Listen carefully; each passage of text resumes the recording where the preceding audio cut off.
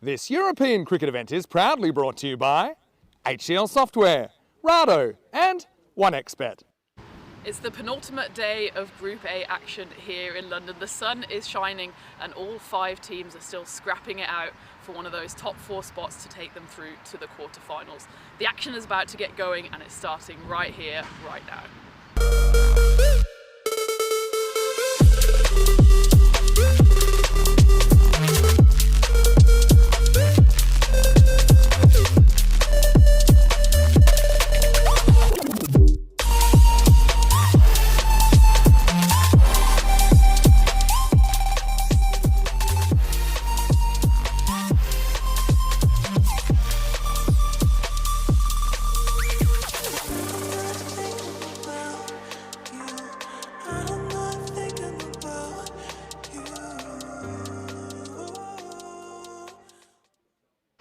We had a brilliant day of action here yesterday in London. 4 of the 5 teams took to the field and it was a mixed day for all actually. No team went through the day without suffering a loss. Markhor London, they've certainly got some making up to do. They suffered 2 defeats yesterday. They've got 3 games today, their final 3 games, and they certainly need to pick up wins if they don't want to be cut adrift at the bottom of the table. As for Rainham, it was the first time we saw them on the network, and while speaking of rain, it did come down. It was lucky for Rainham though that they already put on over 200 runs on the board thanks to a century by Ashraful Islam, the first of course for him on the network, and that was against Hornchurch, who then weren't really able to compete even with the rain delay. But Hornchurch did come back in the final game of the day and again registered a win. Their captain Hankins is looking in scintillating form. He scored into the 90s and into the 80s, just didn't quite get his first ever century on the network, but I'm sure he's looking to repeat that today. As for Sharks Cricket Academy, again a mixed day for them. Remember, they lost their first 2 games on day 1. They did come back and win 2 yesterday, but then suffered a defeat at the hands of Hornchurch as well. So really it's still to play for here and everyone can still get into those top 4 spots. Weather conditions, it's finally sunny, the forecast looks good. The traffic here in London is, well, it's moving again now, but every time it stops, I know the cars are looking over and thinking, what is going on here? Because the fans are always out in full force and they're going to be treated to another 5 scintillating games today. The first one is Markhor London against the Mighty Tigers. Remember, the Mighty Tigers had a rest yesterday, so I'm sure they are ready to roar again. Without further ado, let's go out into the middle for the coin toss. Markhor, you're the home team, you'll toss the coin. Tigers, the away team, you call. Tails. It's been called tails. It's come down tails, so you've won the toss. We'll have a bit first. Okay, toss won by Tigers, who will bat first. So there you have it, Mighty Tigers have won the toss and they will have a bat. Well, on day 1 they were certainly mighty, weren't they? They had 3 games, won all 3 of them with a bonus point. And really it was the batting that helped them there. They showed so much firepower. Of course, Chowdhury, he got a half century, oh, it's not a half century, more than a half century. He got a century and a half, 150 not out off just 40 balls. And if he goes again, then Markhor could be in a bit of trouble. As I said, for Markhor, it really is last chance saloon. Their final 3 games are today. They have a rest day tomorrow, and well, if they don't pick up wins, they'll have a rest day for the rest of the series, I think. So certainly they will have to go out into the field and maybe try to restrict Mighty Tigers to something like 120, 110 to see if they can chase that down. In any case, it's going to be the first of 5 exciting games coming your way today. And joining me in the commentary box to talk you through the action is Nish. Nish, the coin toss has been done and the news is that the Mighty Tigers have won and they will have a bat. Thank you very much for that update. Looking forward to today's action. It's day 3 here in the European Cricket Series in Hornchurch. We've had a couple of exciting days of cricket, and we're now going to go back and look at what happened on day 2, which was a scintillating day of cricket out here in the East Ends of London. We'll take a look at the match summary of our very first game yesterday. Markhor London took on Raynham. This was Raynham's first game of this European Cricket Series, and boy did they win a thriller. It came down to the last ball. It was an absolutely scintillating game. Couldn't take your eyes off it. Markhor posted 117 runs on the board. At one point it felt like Raynham might just let this game slip away, but then it was a nervy last ball finish. Raynham held their nerve. They were able to take this victory. Markhor London's losing streak would be extended to 4 straight defeats as they would succumb to a defeat at the hands of Sharks Cricket Academy. They managed to beat the Sharks in their only win so far in this European Cricket Series back on Monday, but this time around the Sharks are able to beat them fairly handily with 8 balls to spare. They take this one by 6 wickets. Fantastic innings there by Salman Khan, who is captaining the Sharks in this particular match. Yash Kumar Solanki had an amazing day. You're going to see some of his stats as we progress over these next few scorecards, but that was one of 3 40-plus scores he had over the course of this wonderful day for him on Tuesday. Sharks Cricket Academy would hand Raynham a defeat in their second ECS match. The Sharks, who of course lost both their games on Monday, would come back on Tuesday and get 2 straight wins to start off the day. They take this one very comfortably. As you can see, they picked up a bonus point victory against Raynham. This was a massive surprise. We thought this would be a close game. It was about a par score, maybe slightly under based on what we've seen over these first couple of days. Boy, that was one hell of a performance. Baran Mahmood, 64 of 23. Solanki, 40 of 12. Very, very impressive batting by the Sharks in the second innings. And let's have a look at match number 9 between Raynham and Hornchurch. Raynham, well, they went out there and they batted as well as they could have. Ashraful Islam with a terrific century, the second century we have seen this European Cricket Series. The other centurion was Showan Chaudhary back on match day number 1. He made 139, undefeated of 36 deliveries. Raj Hothi with the top performance, well, 42 of 10. And then Hornchurch, they batted superbly, managed to make 139 runs in just 8 overs. We normally call that a spectacular batting performance, but it just wasn't enough. That was, of course, a rain-affected match. If we go back to that, as you can see, Raynham didn't have a chance to play those last 2 balls. Hornchurch has a revised target of 180 in 8 overs. And this right here was our last match of the day. Hornchurch, they made a bit of a habit out of winning the final game of the day when their fans are out. I think those fans just give them that little bit extra encouragement. Hornchurch just continued batting after they'd made those 139 runs against Raynham. George Hankins, unfortunately, missing out on the century yet again. It's a one milestone he hasn't achieved so far on ECN, is getting those triple digits. And meanwhile, for the Sharks, they were bowled out in the second innings. A fine batting performance, you have to say. 129 runs is certainly not something to shrug your shoulders at, but just needed to bowl a lot better in that first innings. I think there were just a few too many misfields by them, a little bit sloppy with their lines and lengths as well. And ultimately, the Sharks would lose their first game on Tuesday. We'll take a look at the standings. The Sharks are currently in second place, but they have played a couple more games than the mighty Tigers, who are on top, and one more game than Hornchurch. Markhor London, well, they are in serious trouble. They played 5 games, and they're still at the bottom of the table. We'll see them in action later today, and they're desperately going to have to find a way to salvage their campaign. Otherwise, it's going to be a short time in this ECS for them. So here's a look at our opening match of the day, and Markhor, they desperately need to turn this losing streak around. And when you need to turn around a losing streak, you don't want to see the mighty Tigers on the other side. A team who have been absolutely spectacular so far this ECS. 3 wins out of 3. All 3 of their victories have been bonus point victories. And this is going to be a really tough task for Markhor, isn't it? As you can see, a number of changes in their team as well. They kind of chopped and changed their lineup over the course of these first 3 days here in this ECS. I assume largely because of availability reasons, but it might also just be the fact that they're trying different things. They're trying to figure out who will work, because nothing's really worked for them. They've had a couple of close defeats as well, in all honesty. It hasn't been all bad. There are a few positives for them. I think their batting has been very, very good. If I just look through some of the scores they've had with the bat in hand, 3 to 4 scores north of 130. Biggest issue for them has been their bowling and their fielding. They've really, really struggled in that department. And the last thing they want is to see the mighty Tigers at the other end. A side have scored 200 plus runs, so a couple times over the course of this ECS. It's going to be a tough one. It certainly is going to be a tough one, and I think they've just got to be realistic here. Can they even keep this Tigers side to 150, 160? That's a mighty target, but with the batting quality Marquardt have, maybe they can make it competitive in the second innings. We'll have to wait and see. But yeah, certainly the win predictor agrees as well. The mighty Tigers come into this game as massive favorites. The key really for Marquardt is just don't lose this game in the first innings. You know, if the mighty Tigers end up with 220 or 230,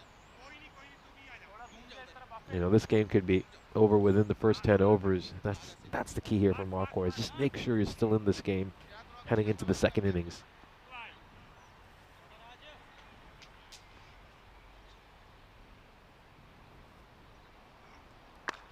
And we'll start off with a boundary.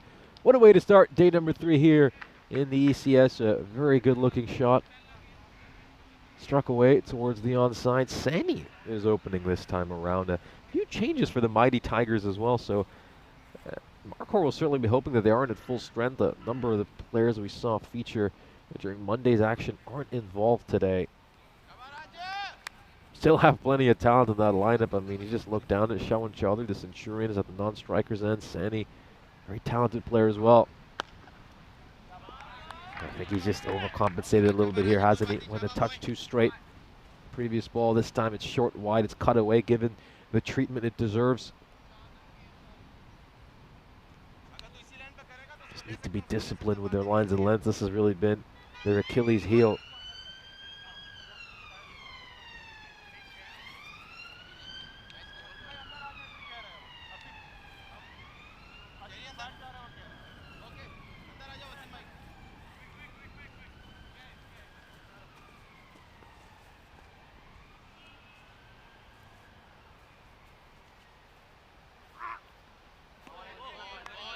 Beats the outside edge of the bat there. As it goes through to the keeper. Very good morning to everyone who's joining us in the chat. Morning to Paul Kempen, Johnny Heesham, got Richard Bird as well. Birdie joining us in the chat. I had a chance to see him yesterday. Played an absolutely lovely stroke. Struck a wonderful boundary. And he's going to get this one away. Nicely played. Gets to the pitch of the ball. Strikes that one away behind point. It's lovely batting here by Sani. He doesn't look to overhit the ball. Just gets to the pitch of it. Opens the face of the bat. Helps it away for 4 runs.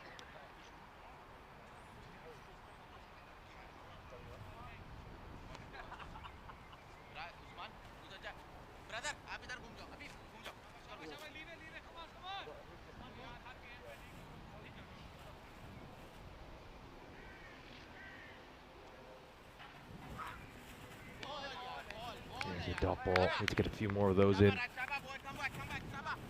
If you are Marquardt London.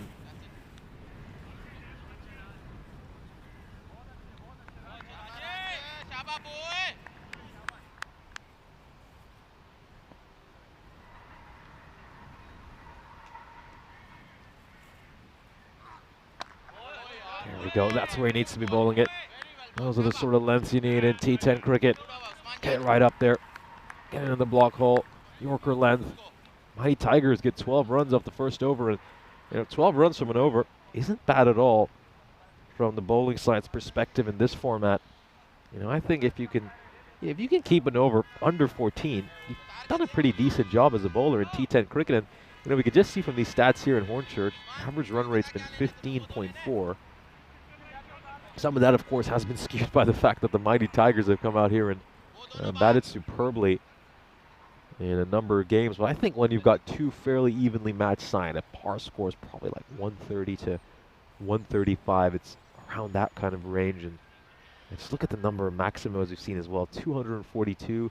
And a lot of these batters are really accustomed to playing with a 60-meter boundary. So all of a sudden they rocked up here. You see 50-meter boundaries. And they're hitting more sixes than they probably ever have.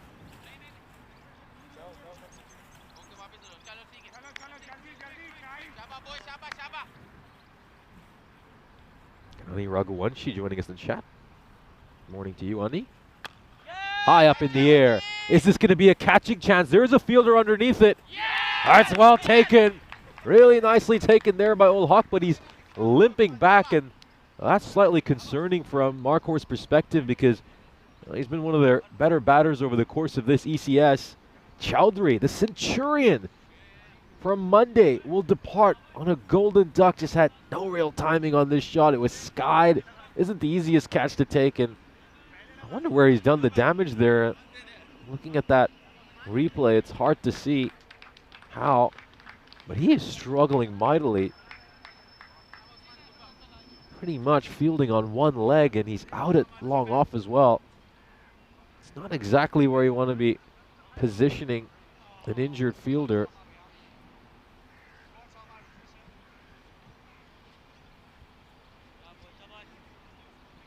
Huge wicket here for Markhor, and just the start they would have wanted. Akram on strike. Akram looks to go over long on, and there we go. The first Maximo of this wonderful Wednesday. Doesn't really look to overhit it. It's all timing on this shot. Just take a look at that. Gets that one away. Over long on. Cleared the boundary very, very comfortably.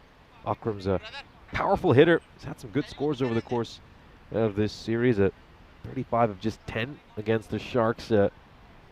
Last time these two sides played each other on Monday, he made 27 of just 10 deliveries. So he's certainly someone who's capable of getting some quick fire runs, and they'd love it if he can just push their run rate up in this power play. Firmly struck, dispatched with menace. Goes away for a 6. It's a couple of 6s to start off his innings. Powerful, powerful blow, and well, Mullock will be feeling that wicket he picked up. It was probably in another lifetime.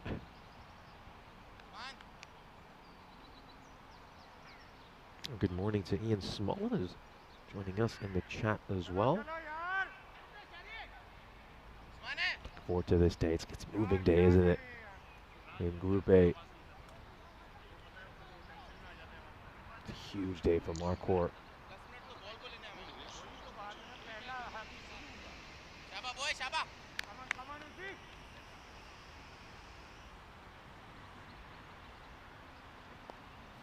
Works this one away, just touch too straight with his line, and Akram able to help that one away for 4 runs. Raced away to 16 of just 3 deliveries.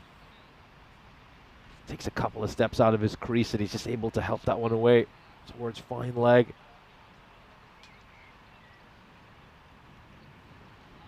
Lovely batting here by Akram, and Malik. He's got to turn things around. He's got to turn things around. He's just got to try to find that Yorker length. Pretty much all you can do.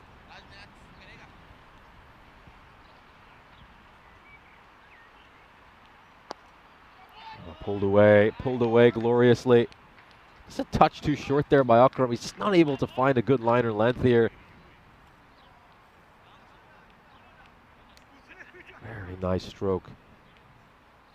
I've seen 22 runs scored in the last 4 deliveries, 4 consecutive boundaries. This one's gone all the way for 6. And it's flat as a pancake. Just about gets it over the rope. And whatever momentum they managed to gather after their wicket just seems to have dissipated. And all of a sudden, things have gone quiet in the field again for Markhor. It's a familiar sight, isn't it? Shows you how quickly you can swing the momentum in T10 games. About 5 minutes ago, we thought Markhor had the wind in their sails and were in a strong position, but 4 balls later, everything's been turned around, and this is what a batter like Omar Akram can do. He can just come out here, smack a few boundaries, just knock the stuffing out of a bowling unit.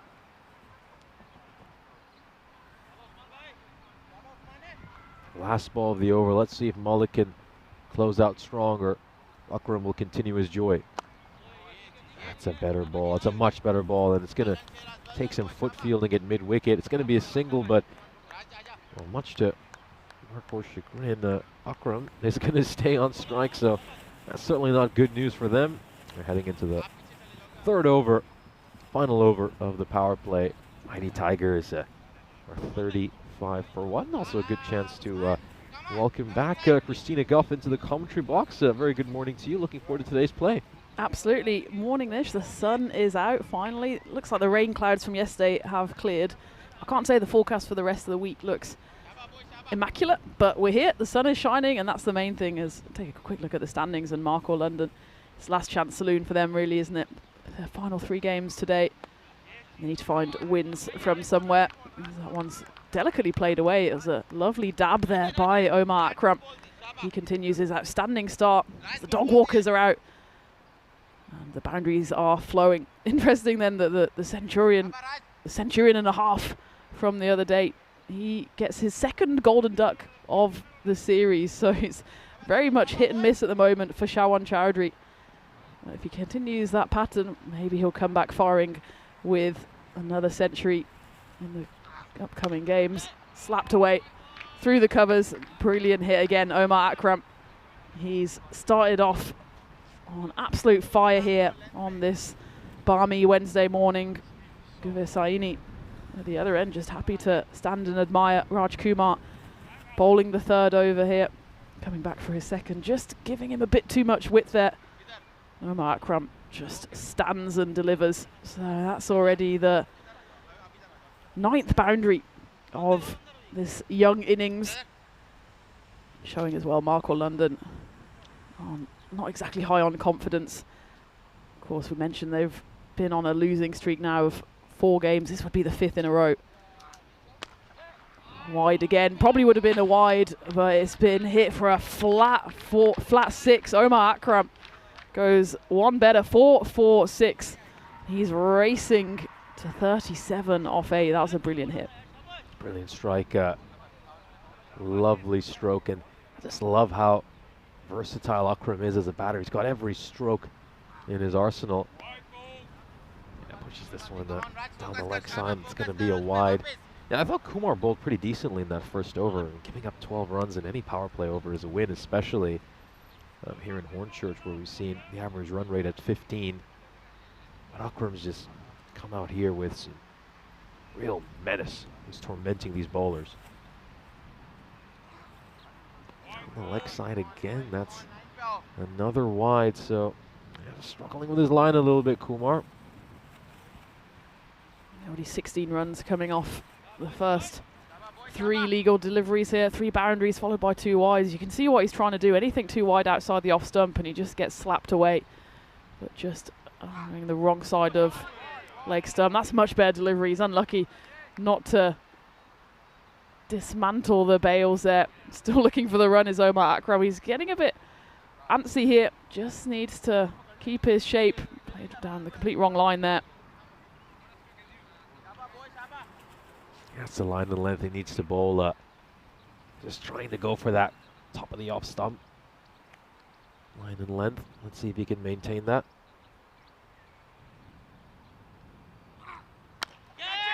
Yeah, this could be a catching chance. And oh, it's taken again. And well, he's struggling mightily here, isn't he? Usman ul Haq holds on to his second catch, but he's in an enormous amount of pain. Well taken there. Kumar will pick up a wicket. He's lucky that both catches that have come his way have come right at him, because he doesn't look like he can really move at all.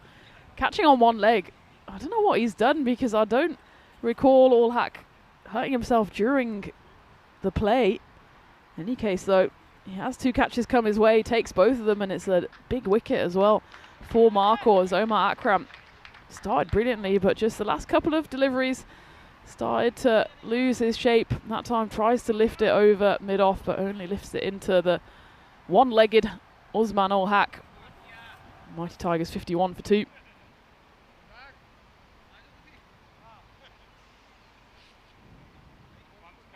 Here we go. It's Ahmed, who's the new batter, captaining and wicket-keeping in this match. Strikes it firmly, towards Usman ul Haq again. He almost had 3 catches for this match. A third wicket here, and all of a sudden there might have been a few alarm bells ringing for the Tigers. That was the hardest chance. It was hit firmly, but still straight at him, just too hot to handle. Bursts through his hands and he goes hopping after the ball, hopping mad with that missed opportunity. I wonder where he's going to bat Nish. He's carded at 2. He's opened the batting in the last few games. We've sometimes seen him at 3. He's going to be the one-legged bandit at the moment. End of the power play. A decent one for the Tigers. 52 for 2. Probably should have been 52 for 3. And then, again, the complexion of this game might have changed once more. Yeah, I think at 52 for 3, you could have even argued that maybe Marquardt would have had a slight edge, but at 52 for 2, I think the mighty Tigers will be fairly pleased with how things are. Yeah, I assume Usman ul-Haq just picked up that injury at some point yesterday evening, because there was nothing to suggest he was injured during yesterday's play, and when he took that catch first thing this morning, there's nothing about that catch that would have injured him either, so must have picked it up last night. Straight down the ground, and that's going to go away for 4 runs. I think one thing you got to watch out for with Dilbagh Singh is just keep an eye on his back foot. I think back foot no balls could be a slight concern with him, considering how wide of the crease he's bowling. Yeah, that one stayed wide and was just hit nicely down the ground for 4 runs. So that the boundaries keep on coming for the mighty Tigers. Saying all along that they have such power in their batting ranks. This one's shown again. It's going to go over the 10, just about. Nish was ready to take that one. Hands at the ready. Not needed on this occasion, but it's back-to-back boundaries, 4 and 6 for Hassan Ahmed. And great strike there by Ahmed. Hits this one beautifully right through the line. Gorgeous looking stroke.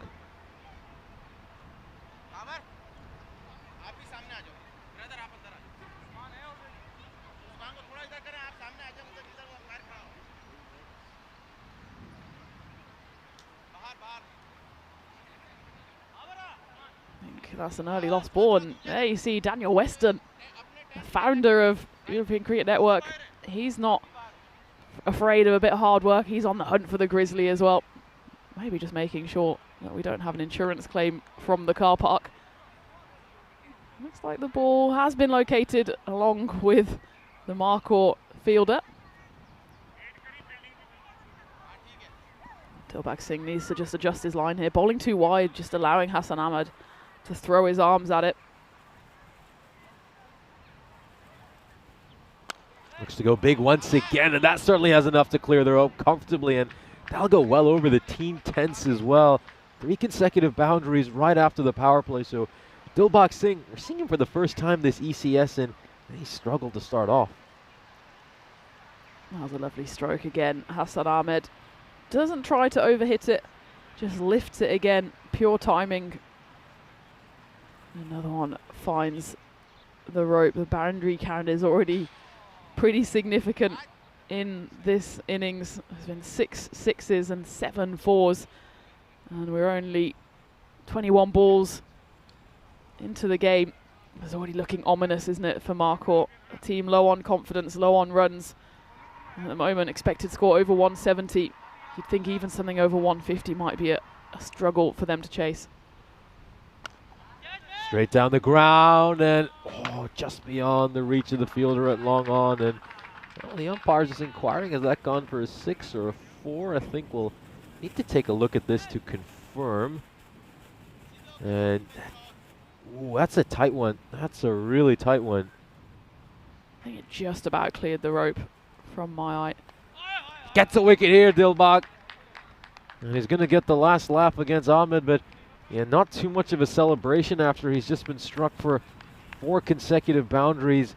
It's his first ever European Cricket Series wicket, so big congratulations to Dilbagh. His name means heart's happiness. And I'm sure he'll be feeling some joy in his heart that batter who's tormented him is going to be making his way back towards the dugout. Magical over, but at least puts a little flourish on it. There's still 1 ball left, actually. Hassan Ahmed goes for 23 off 6. None of these batters are sticking around for too long, but they're doing the damage in double quick time. That time he did just lose his shape. Disappointed as he walks off, but Dilbagh Singh gets his man. Oh, this is beautifully played. Played uppishly, clears the inner ring and gets that away for 4 runs. A lovely stroke. This over ends up going for 26 runs, so the Mighty Tigers will take that despite the wicket that fell in this over. That Hassan Ahmed drop right at the end of the 3rd over ends up being extremely costly. You know, he could have been gone for a golden duck, and he ends up making 23 runs of 6 deliveries.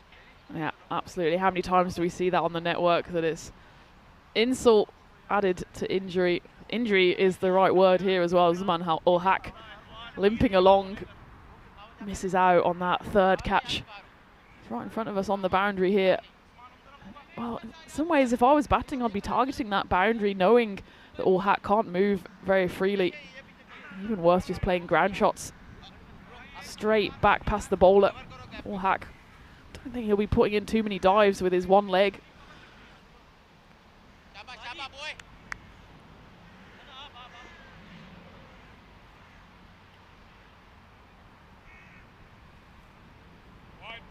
Right down the leg side, doesn't quite get that one right. I think the one big change that a lot of our viewers will have noticed is no Ayaz Yunus in Marcor's lineup for this match. We typically see him bowling at this stage in the innings. Was there a little bit of bat involved? What was that? Just off the thigh pad, just awaiting the umpire signal. Yeah, there was some bat involved, so if the keeper had taken this, would have been out. Let's just have a look at this again. Looked like it was a challenging catch in real time, and yeah, really had to go down low there, Syed Ashraf.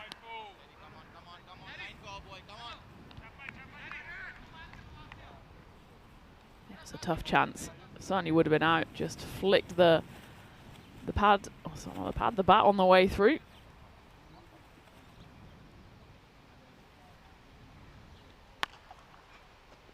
Right towards cover, and oh, well, subpar fielding effort there. See, Sherry's a little bit disappointed. It's been an issue, hasn't it, for Marcor? They haven't been up to the same standards as the rest of the teams in the field. They probably just made a few too many errors, and we spoke about that drop catch earlier, which ended up costing them quite a bit. And could that have been cut out? This is going to be struck away firmly, and has that cleared the rope? It most certainly has. It's a 6 here for Aziz. Again, one mistake leads to another. There's a Sherry. Probably should have just gone for a single on the previous delivery. This time, though, goes for the effort ball, drags it down. It's easily just pivoted away for 6 runs.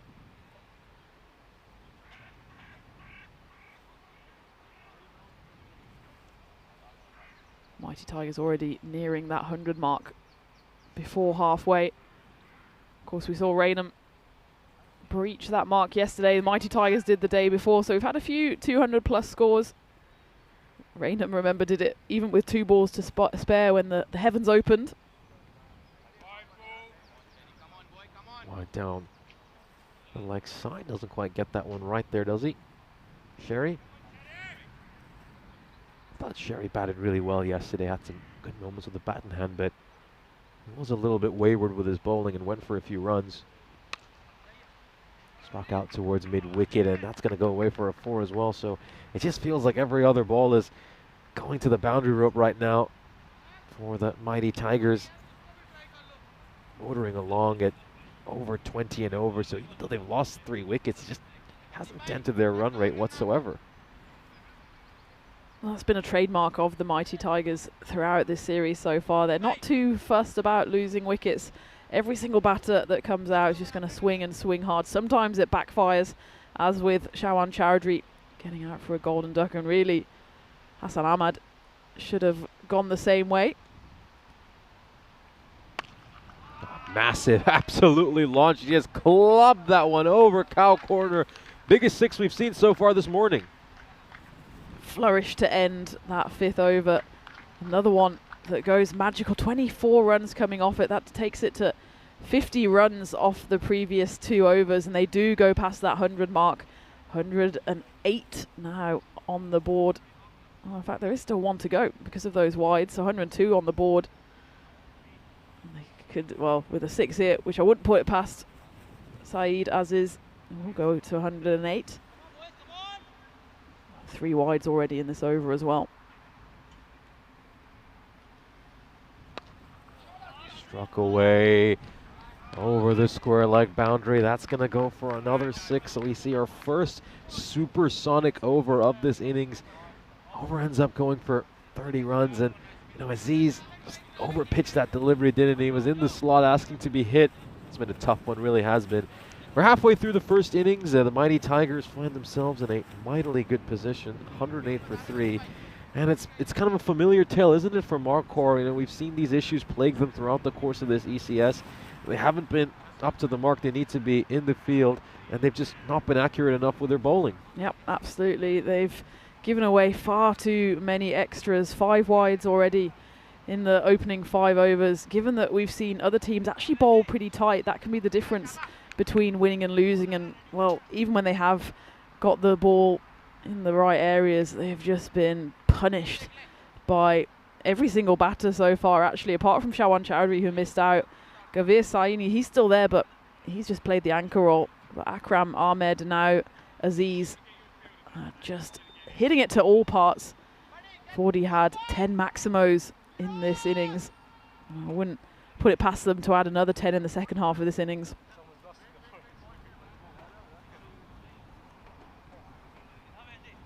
There we go. That's going to be Wasim Majid, a experienced campaigner for this Marquardt side. Maybe we need him as a boundary rider. He's a good ball chaser. Off he goes again. Maybe Mark will need him as a fielder. Certainly getting his skates on.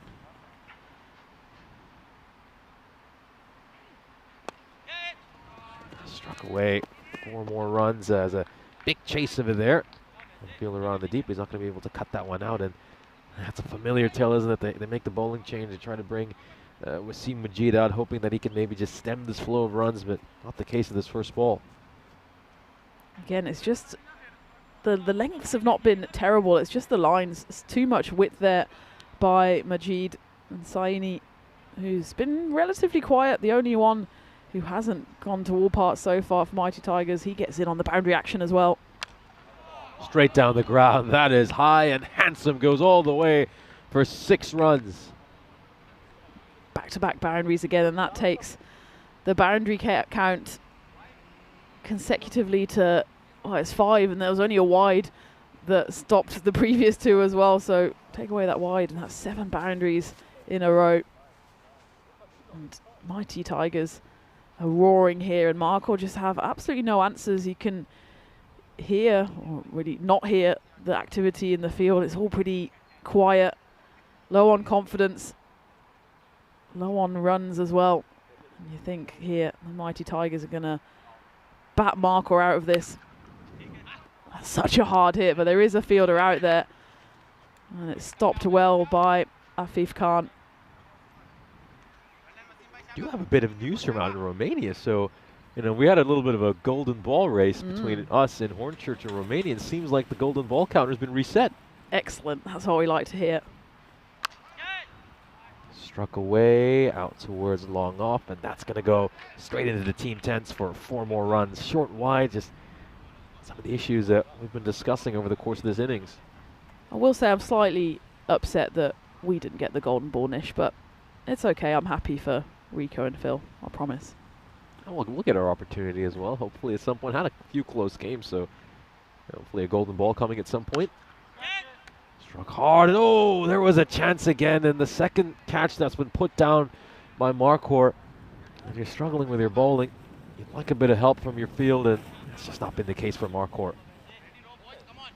Again, that was a tough chance. It almost was beyond the fielder by the time he threw his hands up.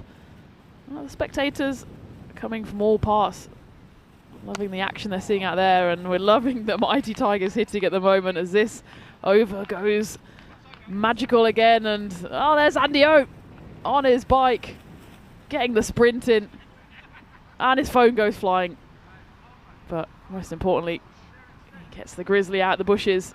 Great work, that man. Yeah, great to see Andy O. Have a look at this shot one more time. Lovely shot, just all bottom hand really. Bottom hand just taking over that stroke, and dropped his phone, but made sure to get the grizzly. Left-handed, clearly. Andy bowling it back. Yeah, another magical over then. 22 runs coming off it. So 3 magical overs in a row. 26, 30. Supersonic, that one. And then another 22. Mighty Tigers. 130 for 3. Still 4 overs left. Expected score well into the 200s. Firmly shouts to catch it, and it's gone to Usman Ul-Haq, who takes his 3rd catch this innings. I think he's just going to lie on the field for a bit. We know he's been struggling with that. Well, looks like an ankle injury based on how gingerly he's been walking. He put one down earlier, and I'm sure disappointed him a lot. Takes this catch, though. He's clearly in a lot of pain. Poor guy. The ball just keeps coming his way. I was saying that they might want to target that area because he just can't move left or right. Now that one was straight down his throat. Still a good catch. Inside Aziz raises the helmet. I don't know if that's the new signal for when you get to 35, but still, it was a good catch, but good innings nonetheless. And again, another Mighty Tigers batter falls, having not quite gone big, but certainly helped his side to what is surely going to be an imposing total. It's just going back to that golden ball in Romania. So the Royal Eagles tied with the Bucharest Gladiators, and then the Eagles went on to win that golden ball. So the implications of that victory are absolutely massive. We'll just go into that after this ball. Struck out towards mid-wicket. Is it into the gap? Yes, it is. It's going to be 4 more runs here for Sandy. So yeah, the Bucharest Gladiators, they've had a pretty torrid tournament. They're yet to win a game. They came so close to winning that one and ultimately succumbed to a defeat in a golden ball. And that also means that the Royal Eagles were desperately trying to claw a spot to make it to finals day. Do pick up that victory. Now they're just 1 point behind Phoenix. So very, very important game, and the Bucharest Gladiators are about to pull off a massive upset that would have really helped the Bliss Warriors and Phoenix over Romania, but the Eagles somehow hang on and pull off a dramatic golden ball victory. Straight down the ground and just to the left of our commentary tent. Another boundary for Sandy. We both got out of our seats there. So that one looked like it was going to come straight towards us to say hello, and just arced away at the last minute, saving us a bit of a scramble away. But yeah, golden ball over in Romania. So certainly it sounds like it's a double screen kind of day for all the viewers out there. Make sure, of course, you give a like on both streams. And subscribe, of course, to the European Cricket channel.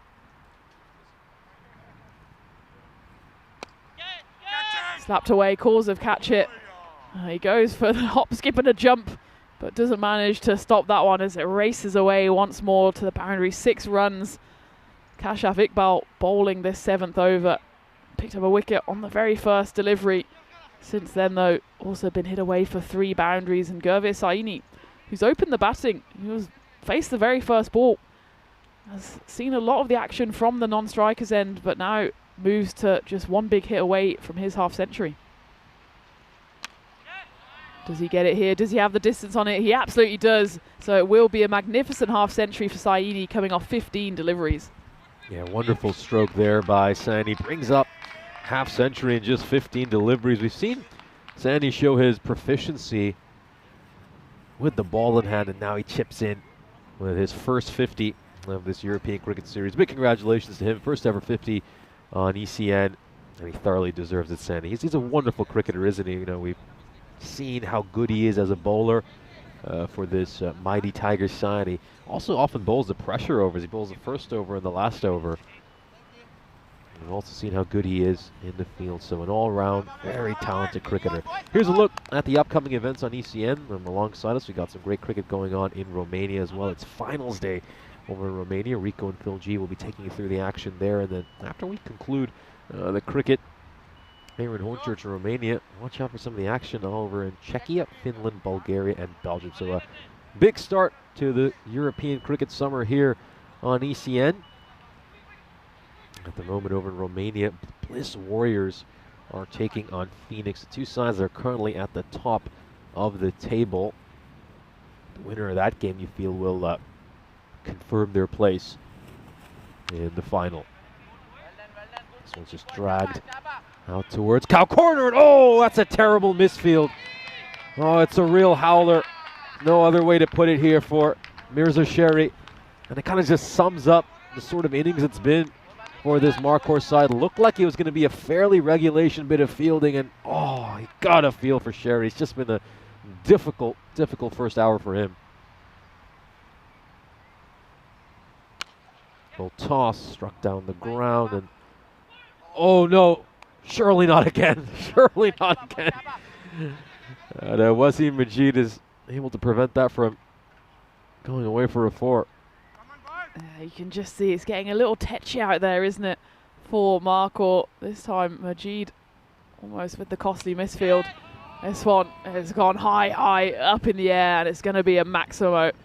And it just gets from bad to worse for Markhor after the one misfield by Sherry, just trying to claw the ball back. The Tigers, they're baring their claws now as they move well into the 160s, and certainly 200 plus is on here.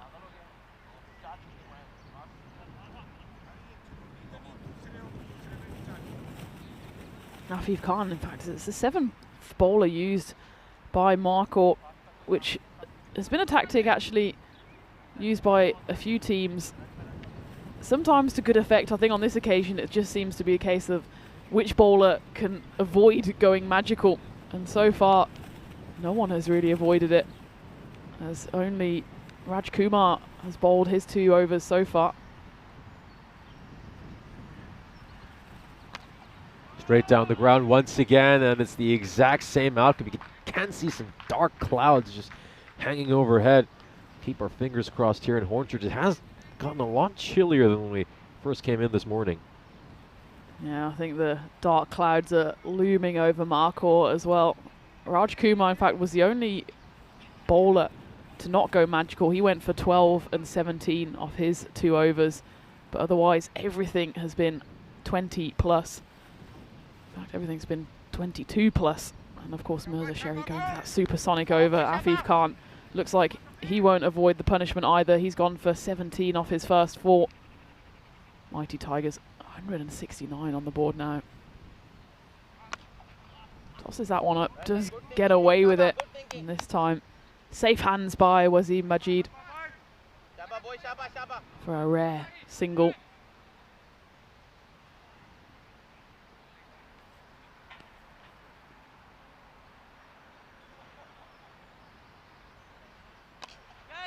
High up in the air, catching chance here. Will it be taken? Oh, it's put down again.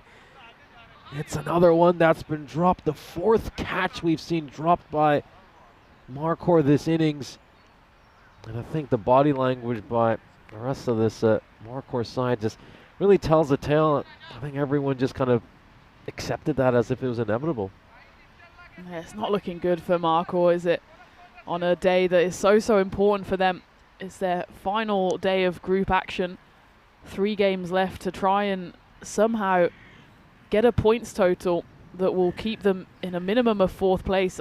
Of course, they just have to watch the action tomorrow and hope that another team slips up. But the way it's going at the moment, you wouldn't be surprised if they're already cut adrift. Into the 9th over then. And it will be bowled by Kashaf Iqbal. Went for 22 in his first. Did pick up a wicket though on his first delivery. Well left there by Kareem Mahi. I think there's just been a few too many players these first few days who've maybe reached out at wider deliveries unnecessarily, and we even saw a batter dismissed poking out a wider delivery. So take these wides, get the extra ball and run. This one is struck straight to Khurshid. That one could potentially have been wide as well. Maybe to just skim the tram line along the way, but we'll get some bat on ball here. Let's just take a look. Yeah, tight one. Maybe just touching a little bit of that wide line. I was going for the old reverse sweep here, and very, very ambitious appeal. And Well, he goes from appealing to holding his hands behind his back as it's another misfield for Marquardt. This time is Dilbagh Singh. Just have a look at this. Goes for a little bit of foot fielding. Needs to show a bit more commitment in this vital game for Marquardt.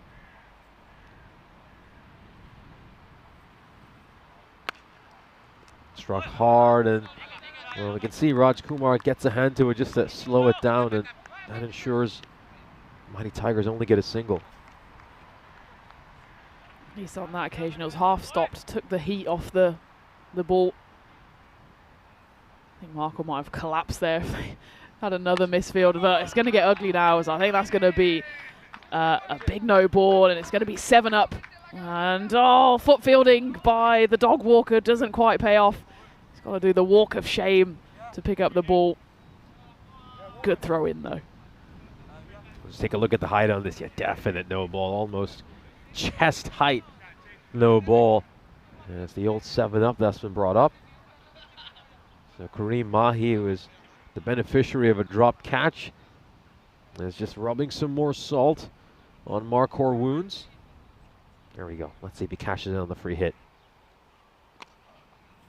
He's going to strike this one firmly out towards cow corner, and your heart's just in your mouth every time the ball goes to the boundary right now. You're just anticipating whether there's going to be a misfield or not. Hasn't been the most convincing fielding effort, has it, by Marquardt? As we come to the end of the penultimate over, it brings about 15 runs, which is the second cheapest over we've seen this innings. You still would back the Mighty Tigers though to get to that 200 mark, wouldn't you? 14 needed for that. And with Gurvis Ayini there, 68 off 20. You reckon? Oh, there's still one ball left, still actually. One ball to come, yeah. With that wide and the no ball, of course. And he uses the bonus ball, a lovely reverse sweep. And certainly now 200 is more than on, as the Mighty Tigers do get to the end of the 9th with 190 on the board. We can take that stat back as well. That over ends up going for 19, so Kashav Iqbal, expensive for him. Just an ugly looking polling chart from Marquardt's perspective. Raj Kumar with the best figures, and his figures are 1 for 29, which really tells the tale for what kind of an innings it's been. Mighty Tigers have already reached 200 once in this ECS back when they played against, Marquardt's side. They made 218 in match number 3. And Marquardt, I should say, the Mighty Tigers were on track to get to 200 against the Sharks as well in match number 1, but they simply just ran out of overs. Otherwise, I think they could even have reached a 250 the way they were batting in that match. There we go. Final over of the innings. Oh, he's gotten away with one there, Majid. That was most definitely going to be a wide, and Kareem Mahi ends up spoiling it and turns it into a dot ball. I think there's unlikely that this game will go to a golden ball. Phil G has popped up in the chat and he's goading us, Nish. We're going to have to get our own back somehow. He says, what? Still no golden ball in Hornchurch? Yeah, okay, we get it, Phil. Congratulations, blah, blah, blah. But karma comes back, Phil, I'm sure. You're going to have a massive golden ball drought now. He didn't have one for ages, did he? He gets one in Portugal with me, and now he's all Mr. Big Golden Ball. This is going to be slapped away. Off it goes for a 6, a Maximo. And the Tigers are just 3 runs away from bringing up to 200. They seem to have found a little gap in the fence, as that is now just rolling onto the road. Oh dear. The Mini just drives past it. You can't park there, mate. I was just about to say. I think golden balls, they're really streaky. I remember a couple years ago I had a period where I got a golden ball a series for about 2-3 series, but since then it's just dried up. Yeah. It's been a long time since I've been able to call a golden ball. The golden ball gods show no mercy. My first golden ball, though, was when I was commentating solo as well. I remember that. It was, I think Rico had his day off, and then you can imagine how he felt that he took a day off, and we ended up getting a golden ball. Struck away and straight into the fielder's hands, and finally a catch has been taken by this Marquardt side. They've dropped 4 so far this innings. And Mirza Sherry's had a pretty mixed day so far in the field, but he will latch onto that one. You could just see he was delighted. He was on it in a flash, and he gets it, grabs that catch, and Mahi's innings will be cut short. Brilliant catch, actually. Mirza Sherry was off the ground when he took that. And it's certainly been a case of the good, the bad, and the ugly for him. He goes for a supersonic over. He fumbles one over the rope, but the hardest chance of all, he does hold on to.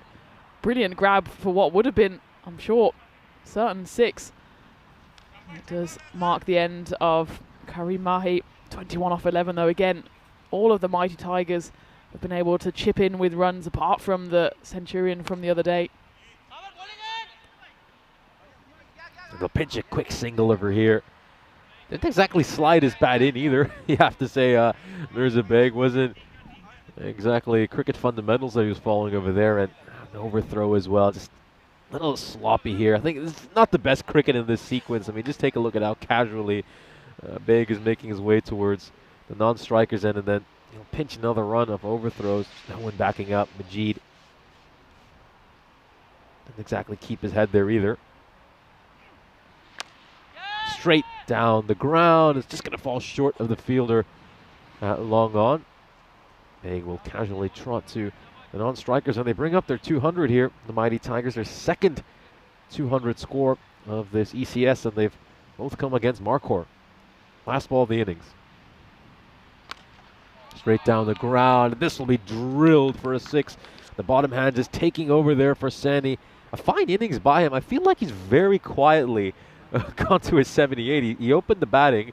I think we've often been paying attention to his partners more than him, but he's made a fine score over here and gotten his side into a position where they'll once again fancy their chance to get bonus points. Absolutely. We'll wait to see what that bonus point margin is. It's going to be somewhere north of 130, and surely Mark or London, well, if they want to win this one, they're going to have to put in a performance of a lifetime. Let's not forget they're on a 5-game losing streak. This would be their 5th loss. Meanwhile, Mighty Tigers, they've yet to drop a point, so it'd be their 4th bonus point win in a row as we go back to the highlights, and it was crash bang wallop from the very beginning, wasn't it? Absolutely was. And so I think the golden point margin will be 144 for Marquardt. So they've got to pick up at least a point from this game for Marquardt, because if they leave this game empty-handed, I think we can pretty much say that their chances of getting out of this group are starting to really diminish. Let's have a look at the highlights of this innings, and well, there wasn't the best performance in the field, you have to say, by Marquardt. They dropped 4 catches over the course of this innings. They really had a lot of issues in that department, but all the credit in the world to the Mighty Tigers. They made plenty of changes to their side, but hasn't affected them whatsoever. I mean, you take a look at some of the strike rates going down the scorecard, they're all north of 350. Yeah, it's just an exhibition of power hitting, and well, an exhibition of dog ball chasing as well. Even the likes of Hassan Ahmed, we didn't really speak about much because he was only there for 6 balls. He was dropped on his very first delivery, but he hit 23. Andy O, even he had to get in on the action as the ball was going to all 4 corners of the ground. Gavir Saini at the top, he remained not out, and Usman Orhak, poor guy, seems to be working on just the one leg. He managed to take 3 grabs, dropped one as well. But it really was just all about the big hitting of the Mighty Tigers as they roar to another total of 200 plus. There's a slight misfield there by Mirza Sherry. He had a pretty mixed day in the field. Had a couple of mishaps, but then took a pretty brilliant catch to get rid of Mahi later in the innings. And well, as we mentioned, some of the dog walkers got in on the fielding as well. That was a brilliant reverse sweep right at the end of Kashif Iqbal's over. We saw a cricket ball just make its way onto the road. And this would, of course, be the catch that Mirza Sherry would take. A great grab by him off the bowling of Wasim Majid in that final over. And then things would be rounded out with a 6 off the final ball. As the Mighty Tigers end up with 206, they go north of 200 for the 2nd time in this European cricket series. We'll take a look at the scorecard for this innings. Sani top scored with 78 of just 22 deliveries. And you can see there's plenty of handy contributions from that middle order. Akram batted superbly. He came in right after Chowdhury was dismissed for a golden duck, and he just reversed the momentum. All of a sudden, the Tigers were on top, and then they just never looked back after Shawan Chowdhury was dismissed for that golden duck. The captain, Hassan Ahmed, made 23 of 6. He was dropped when he was on 0, so he could have been gone for a golden duck. Aziz making 35 of 9. He was dropped as well. And then you can see Mahi with 21 of 11. Another batter who was dropped. Sani, who made 78, was dropped as well. So pretty much everyone who had a big score, with the exception of Akram, was dropped at some point in their innings. It was just difficult outing for Marquardt. You can see those bowling figures look pretty ugly, in all honesty. It's very grim reading from their perspective. 9 runs given up of extra as well, which looks pretty good if you compare it to the standards we see across the network, but here in ECS Hornchurch, we've seen sides give up as little as 2 or 3 runs of extras in several innings. So Marquardt certainly had their issues, and they are struggling at the moment in this match and in general for their campaign. So if Marquardt want to turn around this losing streak they're on right now, they're going to have to find a way to make 207 runs in the second innings. We'll take a quick break, and we'll be right back on your screens for the start of the second innings of match 11.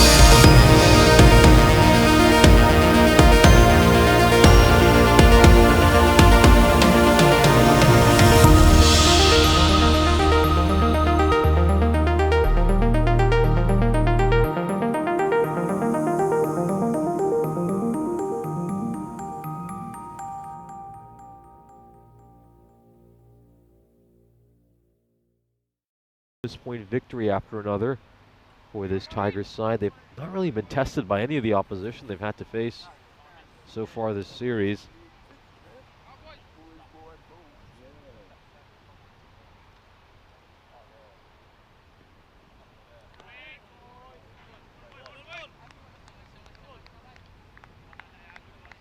Interesting fact about the previous innings was we saw roughly the same amount of runs scored on the offside and the leg side. That's not often you see that in T10 cricket. Usually there's a 1-to-3 or 1-to-4 ratio between the offside and the leg side, with most of the runs coming through mid-wicket and kind of square leg region. High up in the air, it should land safely and away for 4 runs. So Huck throws the kitchen sink at that and gets it away for 4 runs as he just hobbles back towards the striker's end in a lot of pain, clearly grimacing. Comes off the top of the toe end of the bat and flies away towards deep third. They've decided to push the fielder back, so the fielder out at deep third now, so third man is back. This is into the gap, and an exceptional bit of fielding. Syed Aziz will fire that throw back in, and you know, this is a difference between these two teams. It really is. We'll just take a look at this side on. The square leg umpire says he'd like to have another look at this. If it was, let's see how close this was. Oh, he's gone. He's a goner. Slightly slow running between the wickets there, and just hasn't been able to make it in time here, Ashraf. So it's the rare. It's going to be a duck here for Ashraf. Let's just take a look at this. Struck straight towards the fielder. Good bit of glove work and a diamond duck here as he's going to depart, make his way back towards the dugout. Ashraf without facing a ball. That's a difficult start, isn't it? Really, really difficult start for Marquardt. Let's just take a look at this one more time.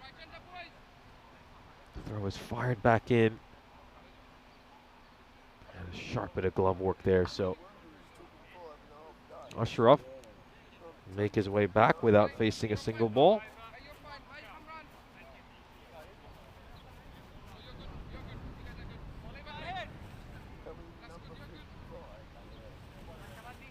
The first diamond duck we have seen this European cricket series.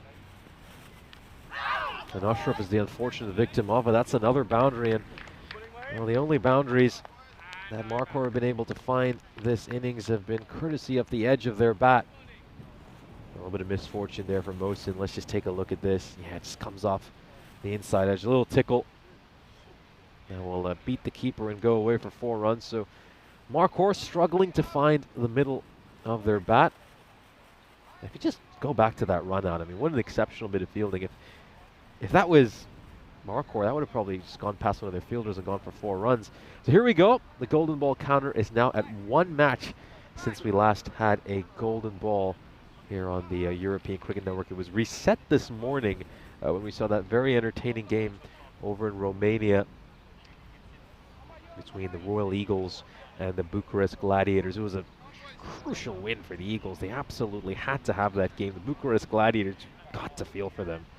I mean, they haven't had a single win over the course of that ECS. They came so close to getting one, but ultimately their hearts were broken by the Royal Eagles, who took that win, and by virtue of getting that win, they are still in contention to make it the finals day. So we're now at 1 match since we last had a golden ball here on the network.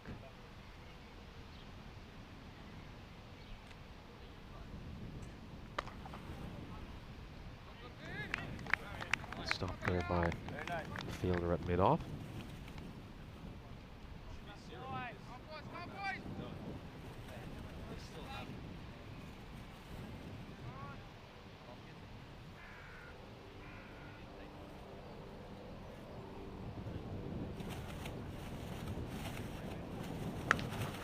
Pulled away with real authority. That's racing away. Beautiful stroke there by Ul Haq. Nicely done. Let's just take a look at this. It's a gorgeous pull stroke, isn't it? That's the old Huck we know.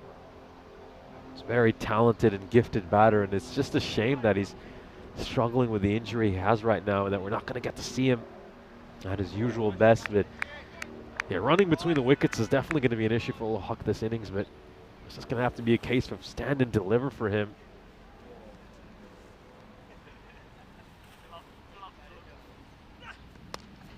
High up in the air, and that's going to go all the way for a 6.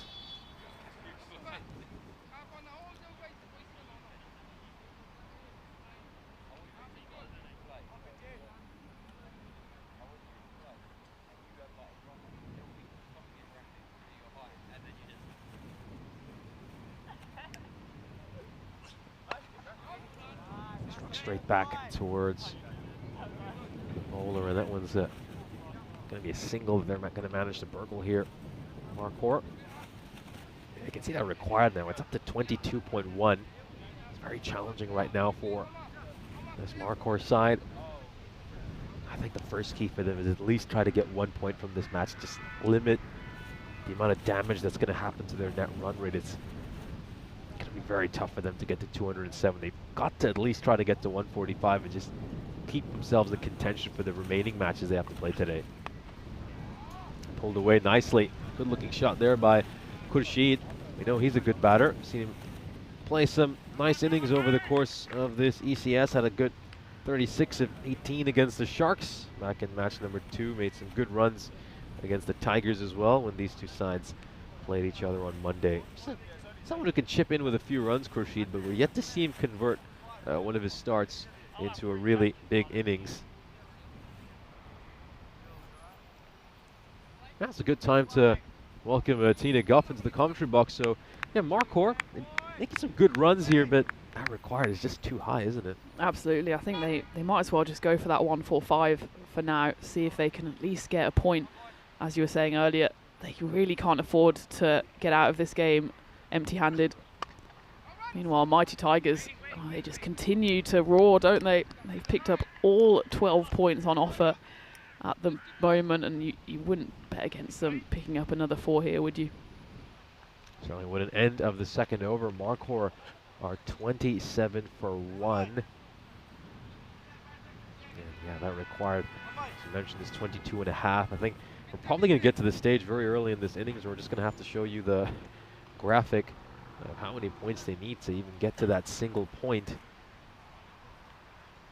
You know, I think T10 cricket, I guess you'd say once it goes north of 25, we're past the point of no return. So I would say that based on what we've seen from Marquardt so far this series, as you can see from that standings, we might already be past the point of no return.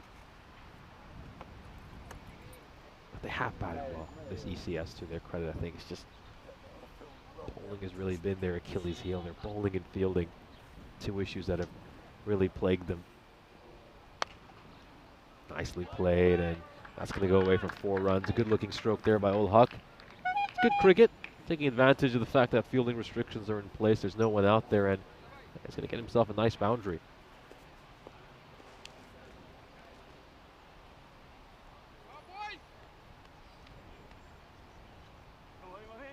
Bounce or 2, and bounce 3 as it just goes over the rope.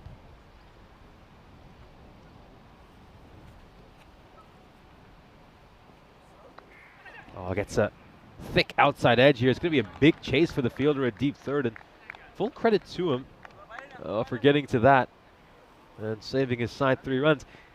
You could argue that that fielder out at deep third has been underemployed by sides here in Hornchurch. It's usually a staple for most teams on the continent, but we haven't seen teams in Hornchurch have a fielder out there. Yeah, we saw 1 catch, I think, go down there as well. That the fans are out in force this morning, enjoying what they're seeing.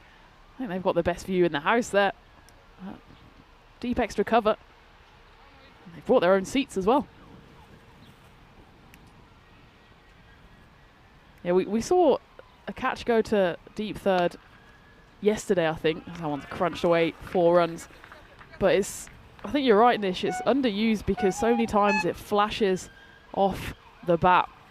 And that was a good save on that occasion, but doesn't able to stop it as that next one goes flying for 4. I think every time there's a boundary, the two chaps out there on their mobility scooters are honking the horns, and I absolutely rate that. And I rate that delivery as well, as that goes straight through the gate. Mafajo Mohin picks up his first wicket, bowling well, only gone for 19 runs in his 1.4 over so far, and he picks up a well-deserved wicket. And that's the end of the dangerous Kawar Kashid. He's scored runs yesterday. He's only able to contribute 12 on this occasion as Markor lose their second wicket, 36 for 2. First ever European Cricket Series wicket for the 21-year-old Mohin. Big congratulations to him, and what a ball to get your first wicket as well. I mean, that was absolutely perfect. The left armer just getting that ball to shape back into the right-handed batter. Yorker length delivery as well. I mean, good luck playing that. Many a batter would have been dismissed of that. Probably not the right stroke to play either, just looking to go across. But that was a wonderful, wonderful delivery. And you got to say, Khurshid is fallen victim to some beautiful bowling. Markor now 36 for 2.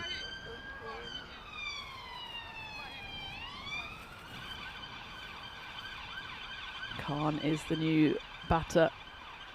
It's just a thankless task, isn't it? When you go out, you just have to try and smash every ball. That's a nice shot, though. Should just be the one, as that run rate moves up towards 24, 25, and certainly not just last chance saloon, but last orders in the last chance saloon.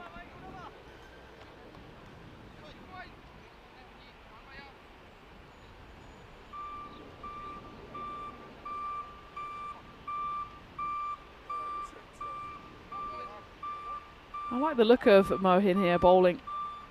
Gets a little bit of nip the left armour. And gets flashed away and almost into the hands of square leg, but Usman ul Haq just walks down the pitch. As Daniel Weston again put to action. Doesn't manage to drop a single bit of his coffee though. Yeah, and of course also rocking the Michael Jordan inspired high tops. He was talking about how he was inspired to buy those sneakers after watching the Last Dance documentary, which aired during the COVID lockdown. Here's a look at comparison between these two sides.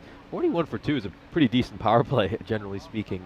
I think Markor batted just fine over the course of these first 3 overs, but just the asking rate is simply too high.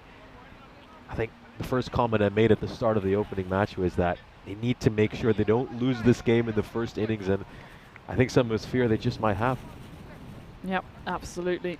Mighty Tigers, there's a reason why they want to bat first, because they just back themselves every single time to bat the other side out of the game. It looks like that's what they've done here. Markor London. As you said, Nish, they haven't been the worst side with the bat, but they just let themselves down with the ball and in the field in that first innings, and it's just made this an almost impossible task for their batters.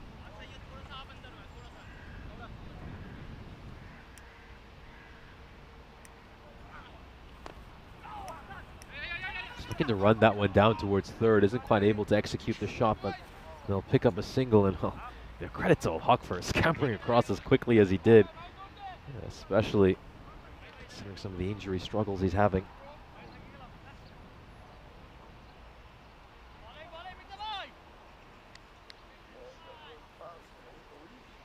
His first few steps were okay, then the pain seems to kick in as he limps down the other end, and that's a missed stumping there. It does fire off the pitch, off the bowling of Mirza Baig, who's bowling this 4th over. And just doesn't quite get his hands up quickly enough, does the captain Hassan Ahmed. Yeah, it absolutely took off, didn't it? It was almost head height for Hassan Ahmed. Oh, nicely played. Gets down on one knee, and he's just able to elevate that one away for a 6. An attempted crowd catch, isn't quite able to get that one, but yeah, Hawk grimacing after playing that stroke. See where this lands in the crowd. The fans are out, and I don't know if it was a... Oh yeah, right off the shin. Good effort, that man. It looks like the guys in the mobility scooters were not interested in trying to stop that. Goes up in the air. Should be out, and is. That's the next wicket to fall, as Usman ul Haq will have to slowly limp his way off the pitch. It's a good effort from him. He's clearly struggling. Still manages to get to 32. Putting up some kind of resistance at the top of the order. And this time just gets a massive top edge. And the captain and wicketkeeper Hassan Ahmed takes a regulation catch.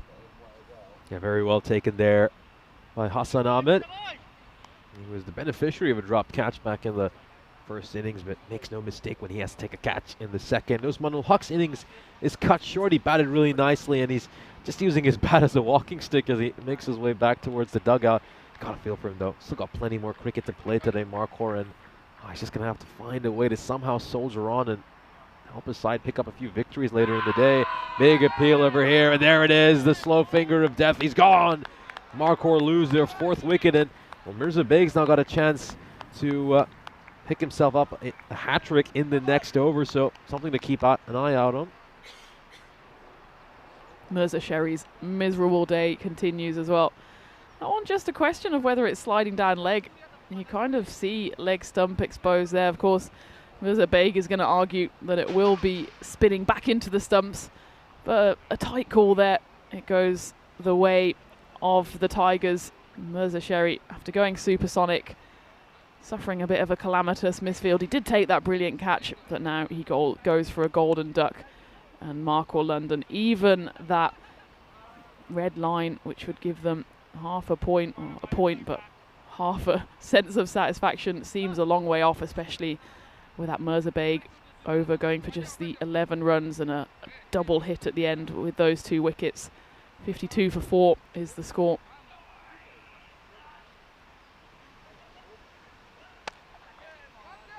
Struck out towards that cow corner boundary, and it's well fielded on the deep. It's really good fielding. I think it's just another example of the difference between these two sides. Look at the way the mighty Tigers have fielded so far. They've taken the chances that have come their way. Their boundary riders have been exceptional. Done a good job of saving runs. All played uppishly. It's a checked shot. It's going to land safely though. Omar Akram, man who's coming off a brilliant innings, is there to field that. He's not wearing a hoodie underneath his jersey today. Saw that was a feature for him in the first couple of matches the Tigers were involved in back on Monday. Khan just looking to lift that one over mid-wicket. Unable to do so.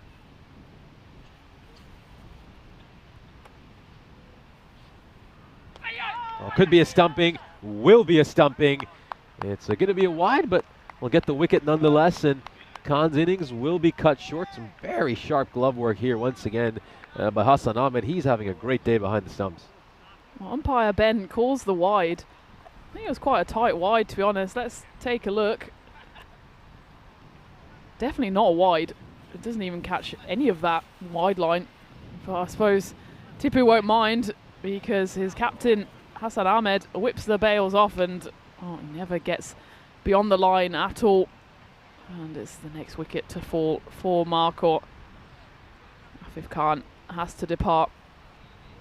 A bit of a strange one. Certainly wasn't a wide.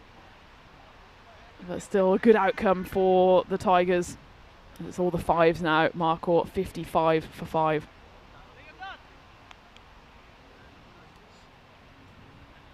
First wicket for Emdad Tipu, so congratulations to him. It's taken him just 3 deliveries. Gets his first wide and his first wicket all in one delivery. Dilbag Singh out for his first bat on the network. He picks up his first ever European cricket wicket there, Emdad Tipu, so great moment for him.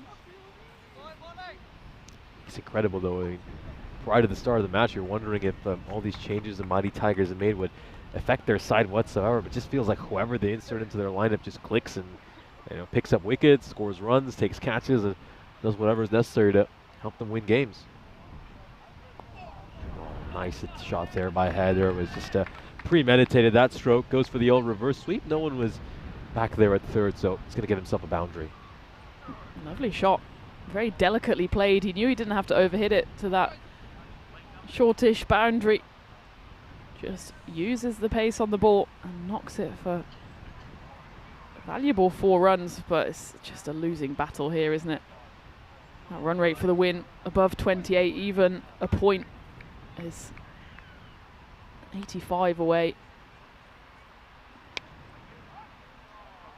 Stroked out towards the onside, and that's going to go away for 4 runs. Oh. Oh, well, that was so close to striking Havering Council's want. Man. Hopefully the van driver had his eye on the ball. Would have just dinged the tyres, I'm sure. He's not sure where he's going. Don't think he can get out that way. If he's the council, I'm sure he knows what he's doing. How close one did this get? I think maybe it was a bit of an optical illusion. Went under the banner and past the van. Here we go. Oh, yeah. Lovely shots there from 2 circles. The van remains unscathed. Get to the end of the 5th halfway point, then Marcourt 64 for 5. Nice little counter punch there from Shiraz Haider. 2 boundaries to finish that over. Still only goes for 12 runs, and a wicket is picked up.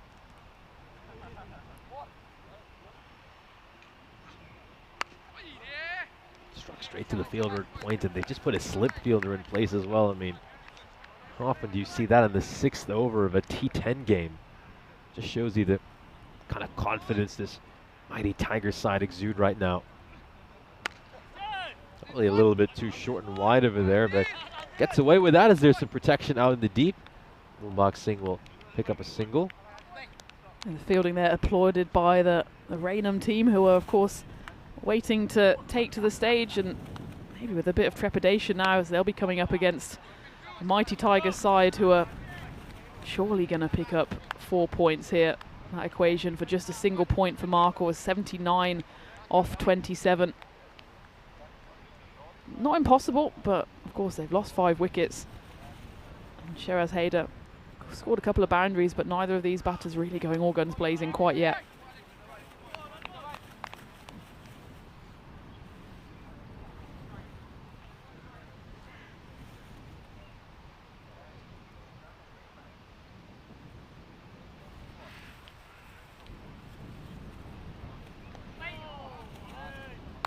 See that required now to even get a single point is gone to above 18, so it just looks like it's going to be 4 bonus point victories in a row for this mighty Tigers side. Puts a lot of pressure on Marquardt for the remaining games. Just going to take a look at some of the fixtures they have later today.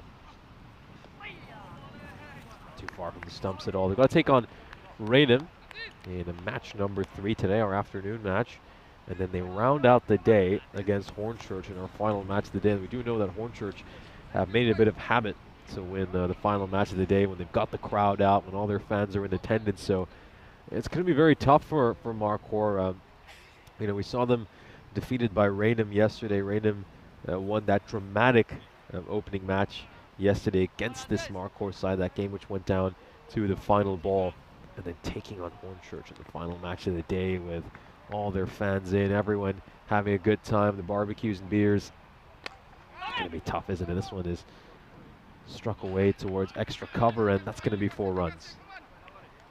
It's going to be so tough for Marquardt, because even after today, they've finished their group stage games, so they just have to sit and wait and hope that whatever points total they get by the end of the day will be enough to see them through. Remember, it's the top 4 out of the 5 in both groups that go through, but really it seems unlikely, given that they're not going to pick up a point here unless something dramatic happens, that they will get enough points on the board, with the likes of the Sharks Cricket Academy still playing 3 games tomorrow. They're of course having a rest today. The mighty Tigers, well, we don't need to talk about them in contention for finals day because they, I'm sure, will be there. But Raynham, they still have 5 of their games to play, and of course Hornchurch have 4. That's a big hit though, off the bat of Dilbag Singh. A bit of a release shot. In fact, it's Shiraz Haider who hits it on that occasion. Still, it's too little, too late. If though, and it's a big if, they can have a big 7th or 8th and 9th overs, maybe they can get that bonus point, but we're talking about maybe the bonus point not even being enough at this stage. They need wins, don't they?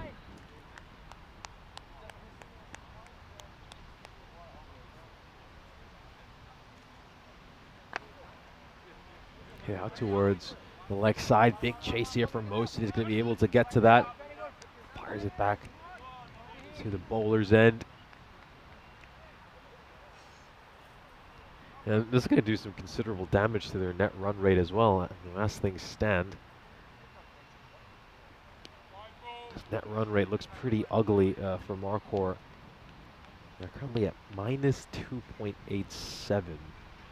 The next worst is the Sharks Cricket Academy at minus 1.58. They'll get a whole lot worse after this defeat, so they're probably not even going to be in a position where if they tie another side for points, they'll be able to go through by virtue of their net run rate. So things are looking very, very ugly for Marquardt right now. They're tied on points with Raynham as things stand, and if the outcome of this match really is a bonus point defeat for Marquardt, then they'll have played 3 more games than Raynham, only to find themselves at 6 points.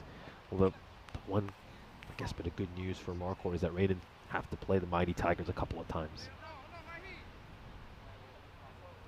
It's always tough in a group stage when you're relying on the results of everyone else, and that's why those final 2 games for Marquardt will be so important. You know that Raynham and Hornchurch are both beatable. They've both suffered defeats, and Marquardt need to try and register a win somehow. At least these two out there in the middle starting to find the boundary. 15 runs coming off the 7th over and the 8th over, bowled by Mdad Tipu. Starts with a boundary as well.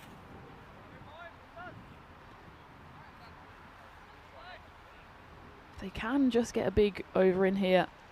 Maybe that bonus point is still on the table. Needs to go magical, but instead it's going to be another wicket as Mdad Tipu tosses one out wide. This time it's not wide called, it's definitely a stumping. Dilbag Singh walks straight past that one, and it's an easier stumping as you like for Hassan Ahmed. Has all the time in the world to take it cleanly and absolutely obliterate the stumps. As Marquardt lose their 6th wicket, 85 for 6. And surely now even the bonus point is off the cards. Tough one here for Marquardt, really is. You got to feel for them. I mean, they turn up every day. They certainly try their best, but results haven't gone their way, and looks like they're heading for their 5th straight defeat in this European Cricket Series. And they're usually a side to do pretty well in the bat in hand, but hasn't been the case for them in this innings. The lowest score they've had so far this ECS is 101. That was against this very mighty Tigers side, and it's going to be a struggle for them to get there the way they're batting.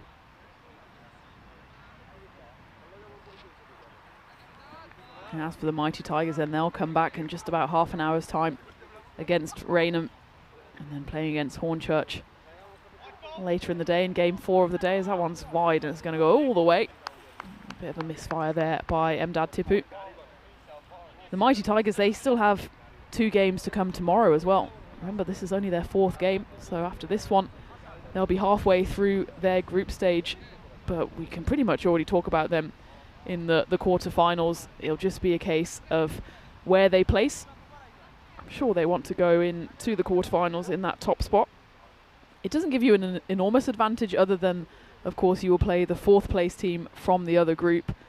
We don't have any of the double chances here in this series. The best thing the Tigers can do is just to keep on winning, as this one's high up in the air. It doesn't have the distance on it, and it's comfortably taken there. Safe hands by the top scorer, Gurveer Saini, who, well, I'm sure has put himself in contention already with bat in hand, but gets himself on the score sheet with a comfortable catch as well. But Mdad Tipu, let's not forget him. He's now picked up his 3rd wicket, 3 for 22. Still with a chance, actually, of getting a 5-er if he gets a hat-trick here. Big ifs, though. Then, again, Marquardt just whimpering along here. The next wicket to fall is Sheraz Haider as well. The only one really to put up too much resistance after Usman ul Haq, but he has to depart for a 9-ball 22. We did see his teammate Mirza Beg on a hat-trick earlier in the innings, and he came mildly close to getting a hat-trick, but we're yet to see a hat-trick so far this ECS. The one thing we're missing, high up in the air. Is it going to be caught? No, it just lands agonizingly, safely. from the fielder. That was Akram, who covered a lot of ground to just try to make it to the edge of that inner ring, but he's unable to get to it. Huge swing and a miss there. That was just a whisker away from the stumps. Fantastic bowling performance by Tipu. He'll end up with figures of 3 for 23 as Marcor London are 92 for 7. 2 overs left. It's just academic now. Would be a good little booster as well for Mighty Tigers if they do manage to bowl out Marcor here. Just the 3 wickets required. They've only used the 5 bowlers so far. I mean, if I was the captain here, Hassan Ahmed, I'd maybe start trying out my 6th and 7th bowlers. You never know when they will come in handy going into the latter stages of the series. It looks like I'm going to turn to a bit of left arm around spin.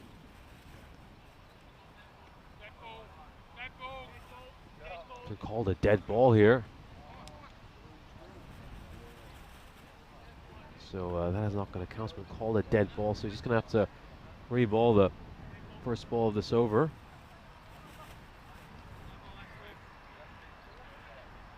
I heard the shouts from the referees, the 10 already. Just, I think, clarifying 1 or 2 things here.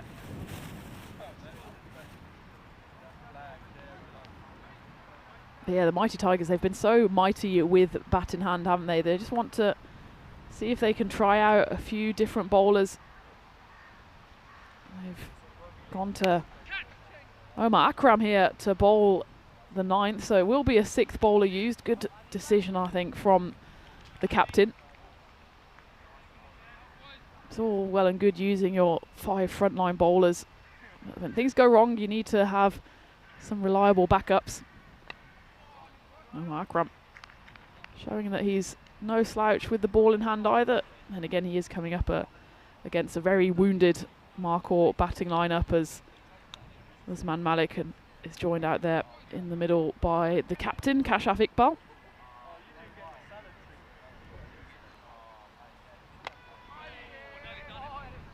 Now towards long off for another single.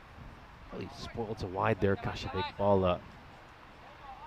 He'll get himself another run as we can see that we're starting to reach the stage where even if every other ball disappears for 6, we're not going to be able to win it. So, well, that's going to be a no ball. Just gets that one badly wrong there, Akram.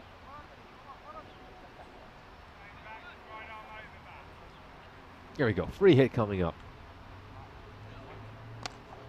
Struck firmly and over the rope for a Maximo. So that's the first Maximo we've seen since all the way back in the 7th over. Nice shot there, and Mulling taking advantage of the free hit brings up the 100 as well for Marcor London. Have you noticed something, Nish? He started bowling this over left arm around. Now he's gone back to right arm over. Yeah, it's rather interesting, isn't it? He's an ambidextrous bowler. We don't tend to see that too often. I can't recall if I've ever seen that on ECN. We've had it a couple of times. It was over in Sweden recently. There's 1 or 2 floating around there, I suppose, for the Tigers. Oh, he's bowling leg spin now. This is an absolute... I think he's trying to go through every single bowling action possible in his 6 deliveries. Ends with a leg spinner. It goes to the rope. So the Omar Akram experiment not quite working. Mighty Tigers, of course, know that this game is well and truly in the bag. Goes for 18 runs, though. Still possible to get the bonus point here. It would require 6 sixes for Marcor London. Or 5 sixes and a 4 for the golden... Well, it wouldn't be a golden ball for the single point golden ball, if that's a thing. That would be interesting. Can we do it? We're so desperate for a golden ball. We're just feeling a lot of FOMO from Phil G over in Romania. Yeah, Thomas Martinez in the chat saying, I wonder what Phil G was dancing about in the previous ECS Romania match. Don't remind me. I thought we were friends, Phil. Now he's just rubbing our noses in it as we go into the final over. It will be Shawan Chowdhury to bowl it. An equal parts Centurion and Duckmaster. comes to bowl this final over. So they will use 7 bowlers in the end, will the Mighty Tigers. Slight misfield. And he'll just allow them to pick up that single quite comfortably. You don't tend to see Chaudhary bowl too often, but might as well give him a chance to roll his arm considering the outcome of this game. That's pretty much been decided. Looks to go big over here, and yeah, just about clears the rope as Gurveer Sani out in the deep. Man who's coming off a brilliant 78 in the first innings. He just tried to leap up and get a hand to that, but ultimately it was just a little too high for him to get at. Usually you'd see Gurveer Sani bowling a couple of overs, but it just shows you the confidence that Mighty Tigers have. That they've just told him to just have a rest and maybe see him bowl some point later today. Struck out towards square leg, and that's going to go away for a boundary as well. So Malik enjoying a nice little late flurry. This will do his personal confidence and figures a world of good. Well, that's a slight glimmer, isn't it, for Markor? If the likes of Usman Malik and I suppose Shahraz Haider, who got 22 as well, can bat themselves into a bit of confidence, then they can just write this game off and go again later in the day. This one's clubbed down the ground, won't have the legs on it.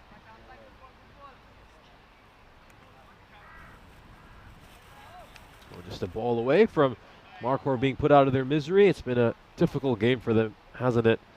It's going to be their 5th consecutive defeat. You can see Iqbal just trying to get a little bit funky over there. That's somehow come off the edge of his bat. It's not quite a back simo, it's more of a back minimo. Goes away for 4 runs as the Mighty Tigers take this one by 80 runs. A dominant victory for them. It was really set up in the first innings when they posted a target of 207. Markor's issues with their bowling and fielding persist. We'll just take a look at this one more time. I guess come off his glove in the end. Yeah, it was somehow a bottom edge, a bit of glove. He tried to paddle it over to the leg side, somehow went to the offside. Worth taking another look.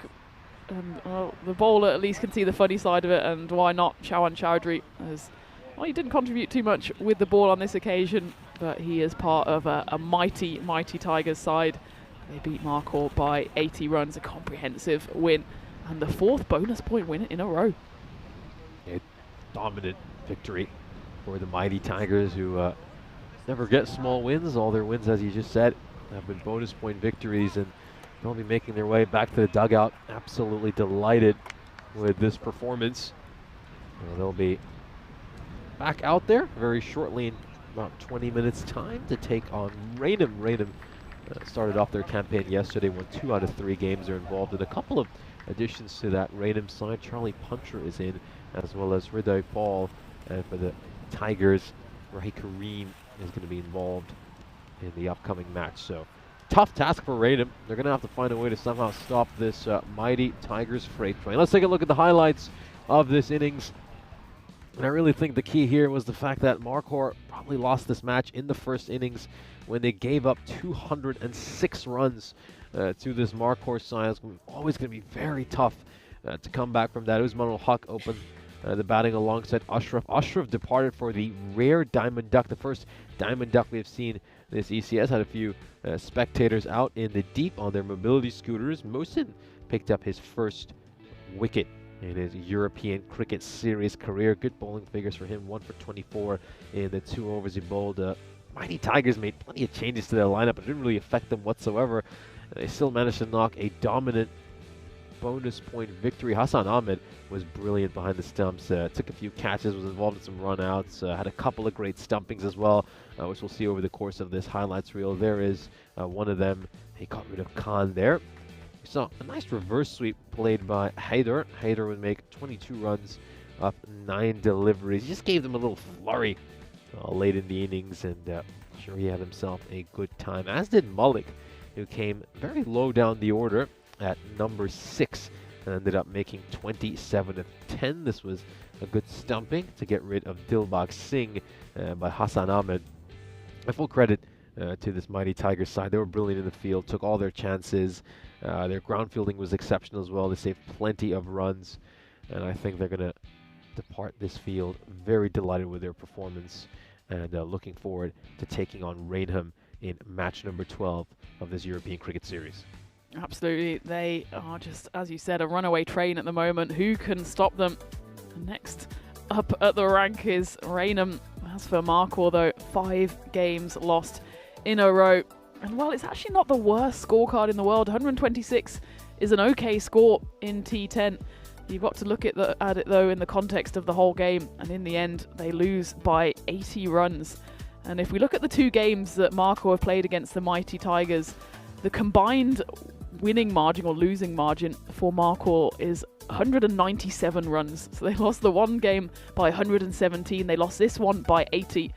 So really, the Mighty Tigers are showing exactly why they are probably one of the favourites going into this tournament. It allowed them as well to throw the ball to a few different bowlers for the final 2 overs. Omar Akram, his left arm, right arm, didn't quite pay off, and Chawan Chowdhury, well, we used to seeing him with the bat in hand rather than ball in hand. But again, Mirza Baig, consistent performer for the Tigers, picked up 2 wickets. And Emdad Tipu as well, 3 wickets for him in his 2 overs. Still, though, a few too many wides. Mighty Tigers maybe just took their foot off the gas just a little bit, knowing that the win was pretty much already in the bag. In the bag then as well is this match number 11, and it's another 4-point victory for the Mighty Tigers as they beat Markor London by an imposing 80 runs. And Markor, they've got at least a game now to lick their wounds and come back stronger, and they need to find something from somewhere if they want to keep their series hopes alive. As for the Mighty Tigers then, we'll be seeing them in just about 15-20 minutes time as they take on Raynham in the second game of the day. It's match number 12 in this ECS England, and Raynham, after their first appearance on the network yesterday, will be looking for their 3rd win, but they're coming up against a Mighty Tigers side who are obliterating everything in their path. It's going to be an exciting game one way or another, so join me, Tina and Nish, back in the commentary box in about 15 minutes time for match number 12 here on the European Cricket Network.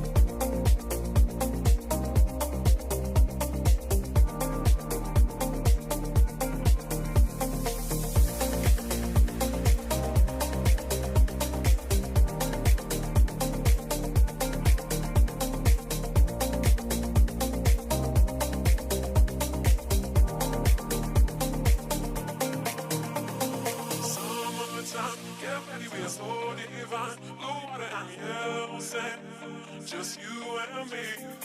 Summertime, get ready, we are so divine. Blue water and yellow sand, let's live our dream. Summertime, get ready, we are so divine. Blue water and yellow sand, just you and me. Summertime, get ready, we are so divine. Blue water and yellow sand, let's live our dream. Summertime.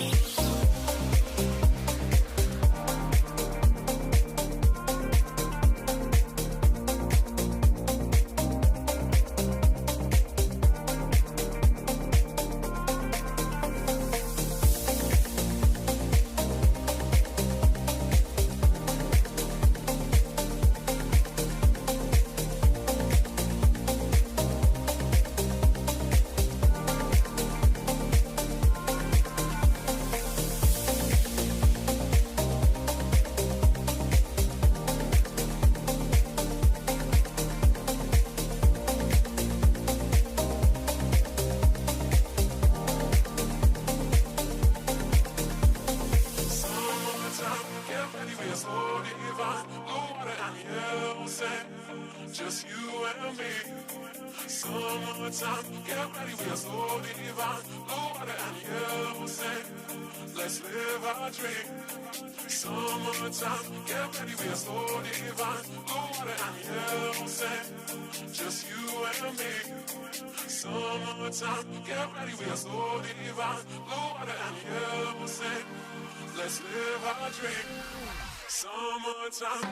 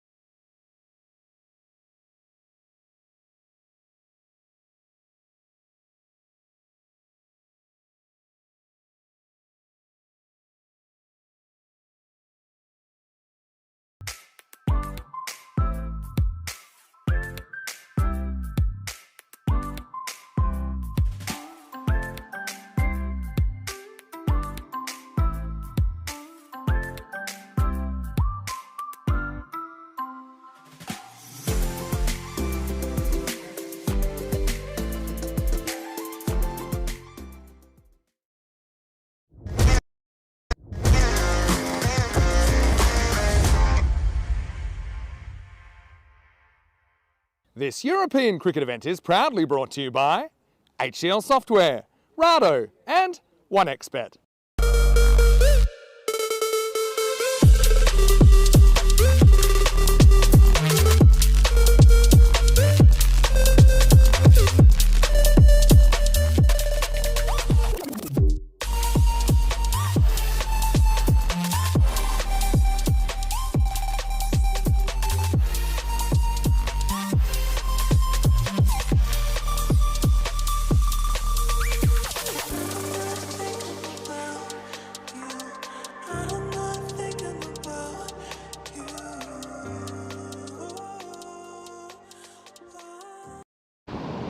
The Battle of the Centurions in Game 12, where Raynham faced the mighty Tigers.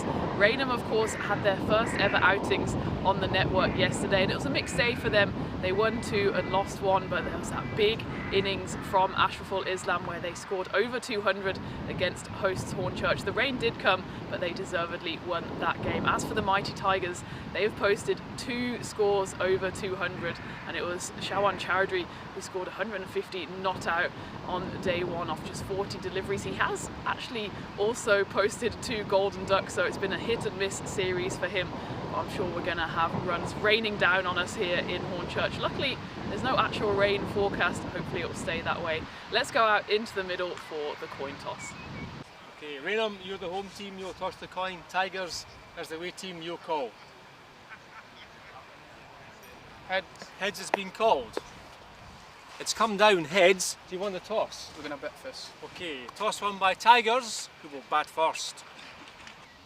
Thanks, Ian. So there you have it. The mighty Tigers have won the toss, and they will once more have a bat.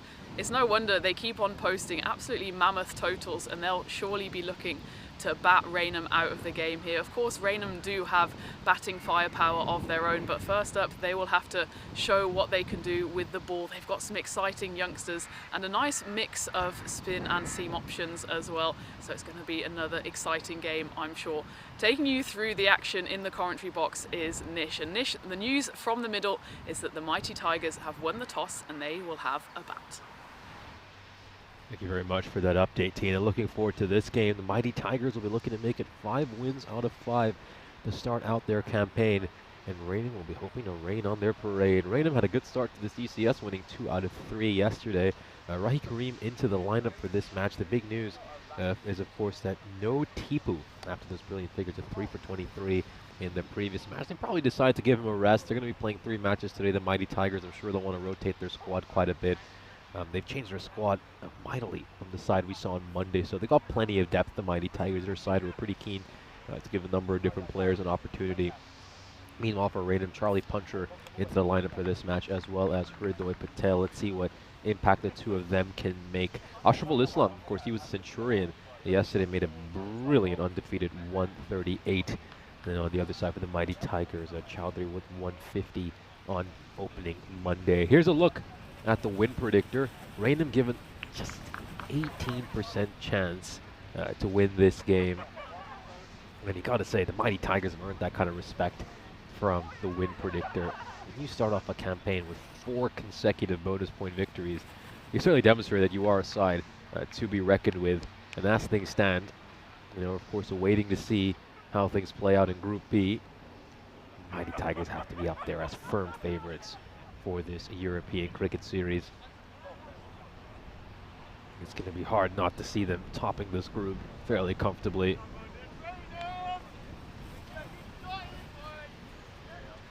See Shohail Ahmed and Shawan Chowdhury make their way out to the middle. Ben Little's going to bowl this first over. And had an interesting day yesterday. I think there were plenty of positives for him. There's a lot to like about his bowling. I thought he batted well at times too. His top score was 32 of 20 against the Sharks. He's got a nice action. The ball seam up. Very exciting bowler. And we'll see how he does in what is a extremely important match for this Raynham side. They can somehow cause an upset and beat this mighty Tigers side. It would really do their campaign a world of good. Ben Little with a false start. He's going to make his way back to the top of his mark. Good morning to everyone joining us in the chat. Thomas Martinez, Nadio Sarande joining us as well. High up in the air. And this is a catching chance, spin sky. The bowler's going to try to take a catch off his bowling, and no one's attempted it in the end. Oh, it's just dropped right in between the bowler and the fielder. I think no one really wanted to take it. They were all maybe just a little bit intimidated by how high it went. Oh, that would have been a dream start for Raynham. Really would have been getting a wicket off the first ball. Shoail Ahmed will survive.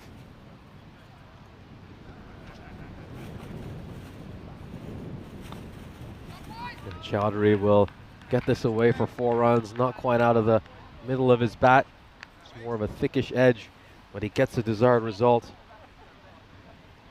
Yeah, just going back to that moment. Ahmed could have been gone. Really could have been, and for a moment I just thought that Ben Little might try to take the catch off his own bowling. Just gonna relive that moment once again. Nobody really calls for it in the end, and well, Ben was closest to it.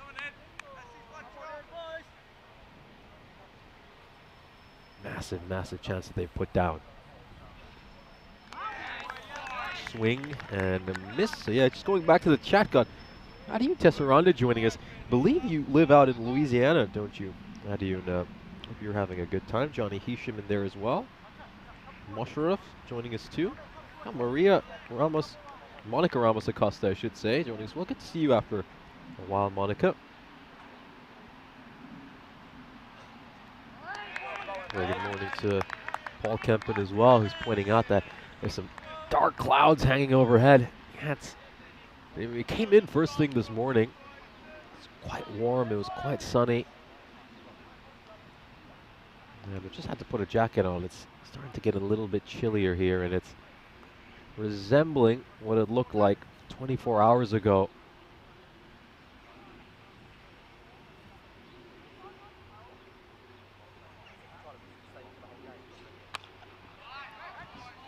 Gets that away for a 6. It wasn't quite middled, and the sound off the bat wasn't the sweetest, but he's still able to get that one away for a 6. It shows the kind of power he has. This comes off the toe end of the bat and goes all the way for a 6. You really have to be a special batter to still be able to hit 6s when you don't quite middle it. Oh, another chance there for Ben Little. This was a very, very tough one, though, in all honesty. If he had taken that, would have been one of the catches of the day. Let's have a look at this. This is struck really firmly by Chowdhury. Oh, he does get both his hands to it, but it's a very good effort. I mean, in another world, the Tigers might have lost 2 wickets in this first over. It's a great time to welcome Tina Goff back into the commentary box. So I have to say, pretty good over from Ben Little. He did produce, I'd say, a chance and a half chance. 2 tough opportunities. That caught and bowled, either it sticks or it doesn't, unfortunately for him. Just pops out of his hands as we take a look at the Premier Division of the Men's European Cricket Championship coming your way. The end of September going into October, of course. It's a different format this year. So we have the whole Premier Division, then we go to the Challenger Division before coming back for the Championship group starting on the 16th of October for a long weekend of absolute cricket carnage over at Cartama Oval, with England and Netherlands awaiting the winners of Groups A, B and C. But a lot of cricket coming your way on the network between now and then as we go into the second over. And Charlie Puncher into the team, into bowl the second, and well, welcome to the European Cricket Network, as that one is punched off the bowling of Puncher through the covers. 4 runs. Lovely stroke there by Omar Akram. Just a tiny bit too much width on offer on that occasion, and he punishes it straight to the boundary. You're not quite the way you want to start off your ECN career. First ball he delivers, goes away for 4 runs, but let's just see if Puncher can get one back here. Interesting that they've turned, I'll say to spin. It's kind of a bit of a medium left arm around. Certainly the Mighty Tigers, they are not fussy what you bowl. Pace, medium or a bit of spin. hasn't faced them in the slightest in their first 4 games. It's crunched away. It's a beautiful hit. Watch out for the car. Goes over the covers. I think that's a Jaguar there that just slowed down. Wonder where this one's ended up. Let's play spot the ball. We can track maybe the... There it is. Stop the traffic. Like, oh, did that car almost roll over the Grizzly? The Grizzlies are made of sterner stuff though. And, oh, he's chasing it down the road now. There we go. Good work. So that was a big, big hit. And no car is safe in the whole of Hornchurch when the Mighty Tigers are at the crease. I think it might have hit the back wheel then and carried on going. Great camera work by 2 circles and a great hit by, in fact, it's Shawan Chowdhury on that occasion who hits it for 6. Goes again. He goes big, he goes long, and it's 6 more. This time much further towards the leisure centre. There is a swimming pool there. They're going to have to duck for cover. Grizzly might go for a swim later in the day, especially with these two starting as they have here. Mighty Tigers, they love batting first, beating Markle by 80 runs, and then again earlier in the series by 117. They're not fussed about chasing either. They've won 1 game by 8 wickets, 1 game by 7 wickets, all 4 of them with a bonus point. This occasion though, they've won the toss, decided to bat. I don't blame them at all after hitting 200 plus in the previous game.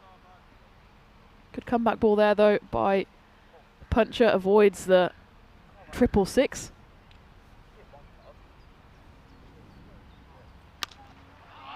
It will be 3 and 4. As Puncher's first over on the network goes magical, 23 runs coming off it.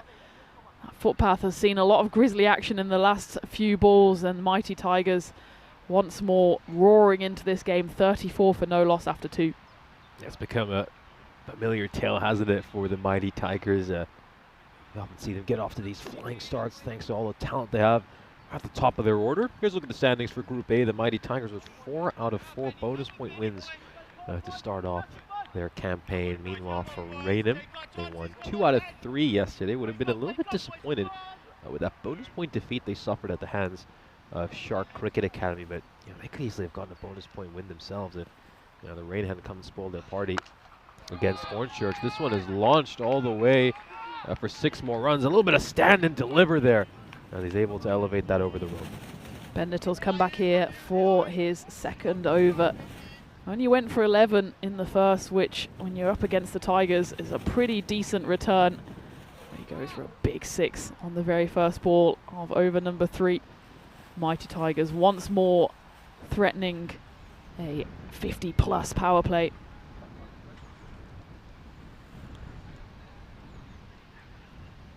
Raynham probably ruining the coin toss here, as they're not shy of batting first and piling on the runs as well. And they managed 200 plus against Hornchurch yesterday in that rain affected game. Still had 2 balls to play before the heavens opened. 6 more. On that occasion it was Ashraf Islam yesterday who plundered the runs, bringing up his maiden century on the network for Raynham. So they're not without firepower themselves, but it's always such a tough task when you're chasing a mammoth total. The Mighty Tigers already threatening once more to post a big, big score.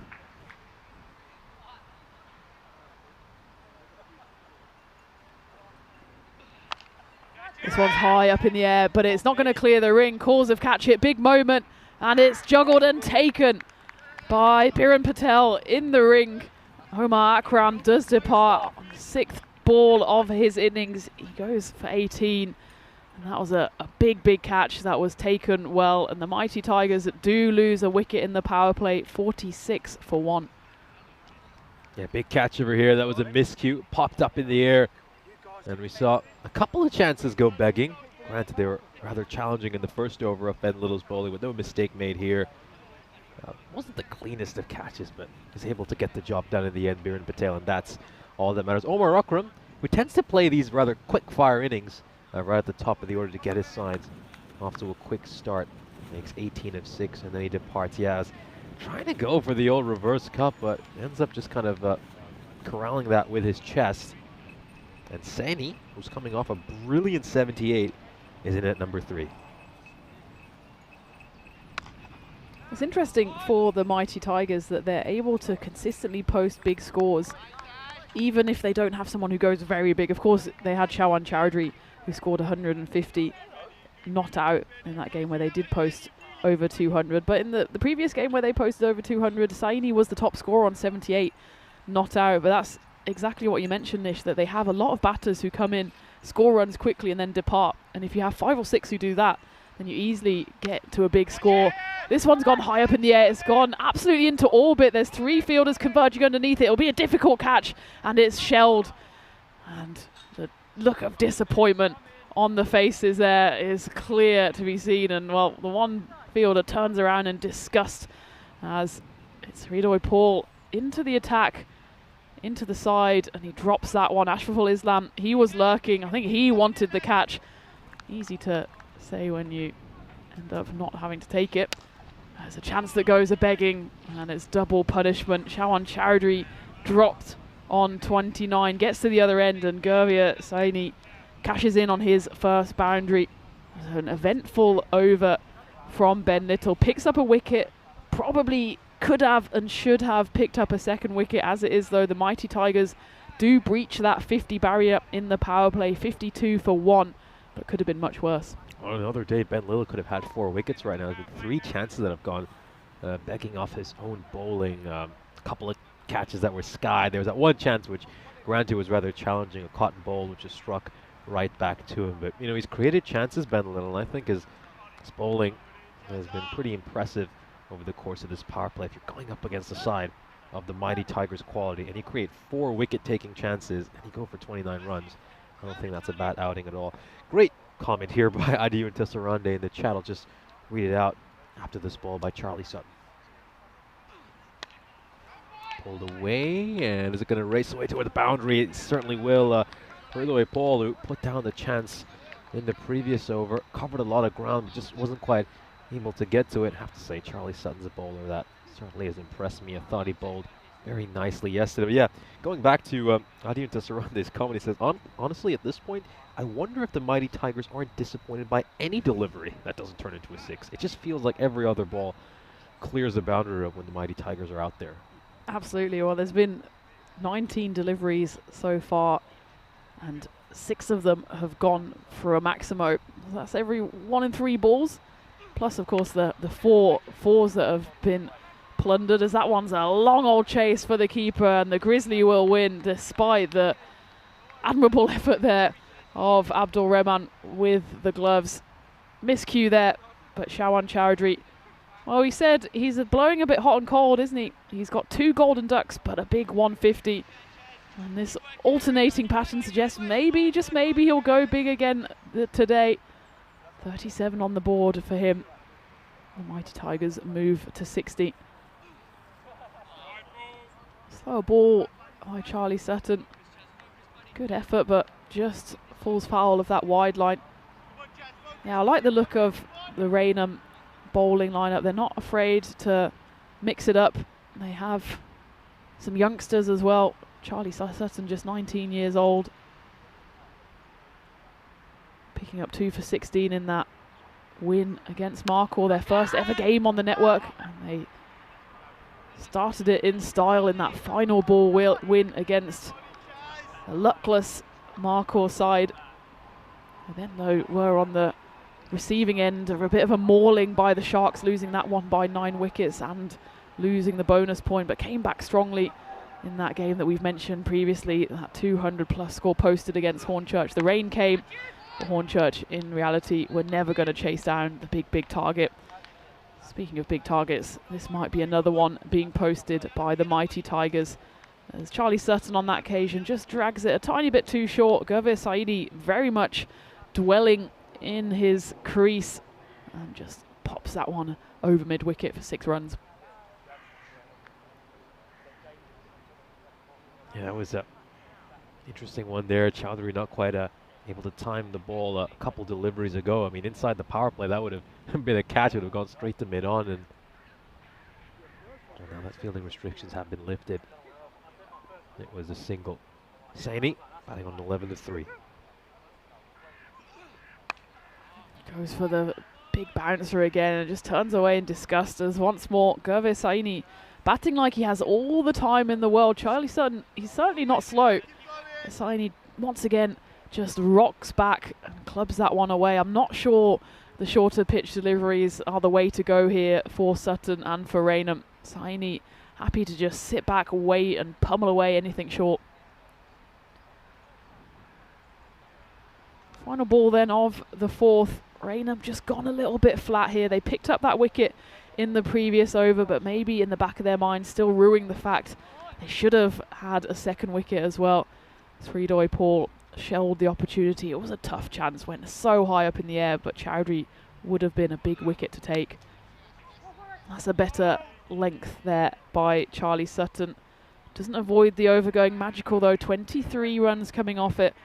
And 75 on the board for the Mighty Tigers at the end of 4. Yeah, the run rate looking exceptional right now for the Mighty Tigers. As you can see, just under 19. It's become a familiar tale, hasn't it, for the Mighty Tigers? We're so accustomed to seeing them bat with a run rate somewhere between 19 to 21. It's really been the tale of this ECS. You know, there's a reason they've had 4 bonus point victories on the bounce to start off this campaign, and Raynham CC learning why the hard way. Looks like they will turn to Biren Patel to bowl the 5th over. He, of course, was involved in the one and only wicket so far, taking the catch of Omar Akram off the bowling of Ben Little.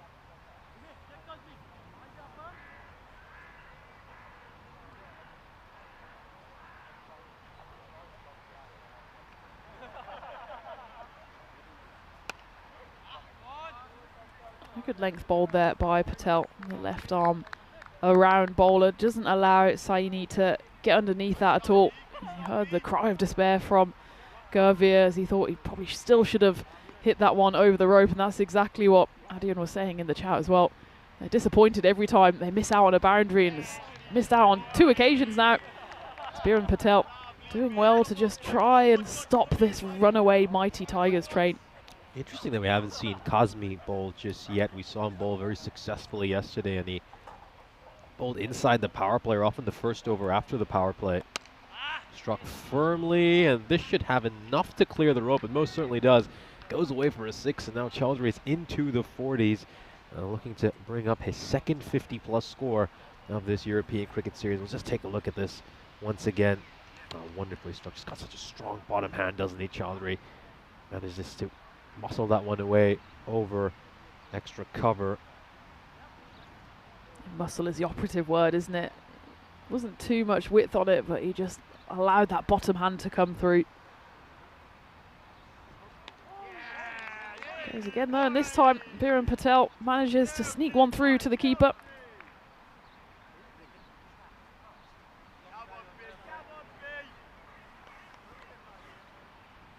Two balls left before halfway.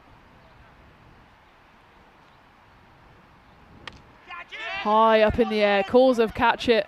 It's going to be a tough opportunity, and it's shelled once more. This time it's Raj Hoti who was underneath it. Charlie Puncher also lurking, and the combination of the two weren't able to take that opportunity, so another chance goes a-begging. Hoti just doesn't quite get in the right position. Sees it fall to the floor, and once more the Mighty Tigers are let off the hook. Final ball of the 5th. Clubbed down the ground. Just a single, so at the end of the halfway stage, Mighty Tigers 84 for 1. And hopefully, for the first time in this series, we'll be able to say hello to you from the commentary tent. And it's great to finally be able to show you that we are here. Tish, as we've been called by Vinny, are in action here. And, well, certainly we're in the firing line a bit with the Mighty Tigers on the roaring run they're on.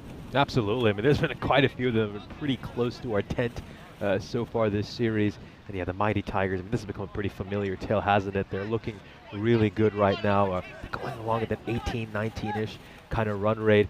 And I think we are going to see Kazmi bowling for the first time today. I was calling for him to be inserted into the attack. I think he did a terrific job yesterday.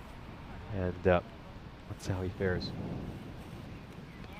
He starts with a bit of a cheeky wide down leg side. You were calling for him, Nish, and well, Raynham again, they're just scratching around for ideas, aren't they? They need to try and find a bit of magic from somewhere. They've certainly had the chances.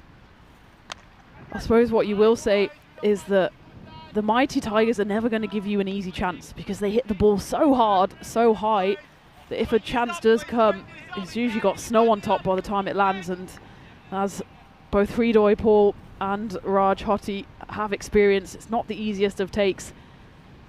And that's why the Mighty Tigers, just the one down where arguably they probably could have been 2 or 3 down.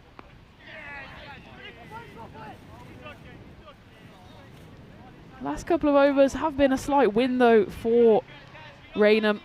Biren Patel's 5th over, going for just the 9 runs, just the single boundary coming off it. Saklan Kazmi trying to continue that halting of the momentum. Won't achieve on this occasion though, as that one just a bit too much of a drag down, and Chawan Troudy is racing away to once more going close to a 50. On that occasion though, it was Gervais Saini who hit it to the rope, 1 bounce for. He's trying to catch up Chowdhury as he moves to 25 off just 9 deliveries. This partnership moving along nicely, 45 runs between the two so far off just 18 deliveries. Yeah, these two both coming into this match with plenty of form. Of course, Charlie did have the duck this morning, but we saw him score 150 on Monday, and Sani, of course, coming off that brilliant 78 against Marquardt in the opening match of the day. Pulled away, and this should have enough to clear the rope. That's going to go into the trees. A massive 6 there by Sani. Just giving it a little bit too much length there by Kazmi. Just allows Sani to get underneath it and pump it away for 6 runs. The Mighty Tigers once more getting to that 100 mark, or threatening to get there in speedy time. They're now 97 off just 5.4 overs. Got some interesting info in the chat because there's a few questions about the providence of these teams, if they play in London or if they're made up just for the purposes of this European Cricket Series. Of course, Raynham and Hornchurch, where we are spending our time for the next 2 weeks, established side, but Mighty Tigers as well. Thanks to Birdie in the chat saying they're a nomad side from East London. So they don't have a clubhouse per se. He says they rent pitches around the Leighton area of London. So all 5 of these sides are on the circuit in the local leagues here.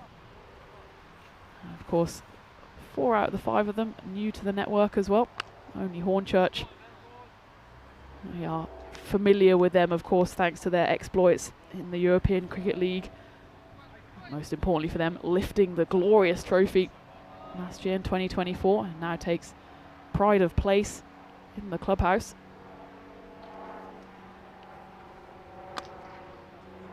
Struck down the ground. That's going to be a single, well fielded there by Raj Hoti.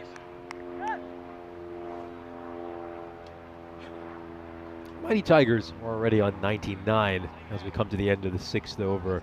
This partnership between Chowdhury and Sani really has been terrific. It's now ballooned up to 53 runs. Let's just take a look at the scorecard here. Omar Akram playing his usual part. I mean, Omar Akram, his job typically just is to go out there, go crash bang wall up, try to make as many runs as he can, as quickly as he can. He's usually there for a good time, not a long time. And Chowdhury, we've seen him make a century already in this ECS, and he's eyeing up another big 50-plus score.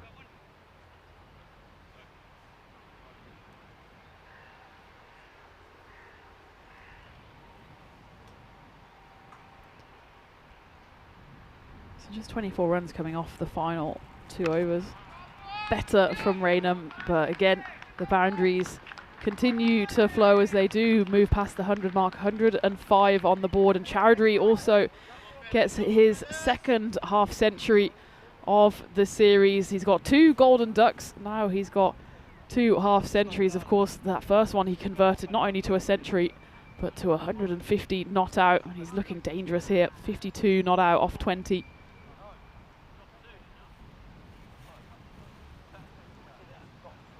There's one of the many dog walkers who has made his way here to the Hornchurch CC Creek ground.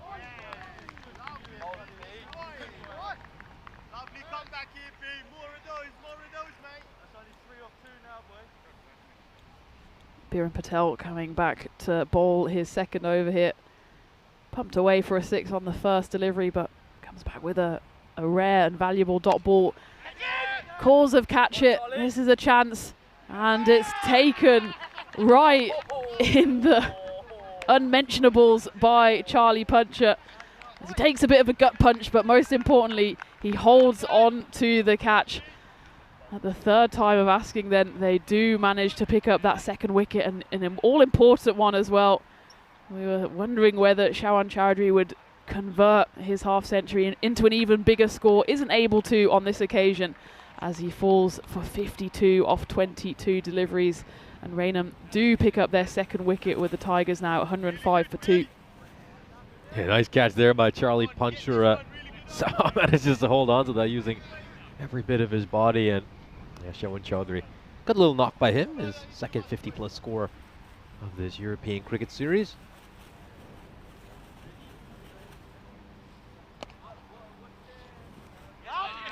Really well fielded there by Ben Little. He's a very athletic fielder, isn't he? And saved the side a few runs. Right now the expected score is at 176, and there's still plenty of batting left in this Tigers lineup. But if this Raynham side can keep the mighty Tigers as something around 150, as this one disappears for a 6. It just pulls this length back a little bit too short over there, Patel, and he's going to get punished for that. But if they can keep this mighty Tiger side to something in the 150s, I think Raynham might just believe heading into the second innings. What do you think they would be comfortable chasing? I mean, anything north of 160, 170 is going to be tough, isn't it? Expected score 176, so at least they've pulled that back. Mighty Tigers were threatening once more to go 200 plus. That looks a little less likely now, but the boundaries just keep on flowing. That's the third one of the over. It won't quite go magical. 19 runs coming off of 17. In fact, it doesn't go all the way for 6. So Biren Patel finishes his 2 overs, 1 for 26. Mighty Tigers 116 on the board, 3 overs left. But you think Raynham, they'll want to keep them to even something like 150 if they can. Here's a look at the fixtures we have coming up on Saturday. Upminster, Hutton, and Gunnersbury will be taking on each other in a triple round robin in the ECSW. Day 1 is this upcoming Saturday, the 7th of June, and then Saturday, the 14th of June, which is our last day here in Hornchurch, is when we will round out that tournament. Really excited for that, looking forward to it. 3 great cricket clubs here in the east of London, so should be an exciting couple of days of ECSW cricket. And just going back to that thing you asked about, what Raynham would be comfortable chasing. So in normal conditions, when they batted first against Marquardt and the Sharks, they posted 117 and 123 respectively. You should say that 120 is kind of their average. This one is struck down the ground. It's going to take some fielding, but it's just past the reach of Raj Hotti.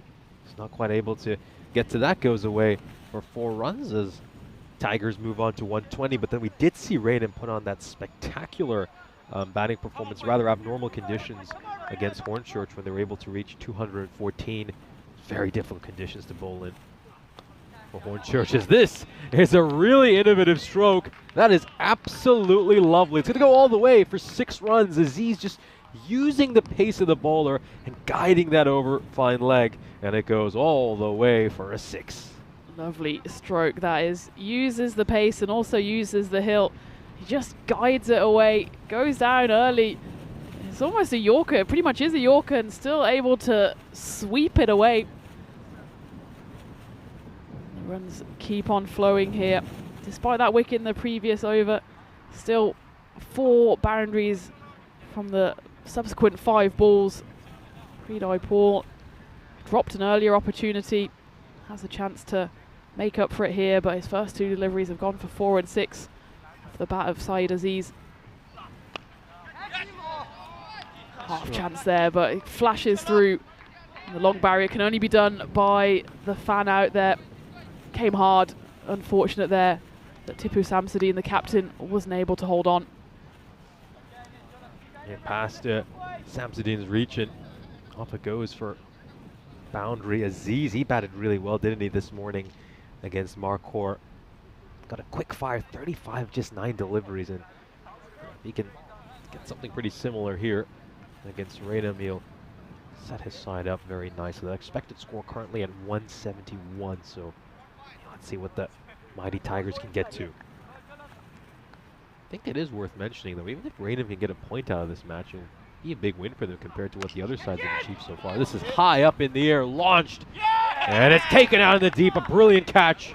Very well taken, and we'll take a look at that celebration. Not quite like what we saw from Paul Murray yesterday, but still a pretty decent celebration as the Tigers lose their 3rd wicket. Not the easiest of chances on the boundary in front of the fan zone. Sliced away. That ball would have had some rotation on it. Nicely taken in the end, and just trying to halt the momentum of the Tigers. They certainly haven't got away from Raynham as they have against other sides.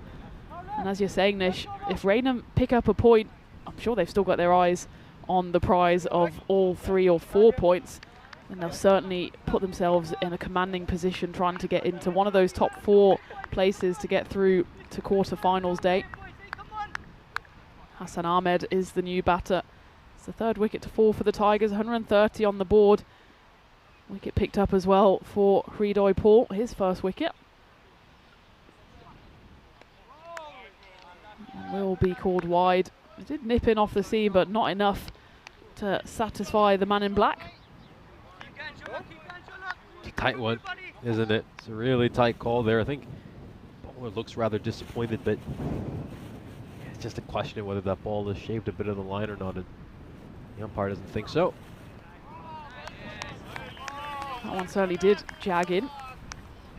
Question in the chat from Mosharaf about the women's competitions. It will be 3 teams, Upminster, Hutton and Gunnersbury. They will play each other in 5 games on Saturday and then have a week off and then come back for the next Saturday for a final 4 games. There's a lovely bit of invention once more, but there is a fielder out there, should be stopped. So we don't have a finals day per se for the women's tournament, but we do have 9 games. It'll just be a classic table format with top of the table, of course, claiming the glory and claiming the trophy.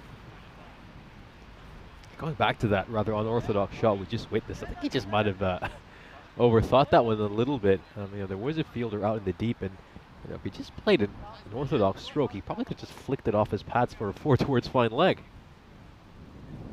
Yeah, it was a strange shot selection given that they did have a fielder out on the boundary, but good contact on the ball, straight down the throat of the man in the deep.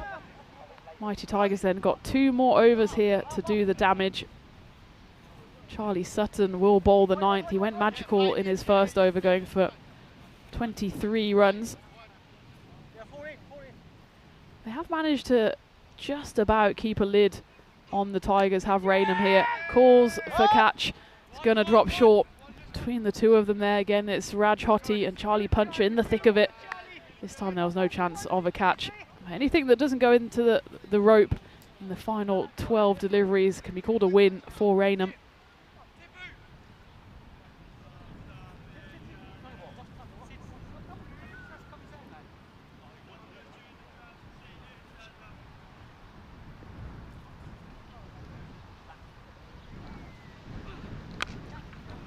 It's going to go all the way. 6 runs clubbed off the bat of Gurveer Saini, who's now just 2 runs away from back-to-back half-century. 78 not out he scored in the previous win against Marquardt. That came off 22 deliveries.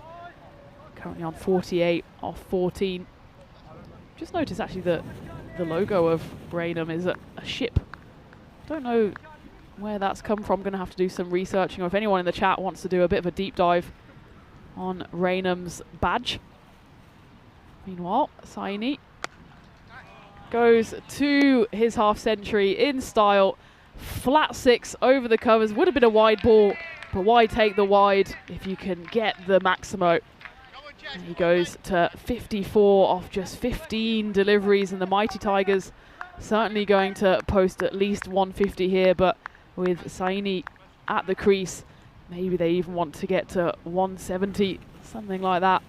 As you can see, Saini, he's a real 360 player, obviously favours that leg side to club it away, as he tries to do on this occasion, but can also be so destructive through the covers.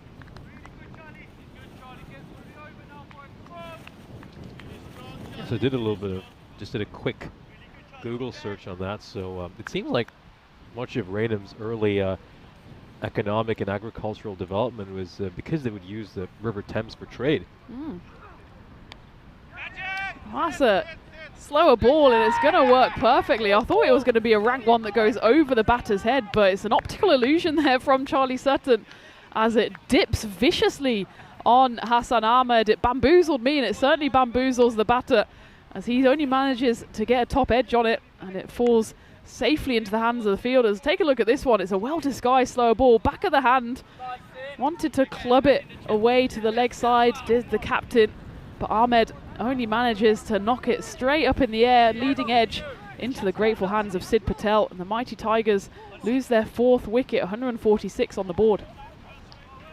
Yeah, it's a couple of times now that Ahmed has tried one of these funkier strokes and haven't quite worked out for him. He's not able to enjoy the same success in this innings that he saw in the opening match against Marquardt. It's not a bad idea what he's trying, though, in all honesty. There's no protection out of fine leg, so might as well go for that shot. Great slower ball there by Sutton. But yeah, back in the 16th century, most of the industry in Raynham was limited to boat building, and they also had a tannery as well. So that probably explains why their logo is a ship. And they also had a wharf built back in the 1720s, which helped their trade increase with the City of London. Yeah, I'm just reading this off Wikipedia right now. But yeah, that probably explains why that's their logo.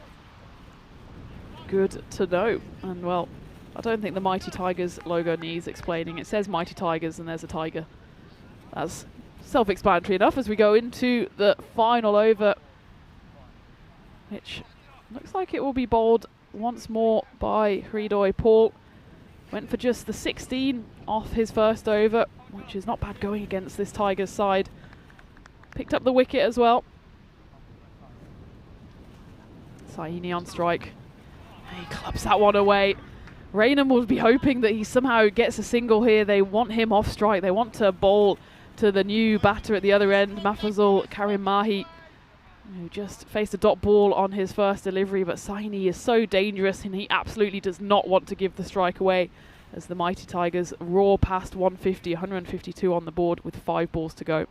Gets nice and deep in his crease there, doesn't he, Gurveer Singh, which just allows him to turn that Yorker into an over-pitch delivery, and then his bottom hand just takes over and he's able to strike that one away. Over long on for a 6. Beautiful stroke play by Sandy. Goes again, and this one's going to come into the commentary box. As that one flies straight down the ground, and maybe we've caught that one on Comcam. Throw out the challenge to our friends at 2 Circles because it flies into the tent straight through the back. I think it avoided all the equipment at least. Has a lovely clean stroke by Saini. Low full toss. And there we go. Cowering in the box. Nish, cool as you like, just sticks out a hand. Both of us escape in one piece. But no one is safe here as Gurveer Saini goes again, this time over the covers. And it's 6-6-6 to start this final over. Hridoy Paul not bowling too badly, but when you come up against someone in the form of Gurveer, you've just got to say, yep, well done. 6-6-6, Mighty Tigers move into the 160s. Sandy's been incredible today, hasn't he? I mean, an undefeated 78 in the previous match, and now not out on 73 of 19. This one's high. Has it got the distance on it? I think it does. Doesn't get all of it, but still enough to drop it over the boundary. Could we be on for a 36 here? 6-6, 6-6. Still 2 balls to go. And, well, from the start of the 10th over where Raynham were thinking, okay, not a bad 9th over, 14 runs coming off it. Maybe we can keep the Tigers to something around 150. But this over already gone for 24, 170 now on the board. It won't be a 6. Will it be a 4? Oh, it's a brilliant piece of fielding by Raj Hoti. Just maybe check that his foot doesn't flick out the rope, but it was right in front of the match referee's tent, so I think they would have called it first before anyone. And he just knocks it after the ball is safely in the field of play. Final ball then coming up. It's going to be hit away, and it's a complete miss here. The double teapot comes out from Paul because it wasn't the worst delivery in the world, but it still rolls away for 4. And the mighty Tigers finish on an imposing total of 174. Having won the toss, decided to bat. They once more show why they have yet to drop a point in this series so far. 12 out of 12, looking to make it 16 out of 16 here. You certainly wouldn't bet against them. But Raynham, they do have some batting firepower of their own, and they need to employ all of it here if they're going to chase down the target of 175. So once more, Gurveer Saini remains unbeaten. This time he goes 5 better, 83 off the same amount of deliveries actually, 22 deliveries, as he first had to wait his turn as Omar Akram and Shawan Chowdhury got the Tigers off to a blistering start. 46 runs on the board in just the 15 first deliveries. There was still a couple of chances though, and we thought Raynham would rue those missed opportunities, especially Shawan Chowdhury got dropped 2 times. The ball was flying to all parts. It tried to make a break for it on the road. And certainly it looked like mighty Tigers might even be looking at another 200 plus score. But Shawan Chowdhury, he kept going as Omar Akram departed for 18. Biren Patel taking that catch, but still a few opportunities went begging. That one there, shelled by Hridoy Paul, that was the first of 2 drops off the bat of Shawan Chowdhury. Luckily for them though, they were able to get him out, but not before he got another half century to add to his 150 not out. That was the second opportunity that went begging. Finally, he was dismissed as Charlie Puncher took the catch, but the mighty Tigers again showing that they've got batting firepower throughout. They certainly do, and they're just blessed with so much talent and depth in that batting unit. Chowdhury with a half century, as you mentioned, 52 of 22, and Saini once again undefeated on 83 runs of just 22 deliveries. He wasn't dismissed in the previous match either when he made 78 of 22, so that's 161 runs he's made today off 44 deliveries where he hasn't been dismissed. On another day he might have had 100, but Saini's just batting absolutely superbly right now, in the form of his life on this wonderful Wednesday for him. Taking a look at some of these strokes that were played in the second half of the innings. Aziz played some beautiful shots as well. He was only out there for 5 deliveries though, 15 of 5. Ahmed, the skipper, maybe got a little too funky at times. We saw him attempt a reverse sweep needlessly, and then ultimately he'd get dismissed by Charlie Sutton. Good catch by Sid Patel to get rid of him. And there's of course the moment where the ball came into our commentary tent. It's actually the first time it's actually come inside the tent, I believe, at any point this season. We had a few close calls, but thankfully it didn't strike any of the equipment. As the first innings comes to an end, the Tigers end up with 174. A very healthy total, but still 32 runs less than what they made against Marquardt. And I think the key difference was the fielding. Raynham's fielding was so much better than Marquardt's, and it's good fielding can often make that kind of a difference. Ultimately, 32 runs are the difference between the mighty Tigers score in the first match and this match. We're just taking a look at the scorecard right now. Gurveer Saini undefeated once again for the second time today. That's 161 runs he has made over the course of today's 2 opening matches, and it's taken him just 44 deliveries to get there. We'll have a look at the bowling figures. Ben Little with figures of 1 for 29. I'd say that's pretty solid for this format, especially when you're going up against the side of the Tigers' quality. Biren Patel with some great bowling figures as well. 1 for 26, 13 and over. I think here at Hornchurch, with these quality teams, isn't bad at all. We'll take a look at the mid-match summary. So Raynham need 175 runs to win and pull off what would be a massive upset against the mighty Tigers, who won all 4 of their opening games.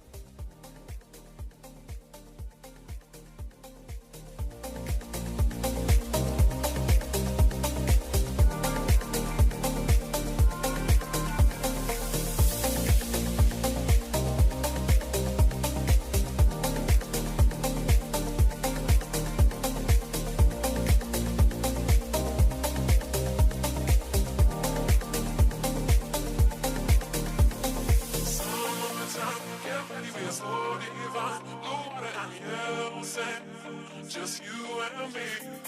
Summertime, get ready, we are so divine. Blue water and yellow sand.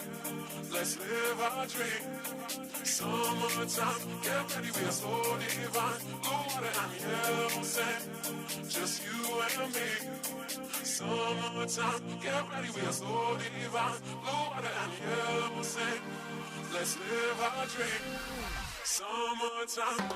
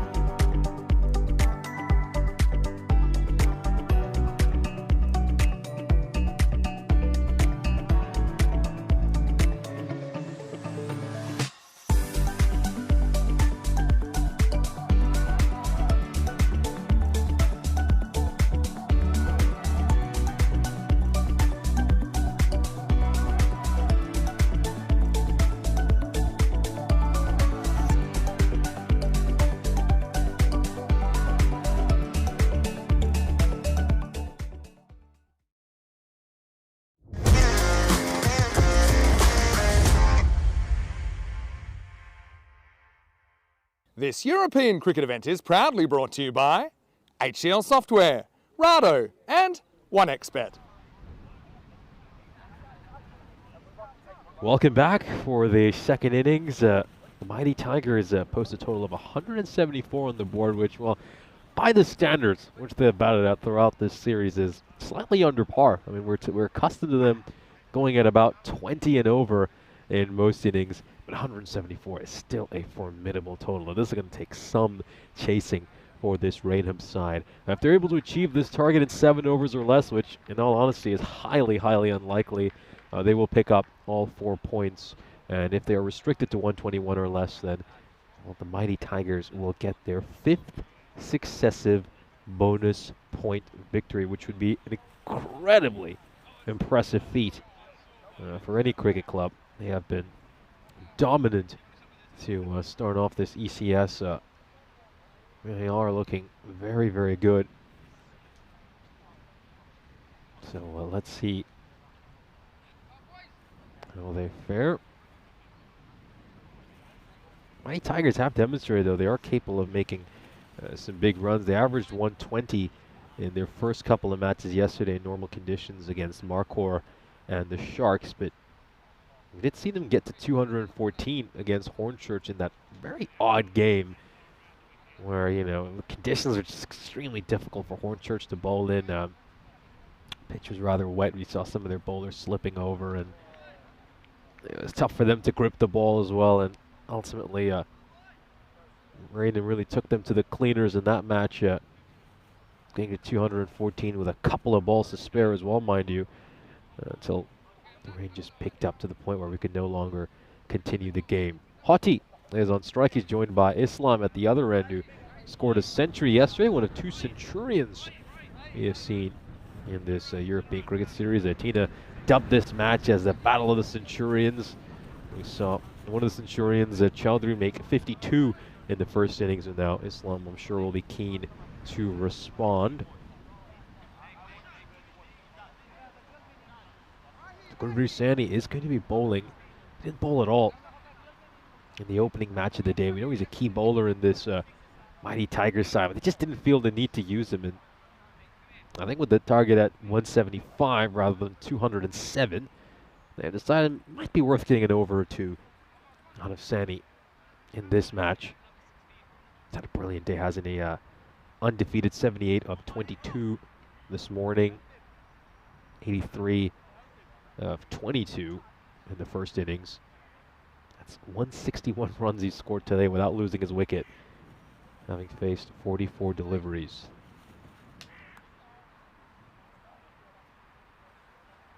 Just have a momentary pause at the start of this game. I think a couple of things are just being cleared up, and all eyes are on the officials' table as we close in on the start of the second innings. I think it'd be a big victory for Raynham if they get 1 point out of this match. As we mentioned, no one's been able to pick up a point off this Mighty Tiger side. So even if Raynham can get 1 point out of it, you feel they'd still be rather happy, but they'll certainly be going for the win to start things off. You got to come in with a positive attitude. 175 is a tough target, but certainly not unattainable. Here we go. First ball of the innings.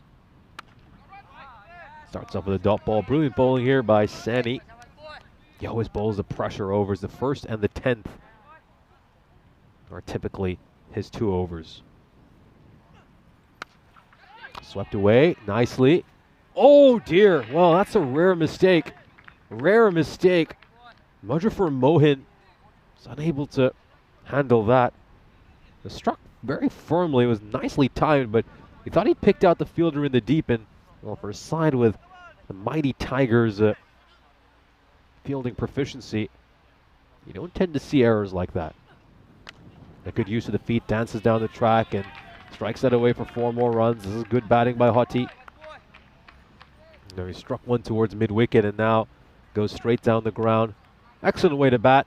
Let's get to the pitch of the ball. Negates the spin.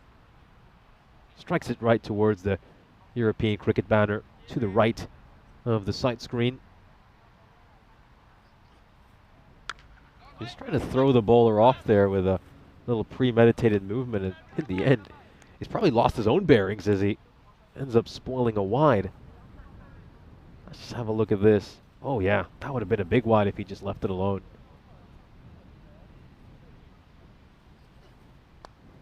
Oh, nicely played, but it's straight at the fielder.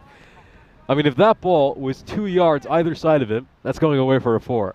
He's just managed to pick out the sole fielder in that position. Oh boy, you gotta feel for him.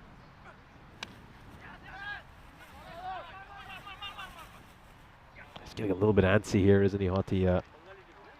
It's that scoreboard pressure, isn't it? That's that scoreboard pressure, which is just putting that pressure on him to try to get as many runs as he can. And in the end, they only give up 8 runs in that over, which is very good from the mighty Tigers' perspective. So it's been 3 matches since we last had a golden ball on the European Cricket Network. We had a golden ball this morning over in Moara-Vlasier, close to Bucharest, over in Romania, where the Royal Eagles and the Bucharest Gladiators played each other in a thrilling match. And the Royal Eagles won that game with a golden ball, and that just kept things so exciting over in Romania. It's going to come down to some last match drama over there to decide who makes it to the final. Gladiators have yet to pick up a victory so far in Romania, and they came ever so close to getting that win, but they were denied in an agonizing fashion. Moen's come in. He's bowled quite well today. I love the way he bowled in the first match. Just love to have a left arm seamer, especially in this format. They just have that great way of coming at that very awkward angle for right-handed batters, and just a nip back to Romania for a second. So Phoenix have played out all their games. They're currently sitting at 21 points. So they've booked their place in the final. It's now a case of whether the Bliss Warriors or the Royal Eagles will make it. It's going to be a wide. And just taking a peek at the fixtures that are left in Romania. So got the Bucharest Gladiators taking on the Royal Eagles at the moment. I mean, those two sides did play each other in a golden ball fixture, but as things stand, you'd expect the Gladiators to at least win that match, which means, well, the Bliss Warriors will have to make up for whatever the difference in points is when they take on the Gladiators in the final match of that group stage, as this has gone all the way for 6 runs. Nicely hit by Raj Hoti. So plenty of drama over in Romania, plenty of drama here in Hornchurch, and it's a great time to welcome back Tina Guff in the commentary box.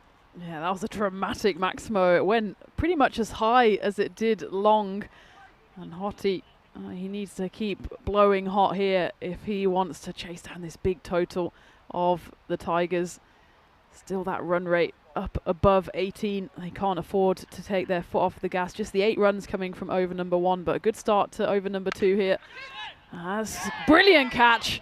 Mirza Beg from absolutely nowhere throws up his 2 hands in the covers and holds on to that one. It was coming in hot from Raj. And he thought, looking to go for back-to-back boundaries, only manages to find the diving figure in the covers, and that was a brilliant grab as the first wicket falls for Raynham, 16 for 1. Oh, what a grab. Incredible catch. Just backing away, looking to make some room to go through the offside. And wow, that is a brilliant catch by Mirza Beg. And the thing about this mighty Tiger side is they are great at every department. You know, we comment a lot on all the firepower they have with their batting, but how good are they taking their catches? They've hardly put down a chance throughout the course of the series. Yeah, absolutely. That was not an easy chance by any measure. He takes it, launches it in the air, high fives all around. As Hoti was looking dangerous there, but he has to depart for 16 off 8. Strike rate exactly 200. That's kind of what Raynham need to do. They need to emulate the mighty Tigers, which is, even if a wicket falls, they can't just go into their shells. They have to keep on going, and now it's down to Sid Patel coming in at 3 to take on the mantle. First wicket for Mohin. So Terry Richmond in the chat saying that he's really disappointed he missed the golden ball. Well, Terry, you can always go back and rewatch that golden ball over on the Romania stream. And of course, make sure to catch the highlights tonight. And they'll be uploaded on the European Cricket Network's official YouTube channel. You can also go to europeancricket.com or ecn.cricket. Yeah, certainly a day where you've got to have 2 windows open or 2 screens on the go, because of course it's finals day in Romania. Slightly different format because we did have to rejig things because of the bad weather last week. But we have 4 final group stage games and then straight to the final, first taking on second. So certainly going to be an exciting finish there. And of course the excitement will carry on here throughout the day in London. High up in the air, should be a second wicket. It's taken just about, and he gives the ball a nice magic little rub as he takes a comfortable catch in the end, and that's the second wicket to fall. Sid Patel goes for second ball duck. Raynham in trouble here, 19 for 2. Ideal situation for the bowling side is that they're going to have 2 new batters out in the middle. Islam's only faced 1 ball, even though he opened the batting alongside Hoti, and yep, just giving it the old rub as he takes that catch. It's all looking very comfortable to start off here for the Mighty Tigers, as Raynham, I did mention they averaged 120 in normal conditions yesterday, but they did have that one 214 with a couple of balls to spare in that rain hit match against Hornchurch. And well, I think we're seeing a very different side to the one we saw against Hornchurch right now. Samsudin, the captain, comes in at 4. He tries to go big first off, but he just manages to pick out the fielder out there in the deep. It's interesting here what Raynham do tactics-wise. There's a bit of chatter in the YouTube chat about, okay, well, do they just go for the bonus point here, the losing bonus point, and do something that, as you were saying, Nish, no team has managed to do so far, and that's take points off the Mighty Tigers. You can see there, 4 wins, 4 matches, and 4 bonus points as well. As for Raynham, well, it's certainly not panic stations, not by any stretch of the imagination. They're sitting in 4th place, and actually they're level on points with Marcourt, but they have 3 games in hand on them, including this one here. So, well, I suppose they don't want to play the negative game. They don't want to say, okay, well, let's just stay above Marcourt and then we'll be through. I'm sure they want to be on the front foot, but it's so difficult against a Mighty Tigers side that are just so full of firepower. And speaking of Marcourt, is Marcourt against Raynham in the game coming up? And how big a game is that as well? If Raynham do go down in this game, then that's going to be such a big one against Marcourt to keep a bit of a buffer between them and Marcourt. As for the latter, for Marcourt, they can't afford to lose another game. They've only got 2 games left and they need to pick up points from somewhere. As Karim will bowl and he picks up a wicket on his second delivery, flashes it through to pretty much a fly slip there, kind of like a gully. Not a usual position in this T10 format, but such is the dominance of Mighty Tigers that they feel like they can go for an aggressive field. It's absolutely worked on this occasion as the captain just squirts that one away into gully, and the catch is taken by Shawan Chowdhury. You can't keep out of the game at the moment.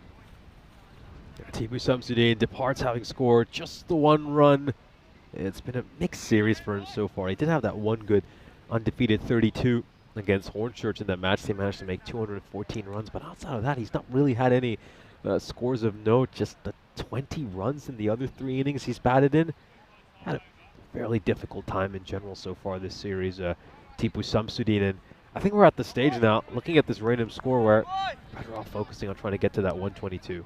Yeah, absolutely. That's just 101 runs away as opposed to the 154 runs needed for victory. Abdul Rahman is the next taxi off the rank. Swells it wide there, Rahman. It's about 3 deliveries that could have been wide, which these random batters have needlessly reached out at. The wind's really starting to pick up. I think had a chair leaning against the side of the tent, and well, it almost fell off. So yeah, got strong gusts here, and it's a nice slower ball by Kareem, but only sliding down the leg side.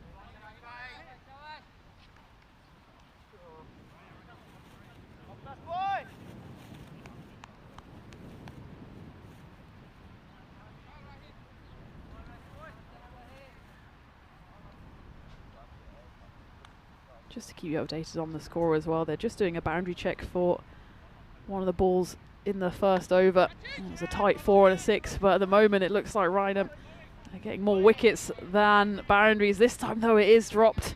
Gets himself in a pretty awkward position there, does the fielder. Here's Shohel Ahmed tumbling away. He turns his back on the action, tries to then almost lie down and cushion the ball. Ends up sprawled on his back, and the ball falls harmlessly to the turf. One of the few misfires actually from the Mighty Tigers. You were saying, Nish, they've been so dominant, have taken almost every chance that's come their way. That one was a tough one, skewed off the bat of Rehman. It wasn't taken. Slower ball by Rahi Karim.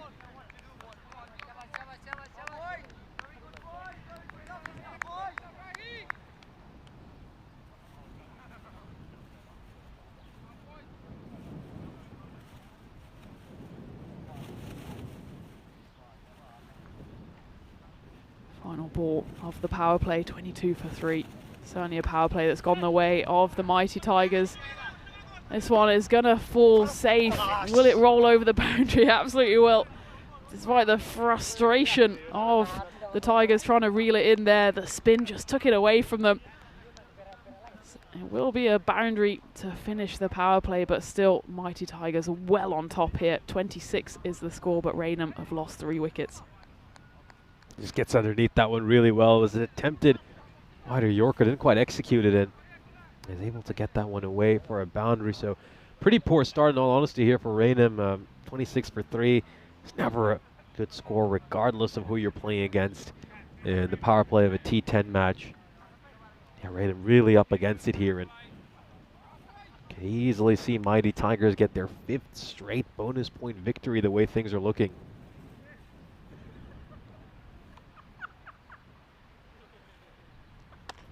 Into the 4th over we go, and that one's going to go over the fielder, long off. Well, much to the delight of the Raynham batters, but they know there's still an enormous amount of work to be done here. As the 4th over here will be bowled by Mohsin Uddin. Bowled him straight through the gate. The finger goes up in celebration from Mohsin, and Raynham in big, big trouble here. It's 6 and out for Abdul Rehman as Raynham fall to 32 for 4. Just full and straight through the gate, and the stumps get obliterated. Brilliant ball there, absolutely wonderful. Full and straight, right at the stumps. Batter misses, the bowler hits, and Raynham, they're in dire straits at 32 for 4. Even the single point is now starting to look like it might just be out of their grasp. Let's just have a look at this one more time. Brilliant bit of bowling. Gets it right up there and get himself a wicket.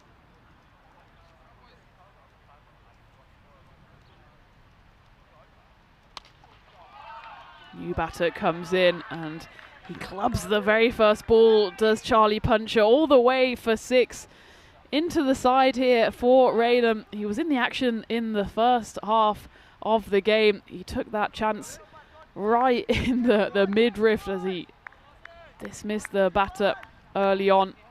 He took the catch, in fact, to dismiss Shawan Chowdhury on 52. He did have an over that went magical, but he's got a chance here to make amends, and he's surely not hanging around here. He's got quite some power, does Puncher, as this one goes offside. And he starts with a 6 and 4. He's definitely hungry for more. This is just what they need. A few boundaries, manage to string together back-to-back boundaries here. Now let's see if Puncher is playing in his first day of European Cricket Series cricket. Can just get himself a few runs. Can he bat himself into some form heading into that match against Markhor? Charlie Puncher has a brilliant name for an explosive batter, Puncher. Can you think of any other ones we've had on the network where their names just fit perfectly for cricket? I know there's going to be a few out there in the professional game as well. Let us know in the chat. What is your favourite cricketing name? Puncher, it's less of a punch and more of a knockout blow. 6 lofted over the covers And the first 3 legal deliveries he's faced on the network, he's hit for 6, 4, 6. He backs away, creates some room to go over the offside, down on one knee, and that just allows him to get underneath the ball and elevate that one away for a 6.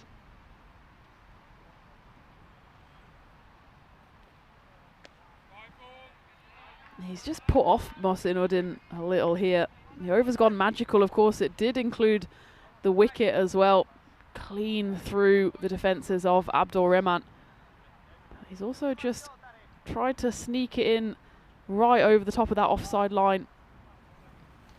Fell foul of it on that occasion, and now he's just a bit put off by Charlie Puncher on the counter-attack at the crease.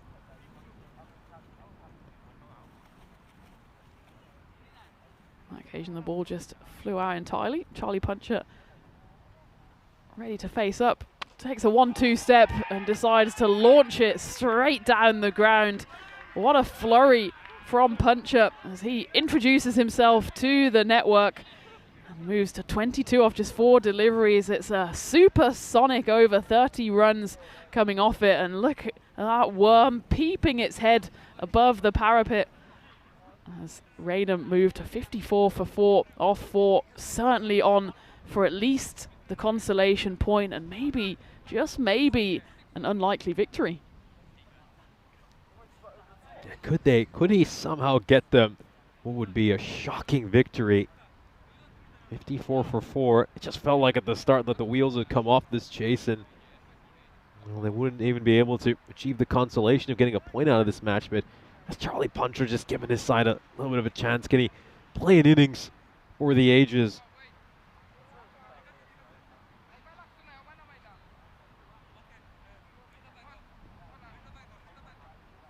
Some readjustments here from the mighty Tigers, who have just been, I think, taken aback a little by that over that went for 30 runs.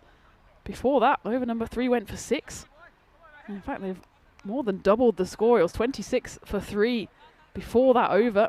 They've moved it to 54. They did lose the wicket as well, but maybe it's not the worst wicket in the world if it brings Charlie Puncher to the crease. It'll be Ashraful Islam, though, on strike. And we all know what he's capable of. And exactly that. I think that one's gone all the way for 6. It's a completely flat one. And there goes the dog. We've got the boundary rider in play. Is he going to go get it? He's dropped his orange ball. He's going after it. Is he going to get it? Oh, he's been called back by the owner. What a spoil sport. Picks up his ball on the way as well. Ashraful Islam, the Centurion, is looking like he might be the key wicket here. If he and Charlie Puncher can put on a partnership, then maybe Raynham are still in this one. Yeah, because he just drops his own ball, decided to go for the Grizzly, but he's been called back and settles for the orange ball. It's interesting, though. I mean, Islam's been open the batting, and he's only faced 4 deliveries this entire innings. I certainly want him to face as many balls as possible. You know, he is a Centurion, and can him and Puncher put together a special partnership? It's going to be a wide, and let's see how many more runs they can pinch off buys. Are they going to push for a second? They ran that first run really slowly. They probably would have only had 1 anyway, but got to run that first run hard just to give yourself a chance to get a second. Adi in the chat, he says it's not from cricket. We're talking about names here, but I'm reminded of a local Republican candidate from my childhood. Her name was Eileen Wright, and her campaign slogan was, "I certainly do." I think I would change my name by deed poll just to have some kind of pun. That's a good one.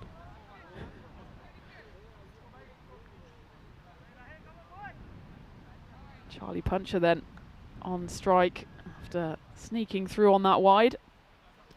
Can he continue to mete out some damage? Good delivery.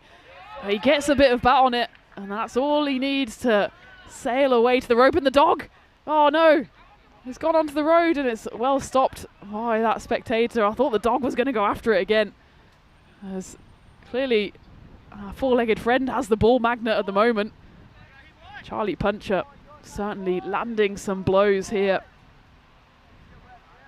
Yeah, Charlie Puncher has hit some brilliant strokes over the course of this innings, and there he just got a little bit lucky, but well, let's say fortune favors the brave, and Puncher showing a lot of courage here, just giving his side a glimmer of hope. clubbed through the covers, and it's going to go straight through the two fielders that are positioned there. There's a long off and there's a deep extra cover. Neither of them able to rescue that one as it goes for a 4. Charlie Puncher has yet to play a shot on the network that hasn't gone for a boundary. He's gone 6-4, 6-6, 4-4.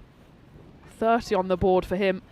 Raynham more than halfway there, at least to the consolation point. 107 is how many runs they still need for the victory. So the run rate basically is magical.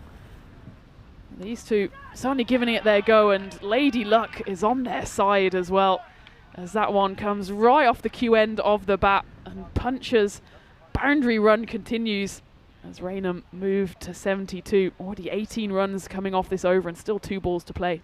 If you're going to go at it, go hard. And Charlie Puncher, through the kitchen sink of that ball, gets a little edge, which goes very fine towards deep third. And this little spell will certainly give Mighty Tigers something to think about. Will just be a little bit of concern settling out in that field. So let's just see how long Puncher can sustain this for. Can he really play innings for the ages, and innings that we'll remember for a long time to come on the network?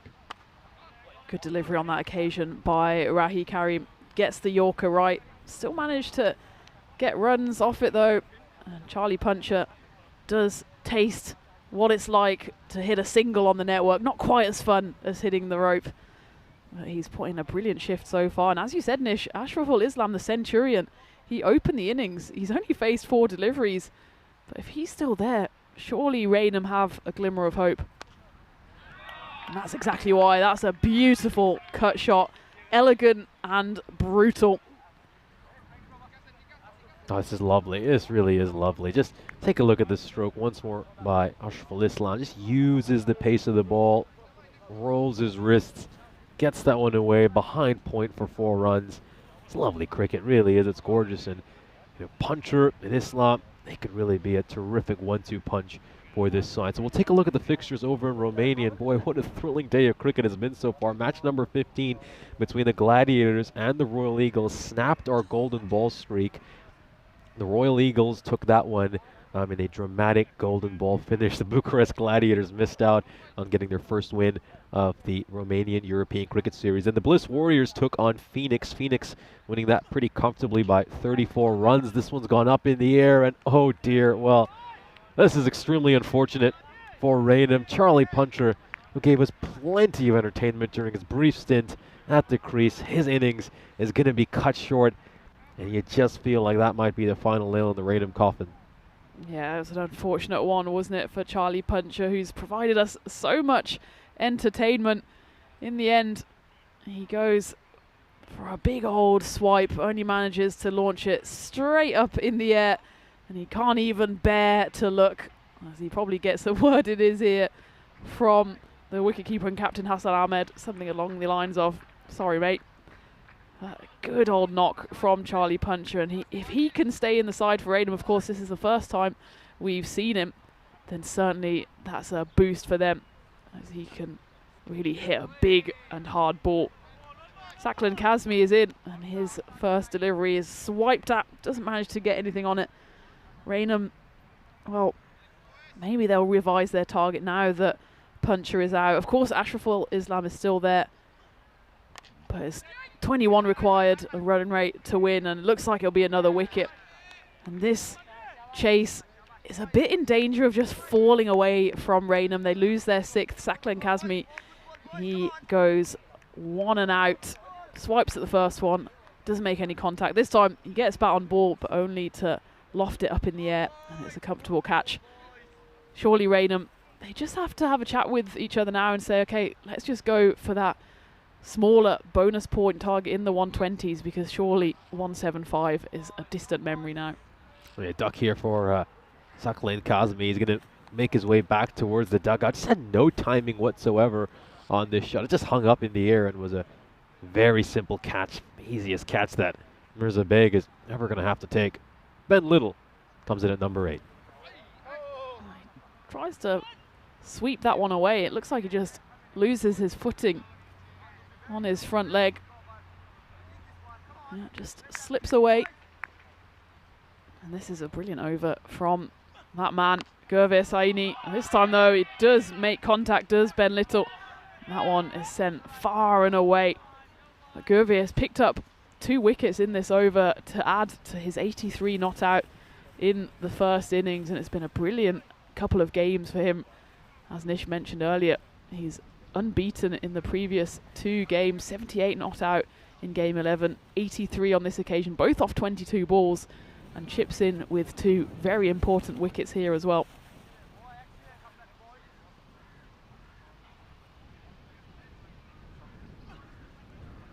Steps right across his stumps, does Ben Little. Gets a little something on it. It's 4 signalled by the umpire, so it must have been bat on it. Nice piece of invention, premeditated here from Ben Little. Steps right across to the offside, and might have even been a little bit of glove. That zoom in, though, does tell us that Ben Little has to do his laces up as we get to the end of the 6th over. 87 on the board for Raynham. Certainly that bonus point, little consolation point, is within grasp, but they just need to put a little partnership on here. Ashraful Islam still there, the opener. There's been, what, 36 balls so far, and Islam, who's opened the batting, has only faced 5 of them. Yeah, it really is incredible. I mean, Islam coming off a century in his last match. He's only got to face 5 balls after opening the batting, and he's going to launch this one away for a 6. And you just wonder if maybe Islam had faced a few more balls at this stage. Could this score have been very different? It's a strange one, isn't it? It certainly hasn't been by any kind of intent from Raynham. It's just the way the wickets have fallen. And of course, while Charlie Puncher was out there, I'm sure Islam was more than happy to stand at the non-striker's end. But just those procession of wickets, Patel falling for a second ball duck and Samsudin picking up just 1 before going as well, means that Islam has been a little marooned at the wrong end. This time he slaps it over towards deep extra cover. Only manages to get a single, and they will actually go through for overthrow. Smart thinking and quick on their feet, Islam and Little. As that one was a bit sloppy by the Tigers. There's absolutely no one on the leg side inside the ring apart from a 45. As soon as it ricocheted off, comfortably able to go through for the second run. So Islam does get back on strike. 122, remember, is the target for a point, so that's more than doable. 27 off 22 is the equation for that.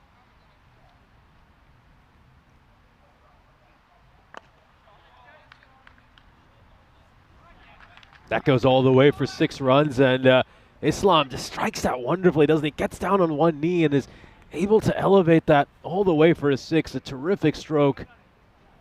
Let's just take a look at this one more time. Steps across, targets that mid-wicket boundary, and just gets it over the fielder's head. He would have been momentarily interested, but with these 50-meter boundaries, you get a good chunk of the ball.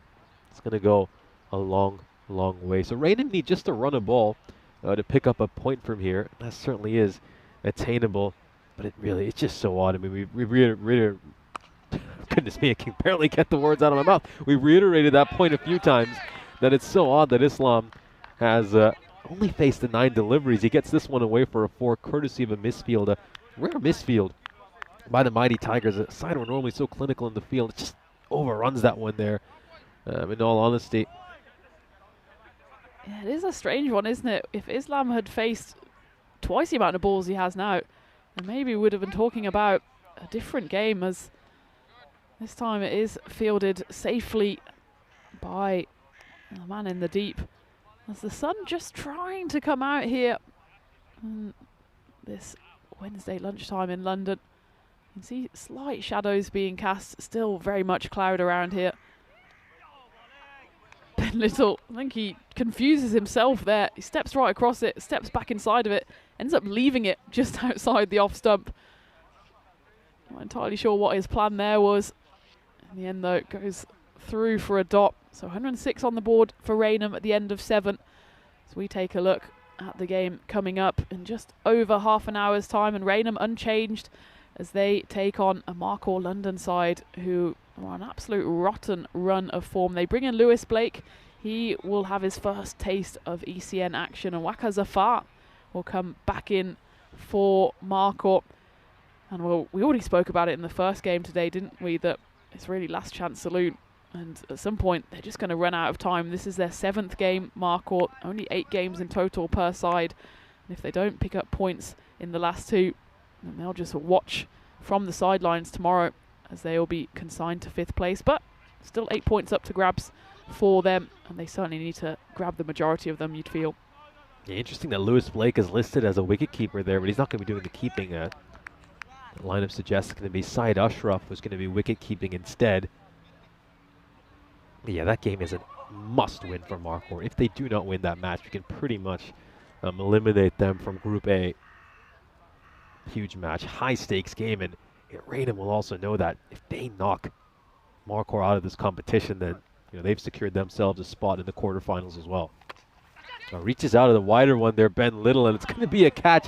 I'm not sure if Mirza Beg was even looking at that ball. I think he just kind of stuck his hands up and hoped that the ball would land. And luckily for him, it does. Ben Little, he'll be so annoyed with himself when he looks at the replay of this wicket. Should have just left that ball alone. We saw him leave one that was just outside his off stump in the previous over. But there's just no need to reach out of that delivery. Especially as there's 0 footwork to speak of. Had he stepped into the offside, he might have been able to smash that one through the covers. As it is, though, just chips it up, and it's the no-look catch from Mirza Beg. You can tell the Mighty Tigers are a side absolutely brimming with confidence. They don't even need to look to do the catching here. As, stuck his hands up and hoped for the best, and the result was an ideal one as Biren Patel comes out for Raynham, and they just need to be a bit sensible here. They need basically a runner ball for that bonus point.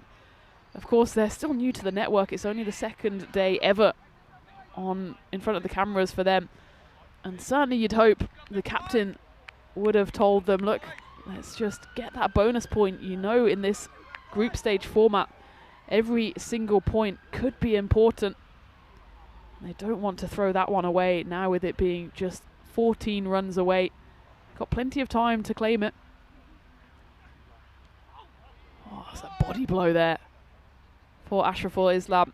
Just slowed it down slightly, did Shohel Ahmed. And he's worn that one as the Centurion from yesterday. Just early through on the shot, picked it early, wanted to hook it away. He's going to have a little bit of a sit down here just to make sure he's okay. Give it a rub. Where's the magic spray? We haven't had the magic spray all week. This would be as good a time as any. Yeah, it looks like the magic spray is about to make its ECS Hornchurch debut. I think someone might just be rushing on with it. There it is.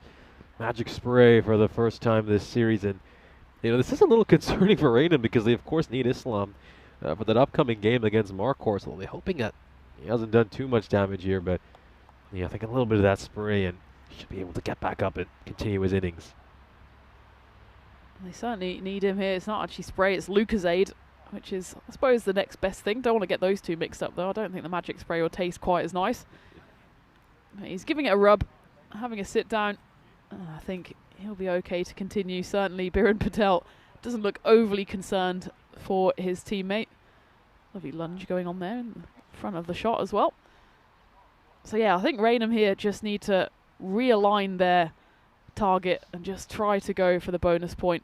Take a look at this. He wore it right on the chest. He was there early, wasn't he? He was just deceived by the pace off the ball by Shohel Ahmed. It looks like he's okay to continue now.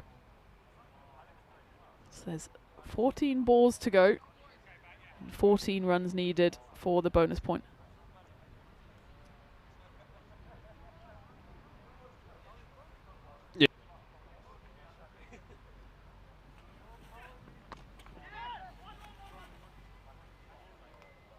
Away into the leg side, just be a single. That's exactly what Raynham need. You can see Islam still giving his chest a rub. Did wear that one right on the body. It's the left-handed Biren Patel, though. Can he see his side over the line for what could be a valuable bonus point? Remember, it will be the first time that the Mighty Tigers even drop a single point in this series. Such has been their dominance in the first 4 games. It's going to have an appeal here. I think keeper certainly is convinced. Hassan Ahmed thinks he's managed to get a stumping over here. We're going to have a look at this side on. and see whether Biren Patel is safe or not. Gonna have to really look at this in slow motion. This is going to be a tough one. I think it's going to be a tight call regardless. You can just see he lifts that back foot there. Does he get it back down in time? Oh, this is touch and go. It's going to come down to the number of frames we have. I think he's probably just about okay. His foot was certainly lifted, and it was a really smart piece of keeping by the captain, Hassan Ahmed. My instinct, though, is his foot just about gets down on time, and that's exactly the decision that has been reached out there in the middle, and of course by the third umpire. Still, though, valuable dot ball. Mighty Tigers, I'm certain that they really want to get these 4 points. Their status in the quarterfinals is pretty much secured, but how much of a bragging rights would it be if they continue this streak of picking up 4 points from 4? Just a confidence booster as well for a team that's already brimming with self-confidence. So 13 off 12 is the equation for a point.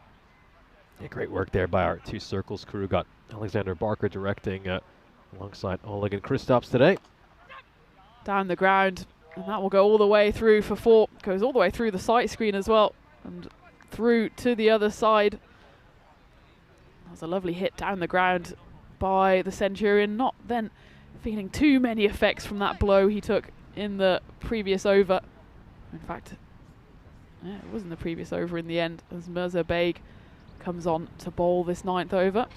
Yeah, nicely along the carpet there by Islam, and he only faced 14 deliveries in this innings, and you just wonder if he'd faced a few more balls, maybe he'd faced as many as 35 or 40 deliveries. I mean, how many more runs could he have made, and how much closer could he have got Raynham to that 175?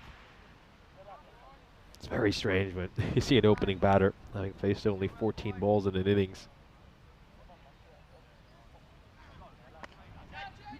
This one over the head of Omar Akram, patrolling the boundary here, and certainly looks like now that Raynham will claim the first ever bonus point off the Mighty Tigers, and that will certainly be a booster for them going into that big game against Marcourt.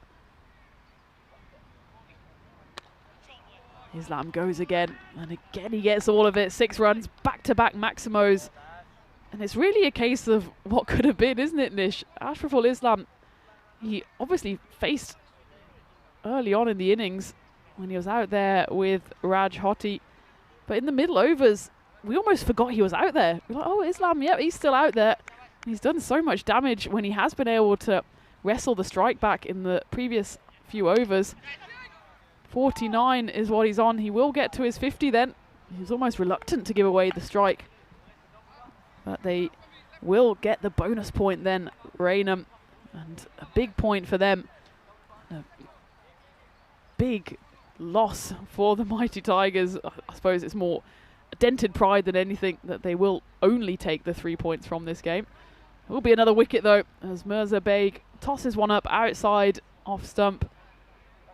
And Biren Patel walks straight past that one. He doesn't want to leave. I'm pretty sure this will be out. We'll double check it. Maybe he's just checking to see if it gets the nod. The wicketkeeper. Oh yeah, it's actually closer than I thought. Maybe he's actually not out. Whoa, it's a tight one. He gets his bat down much quicker. So actually, might have called that one a little too early, but if we go the next frame, the bat's certainly up on that one. And that one is down and the bails are off. It's a bit of a 50-50 decision in the end. And it looks like the benefit of the doubt will go to Biren Patel, so it won't be a wicket. I thought he was well short, but it was just an optical illusion from behind the bowler's arm here. Dot ball though. And another dot ball to finish the 9th over. Good comeback from Mirza Beg. First 2, 3 deliveries go for boundaries. And again, Ishraful Islam, if he's at the wrong end, then he's not able to do the damage. He did pick up a half century, 50 off 17 deliveries, and he will face this final over. Pretty much academic at this point though. Raynham have picked up the bonus point, but they won't win this game unless something crazy happens with 49 needed in the final over. Take a look at the bowling figures here. Gurveer Sani, how good has he been today? Incredible batting performance, 83 runs of 22 deliveries in the first innings. batted superbly in the opening match today as well with a undefeated 78 of 22, and then those bowling figures in the second innings. They have been amazing. He has been a real standout performer today. Half appeal there by the bowler going into the final over. As again, Islam, he sees the ball so quickly, doesn't he? It means that sometimes actually he's threw the shot far too early. There's another bruise to add to his collection. He gives it a rub this time a bit further around under the armpit. Shohel Ahmed comes back to bowl this final over. Brilliant first over. Went for just 3 runs and picked up an important wicket.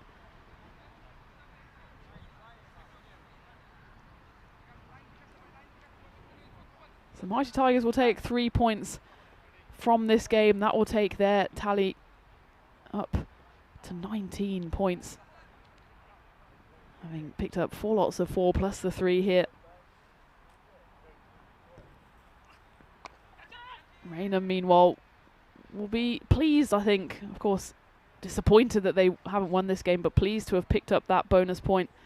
Puts them in good stead for what will be their final game of today as they face Markhor London in game number 13. Raynham will come back with a triple header tomorrow.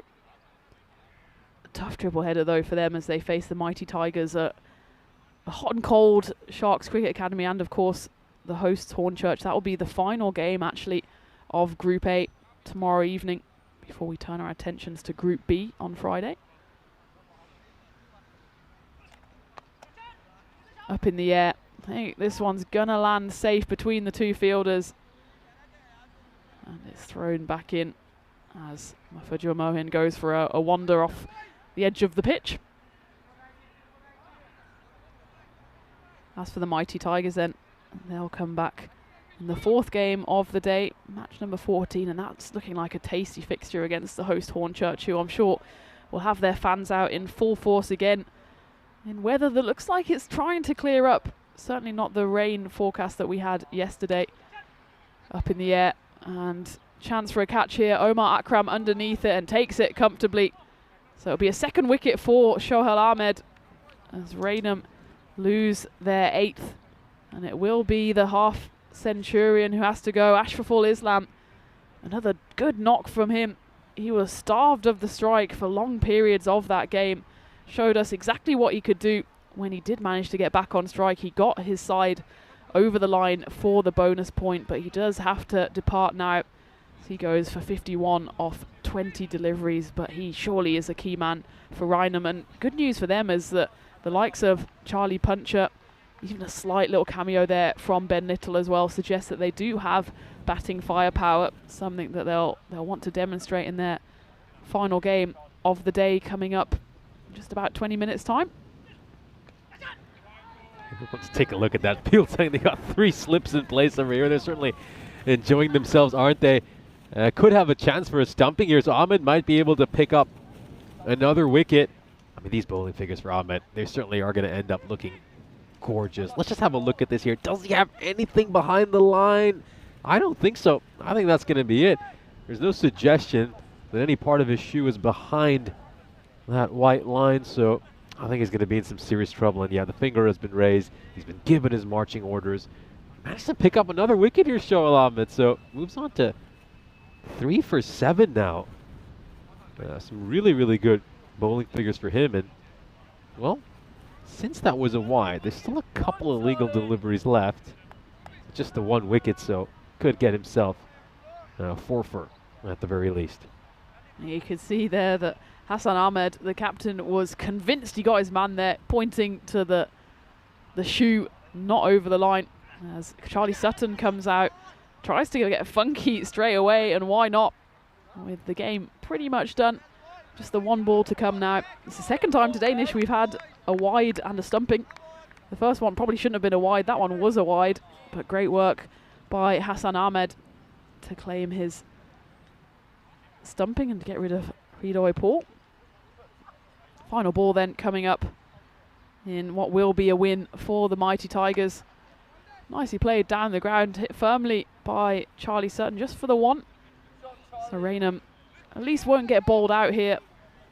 They can carry on running if they want. They might as well. That's going to go for 4 overthrows potentially. Keeps rolling away. Will it go for 4?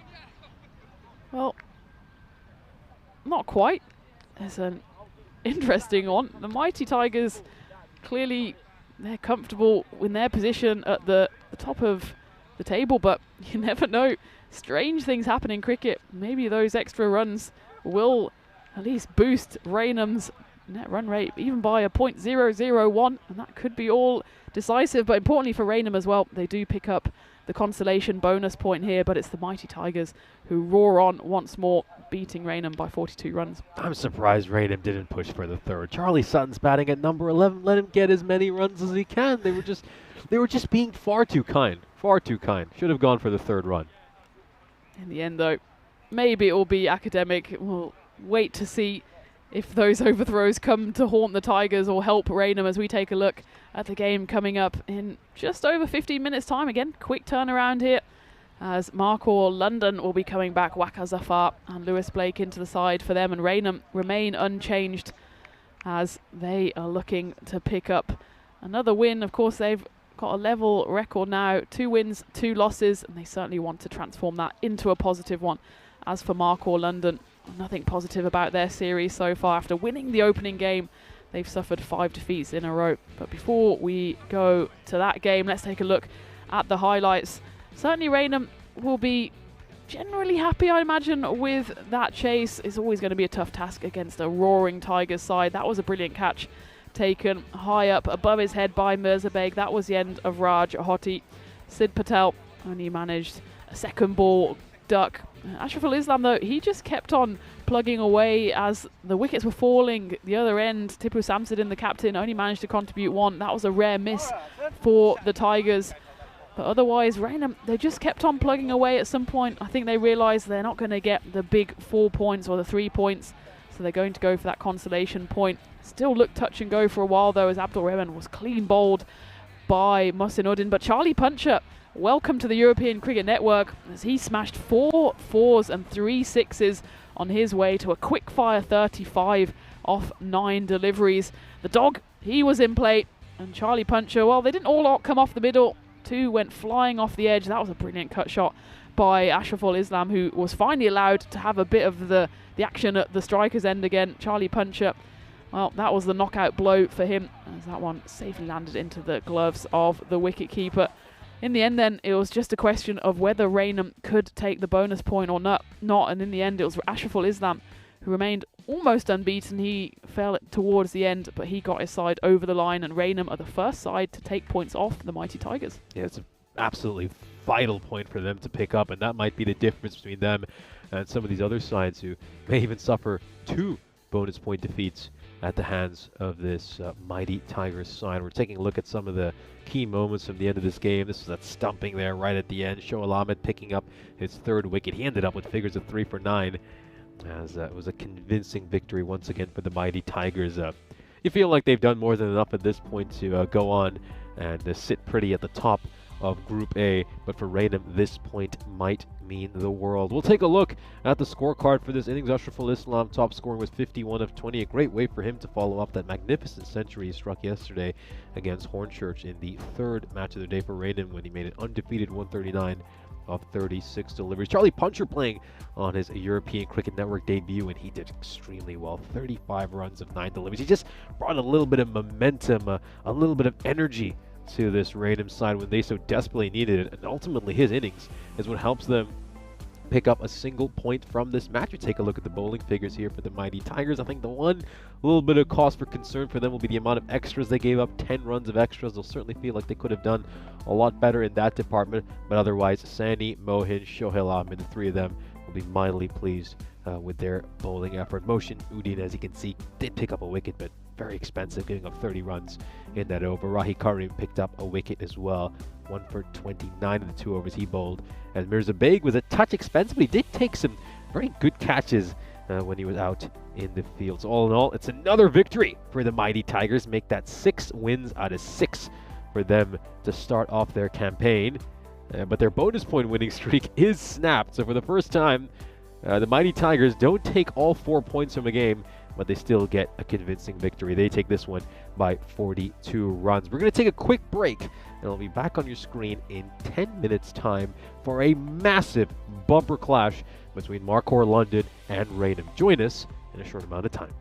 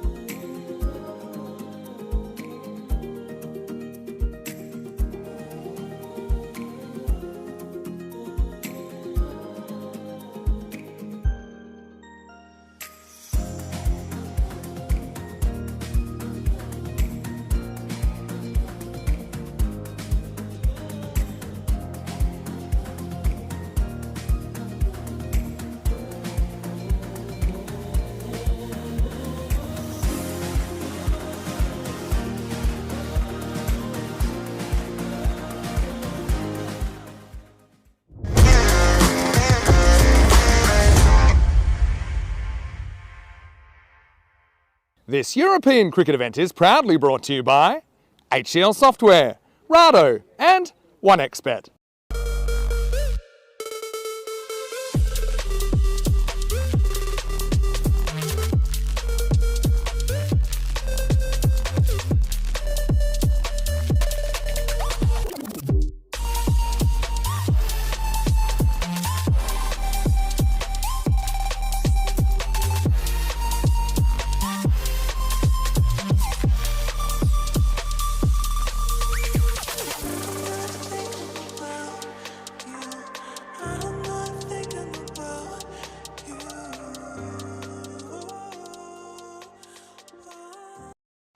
It's match 13 here in London, and it's going to be unlucky for someone as Markhor London take on Rainham.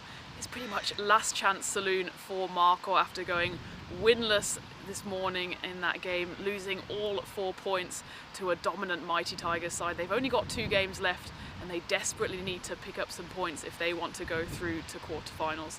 Before we talk about the teams, let's go out into the middle with the tournament referee Ian Ramage for the coin toss. Markhor, you're the home team, you'll Yes. toss the coin. Rainham is the away team, you call. Pen, tails has been called. It's come down tails, you won the toss. I'm going to bat first. Okay, Rainham won the toss and they will bat first. Won the toss and they will have a bat. Remember, they have a centurion in their midst as Ashraful Islam knocked a brilliant unbeaten century yesterday. His maiden one, of course, on the network as Rainham. They were on the network for the first time in history yesterday, and they had a mixed day. They won 2 and they lost 1, but they put on an imposing 200 plus total in the game that they did win against hosts Hornchurch. They're going to bat first again here, and the tactic will be the same: get as many runs on the board against a Markhor London side who are down in the dumps, down on their luck and down at the bottom of the table. They desperately need to do something. 2 games left for them. Can they get the wins on the board that are required to try and get them through to the quarterfinals? Remember, they will have played all 8 of their group stage games by the end of the day today. So by tomorrow, they'll just have to sit back and watch and hope that they have enough points on the board, but certainly they have to win this one. Nish is in the commentary box ready and waiting to take you through this one. And the news from the toss is that Rainham have won and they will have a bat.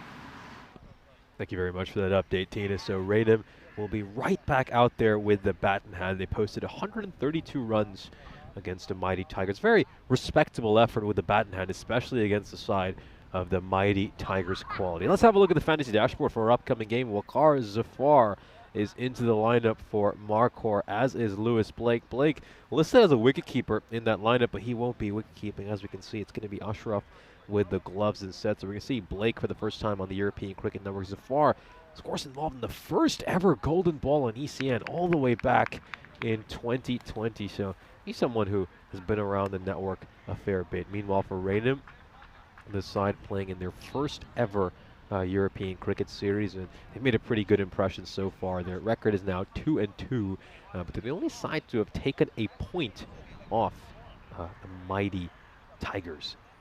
So, the win predictor states that Rainham are coming to this match as 71% favorites. But it is worth mentioning that these two sides played each other in the opening match on Tuesday, and that game came down to the last ball. It was a dramatic finish, a thrilling encounter, and let's hope this game can provide us some similar entertainment. I'm Nish J. Pott, and I'll be taking you through this first innings. Tina's just taking a break for this innings, and she will be back for the second.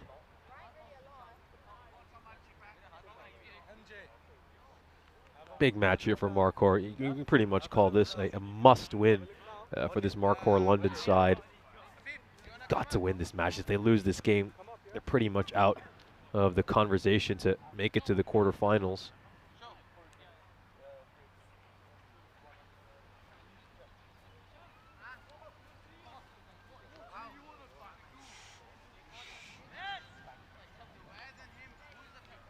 Adiun Tesserande saying that Rainham might well have just played themselves into the quarterfinal with that showing in the previous game.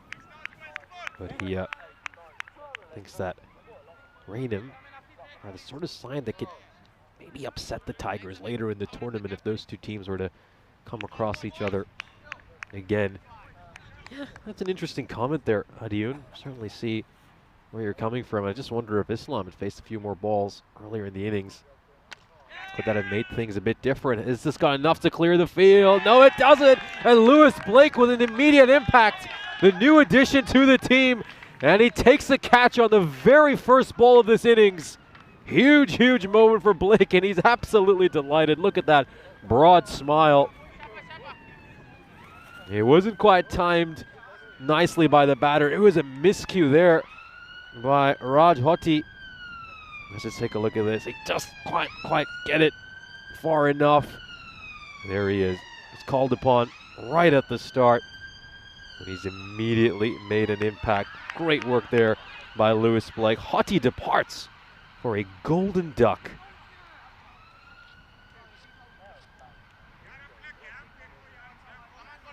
Huge moment there for Blake. Massive, massive grin on his face.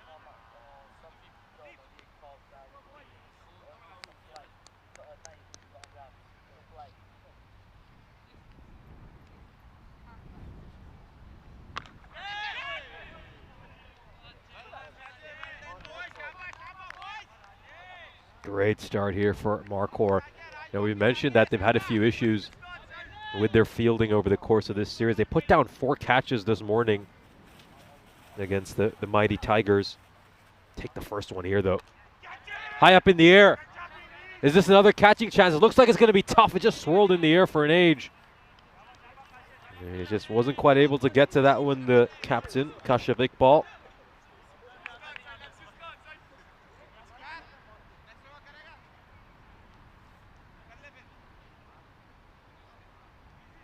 Well, a lot of drama early. Marquardt off the start they would have dreamt of.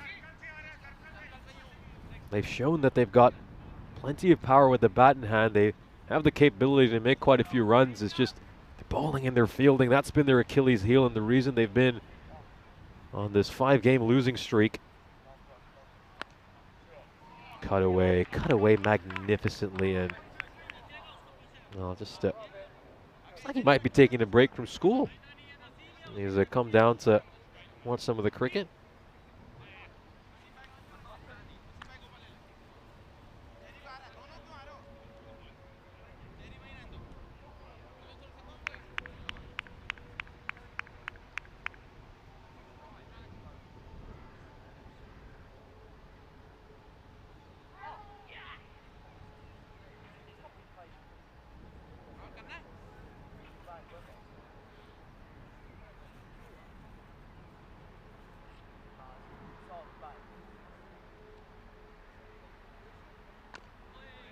Struck away towards mid-wicket. That's going to be a dot ball. Yeah, I was actually just talking about this with our director, Alex, and mentioned that it's very interesting, of course, in the UK.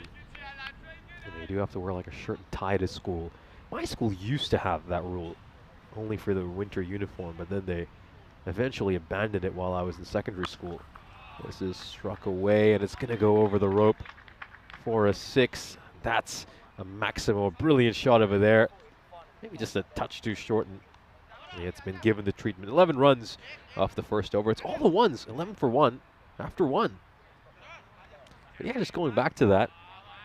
Yeah, so my school used to have a thing where the winter uniform, you had to wear a shirt and tie, and then have a school jumper as well. Didn't have a school blazer, though, as so many schools have here. We'll just pause that conversation for a bit and look at the upcoming events on the European Cricket Network. So alongside us, we've got that magnificent series over in Romania, which has been very entertaining. We saw the golden ball in the opening match of the day.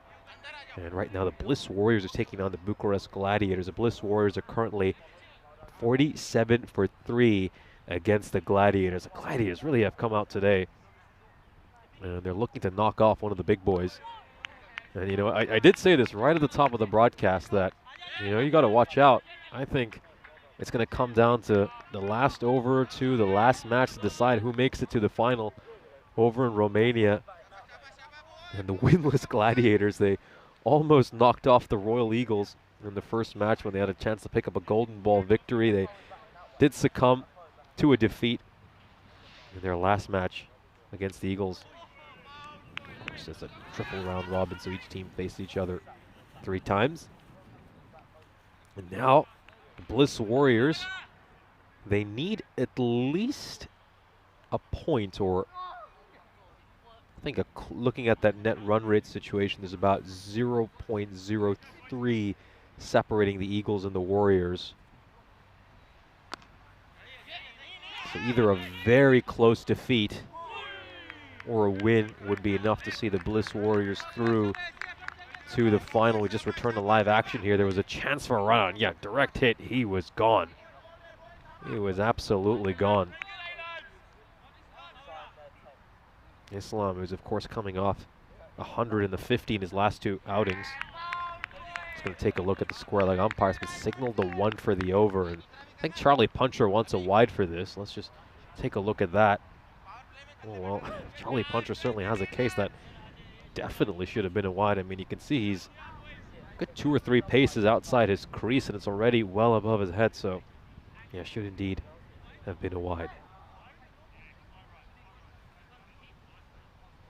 And yeah, this call has been changed. It's been amended. It's now been signaled a wide, and a little thumbs up there by Charlie Puncher as well, as he certainly agrees with that call. Oh, gets a little inside edge there. It's the old French cut for Puncher. You gotta love the courage Puncher's playing with. Fortune favors the brave, as they say. He's just been throwing his bat at everything. He's benefited from 2 or 3 lucky edges over the last couple of innings, but he's batting with great intent. And he's certainly given his side the little propulsion they've needed at key moments throughout the course of their innings. Ajun in the chat saying that putting Puncher and Islam out there straight away is a great idea from Raynham's perspective, as they can just keep going and producing the runs that their side so desperately need. Yeah, of course, I think it was a no-brainer to push Charlie Puncher up the order after that brilliant performance he had against the mighty Tigers. Wonderful stroke, and it's probably going to be a 6, and could just see he'd stepped out beyond the rope. That's a rather nervy 6 over there.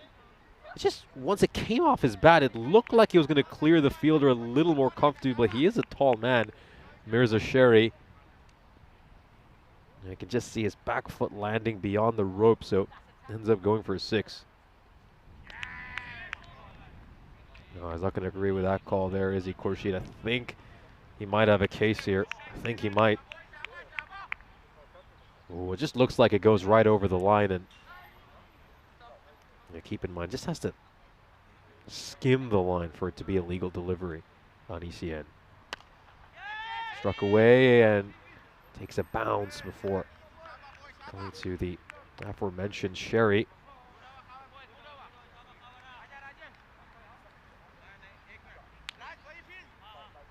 And in the second over, Raynham are 28 for 1, so we drifted in and out of a number of topics. You know, we spoke about Romania for a bit. We're talking about school uniforms for a while as well, and we're now having a look at the standings and just seeing how important this matchup is. Marquardt London, they absolutely got to win this game. It is a must win for them. If they were to lose this match, you just feel like their chances of getting into the quarterfinals would be in real jeopardy.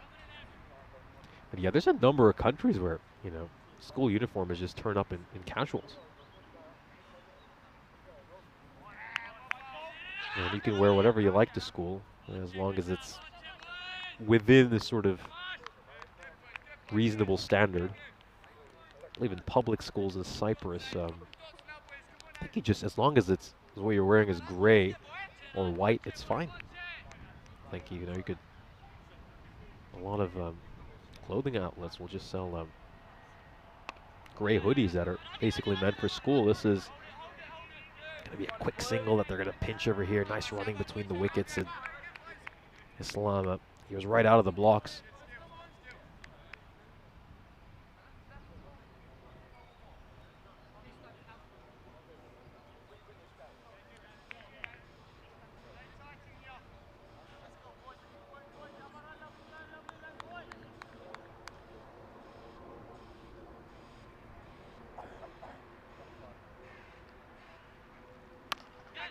High up in the air and lands just to the left of the commentary tent, so that's going to be a 6. Goes all the way for a Maximo.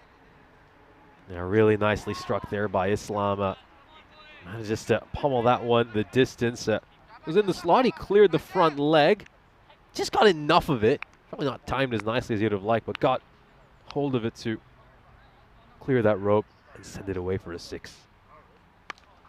Oh, this is sweetly timed. This is as sweet a shot as it gets over the European cricket banner. Goes away for 6. Back-to-back Maximos. This is some really good hitting. Just gets the length he needs to get underneath the ball. Yeah, it's short, but not really short enough to bother the batter. And Raj Kumar is under a little bit of pressure here. He's under the pump. Look how far that ball has traveled. It's actually gone right into where all the trees are, that little dense collection of trees. And that was a big, big chase for the fielder out in the deep. He had to cover quite a lot of ground beyond the boundary rope to go and fetch that ball. Yeah, so I was wondering when the Mighty Tigers are on their winning streak, their bonus point winning streak, what the longest run of bonus point victories was. It was this very random sign that snapped that streak. Mighty Tigers managed to achieve 4 consecutive bonus point victories.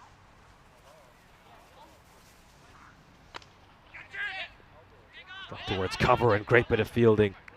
Takes that one-handed. Throws it back towards the bowlers, and really good work there by Usman Malik. But yeah, so the longest run of 4-pointers was by Malo back in the European Cricket Series in Portugal last year, and after they lost to Fighters Cricket Club on opening day, they rebounded by beating Malo that very same day, taking all 4 points, and then they went on a streak of 7 consecutive 4-point victories. So the Mighty Tigers,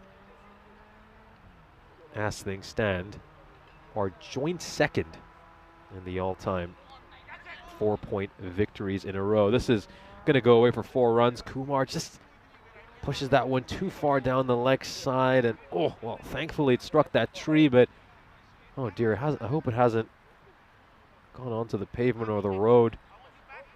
That is a pretty busy road, and you know, we've seen plenty of traffic jams out there. Gets a little bit of bat on this. Let's just see. Just trying to have a look at where the fielder is. No, thankfully it hasn't gone onto the road. It looks like the fence has done its job and prevented the ball from going onto the road. So Raynham, the pretty respectable power play. They managed to get 47 runs, and their expected score is currently at 155, which would make this a very exciting game. I think if Raynham can get somewhere around 140 to 150, we could be in for an exciting chase, because Markhor side have certainly demonstrated that they have plenty of batting talent as well.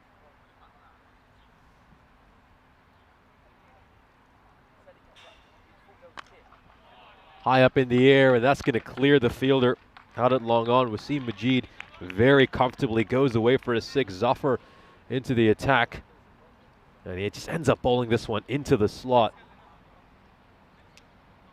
Just able to meet that one on the half volley there, Ashraful Islam, and pumps it away for a 6.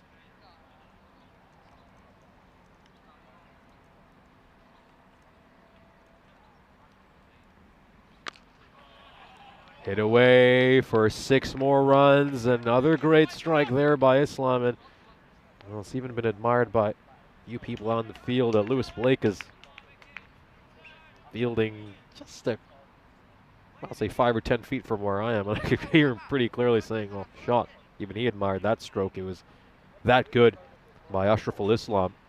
Gets down on one knee. He's able to elevate it, and yeah, that would have been a 6 during some of their domestic league games as well, when they have 60-meter boundaries. Just beautifully struck. And Zafar, well, he's under the pump to start off this over. Back-to-back 6s.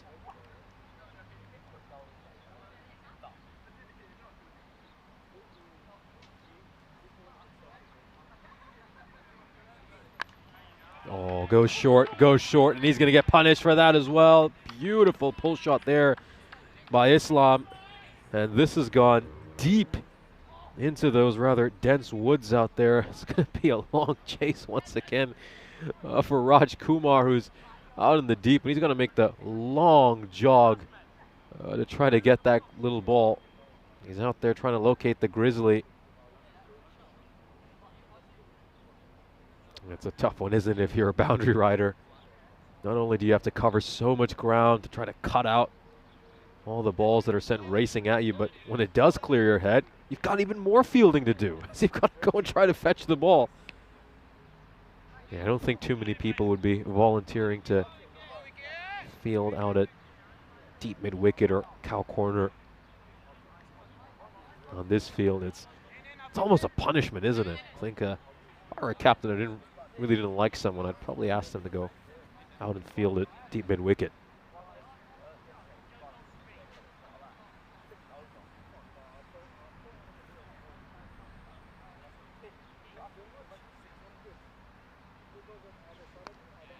Straying down the leg side with his line, and Islam just gets outside the line, and he's able to help that one away beautifully for 4 more runs. He's now just a shot away from picking up his 3rd consecutive 50-plus score. He's in the form of his life, isn't he? And I think both Christina and I were talking about this during the previous match, but it was very odd that he opened the batting, yet he'd only faced about 10 or so balls by the 7th or 8th over of the previous game. And now that he's had a chance to face a few more deliveries, just take a look at that run rate for Raynham. It's up to 18.8. They've been able to go at this kind of a rate against the mighty Tigers. Could have pulled off an upset. Another 4, and Islam brings up his half century. A well-deserved 50 for him. His 2nd 50 of this European cricket series. He also has that 100, so it's his 3rd 50-plus score of the series. Very well played. You can see that broad grin right through his helmet. Manages to get to a half century in only 12 deliveries.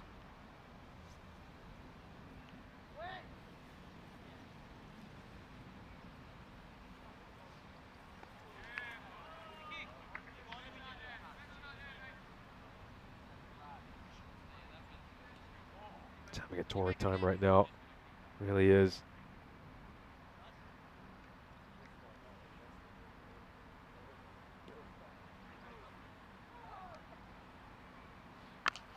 Pulled away gloriously for another 6.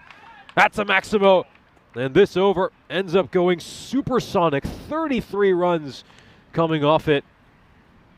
And Raynham find themselves in a commanding position. It's a familiar tale, isn't it, for Marquardt? Have a look at that worm. Look at how it has just shot up after that over. The run rate's now spiked to 20. They're in a commanding position right now.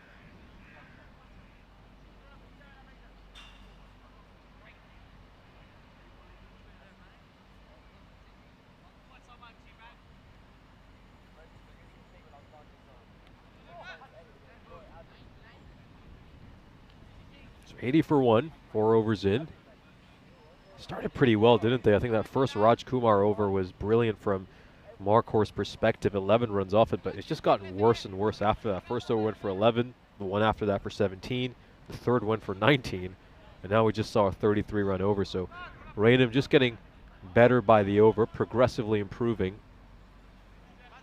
They're now going to put header into the attack.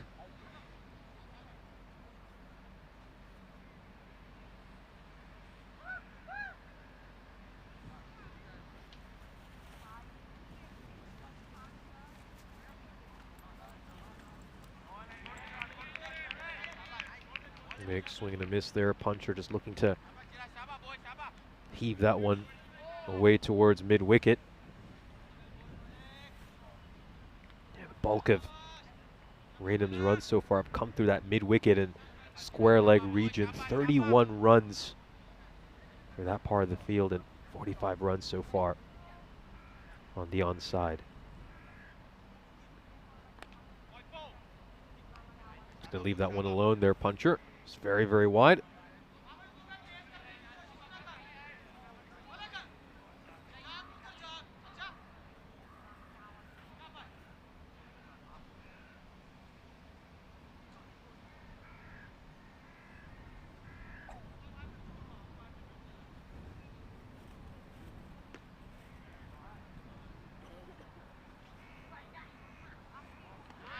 That's another wide, and hasn't quite found his radar here, has he, Header? Just needs to get it right. Just starting to be very leaky here, aren't they, Marcor? A few too many extras. Just got to find a way to get things right. Shiraz Hader gets the line and length right there. That was right up there, nice and full.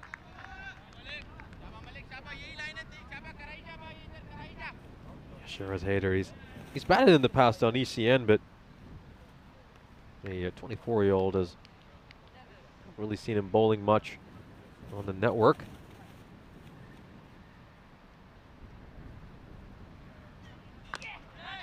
High up in the air.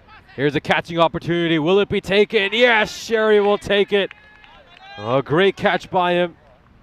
And a very, very important wicket for Marcor. It's the danger man, Ashraful Islam, who will depart after scoring a wonderful half-century. His third consecutive 50-plus score of this European cricket series. He was just looking to lift that one up. And instead he's found the fielder in the deep. Got plenty of height on it, but no distance whatsoever. And that's going to be the end of Ashraful Islam's innings. A brilliant knock by him once again. Take a look at that strike rate, 400. Incredibly impressive. Bottom hand, coming off the handle as well. It's a top knock, and maybe, just maybe, this is that little lift that this Marcor side so desperately need. Right towards cover, and they'll pick up a single over here. So Patel off the mark. That was very first to lose it. Patel has certainly played some handy innings over the course of this ECS as well. Had 30 of 16 deliveries when these two sides played each other yesterday in that dramatic last ball finish between these two teams. And we saw him chip in with some useful runs against the Sharks as well. Played away out towards mid-wicket. Are they going to push for a second? They'll have to settle for this single.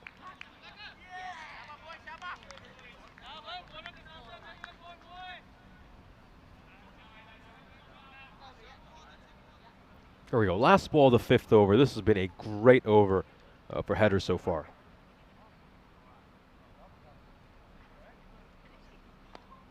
Oh, this gets the line slightly wrong there, but there is a fielder out at fine leg who's going to be able to field that one. Waqar Zafar does well to deal with that ball as the Raynham find themselves 86 for 2 halfway through the innings. It's a good chance to welcome you into the commentary tent. It's been a very exciting match so far, hasn't it? It is an absolute must-win for Marcor, who come into this game with a 5-game losing streak. Now let's see if they can turn things around here. When Ashraful Islam was out there, Raynham were doing so well, but Marcor just had that brilliant fifth over where they managed to get rid of Ashraful Islam. And that could just be the momentum swing they so desperately need. We'll now return to live action out in the middle as we're set for the start of the 6th over. It's going to be Kurar Khurshid who's going to be bowling this over. I think he's had a pretty good series so far. He's chipped in with some handy runs at opportune moments, and his bowling has been good as well. He's had some good overs. Starts off with a wide though. That's not the best ball. It's a loosener to start things off for Khurshid.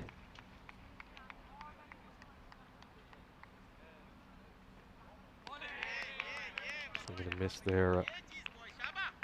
Yeah, Khurshid actually had a standout bowling performance against this Raynham side when he had figures of 4 for 16. You would have felt those figures would have helped his side secure a win. You could just take your mind back to that match. Khurshid bowled the penultimate over against Raynham, bowled superbly, got some important wickets, and then Raynham needed 18 runs to win off the final over, and they were able to pull that off thanks to a great flurry of boundary hitting right at the end by Patel.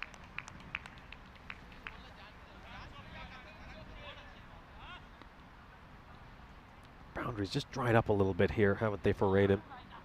Haven't seen any boundaries for the last 8 balls. make that 9 now. This middle overs phase is so crucial, isn't it? So often if he can win this middle overs phase, he can go on and win the match. Struck towards a long off. It's going to be a single. Be interesting to see if we see Lewis Blake bowling at any point in this innings. Certainly done a great job in the field, hasn't he? Took a catch off the very first ball. Done a great job out at long off, and I think that's a little upgrade that Marquardt needed in the field. You know, we've spoken about how sloppy they've been in the field for most of this series, but there's certainly been an improvement in this match. End of the 6th over, a brilliant one for Khurshid. Only 4 runs came in that over, and only 10 runs off the last 2 overs. So after that Islam wicket by Sheraz Haider, things have started to turn around a little bit, and as you can see, Raynham, they've just lost that little spark they had after that 4th over, where they were able to pick up 33 runs. Marquardt just managed to claw themselves back into this game. That current run rate has dipped to 15 after it was at 20.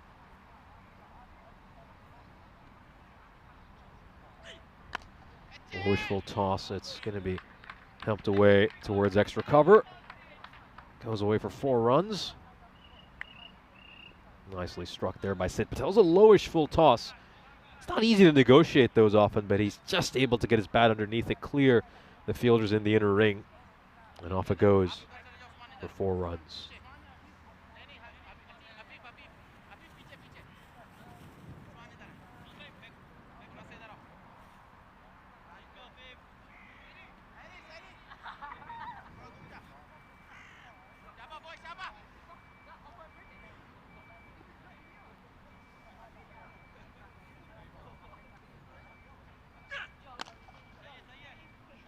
Hit away towards long off, and a great effort there. A terrific effort by Lewis Blake, but he's just not going to be able to cut that out. It was just struck far too firmly. Haider, he's just looking for that Yorker, isn't he? But he's not quite able to get it, just bowling it too full. So it's turning into a full toss, and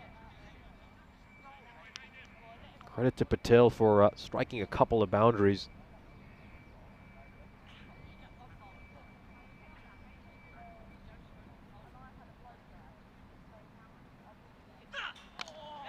Up in the air. Is this going to be a catching chance? Does it have enough legs on it? No, it doesn't. Goes towards Lewis Blake.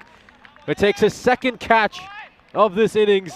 He's been inserted into the lineup, and he's certainly made a big impact with his fielding. And he's absolutely delighted. He can't hide that broad grin. Kisses the cap as well, and make sure that everyone sees the logo. Great work there by Blake. Let's take a look at this again. Gets plenty of height on it, but doesn't get the distance, and it's the old reverse cup catch there for Lewis Blake. He takes that catch, and Marquardt grab another wicket. And they really just pumped the brakes on the scoring here for Raynham. Let's have a look at this one more time. Nicely caught, really nicely caught there by Blake.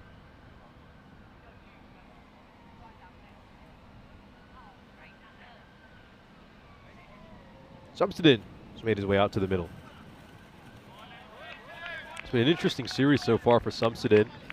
He did have that one good performance against Hornchurch yesterday, getting a score in the 30s, but outside of that, no real scores of note for him, so he's going to have to play a big knock here, the Raynham skipper.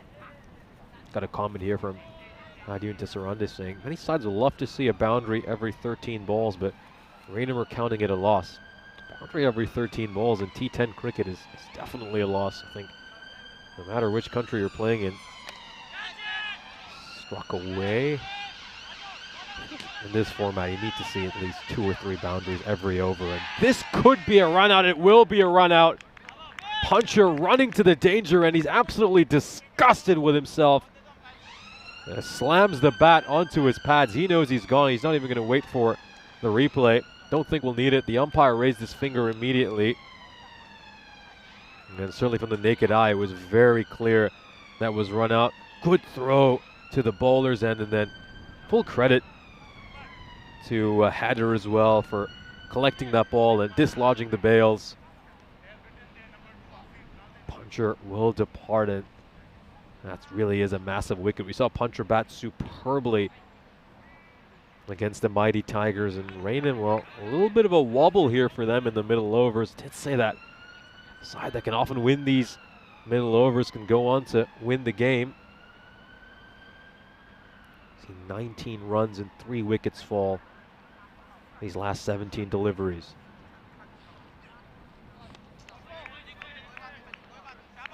So we're into the lower order now for Raynham, and we do know they have quite a bit of talent in that top order, but this middle order for Raynham hasn't really proved it so far this ECS. Need to see an unlikely hero step up for Raynham these last 19 deliveries and try to get them over to a respectable score.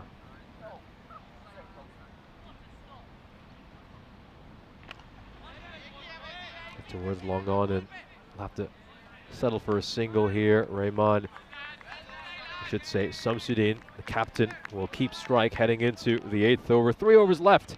Raynham are 101 for 4. Here's a look at the 2025 calendar. So, well, we've had the pleasure of going to so many great countries so far, and we've got plenty more action to come. We're right at the start of the European cricket summer. Alongside us, we've got some wonderful cricket going on in Romania, but just look at some of the destinations we still have to visit. Czechia, Finland, Bulgaria, Belgium, Germany, Sweden. We'll be back in England at the end of July for what should be a terrific series over in Wimbledon. And yeah, just looking at some of those incredible countries we're going to visit, including a trip back to Romania at the end of August. It's going to certainly be a mouth-watering year of cricket on ECN.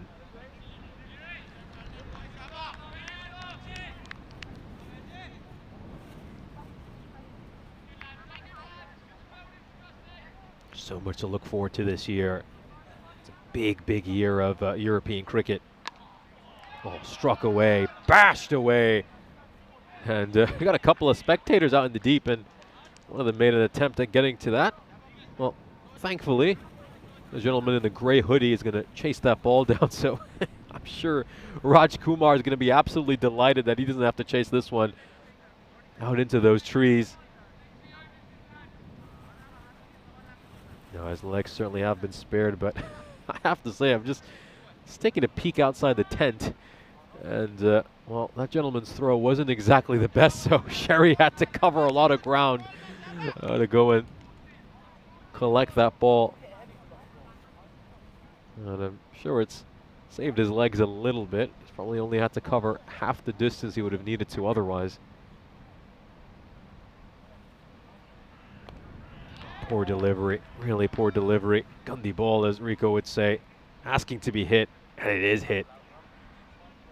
Can't afford to release the pressure here with bowling like that. They've done so well to put this Raynham side under some pressure as we're just taking a look at the height on this ball. It's a tight one, but I just feel like it might be dipping down below the waist by the time it goes past that popping crease. So yeah, the signal is just a 4, so it is deemed a legal delivery, although a very poor one. Oh, it's been given a no ball. It's been given a no ball and a free hit.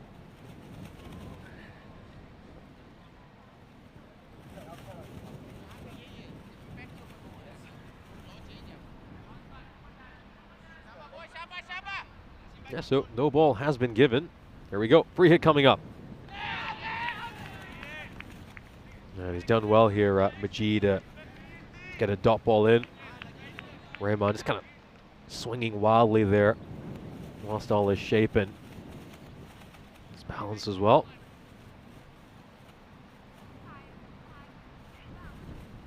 Another wild swing by Rahman, and I think Majid's just figured out if he keep this ball nice and wide, then Rahman is just looking to bash everything towards mid-wicket.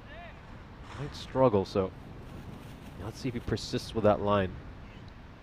It goes a little bit straighter this time, and Rahman's actually played an absolutely glorious stroke. Comes down the track and straight bats that one over long off.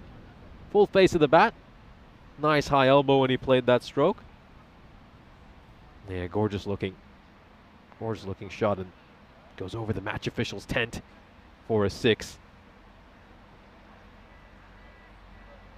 Yeah, with Rahman coming down the wicket there, probably would have been good to just push another one wide at him and force him to try to reach out at it. See what Majid's going to do here. I think wide Yorker. Has to look for that wide Yorker. Goes too straight and gets punished. A little too short as well. This allows Rahman to get underneath it, and he's struck that straight into the European cricket banner. Goes away for 6 runs, and this over ends up going magical. 24 runs off it. That's the over, which Raynham so desperately needed after 3 quiet overs. Overs 5 to 7, as you can see, brought about just 21 runs for them. And they also lost 3 wickets during that period.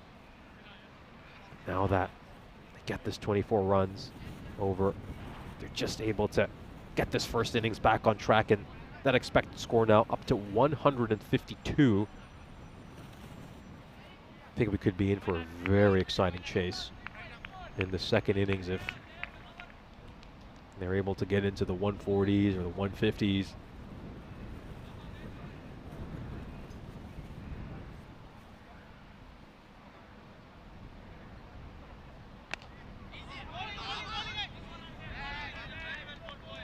Dot ball to start off here. So the captain himself, Kashif Iqbal, he's inserted himself into the attack.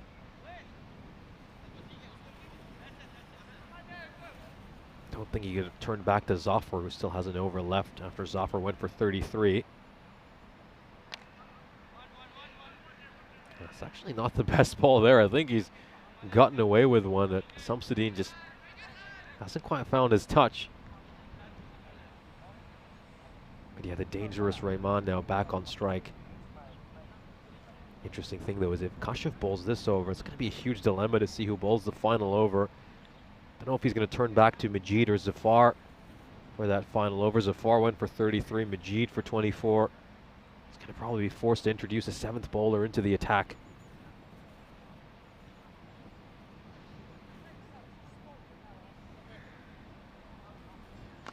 High up in the air and launched. Some slot bowling here by Iqbal. Can't afford to bowl there to a player of his quality. Off it goes for 6. Rahman. Take a look at that strike rate. It's up to 400 now. You know, this is just the flurry that Raynham needed late in this innings to get themselves back on track. Well, that was a wider delivery. He's needlessly reached out at it. Is he going to pay the price? Yes, he will. Oh, what have you done here, Rahman? What have you done? He was batting superbly. That ball was very wide. Decided to reach out at it.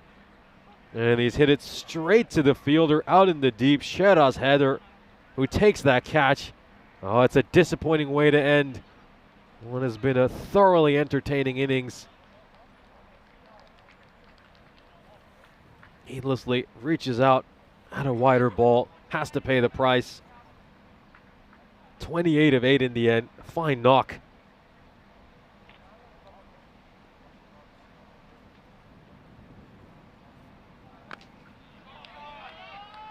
Off that goes for a 6. Really nicely hit. So Hriday Paul doesn't take him any time to settle in whatsoever. Pumps the first ball he faces for a 6. Going a little too short there, and Paul clears that front leg. He's set for launch. And then he smashes it away for maximum results.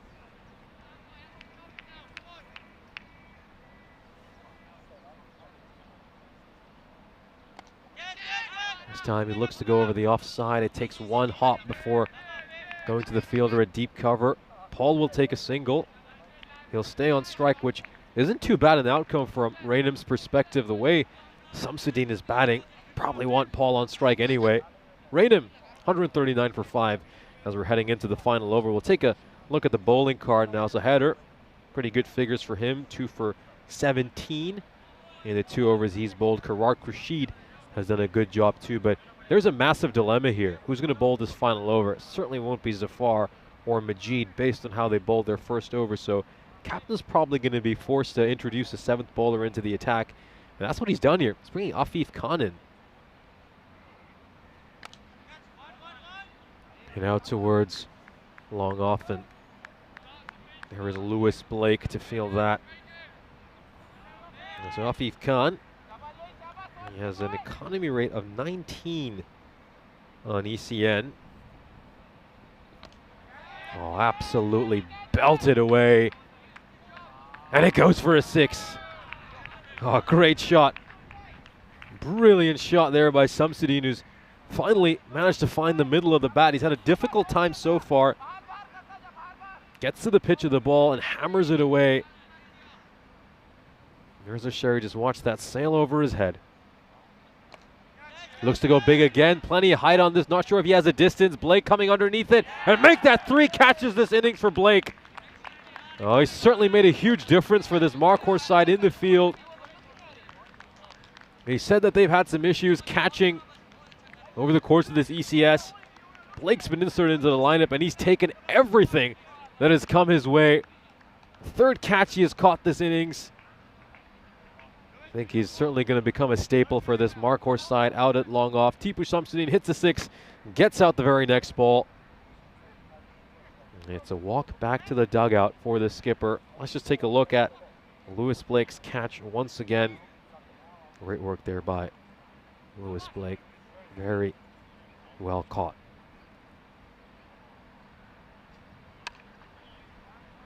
Kind of comes off the toe end of the bat, but still goes away for a 4. Oh, he just gets enough on it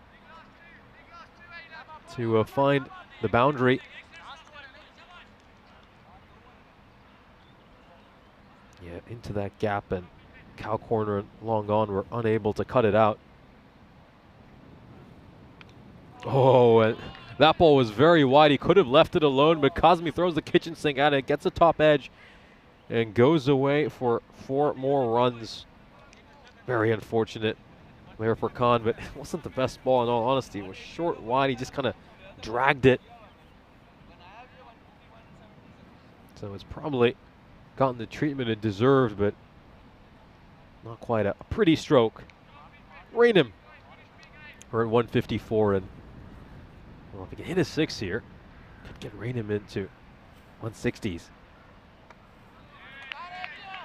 So come off the inside edge of the bat. They're going to get a single here, so Rainham will end this innings with 155 unless there are overthrows.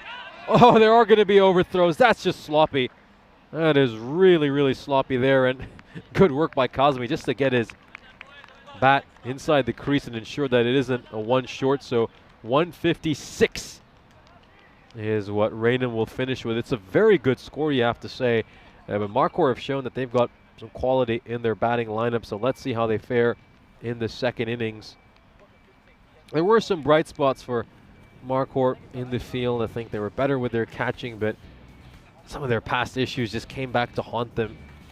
And this game is an absolute must-win for this Markhor side, so let's see how they do in the 2nd innings. It started off with a bang for Markhor. They picked up a wicket off the very first ball of this innings. Hoti had to depart. Good catch by Lewis Blake. He'd take 3 catches this inning, so we'll see him feature plenty in this highlights package. Raj Kumar managed to grab that wicket. Ashraful Islam made his 3rd consecutive 50-plus score, making 56 runs of 14 deliveries.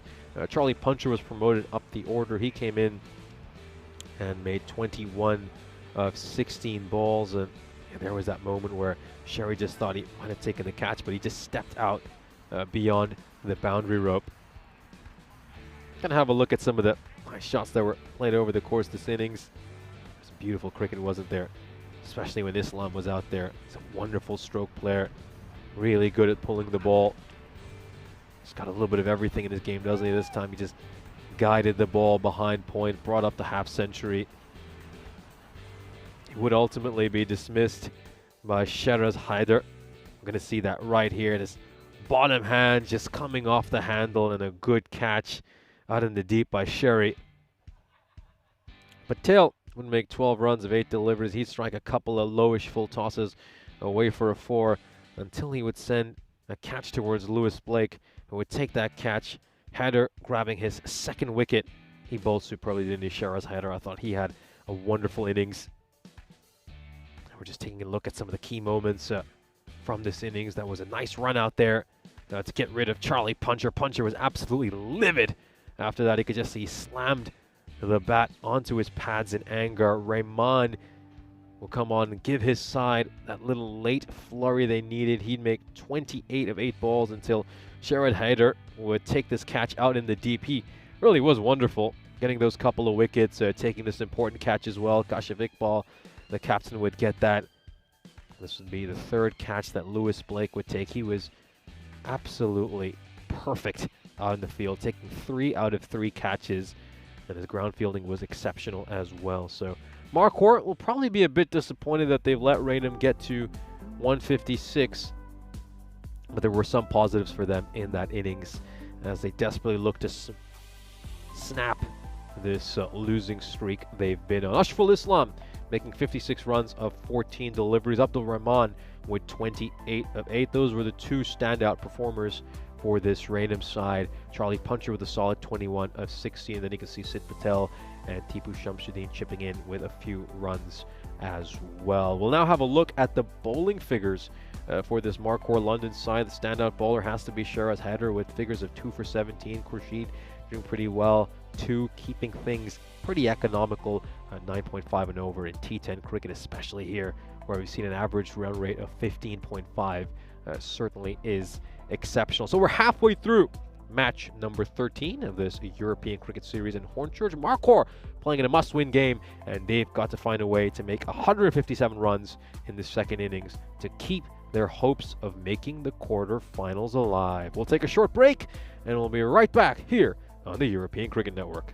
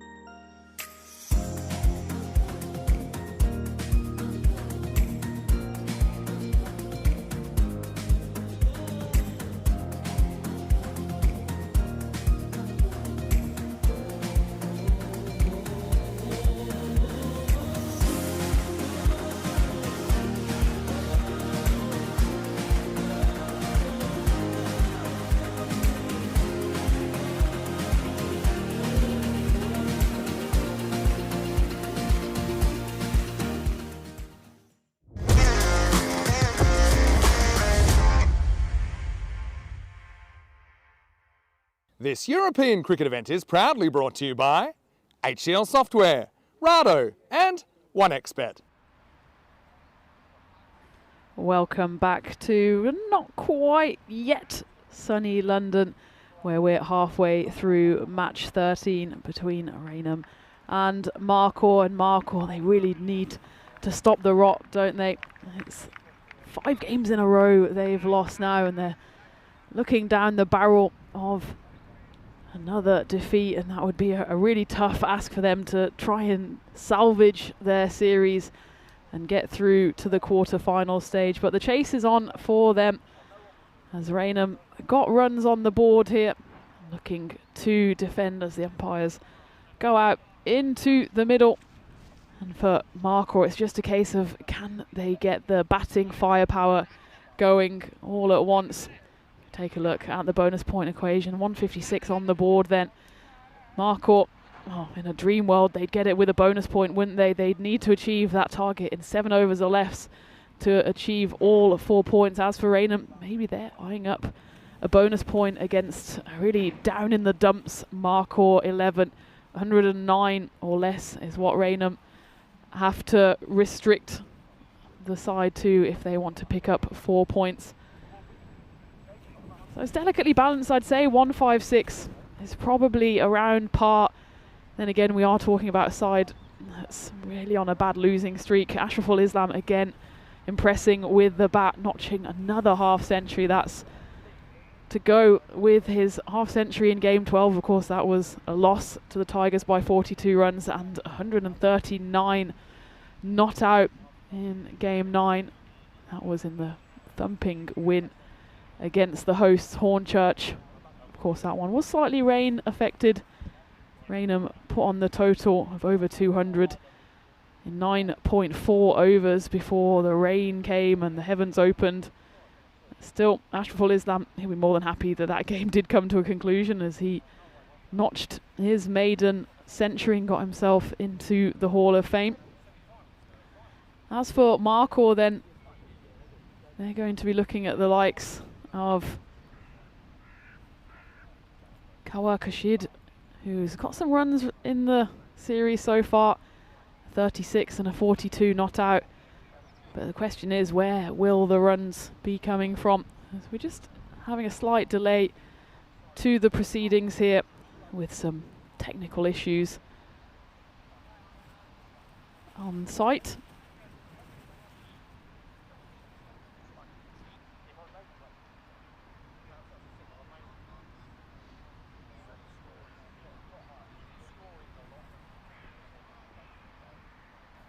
So we do have a quick delay to the start here because of some technical issues. So in the meantime, just keep you updated when we'll start. Hopefully we'll get it sorted very soon.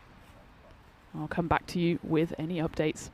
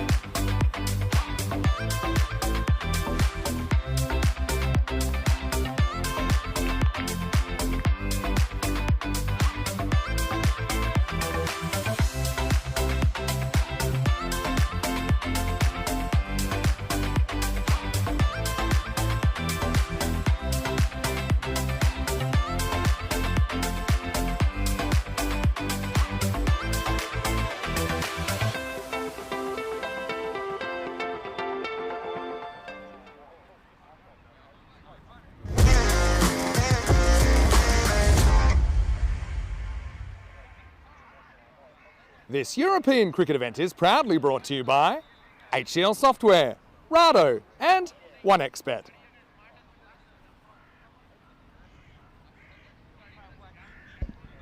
Welcome back to London, where we're still trying to sort out the technical issues, but in the meantime we will get this show on the road as Marco London come out in the hunt for those runs, over 150 of them on the board. It will be a tough task for them, given that they are low on runs, low on confidence.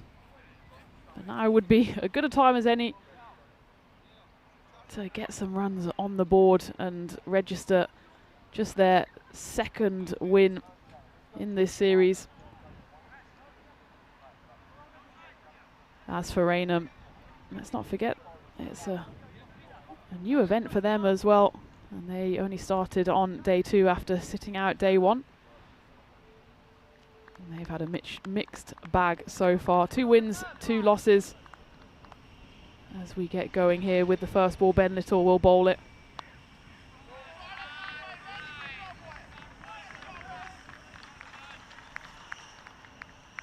The first one will be knocked away as Ashraf is opening the batting right there in the middle alongside Wasim Majid.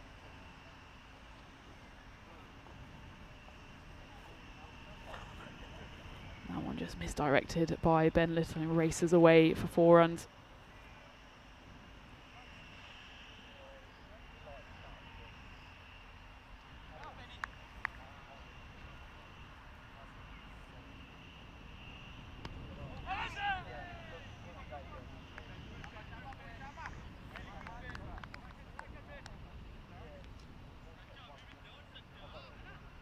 Remember, Marco will finish their group stage campaign by the end of today's play. They've got one more game coming up, the final game of the day against hosts Hornchurch, who themselves still need the points. And you imagine if both Raynham and Hornchurch can take points off Marco London, then that will be pretty much the final nail in the coffin for Marco, knowing, of course, that the likes of Hornchurch and Raynham will take points off each other tomorrow. Meaning that whatever points tally they finish off on, Marco might not be enough to see them through. It's all still permutations for now. And if, and it's still a big if, Marco can chase down this total of 157, then they'll keep their tournament hopes alive. Down the ground, cause of catch it. Ashraful Islam is settling underneath it, and the Centurion makes absolutely no mistake as he grabs hold of that one. It's the first wicket to fall for Marco. Wasim Majid falls for a second ball duck, and Ben Little gets his first wicket of the game. Just a miscue off the bat of Majid. Doesn't even clear the ring. Ben Little probably, if he got his skates on, might have been able to get that as a caught and bowled, but more than happy to delegate catching duties to Ashraful Islam. The misery continues for Marco.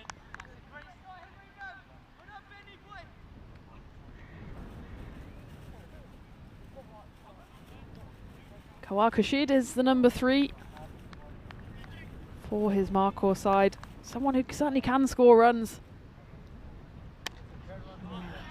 Perfect way to start for him. Flashes away through the covers, 4 runs. He scored 36 off 18 in game 2. That was the one and only win so far for Marco. And a valiant 42 not out off just 14 deliveries in the loss to the Sharks by 6 wickets.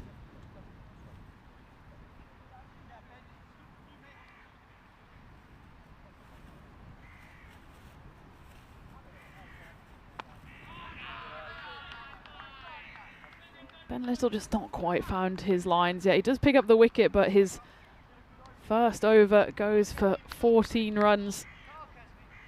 They're pretty much on the run rate at the moment, just around 16 for Marco, but an early wicket will certainly dent their hopes. And it's not exactly a batting lineup that has shown all that it can do in this week so far. Don't quite have the batting depth, and that's exactly why they have fallen to these defeats.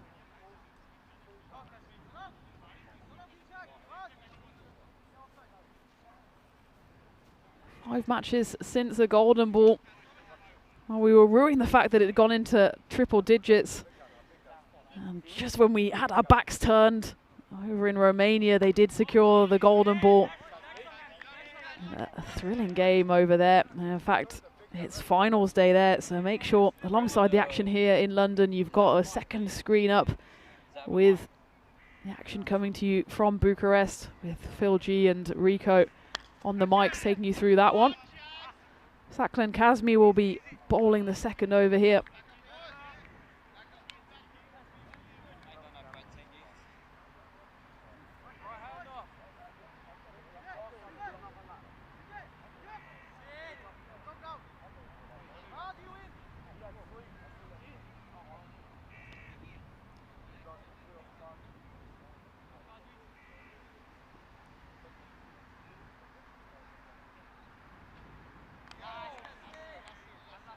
Slightly dragged down there by Kazmi, and it will be wide ball.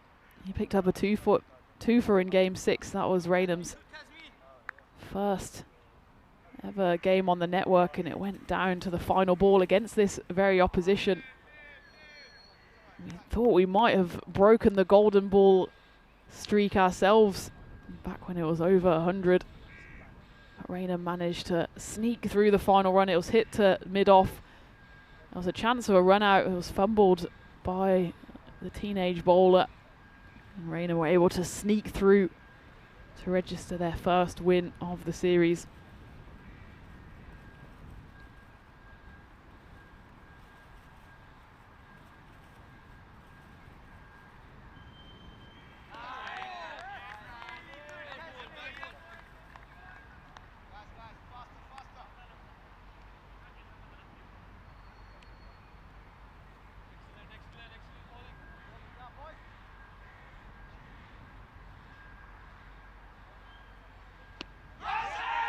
Big appeal there. And after a long deliberation, it has been given. Kawa Kashid trying to swipe that one away to the leg side. It looked pretty straight. It's just a question of height, I think, on this occasion. It'll be interesting to see it on the replay. Let's take a look. Saklan Kazmi is quite a tall bowler. Certainly hitting in line.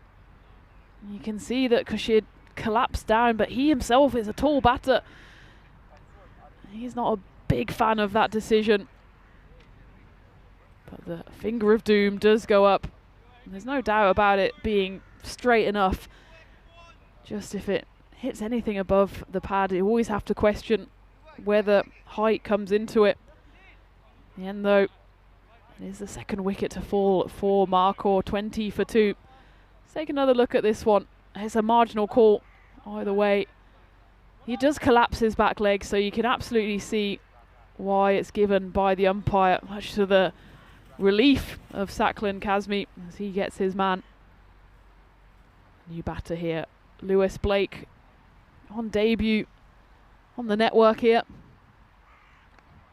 He was heavily involved in the action in the first innings in the field, taking 3 catches, including on the very first ball of the game to dismiss Raj Hoti, and also was on catching duties for the wickets of Sid Patel and the captain Tipu Samsudeen.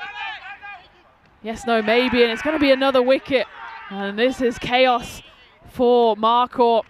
As Lewis Blake, he got on his bike straight away. He wanted to take the run, but Syed Ashraf absolutely still as a statue at the non-striker's end. Still pretty much just leaning on his bat. He was not interested in that in the slightest. And he gets at least a consolation pat on the back. Well, Lewis Blake, he saw that one go through the hands of the fielder. It was Ben Little with the slight misfield. And one of the old adages, you don't run on a misfield. That's what Ben Little tried to do on that occasion. Oh, it was Ben Little that threw it in. Lewis Blake was the unlucky victim. And he has to go for a golden duck. Worth taking a look at this one again. It's not his call. Goes behind square, so really it should be down to Syed Ashraf to make the decision. You can't exactly say he was looking for the single, pretty much resting on his bat at the non-striker's end. And as soon as Lewis Blake saw that the misfield had happened. He wanted to get the single. Ends up being sent back by his counterpart. Third wicket to fall for Markor, 21 on the board. Almost 2 in 2. As that was also the end of the over, so Syed Ashraf faces up at the start of the third, just cloths that one away, almost into the hands of mid-wicket. So Usman Malik has joined him at the non-striker's end. Good over from Saklan Kazmi that second. Went for just the 7 runs. 2 wickets coming off it. Of course, one of those was the run out.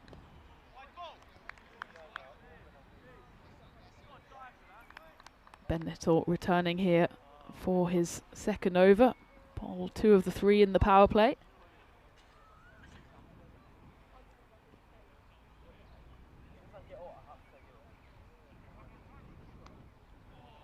Gets a bit of something on that. It's either pad or bat. Signalled 4 runs by the umpire, so it will be 4 off the bat of Syed Ashraf. Just again, a little misdirected by Ben Little. And it rolls away. Nothing the wicket-keeper could do about that. Warm welcome back to everyone joining in the chat.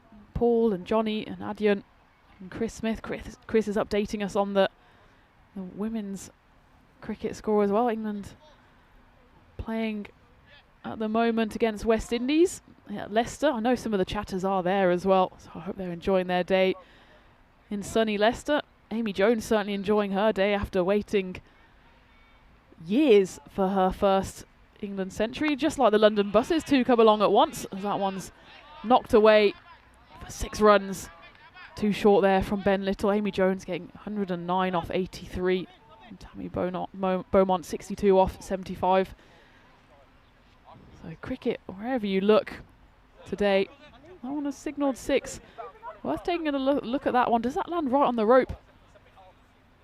The rope doesn't move an awful amount, but maybe the scorers in the scorers box there, or the fans, can give us a better idea. Was signalled 6 on field. Oh, and that's a filthy full toss. He's going to get away with it, Ben Little. It probably should have been hit to the rope, but it's well fielded at backward square. Certainly will be a no ball though. Free hit coming up. Just lost his rhythm slightly here, has Ben Little.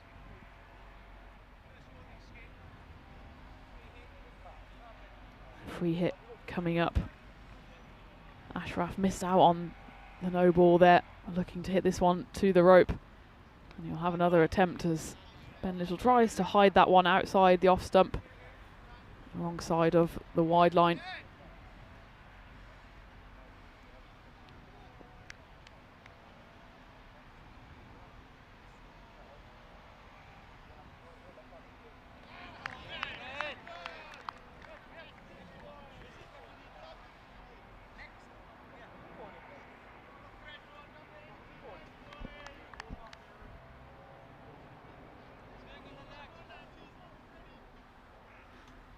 So he does manage to escape on that occasion as the free hit just flies through to the keeper.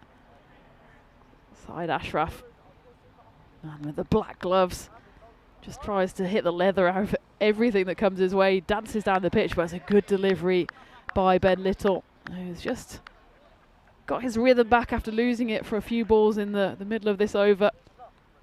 Come back strong with 2 dot balls.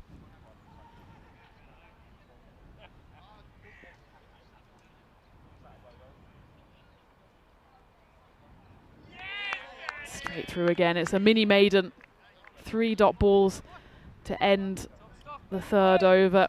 Ben finishes with figures of 1 for 24 off his 2 overs.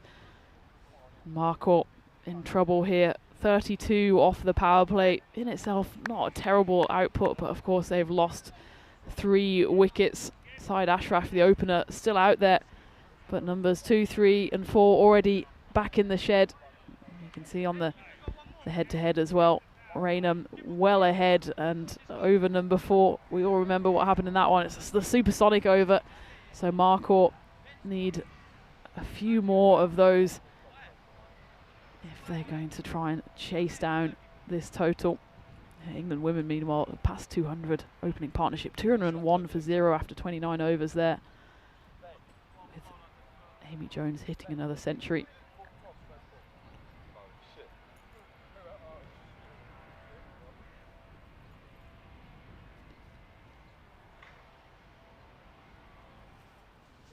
Back to the action here, and Biren Patel will bowl a bit of his left arm tweakers in the 4th over. And of course the action's going on over in Romania as well, where there was a big win for the Bliss Warriors just now as they bowled out the Bucharest Gladiators for 25.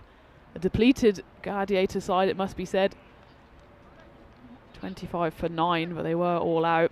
Bliss Warriors posted 118, but it proved to be more than enough against a Gladiators side that have really been struggling in this tournament. Down the ground, 6 runs. It's a beautiful stroke by Usman Malik. Only the 2nd delivery he's faced, and he hits that one far and long into the trees. Elegant stroke. Biren Patel gets the treatment.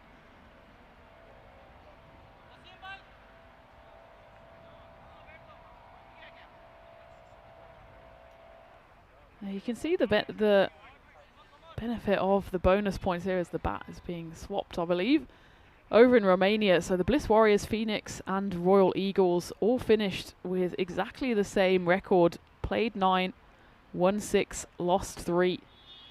But the Bliss Warriors topped the table with 24 points, whereas Phoenix and Royal Eagles locked in at 21 apiece. And that's because the Bliss Warriors picked up 3 more bonus points.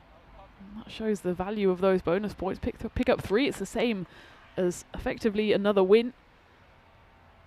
That's why we're back here, as that one's launched by Usman Malik. Almost caught by the Hornchurch players, who of course ready and waiting in the wings for their 2 games after this one. We're back to the bonus point. That's exactly why Raynham, for example, were pretty pleased, I'm sure, to pick up a sneaky bonus point against the mighty Tigers.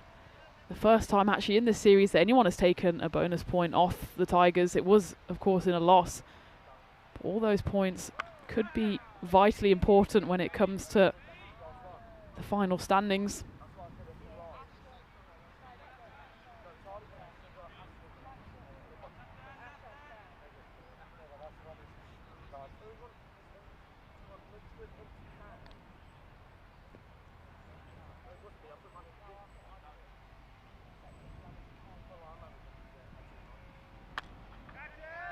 Club down the ground, but doesn't get much of that one at all. It does look like then, as a result of that game, that the final in Romania will be contested between Bliss Warriors and Phoenix, who just pip the Royal Eagles to the post on net run rate. Again, another reason why every single run can be important. We've seen it so many times that these group stages go down not only to the bonus points, but potentially also to net run rate. It's always a nightmare for us having to get the calculators out. On this occasion then, it goes in the favour of Phoenix, but back to London. And after 4 overs, Marcourt 51 for 3. A nice little comeback at least for them in the last 2 overs. They've stemmed the flow of wickets and picked up 30 runs in overs 3 and 4. That one from Biren Patel went for 19, mostly off the bat of Usman Malik, who's 17 off 5. Syed Ashraf though, 14 off 12, just going along comfortably, but he does need to get his skates on with that run rate required up towards 18. As Charlie Sutton comes into the attack, starts with a bit of a low full toss, gets away with it though. It's Ben Little patrolling the boundary out at mid-wicket.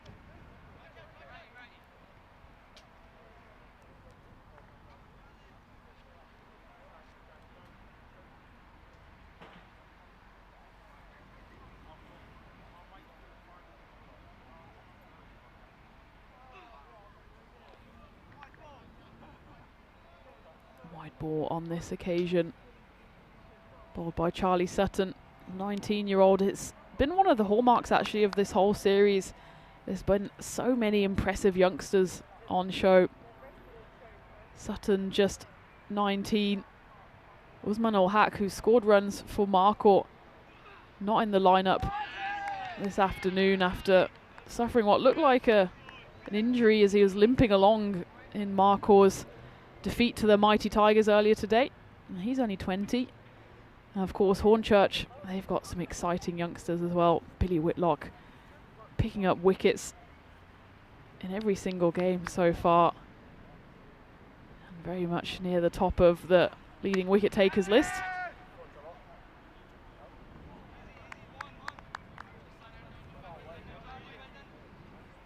In fact, it's probably worth looking at the leading wicket takers. We haven't had a fifer yet or a hat trick, but there's been wickets shared throughout. Billy Whitlock does occupy joint second spot. He's picked up 6 wickets along with Raza Mughal of the Sharks. There's a Shark at the top of the pile as well, as Aziz Jabakeh has 7 wickets to his name. Of course, the Sharks not in action today, but both Mughal and Jabakeh are looking to add to their collection in their triple header tomorrow.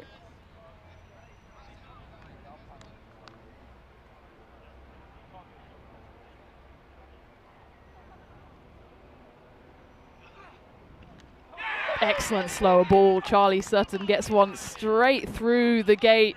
It's become a bit of a trademark of his, and it works excellently on this occasion as it completely deceives Usman Malik. He swings and misses, and Charlie Sutton picks up his first wicket. Marcourt lose their 4th, 55 for 4. Worth taking another look at this one. Out at the back of the hand. Malik doesn't know whether he's coming or going. Swings at it. It does him for length as well. Right in that block hole. Usman Malik has to depart for a quick 18 off 8 deliveries. But let's take another look at this one. Charlie Sutton with the textbook slower ball. Just a lovely bit of flight and dip on it. And dead-eye aim. Hits the top of middle stump. He gets his wicket. He's pumped up. And the youngster follows that up with a vicious slow bouncer which whistles past Mirza Sherry, the new batter. So at the halfway stage, Marcourt 55 for 4. Brilliant over from Charlie Sutton. As we take a look at what is happening over in Czechia. Of course, here in London on Sunday, we will have our day of rest as the Hornchurch third 11 will be playing in their regular league game.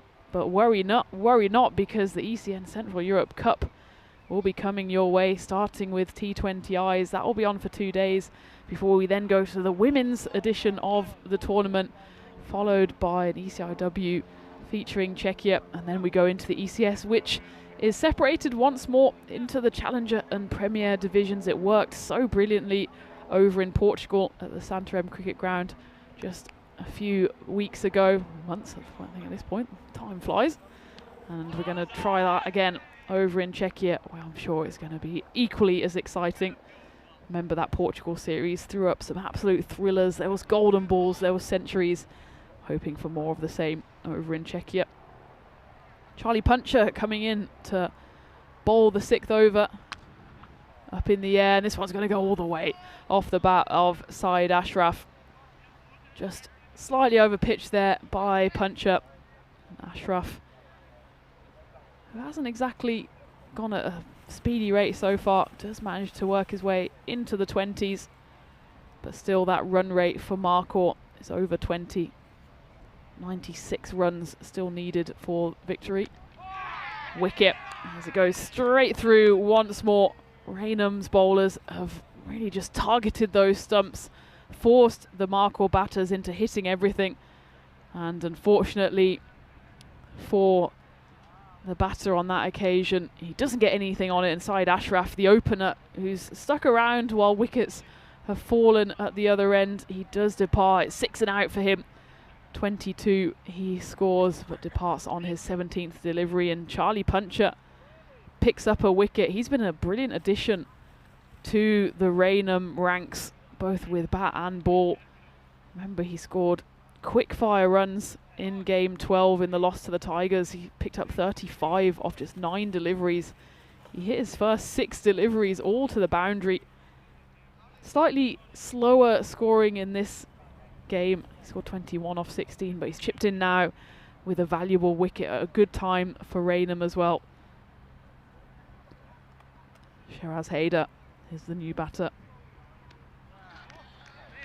Pretty much 2 brand new batters at the crease end for Marco. Mirza Sherry at the other end faced just the dot ball to end the previous over.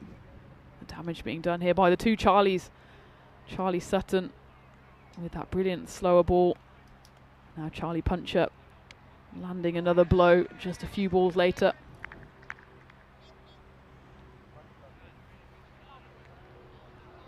Give it a rub. I think he'll be okay. Clearly not wearing a thigh pad.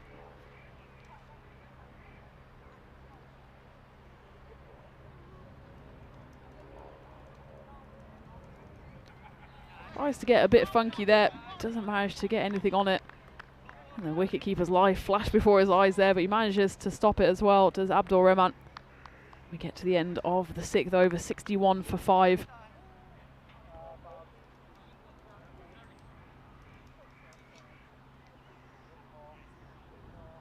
It's not brilliant viewing for Marco here. Really the story of their tournament, that they just haven't been able to fire all together as a team. There's been a few isolated scores. Usman ul Haq scored 61 in game 5. Kawar Kashid has chipped in with a few runs, as has Mirza Sherry. But no one has gone on to a big score, and they haven't really been able to put the partnerships together to threaten the opposition. Again, that slower ball from Charlie Sutton. If that one is on the stumps, it would have been an absolute action replay as Mirza Sherry swings all around that one.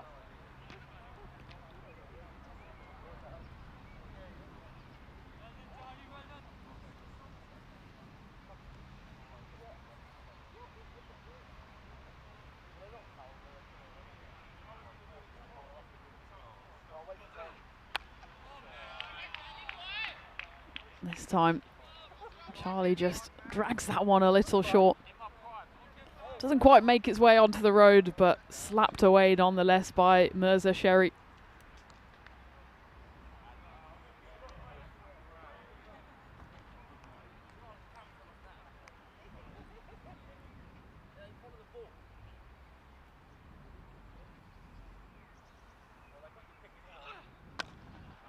And that's a beautiful shot. Checked drive, shows the full face of the bat. And stands and delivers. He absolutely knows the cameras are on him for that hit. Mirza Sherry. Back-to-back boundaries for him. Take a picture of that one. Put it in your scrapbook. And now you see the equation for a point for Marco London. 37 needed off 21. You'd imagine that's still doable for them. But they still need to more than double their score if they want to achieve the win. And that with 5 wickets already down. Charlie Sutton, will he bring out the slow ball again here on the back of back-to-back Maximos? It's full and straight. It's given the treatment once more as the devil comes out. 6-6-6 for Mirza Sherry. And this game, well, it's certainly not over. That run rate just below 24, but Sherry has hit 6-6-6 in the last 3 deliveries. But you imagine one more wicket, and that might be that. And again, Sutton goes for that slower ball. It's worked so well for him. I think he has a little word or two to say to Sherry as well. Maybe something along the lines of, well, you weren't able to hit that one into the trees. Good fire shown there by the Raynham teenager.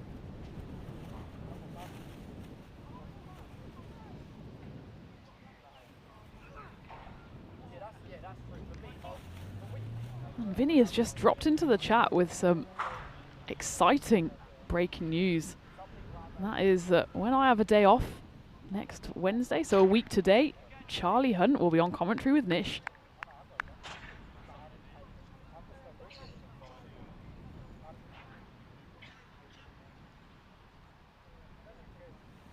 That's excellent news.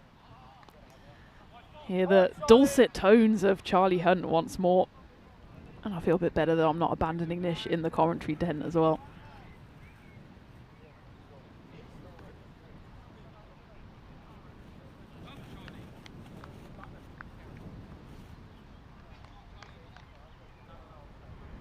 So looking forward to tuning up to that on my day off in a week's time.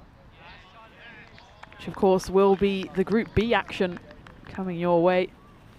Next Wednesday, in fact, will be the final group stage day of this ECS England. In the meantime, though, end of the 7th, 81 for 5. Marcourt still need to get that bonus point, the consolation point, as we look ahead to the penultimate game of the day, which sees hosts Hornchurch back in action. They bring in George Clark, Tommy Fletcher into the attack, and Devon Corliss and Azam Ali will feature for the first time in this series. Mighty Tigers, well, they might have had their claws clipped just a little by Raynham, having not picked up the bonus point for the first time in the series, but they remain unchanged going into that one, coming your way in exactly half an hour.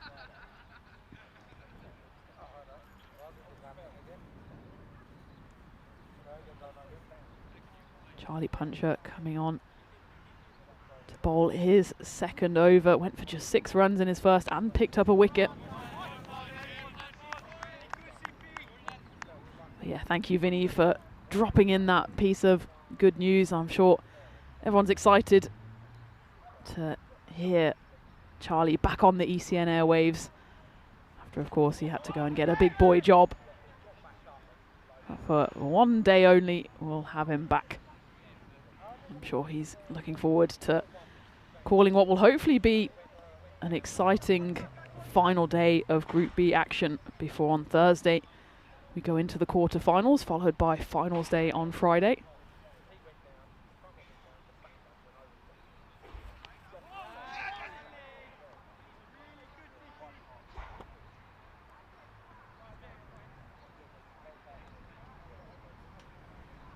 Harsh call, I think, on that occasion.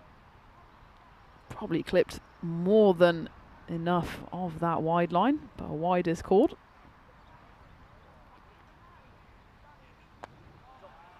And as is often the way, salt is rubbed into the wounds, as that probably should have been a dot ball, ends up being a wide, and the next ball gets lifted away by Mirza Sherry. Putting on a nice little show here. 25 for 10 he managed in game 6. He's 24 off 10 here. Surely trying to get his side on the way to at least getting that bonus point. 21 needed off 14 for that. 68 still needed for the win. That's very much out of reach, you'd reckon, with that run rate. Over 29 needed for that.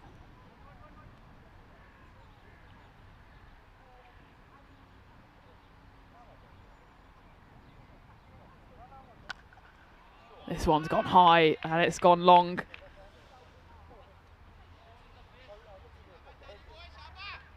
Actually just drops in front of the sight screen. I thought it was going to go sailing over the commentary tent. In any case, it goes for 6. Not much the two fielders at long on and long off could have done about that one. Charlie Puncher there. As soon as the ball leaves the bat, he throws his head up in disgust. Final ball of his spell coming up, and he does manage to reel that one back in. Just go for a single. So 15 runs coming off it. 14 needed for Marcourt to get the consolation bonus point. 96 they have on the board at the end of the 8th. You still see, though, very much the only line they're toying with now is the bonus point line. It was just that one supersonic over the 4th for Raynham, which allowed them to boost their score. Anything above 150 here has certainly seemed to be a troubling score for any of the chasing sides. Unless, of course, you're the Mighty Tigers, who seem to just be able to wipe away anything and anyone in their path.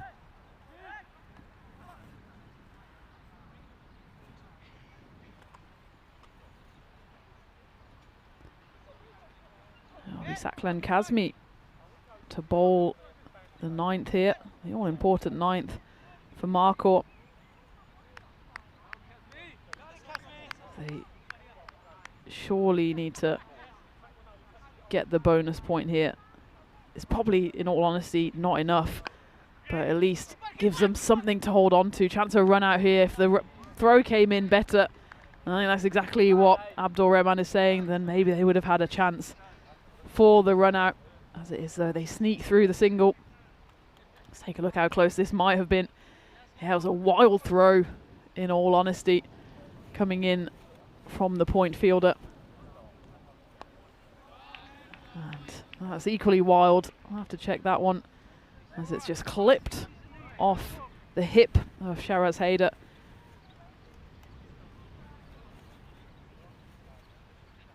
Probably just about okay, given that he's quite a tall figure as well. So it won't be quite the double jeopardy, but still 4 runs.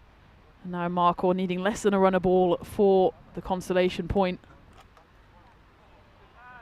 And that one will fly away as well, as Saklan Kazmi just been a little wild. Oh, lovely footwork, that man. The old left-right combination. Or giving it back to Charlie Sutton. Kazmi bowled such a brilliant first over.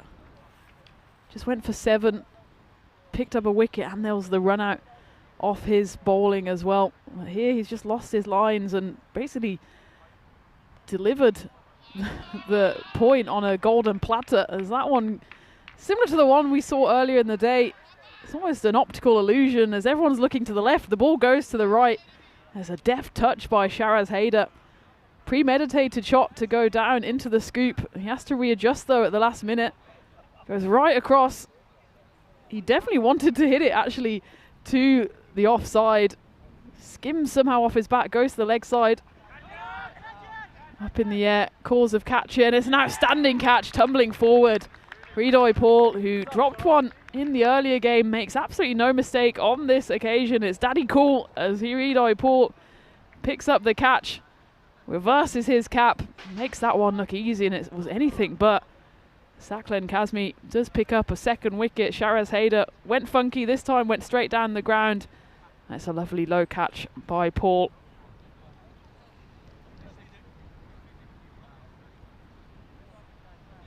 Sharaz Haider has to depart for an 8-ball 9. Saklan Kazmi picks up his 2nd. He's 2 for 12. Still got 1 ball left. Still got 1 ball left. That one goes down the offside. So they do pick up the bonus point with that wide, do Marco. But barring something very peculiar happening in the final over, it will be just the consolation point, as Raynham staring down what will be their 3rd win of this series. That will put them into a positive record as well. Played 5, won 3, lost 2. Only used the 5 bowlers on this occasion. It looks like they will turn to a 6th in the form of Hridoy Paul, who, having taken that tremendous catch just a couple of balls ago, has thrown the ball as a reward to see out this game. Mirza Sherry still going, still plugging away, 32 off 13 for him. Can he get himself maybe even an unlikely half century?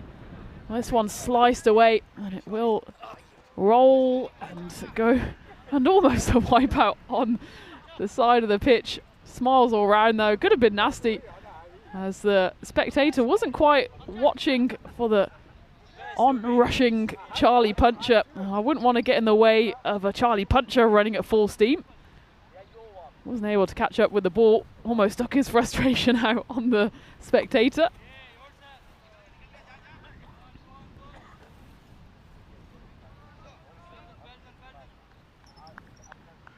So the point achieved as confirmed at the bottom of your screens there.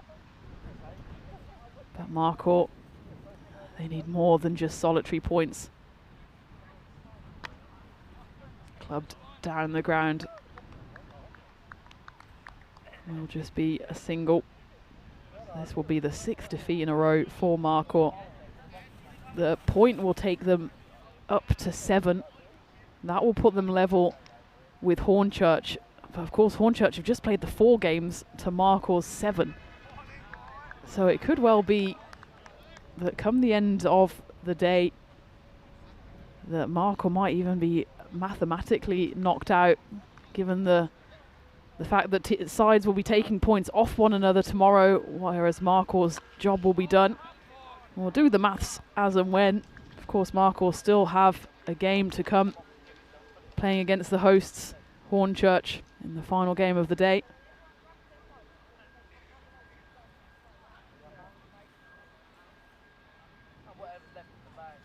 Final ball is hit firmly into the covers.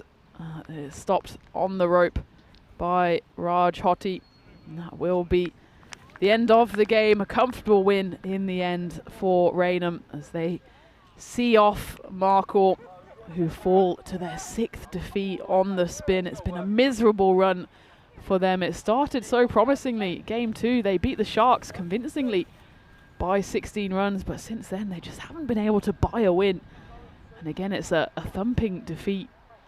38 runs, the winning margin for Raynham, as they continue their pattern of winning a game, losing a game. This time they've won.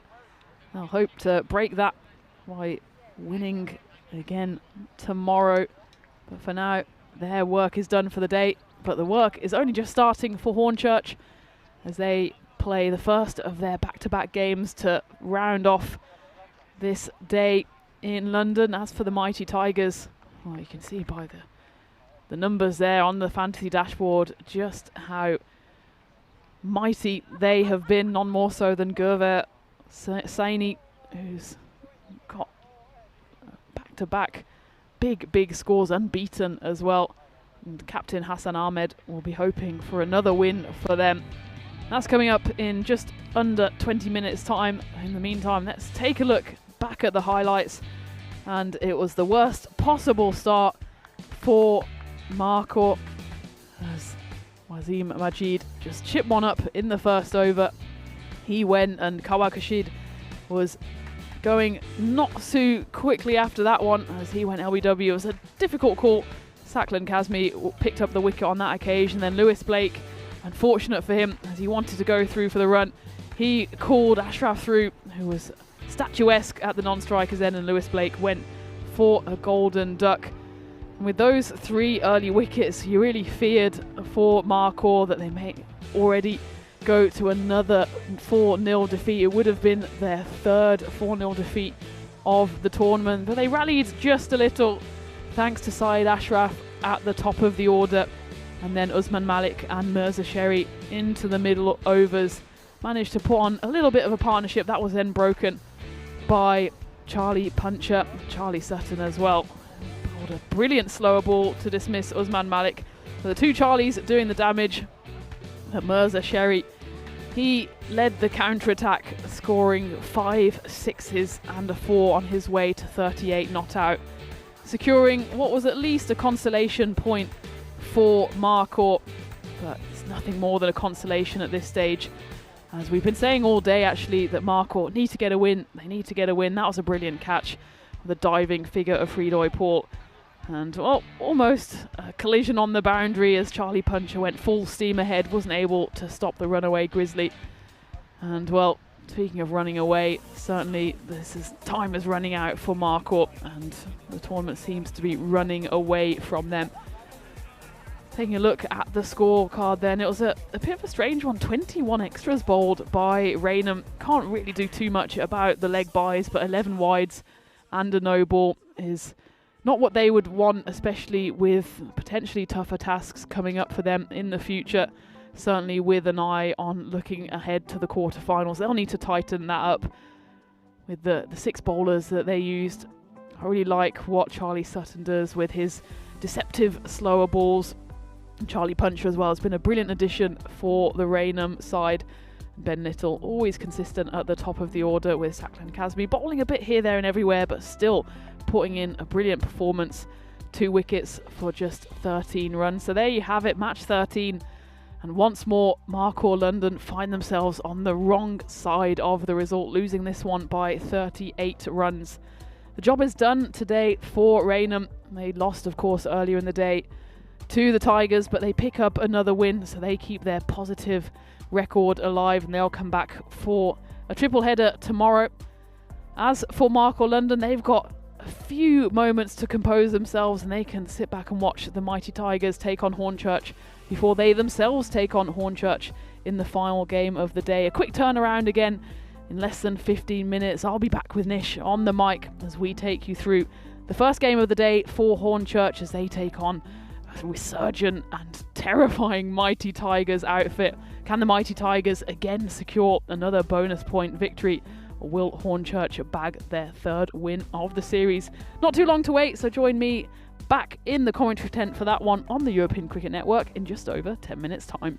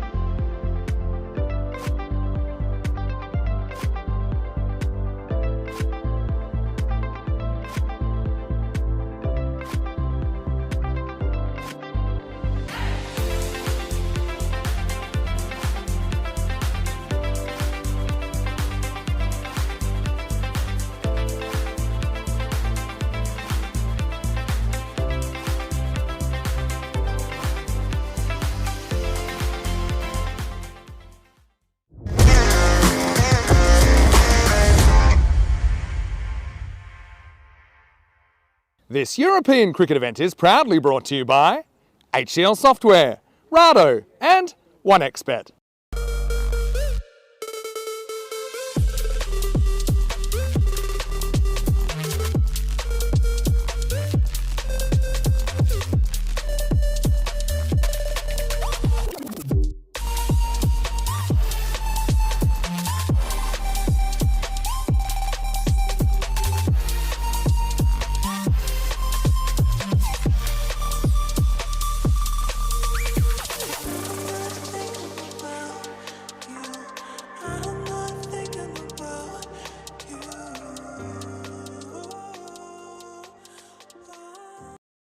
We're into the penultimate match of the day here in London, and the sun is out to greet the hosts Hornchurch as they take to the field for the first time today against the mighty Tigers. Let's go straight out into the middle with the tournament referee Ian Ramage for the coin toss.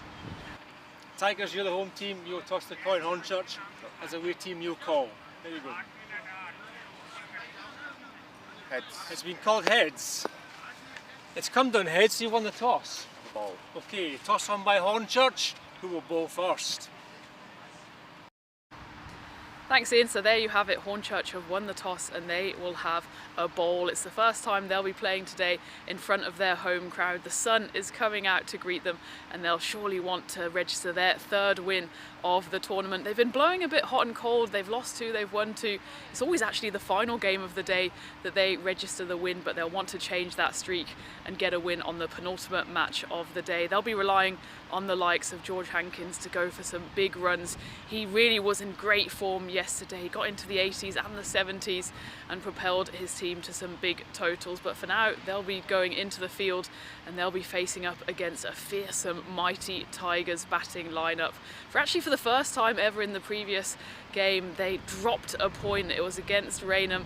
They still took the win. It was only the 3 though. Maybe they'll be a little bit disappointed with that, as surely they wanted to keep that bonus point streak alive, but I'm sure we'll be seeing them in the quarterfinals. It's just a case of where they will finish, but they will want to keep hold of that top spot. So it's the penultimate game of the day, and Nish is taking you through the action in the commentary box, and the news from the toss is that the hosts Hornchurch have won and they will have a bowl.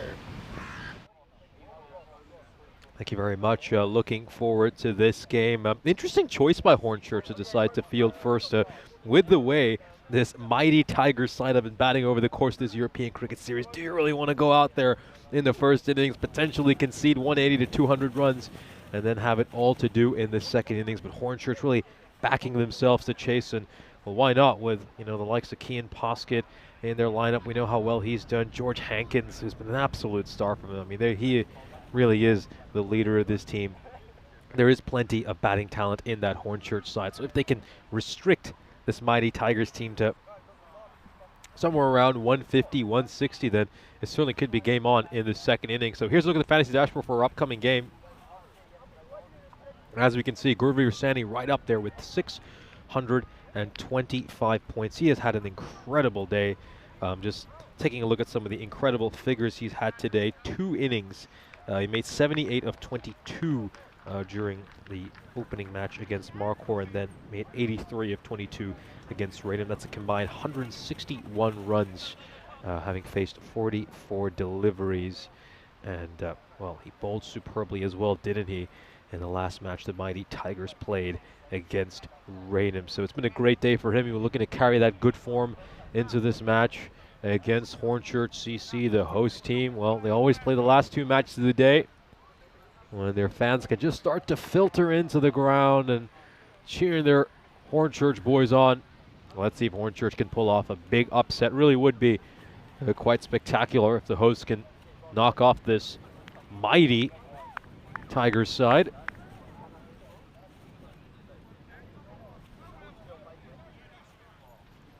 Interesting chatter in between the matches in the commentary box. I have to say, Wayne, just going back to that conversation, not sure I entirely agree with that assessment of myself, but really, I'm not quite sure where that originated from. Really, I'm not sure. Do believe, as you said, it was sometime in Corfu when someone started calling me that. I'm not sure who it was. Was it Helix? Was it Johnny? Yeah, not entirely sure. And yep, great to hear Ivor is in attendance as well. Lowish full toss, struck away. Oh, it's just going to take a hop and fall short of Paul Murray. It's going to go away for a boundary. It was one of those tough ones, wasn't it, where he's not sure whether to attack it, go for the catch, or hang back and save the boundary. In the end, he's unable to do either. Doesn't quite get to it for the catch and ends up going for 4 runs as well. It's maybe just one of those where you've got to take the more defensive option, just hang back on the rope and take it on the bounce. And sure, it's just a single. 4 runs to start off for Akram. Pulled away magnificently. 6 more runs. And this is what Omar Akram does. He just looks to go out there, crash bang wall up, get his sign off to a great start. Doesn't put too much of a price on his wicket. He's had a number of 30-plus scores over the course of this ECS. Had one of them this morning against Marquardt when he made 37 off 10. But that's his job. Come out there, be the aggressor, look to attack, lay the foundation.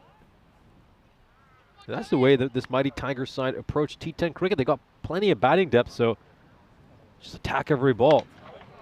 Full toss. This is going to get punished. That's a poor delivery there by Rosts. Doesn't even land it on the pitch in the end. He's an exciting young bowler, Joe Ross, but under a bit of pressure here, going up against one of the better batting lineups, but can't afford to bowl full tosses, can he?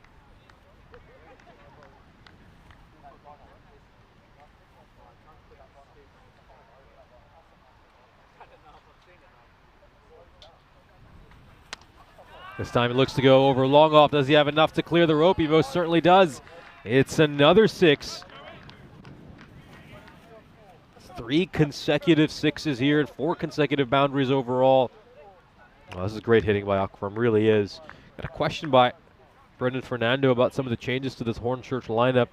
Yeah, there's plenty of changes. This isn't quite the team that most of our fans saw over in ECL 24. High up in the air, catching chance. It's going to be tough. Ravi Joshi underneath it. Well, it's always going to be a very difficult one.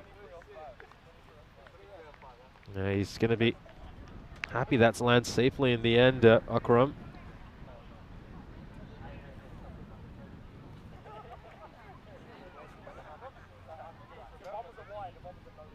Yeah, a lot of changes from the Hornchurch side that won ECL 24. This is struck away. It's going to take a couple of hops and go over the rope for 4 runs. So Chowdhury opens his account with a boundary as well. 27 runs off the first over. The Tigers off to a flying start. But yeah, it's a much more youthful look about this Hornchurch side. They've featured as many as 5 teenagers in a number of their outings over the course of this ECS. And yeah, it's not quite the same Hornchurch side. We saw that took Europe by storm last year. Here's a look at the ECC men's tournament schedule. So it'll all kick off on the 25th of September with the Premier Division. Then there'll be a little week and a bit of Challenger Division action before rounding it off with the championship group. So looking forward to that. Should be a lot of fun. Fletcher gets absolutely walloped here to start off. That's going to go a long, long way for a 6. Goes a distance. Very nicely struck. He's looked after us really, really well. Absolute gentleman, real class act. Love to see him do well. It'd be so great if he could pick up a wicket, and also a good time to welcome Tina Goff back into the commentary box. So, well, the Tigers, they were put in by Hornchurch, and well, Hornchurch have seen their side give up 33 runs in these first 7 balls.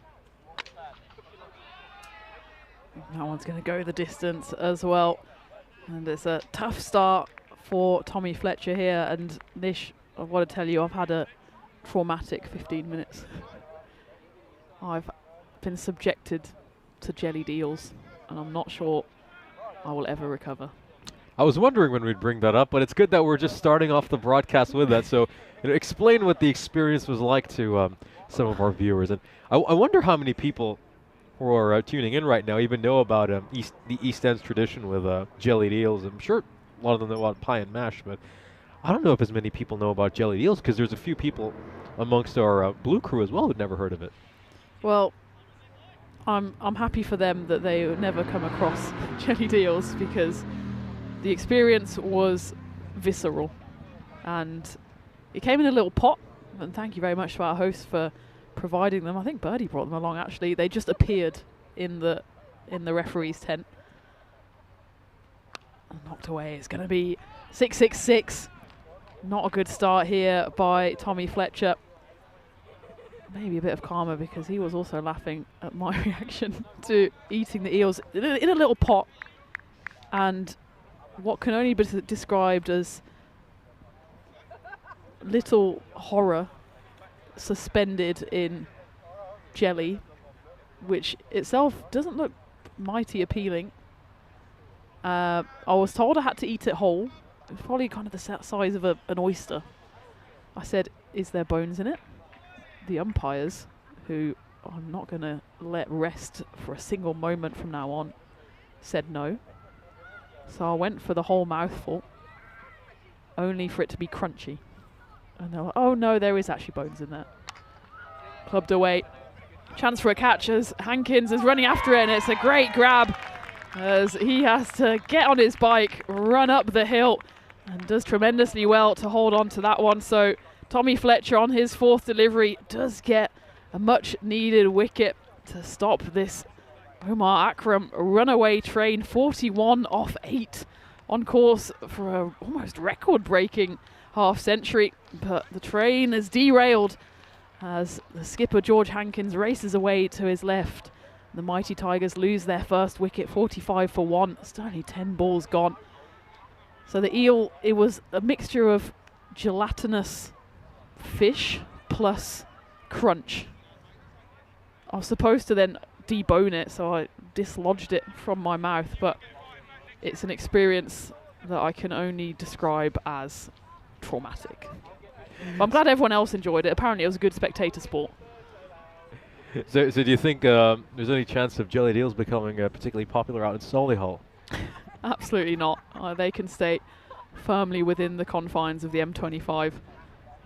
So that one's just going to race away. Half stopped by Kian Poskett with the gloves. Gurveer Saini is the new batter. Doesn't have to get involved as that one. Just races away for 5 wides.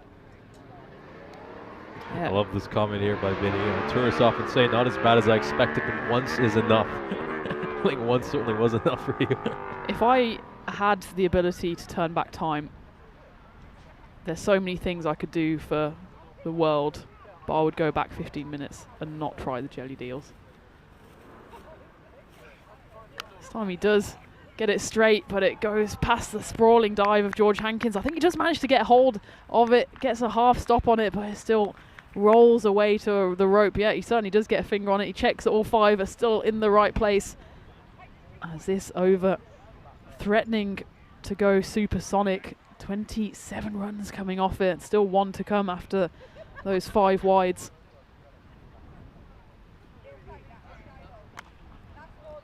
Clubbed down the ground, and it will go for 4 despite the fielder out there. Paul Murray can't get around to it, so it will be a supersonic over. 31 runs coming off it. Gurveer Saini continuing where he left off in the last 2 games. 78 not out, 83 not out. Back-to-back boundaries to start his innings as the Mighty Tigers hit 58 off the first 2 overs. Taking a look at the standings right now, the Mighty Tigers, 5 wins out of 5 for them. Their bonus point streak was snapped by Raynham earlier today. Hornchurch with a couple of victories. Gonna see a bit of leg spin introduced now. Some young Billy Whitlock coming into bowl. Final over for the power play. This one comes straight down the ground, and it's gonna just about fly to the other side of the commentary tent. Nish did just hold up his hand. It would have been the coolest stop of the century if that just flew into your hand, but it went the other side of the tent. And Shawan Chowdhury, the Centurion, starts over number 3 with a club down the ground. Mr. Cool, that's why they call you George Clooney. Well, seems you've been monitoring the chat as well. Viking Bay with an interesting comment here. I think he just had the wrong side with it. You needed to have it with a little bit of mash. Now that would have improved the experience. well, it can't have made it any worse, put it that way. Johnny saying that it's the main backbone and you have to suck the flesh off the bone. Oh, just that description sends a shiver down my spine. And well, I'm glad that everyone else enjoyed my misery. Funnily enough, no one else brave enough to try apart from scorer Simon, but that one probably should have been taken. It was patted down in the end. It was kind of a half stop by Azam Ali. He seemed to be in two minds whether to catch it or stop it. In the end, kind of pats it into the floor. I think he thought it was going to go higher. Yeah, Simon, we went to the Brazilian restaurant yesterday. Great dive by Paul Murray. Someone who puts his body on the line every single time. Went to the Brazilian restaurant and Simon tried the chicken hearts. So I knew if anyone was going to be up there with me trying the jelly deals, it would be Simon. He didn't flinch, so he's a braver person than I am. But still, I'm braver than all those who were laughing at me and didn't try. Yeah, no, Simon certainly is into his exotic cuisines. He really is a foodie, and yeah, he was the only one who went for the chicken hearts yesterday. Specifically requested it, and they brought some out for him. Now we got Vinny coming in with an eel pun. Was it eely good? And we had pizza puns this time yesterday. Maybe now it's time for eel puns. This one comes down the ground. It's a great stop by skipper George. I can't even get eel off my mind now, and I'm going to have night terrors, I think, as we get to the end of the power play, and a big power play once more.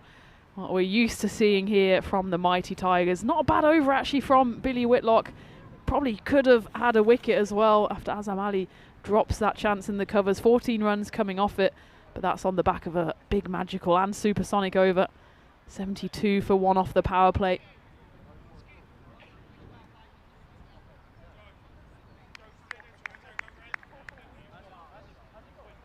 Paul Murray having put on a great dive to stop a boundary on the long on boundary even. Gets a chance here to bowl the fourth.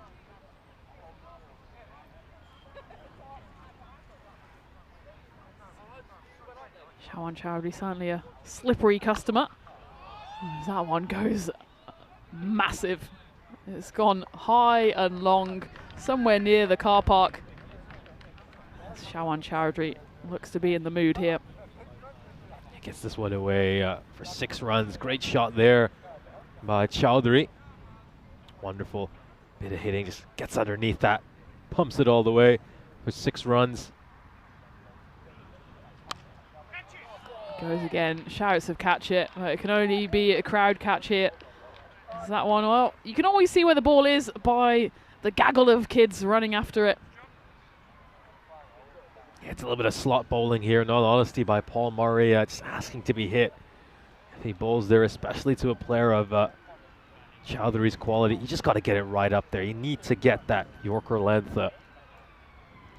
Sometimes your length's almost more important than your line at this level of cricket. If you just nail that length, then you might be able to get a wicket. This is going to be launched as well, and it's going to sail well over Billy Whitlock's head, and a one-handed catch attempted on the deep by some of the spectators who've come in to watch the game. Of course, Hornchurch CC always play the last 2 games of the day, so some of their fans to come in and watch these games. Yeah, there we go. The effort ball comes in from Paul Murray, and he goes and has a chat with Shawan Chowdhury. You can see it is absolutely done in the right spirit as Chowdhury gives him a big old grin back. That was the effort ball from the big man. Look at that. Doesn't even want to have the ball back. He just wants to have a chat with Chowdhury. Goes again for the effort ball. This time he has to wear one. Does Shawan. Trying to lift that one away. Maybe Paul Murray. Oh, he's holding his arm now. Probably ripped his arm out of his socket with those 2 effort balls, but they did the trick. 2 dot balls. Just bringing out his inner Brett Lee here, Paul Murray. There we go. The big old grunt. But this time Shawan Chowdhury is equal to it. And it's cracked away to finish the over with a monster 6. So 24 runs coming off that over. The Mighty Tigers already just 4 runs away from the century. He's an amazing character, isn't he, Paul Murray? You saw him put in that dive right at the end of the day yesterday to try to get Billy Whitlock his hat trick. He's just one of these many great players that just make you love European cricket. Here's a look at the run rate so far. The Mighty Tigers going at 24 and over, something which we've become pretty accustomed to them going at. They're racing along, going at breakneck speed at the moment. The expected score is up to 207. Tommy Fletcher back for his second over, but whipped away first delivery for 6 runs. His first over went supersonic. He did pick up the one and only wicket so far in this innings. That was of Omar Akram, who still plundered 41 runs off 9 deliveries. There's already been 12 Maximos in just the 25 balls bowled so far, so almost half the balls have gone and cleared the rope. Mighty Tigers do get over the 100 mark, 102 for 1. Only 1 ball bowled of the 5th. That one will race away as well. Probably would have been a wide. In the end, it flies for 4 as Devon Corliss has to chase after it into the side for the first time this afternoon. Look at that win predictor, 95% in favour of the Mighty Tigers. Certainly Hornchurch have rung the changes here. Slightly weaker side, as they've given some of the youngsters a go. It's good to see, but equally they're getting a bit of a punishment here. Ironically though, as the youngster in the form of Billy Whitlock has put in the best bowling performance so far. Just the 14 runs coming off his 1 over. Joe Ross, his over went for 27, the first of the day. 16 runs coming off the first 3 deliveries of this 5th over, and Tommy Fletcher just 3 runs shy of an unwanted half century for the bowler. Slows it down. This time it's clubbed away and it goes over Paul Murray. Another 6 runs. He will bring up the unwanted half century. Will Tommy Fletcher, 53 runs coming off his 10 deliveries so far.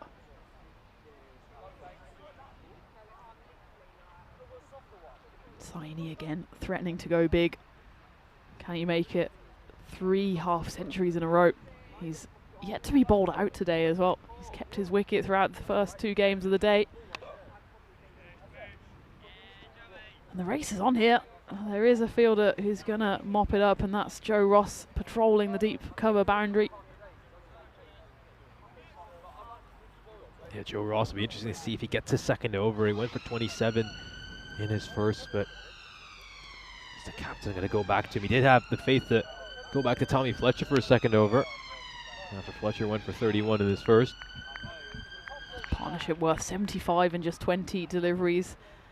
At least a few moments of relief for Tommy Fletcher, but at the end of the 5th over, the Tigers are on 120 for 1 as you join us again in the commentary box, and again the Tigers are just showing how mighty they are in this series. Certainly are, and it was an interesting decision by Hornchurch to win the toss and decide to field first, because I think this was something we all feared, that we might be in a situation where Hornchurch are going to have to chase 200 plus runs in the second innings, and as things stand, well, they look like they're set to reach the 240 unless Hornchurch can turn things around. We do know Hornchurch have plenty of power in that batting unit, but well, even they would probably struggle to get to 200 as this one is launched all the way for 6 more runs. Chowdhury, well, he's nearing his 4th consecutive 50-plus score.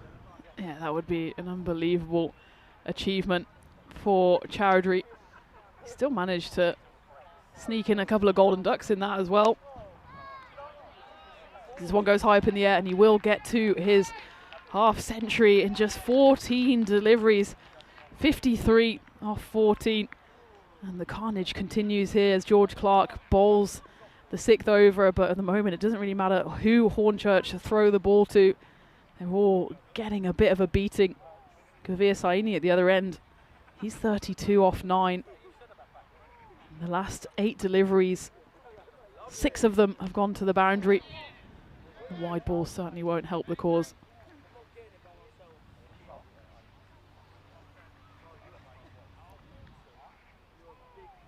to find a way to stop this flow of runs at the moment. We're seeing about 4 to 5 boundaries every over on the Mighty Tigers. That one's just a hit me ball, but it actually isn't hit very well at all. As Tommy Fletcher fields it on the rope and completely misses out on that one. Does Chowdhury. He's so early on the shot that he hits it right off the toe end, and the moon ball comes out another time. Is it going to go straight down the throat of George Hankins? Not quite. Despairing dive to his left. I thought that might have been a classic moon ball wicket for George Clark, but it's another boundary. Gavir Saini dancing down the pitch. Bounces inside the ropes at 4 runs. Quicker this time by George Clark. I think Chowdhury saw it coming and it's dropped in the crowd. As Joe Ross does the fielding, but well beyond the rope. The Mighty Tigers here. 1 hit away from the 150 already to end the 6th over. George Clark, 25 runs coming off the over so far. Will it go supersonic? That one might be a wide. It will be. Much to the disgust of the home fans. Just turned too much. That's harsh because I think Chowdhury moved out the way of that one. This time slapped away, cause of catch, and if it goes over the despairing dive of Joe Ross, and it will be another supersonic over. 32 runs coming off it. The Mighty Tigers do roar past 150, 152 for 1 at the end of the 6th. We're at that point where we might have to start talking about highest scores of all time in the European Cricket Series. The way this Mighty Tigers side are going, Omar Akram was dismissed after making 41 runs in 9 deliveries. Shawan Chowdhury, his 4th consecutive 50-plus score. Meanwhile, for Gurveer Sani is going along very nicely on 33 of 10.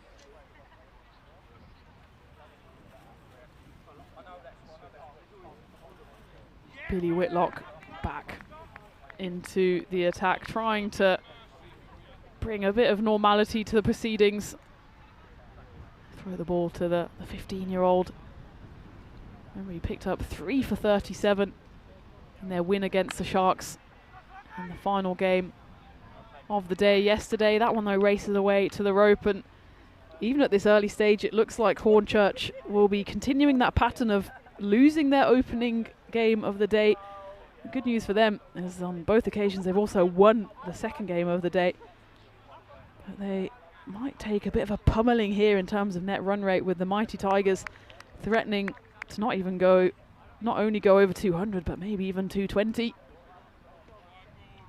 Or even 250 if you look at this run rate right now. It would really be remarkable if they're able to sustain this for the next 3.5 overs. It's been incredible, hasn't it? Just a wonderful display of batsmanship, as this is just struck away towards cow corner. Wristy shot there by Sani brings the dangerous Chowdhury back on strike.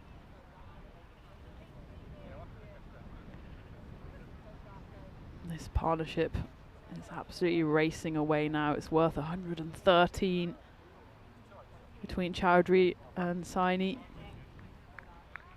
Billy just trying to keep the ball away from the batting arc of Chowdhury. Just falling foul of that offside wide line.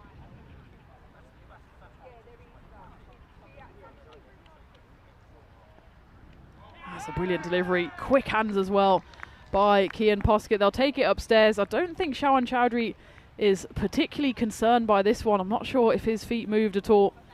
And yeah, you can see a slight shuffle forward. Just about gets his foot back over the line. But brilliant hands once more from the youngster, Kian Poskett. 15-year-old to 15-year-old here. Bowler and the keeper. Again showing that Hornchurch, while it might not be their strongest 11, they've absolutely got to be applauded for giving the youth a chance here.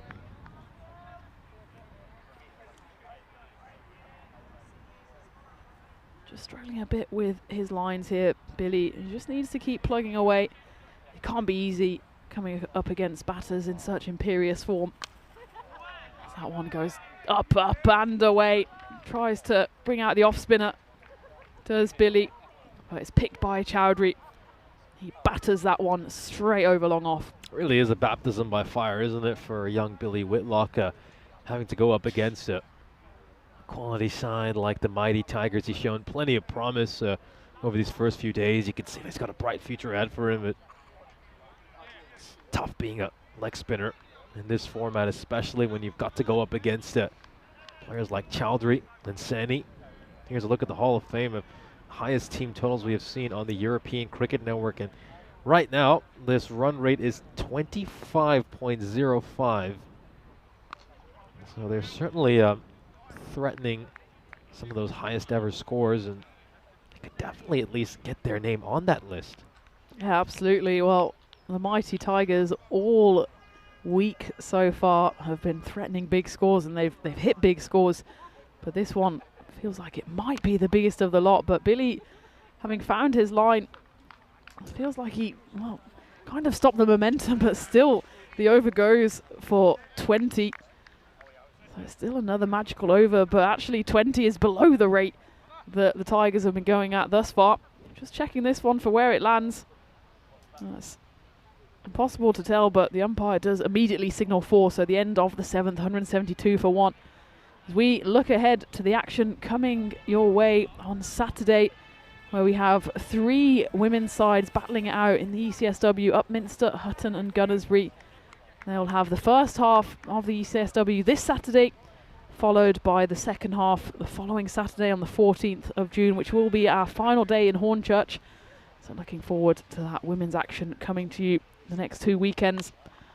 Up in the air, chance for a catch here, as settles underneath it does George Hankins, and he takes the catch. And Devin Corliss comes into the team, into the bowling, and picks up a wicket on his very first delivery. Oh, what a great moment here for Corliss. First ever European Cricket Series wicket. And he couldn't have asked for it to go to a safer pair of hands than Hankins. We'll take a look at this. This was skied, went all the way up to the Hornchurch skipper. And he was never going to make a mistake, was he? He was never going to make a mistake. And Devin Corliss is absolutely delighted. Absolutely has every reason to be. Another 16-year-old playing for Hornchurch. And a safe pair of hands, George Hankins. I'm sure he's delighted to give the youngster his first wicket. He gets mobbed by his teammates, and rightly so. It's great to see the team spirit shown by Hornchurch. You can see they're such a tight-knit group. And it might be 2 in 2 here, and that's an outstanding catch. George Clark. Devin Corliss takes 2 wickets in his first 2 deliveries. And George Clark kisses the Grizzly, and why not? Because that was an outstanding grab. Just hung up in the air, and we thought, well, will George even get there? And boy, does he get there. Tumbles to the ground and takes a catch. And what an opening this is for Devin Corliss. Oh, an incredible catch there, and the 16-year-old Corliss has managed to bag 2 in 2 to start off his ECS career. Well, this is an absolute dream start for him. He gets rid of the dangerous Syed Aziz, who did plenty of damage this morning against Marquardt. We're taking a look at that catch again. That's a wonderful take by Paul Murray. And here we go. Will Devin Corliss be named number 24 in that Hall of Fame list? This would be an amazing start to his ECN career. We're going to have to get data man Vinny on it to see if anyone has ever started their career on the network with a hat-trick. Well, Devin Corliss has the opportunity now. It was Syed Aziz who went for a golden duck, and now Hassan Ahmed facing the hat-trick ball. Oh, it goes through to the keeper. There's an appeal for something somewhere. Did it hit anything? Is he timed out? No, don't think so. Devon has got the support of the home fans here. There's a big crowd in now, and they're absolutely loving this from the teenager. I'm sure he won't mind 3 and 4 either. Goes up in the air, but it's just going to drop agonisingly over the head of Tommy Fletcher. And Joe Ross does the fielding on the boundary. Oh, this is lovely, really. It's just a great moment for Corliss, having a time of his life out there. His first 4 deliveries, creating plenty of chances as well. Bowling brilliantly. Got 2 balls to go in this over. Can he get rid of Sandy? Sandy yet to be dismissed so far today. He strikes this firmly towards the offside, and it's going to go away for 4 runs. And Well, I'm sure a few boos will ring out of that, just spoiling Corliss's party a little bit. It's a nice looking shot there by Sandy, you have to say. Plays that brilliantly, just cuts that one away towards cover. Here we go, last ball of what has been a highly eventful over. Oh, that's a great ball there by Corliss. Gotta say, he's bowled superbly. Looked very impressive this over. Sandy just about managed to get that one away for a single, but what a superb over. What a brilliant first ever over on ECN. 16-year-old Devin Corliss conceding just 6 runs and picking up a couple of wickets. And look at that, how that worm has just nosedived here for the mighty Tigers. And, we were talking about whether the Tigers would be able to go on and get one of the highest ever scores on the European Cricket Network. Look at the crowd in now as well. They're loving what they're seeing, and especially Devin Corliss, the teenager, picking up 2 wickets. Only 6 runs coming off that over. And speaking of the crowd, well, they're getting in on the action here. None of them want to get up off their seat, though. It's not the warmest day in London. I think they're nice and cozy watching the cricket. The best seat in the house there. That one's cut away nicely by Saini. Good footwork by the Hornchurch locals. And that does get Saini to his half century as well. 51 off just 16 deliveries. Make that 57. Is Joe Ross back into the attack here. And he's hooked away 4, followed by a 6. A great bit of fielding by one of the spectators who've come in to watch this game. Just takes this one in a little too short and gets nice and deep in his crease there. Gurveer Sani is able to help that one away for 6 runs.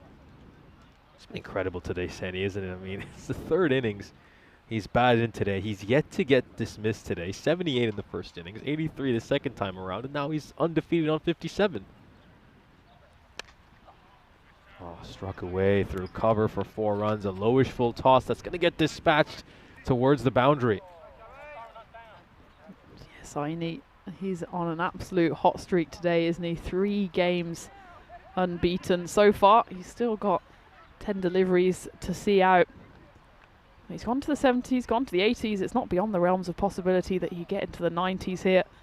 He's already hit the first 3 balls for 14. This might be the end of him, though, as it goes into the hands of George Clark, and the commentator's curse is in full flow as Gurveer Saini does get dismissed for the first time today as he falls for a brilliant 61 off just 19 deliveries, but the mighty Tigers surely posting another 200+ total here. Yeah, certainly look like they're going to be heading to something north of 200.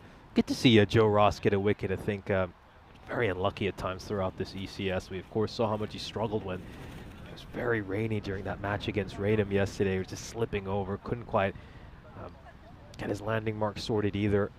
I guess he just gets a little pat on the chest from his skipper, George Hankins, off the camera. It's good to see Joe Ross pick up a wicket. I think he's a very exciting prospect for this Hornchurch Cricket Club.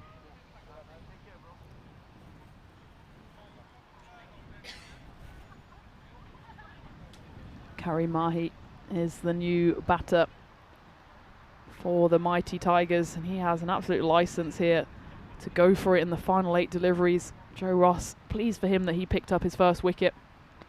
That's a good delivery first up. Kari Mahi just trying to clear that front leg. Doesn't get given any length on that delivery. Perfect ball by Joe Ross, who again has to be commended for just plugging away here. Despite the fact that he went big in that first over. 27 runs coming off it. 14 runs so far. Can he finish strongly? Does indeed, as that one should just be a 1, but the spin does for Azim Ali there. And Billy Whitlock does the mopping up behind. Scamper through for 2 then, but still decent over, and a decent 2 overs actually for Hornchurch, going for 23 and picking up 3 wickets as well.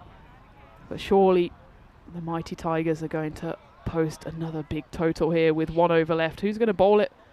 Devin Corliss. Surely the crowd want him to come back, having picked up 2 wickets in his first over, and it will indeed be the youngster who gets thrown the ball for the 10th over.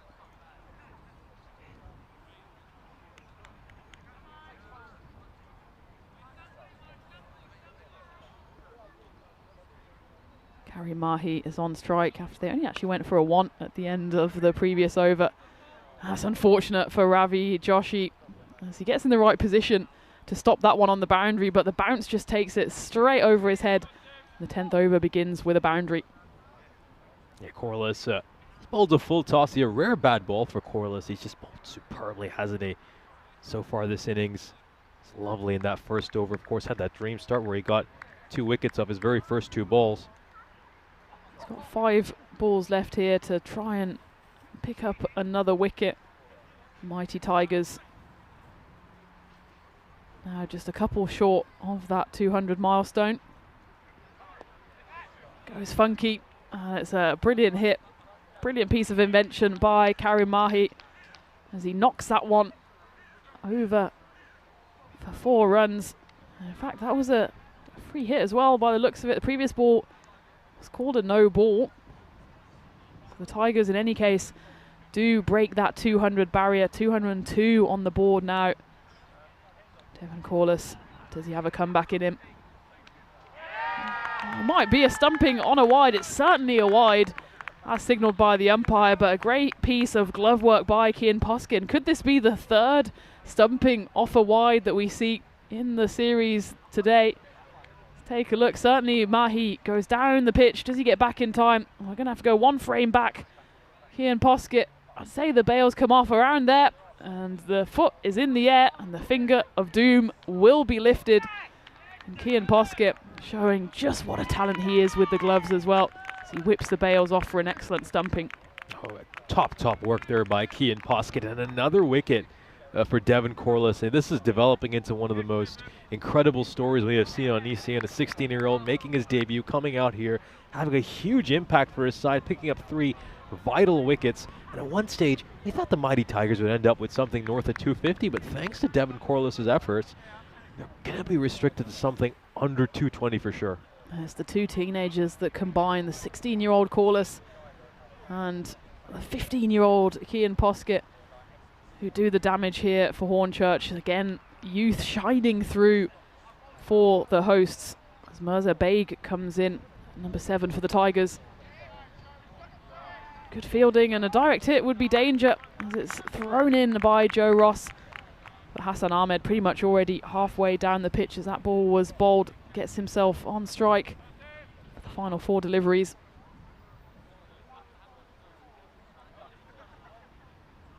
Yeah, let's see what they can get to here. The Mighty Tigers.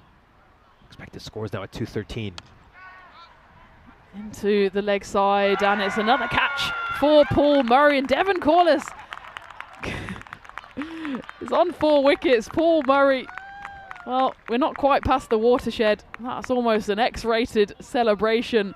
But look at this, Nish. Devon Corliss, 4 wickets, and he's on for a fifer here. Hey, this is an SFW stream. We're supposed to be a family-friendly broadcast right here. Let's just take a look at this celebration by Paul Murray. Maybe we shouldn't show the replay. I don't know about that one. I mean, we saw him pull off a few nice dances after picking up wickets yesterday. This one, not quite safe for work. But Paul Murray takes another catch. And what an incredible story it would be if Devon Corliss could pick up a fifer here. Would he be the youngest player to have ever picked up a fifer on ECN? Here's a look at the Hall of Fame. As we can see, 10 players on that list. Victoria Frey, I believe, is the youngest player on that list. Very exciting young talent for Estonia. She picked up a fifer on the 15th of May against Bulgaria. How great would it be to see 2 teenagers on that list? Really be something historic. Here we go. Can Devon Corliss make a bit of history, pick up a fifer? I think we're all rooting for that. I really do think we're all rooting for that. Here we go. He's got 3 balls left to do it. Karim is on strike. This one just pulled away into the leg side. Should just be the one. I think the roof would lift off the Hornchurch Cricket Club pavilion if Devon does manage to sneak in another wicket here. He's got 2 balls left to achieve it. Mighty Tigers already beyond 200. So anything here really for them is a bonus. Even they maybe are willing Devon to get this wicket. 2 balls to come. Calls of catch it. It's down the ground, but it's going to fall short of Mr. Twerker himself, Paul Murray. as he throws that one in. So it's the final ball coming up. And Paul, he was almost on the end of a tremendous diving catch to get the hat trick for Billy yesterday. Billy Whitlock almost put his hip out diving for that one. I imagine if the ball comes Paul Murray's way, he's going to put in another outstanding effort. Here we go. Final delivery of the innings.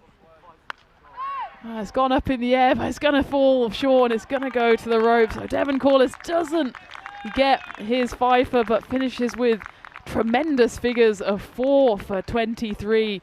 The crowd loving what they're seeing, but, well, probably not loving the fact that the Mighty Tigers have put on an almighty 210 on the board. Well, for Hornchurch, the question is, where do the runs come from? They've got George Hankins, the captain, of course. Kian Poskett, he's an exciting prospect, again, just a teenager. And you worry for Hornchurch that this is going to be a tough chase. Yeah, it certainly is going to be a tough chase, but you got to credit them for rallying back from the situation they were in. At one point, it did look like the Mighty Tigers would get to 250, but thanks to a fine bowling effort by 16-year-old Devon Corliss, they were able to just claw their way back into this game. Let's have a look at the highlights of this innings. It was a flying start, as usual, for the Mighty Tigers. Akram made 41 runs of just 9 deliveries to start things off. He opened alongside Chowdhury, who had his 4th consecutive 50-plus score, making 76 of 21 deliveries. It was a massive partnership between the two of them worth 45 runs, and it was followed up by a 3rd wicket partnership that was worth 117 runs between Saini and Akram. The top of the order really set this game up for the Mighty Tigers. They didn't really have too many contributions of note from the middle order, but the top 3 did such a fantastic job. It didn't really matter, as they would end up with 210. And of course, there was a nice little moment with Paul Murray just having a little bit of fun with Chowdhury. Went in for the quicker delivery, putting in the effort ball. We did see some magnificent strokes over the course of this innings. Taking a look at some of these fine shots that the Mighty Tigers top order played. Billy Whitlock, I thought he bowled really well too. Had some nice moments over the course of this innings. And I think Billy Whitlock has been a very consistent performer for this Hornchurch side. And here it is, the moment we all really enjoyed when Devon Corliss picked up 2 wickets of his first 2 balls in the European Cricket Series. What a way to start off your European cricket career. And it was 2 wickets in 2. He had a chance to get a hat-trick, and mind you, he bowled a brilliant hat-trick ball. And he really helped his sides fight back. Had a chance to even get a fifer later in the innings. We're going to get a chance to take a look at the other 2 wickets he picked up. Joe Ross managed to get himself a wicket as well. He would get rid of the danger man Sani on 61. Good catch out in the deep by George Clark, as Joe Ross would pick up a wicket. Very youthful feel about this Hornchurch side, as we mentioned. They'll often field as many as 5 teenagers in their matches. Devon Corliss would get struck for a boundary. This was an audacious stroke, but he'd eventually have the last laugh as he'd get rid of Mahi. The 2 teenagers combining there. Kian Poskett, 15 years old, with some sharp glove work, another very exciting prospect on ECN. And then, well, we saw Devon Corliss had a chance to pick up a fifer with 3 balls left in the innings. There was a little bit of an X-rated celebration by Paul Murray. This ball would just go away for 4 runs to round out the innings. But Devon Corliss just missing out on the fifer. Would have been amazing to see a couple of teenagers up on that 5-wicket Hall of Fame list. We saw Victoria Frey pick up a fifer for Estonia earlier this year. Would have been nice to see young Devon Corliss on that list as well. Here's a look at the scorecard. Showan Chowdhury top scoring with 76 of 21, his 4th 50-plus score of this ECS. Gurveer Sani, 61 of 19. That was the first time he has been dismissed today. He's had 3 scores of 78, 83, and now 61. And really, it was all about the top order. You can see not too many scores from that middle order, but it just didn't matter, as Mighty Tigers still managed to get to 210. Joe Ross managed to pick up a wicket, as did Tommy Fletcher, but the standout bowler is Devon Corliss with figures of 4 for 23. A dream debut for him, and something that I'm sure he's going to remember for a long, long time to come. 15 runs of extras, that might be a little bit of a concern for Hornchurch, and certainly something they'll be looking to clean up. We're halfway through match number 14. The Mighty Tigers have set a target of 211 for Hornchurch. We'll take a quick break, and we'll be back live on ECN with plenty more cricket.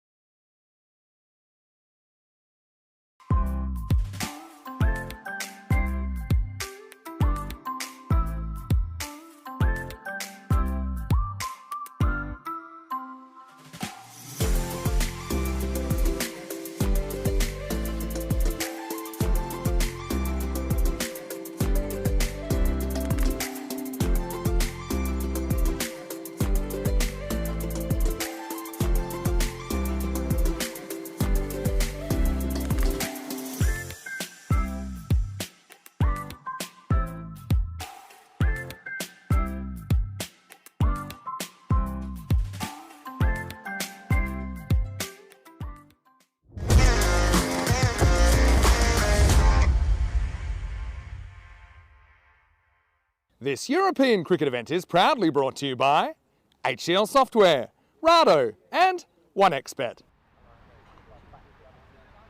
Welcome back for the second innings. The Mighty Tigers have set a target of 211 for Hornchurch. Hornchurch have plenty of batting talent, and let's see if they can make this an exciting encounter. The bonus equation point states that Hornchurch need 147 runs, I should say, to at least get 1 point out of this game. And if they're able to achieve this target at 7 overs or less, Hornchurch will leave with a bonus point. I think it's highly unlikely that they're going to be able to chase this down in 7 overs or less, but they'd certainly like to at least get 1 point out of this match. And one thing about this Mighty Tigers side is they do have plenty of quality with their bowling as well. Their fielding is exceptional too, and I think that really has been one of their big strengths over the course of this ECS.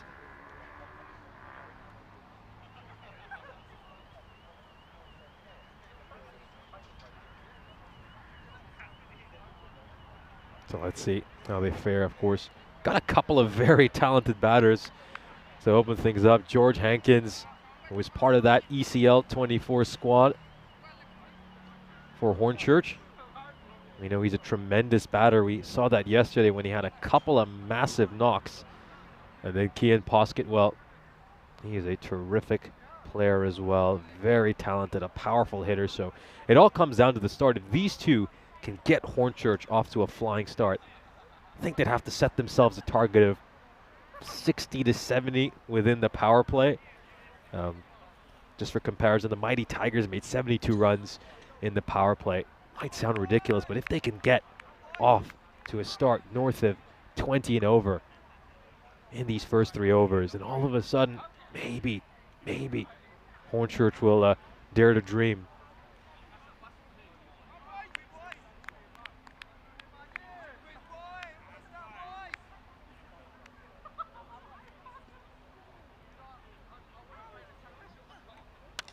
And he starts off with a bang. Well, that's what we're used to seeing from George Hankins, one of the most talented batters in Europe. And well, whoever that was just had to duck for cover, as when George Hankins is out there, it's going to be raining cricket balls. Such a talented player, big front foot stride, gets to the pitch of the ball, and absolutely launched it. It just seems like one of the spectators given a real fright by that shot by George Hankins.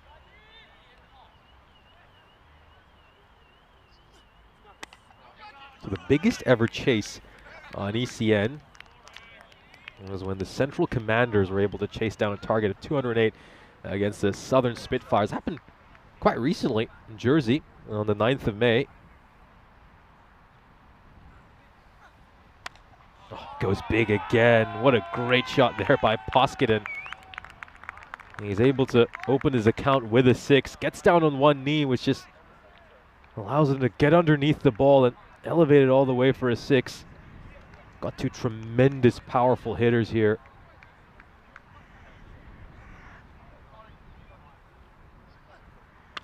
Oh, what a shot. What an incredible shot. He made such a sweet connection with the cricket ball there. And Sani, who's normally one of the most economical bowlers, is getting dispatched. He's been taken apart to start out this innings. You don't often see Sani concede 3 sixes of his first 4 balls.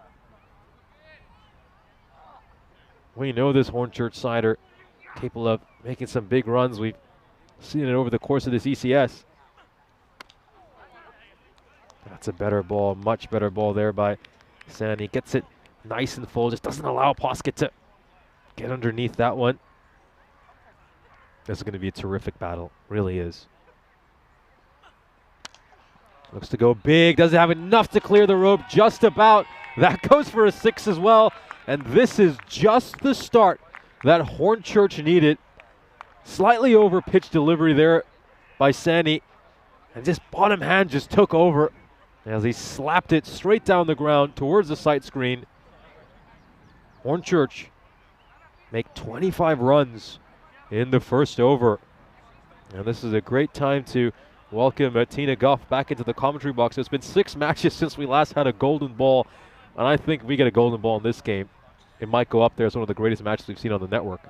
Absolutely, and wouldn't it be a great time to do it?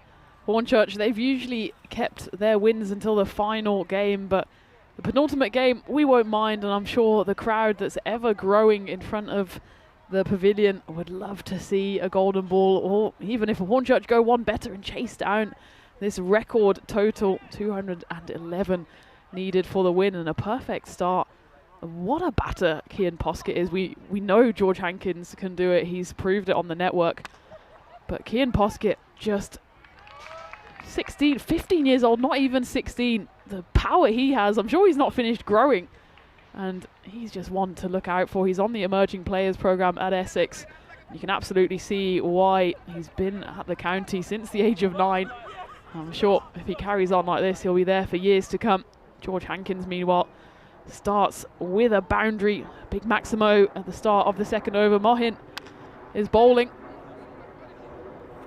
This time gets hit down the ground for a single. So 8 balls bowled so far. 5 of them have found the rope.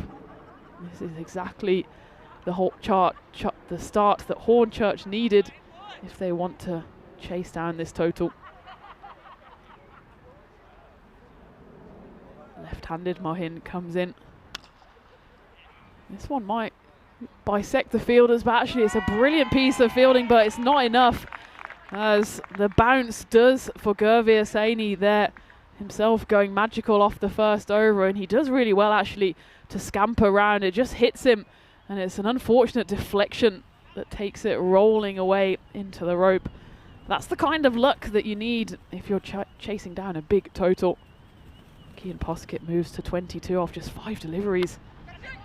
Slices that one away, and again makes use of the power play. Good fielding by the man having a nice time there. As with only 2 fielders outside the ring, you've really got to cash in. I'm sure the Hornchurch opening duo had a little conversation before the game and said they need to try and cash in on the power plays. We take a look at the highest chases of all time. Just gets a little bit of bat on that Kian Poskett. That's going to go away down towards fine leg, and what an opportune moment for that spectator just to be passing by as he'll be collecting that ball. Yeah, here's a look at the all-time highest chases on the network. So we saw the record made earlier this year, just about a month ago, over in Jersey in the Channel Islands, as the Central Commanders were able to chase down that target of 208 against the Southern Spitfires in the final of all games. Absolutely dramatic match. They did it with a ball to spare, no less. And certainly they've got off to the perfect start here, Hornchurch, as that one's crunched into the fan zone. And they're absolutely loving what they're seeing out here, as that's another boundary to add to the collection. Only 3 balls in the opening 11 haven't found the rope. Actually make that 3 in the first 12 as we get to the end of the second over. 46 on the board. Hornchurch certainly want to climb up that table. I think a 4-point victory is beyond the realms of possibility here, but 3 points would take them level in second place. And of course they've got a game still to come. The final game of the day will be Hornchurch against Marcourt London, who are firmly rooted to the bottom of the table for now. And Marcourt, they really need to not only win, but win big to give themselves any chance of squeezing into that top 4, which will take them through to the quarterfinals next week. Taking the pace off here again with Gurveer Saini coming back for his second over, and George Hankins says thank you very much. Saini of course went for 25 in his first over, and he started his second over with a big 6. Incredible shot here by Hankins. That was a lowish full toss, not the best delivery by Sandy, but Hankins just able to pummel that one away for 6 runs. Outstanding start for these 2 openers as their partnership races beyond 50-52 off just 13 deliveries. Rare misfire. Only manages to hit it into his own leg there, does Hankins. Smile on his face though. I think he's enjoying his time out there in the middle. Sometimes chasing this big total can be quite freeing. You know exactly what you have to do. Not too many thoughts in your mind apart from going for the boundaries. This time he chips it. It's going to go for 4. And well, there's crowds in all corners of the ground, as maybe the rumours are going around the local area that Hornchurch are looking to make a bit of European cricket history here. Would be absolutely spectacular if they're able to achieve that. And well, George Hankins, such an accomplished cricketer. He was the leading run getter for Gloucestershire during the 2018 Royal London One Day Cup. He's knows how to perform on the big stage, and he's looking to get Hornchurch a huge win here.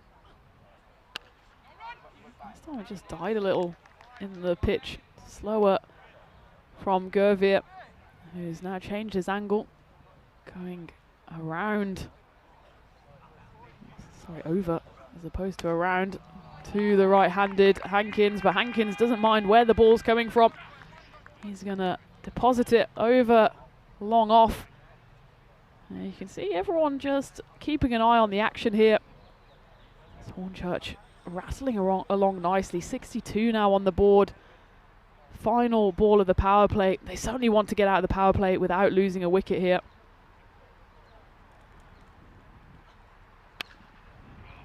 Club for 4.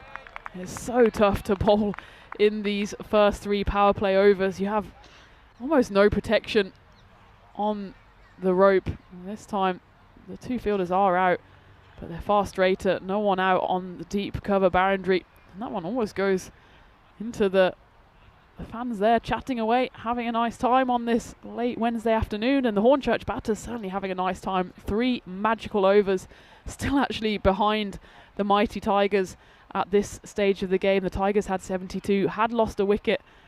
Hornchurch can take heart from the fact that the Tigers actually fell away a little towards the end of the innings. So they're certainly on the rate for now. 20, just over 20 is what is required. They're currently going at 22s. Yeah, I did say this right at the start of the broadcast. If Hornchurch can get 60 to 70 runs in the power play, then all of a sudden they'll start to believe, and that's exactly what they've gone out there and done. 66 runs of these first 3 overs. They've given themselves a fighting chance here to pull off something truly historic. It's just going to be a challenge of, can they sustain this run rate, especially now that fielding restrictions have been lifted. You can see the fans out in force, loving what they're seeing here. Old and young. There's that one. It's going to be a couple of free runs. Will it go all the way to the rope? The chase is on. The foot fielding is done successfully by Mafazul Karim Mahi. Still bonus runs, and Hornchurch are in a position where they have to take every single run that comes their way. As it's Mirza Baig bowling this 3rd over. Half an appeal, skews off the pad, and again it's a long old chase. The ball will win on this occasion, despite the onrushing fielders, and that didn't seem to actually come off the pad very quickly, but it just raced along. And sometimes the luck is on your side, and all indications at the moment seem that Hornchurch do have a bit of lady luck looking down on them. A very odd boundary, especially considering Baig is not exactly the quickest bowler in the world either. But yeah, fortune favoring Hornchurch at the moment.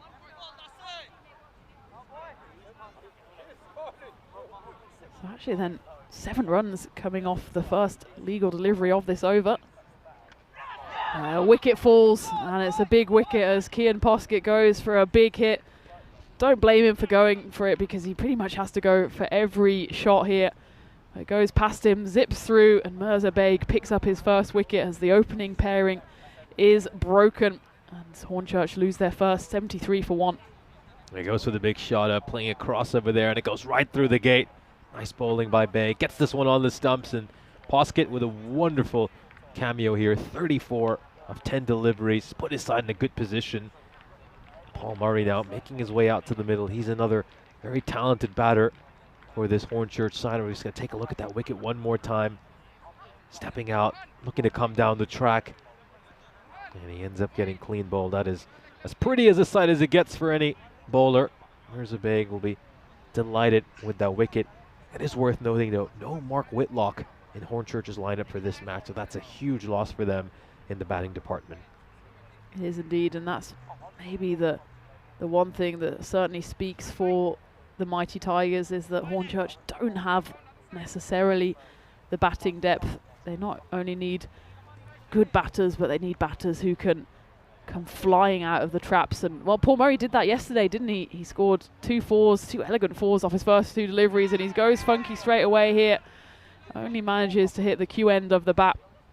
In fact, it'll be leg buys. That's why they did appeal for the LBW. Nothing doing though, as it hit what would have been about the 6th stump. But a good comeback from Mirza Beg, following the 3 wides and the 4 leg buys. Comes back with a wicket.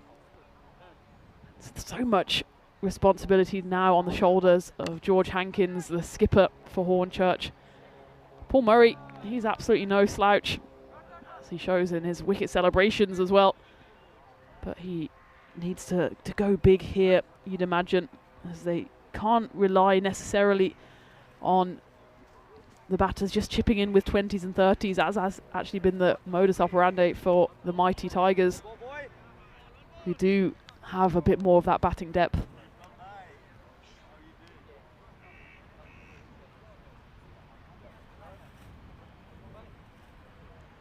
Quiet over for Hornchurch so far, and that's exactly what they can't afford. Just the 9 runs coming off it. Paul Murray goes big on this occasion. It will fly to the boundary, so they at least finish with a slight flourish. 13 runs coming off the 4th over, but still that run rate creeps up and up. It's north of 22 now, with Hornchurch 79 for 1 after 4. Going along at just under 20 and over. Their run rates dipped a little bit after that Mirza Beg over. 13 is a very, very good over from Mighty Tigers' perspective. It's going to be tough, though, for Hornchurch to sustain this run rate. They certainly put themselves in a good position to at least get a single point out of this game. That was one of the things we discussed during the previous innings. Yeah, how close can they get to this target of 211?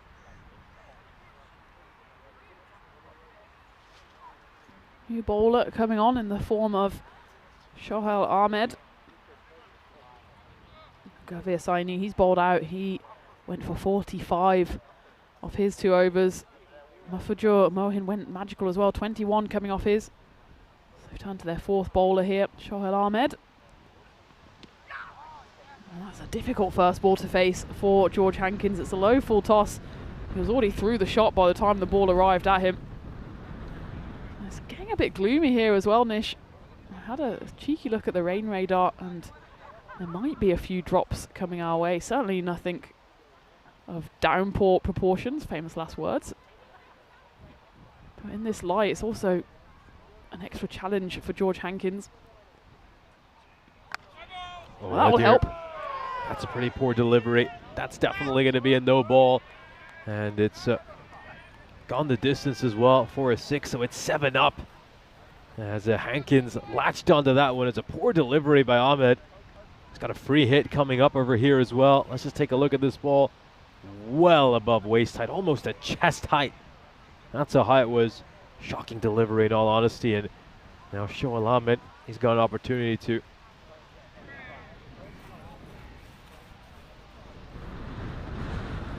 Free hit coming up.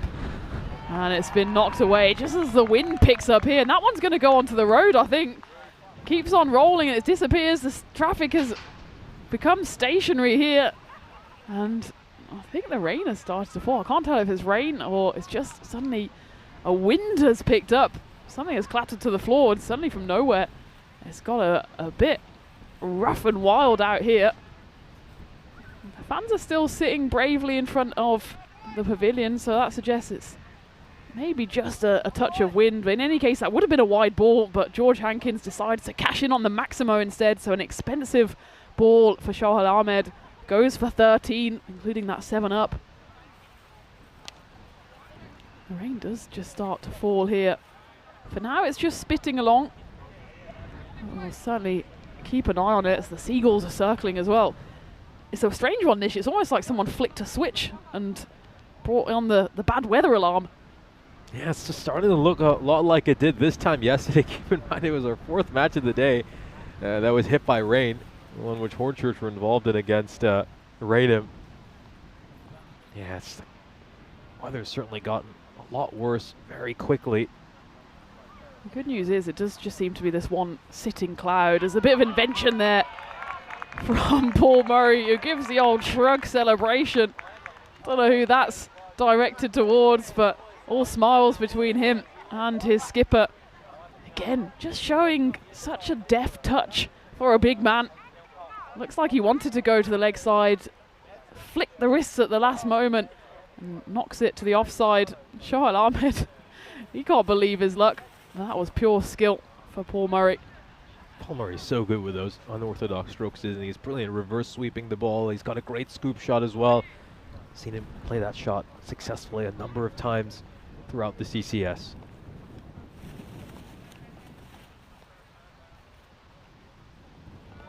He wants to go for it again, and Shoaib Ahmed pulls out of it. He knows he's in a bit of a battle here. Not really a smile on his face because he doesn't want Paul Murray to get the better of him here. In fact, it looks like maybe he slips, in fairness to him. Paul Murray doesn't go too early, so actually I don't think he's put off by the batter, more put off by the slip on the AstroTurf. This one, not of a conventional shot, whipped away. Is it going to go? It's going to go indeed. Perfectly bisects the two fielders. As the rain starts to get heavier here in London, I think it's just a case of staying out there and braving the storm, because it does just look like one sitting cloud over us here in Hornchurch. Hornchurch, they're never affected by the weather, are they?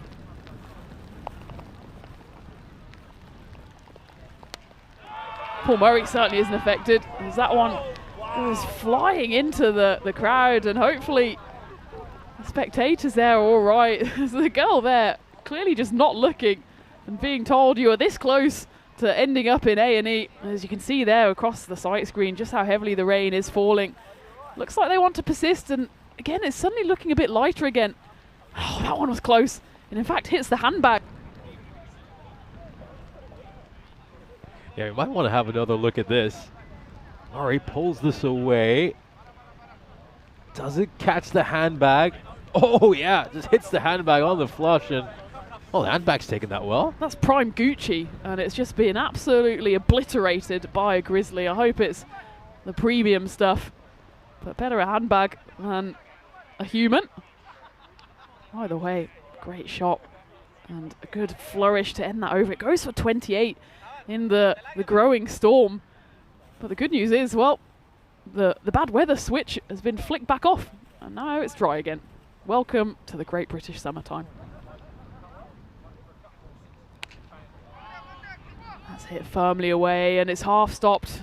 Actually fortunate there for Mufajo Mahin. The fumble doesn't lead to a boundary, just the single.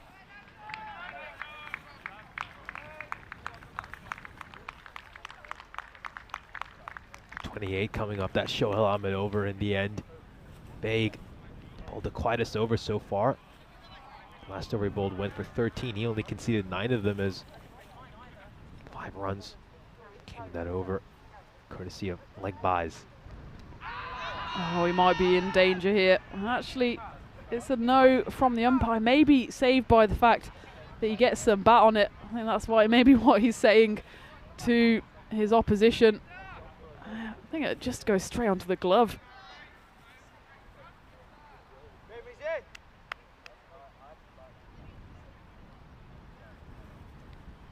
Maybe just a bit of glove on that. What a wide there, and Paul Murray.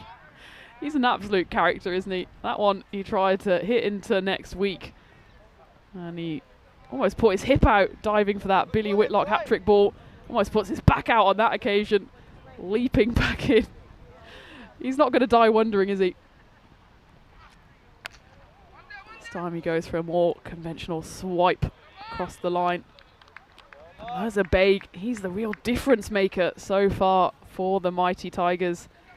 Hasn't gone for a boundary so far in this over, and only went for that one boundary off the bat. He did concede 4 leg byes as well in that over number 4. Went for 13. Every other over so far has gone magical, but Mirza Baig single-handedly keeping Hornchurch at bay here. And again, Hankins not able to find the rope. Certainly won't be a case of this over finishing the game, but any over that goes for less than 20 just really ratchets up the pressure, and the run rate's now over 23. Bang on 100 needed for Hornchurch. That will be a boundary though. There's a rare misfire there from Merzapeg, and well, I think that's a Marco London player, and they've not had much luck on that occasion.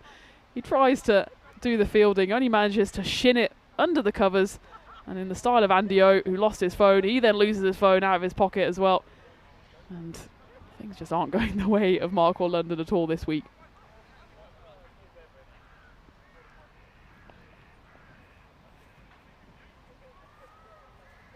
Final ball then, if they can get a boundary here, that'd still be a win for Hornchurch, but they won't be able to. Paul Murray not exactly moving fluently here, and it's another outstanding Baig over. 9 runs coming off it. A brilliant 2 overs from him, picks up a wicket, goes for only 17 runs, the only wicket actually so far. Clean bowling, young Kian Poskett. Hornchurch though, certainly not out of this, but they need a few big overs. 116 on the board, with still 95 required in the final 4 overs. Let's take a look at this scorecard. George Hankins top scoring with 48 of 17. Poskett had a nice innings until he decided to come down the track and smash it. Here's a big delivery. Ended up getting clean bowled, and Paul Murray's been batting nicely as well on 24 of 10. I just wonder though if these Mirza Baig overs have maybe taken the game away from Hornchurch. All it takes in a high octane chase like this is a good over or two just to turn things around, and now that required, it's gone up to just under 24, which as well as Hornchurch are playing, you just feel like it might be a little too challenging for them. It's certainly going to be a tough ask, but these two have a whole wealth of experience between them. They've got the advantage of the left-hand, right-hand partnership, as well as Rahi Karim will be the 5th bowler employed by the Mighty Tigers, and starts with a bit of a filthy wide. Looks suspiciously down at the AstroTurf. It has stopped raining. Good news as well, considering we have another game to come.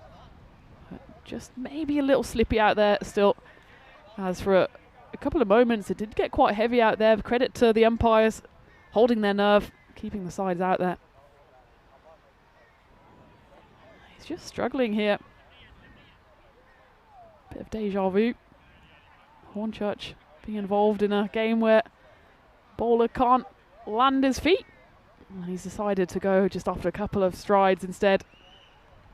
But maybe this is the over actually that Hornchurch could cash in on. Rahi Karim doesn't exactly look too comfortable out there. He's just given them 2 free runs down the leg side. Paul Murray certainly must be thinking he's got to go in this over. That's a much better delivery though. And he tries to swipe across it. Flies through to the hands of the captain, Hassan Ahmed.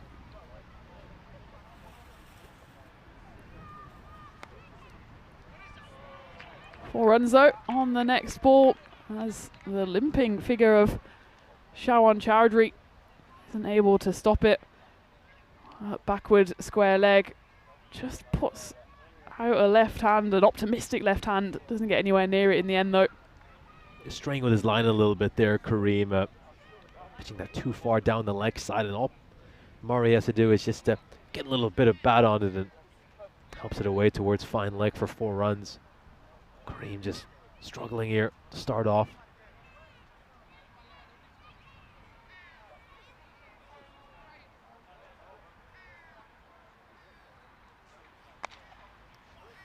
Backs away and hits it straight at the fielder.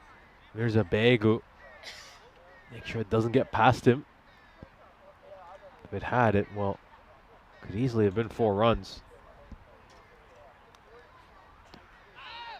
Big appeal here, pitching outside leg stump, so can't be an LBW as they'll scamper across, grab the single. George Hankins to get back on strike. George Hankins hasn't had enough of the strike since the end of the power play. That's been one of the reasons why this run rate has dipped. As you can see, Paul Murray coming in at number 3, faced just 3 less deliveries than Hankins.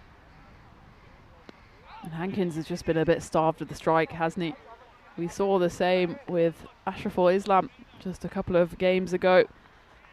You can't keep a good batter, an explosive batter at the wrong end. And that's exactly what's happening here for Hornchurch. And these last 2 overs have been a bit of a run chase killer, haven't they? 9 runs coming off the 6th over, only the 7 runs coming off the first 4 deliveries of the 7th. They really need to find the boundary on both occasions here, Hornchurch, with that run rate now north of 26.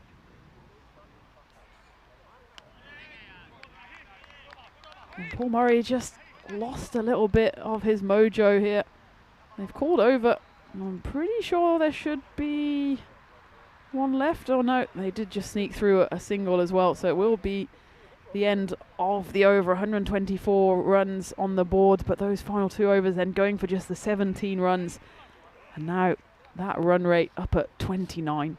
Take a look at the fantasy dashboard for our upcoming game, our last match of the day, and just take a look at all the changes there for Hornchurch. Mark Whitlock will be back into the lineup. Jack Filtness, who bowled superbly at the end of the day yesterday, will be into, and they got Michael Church, Joe DeFreitas, and George Fletcher, who will all be featuring in that game as well. For Marco, there's a couple of changes. Mirza Beg is into the lineup, as is Dylan Sinfield.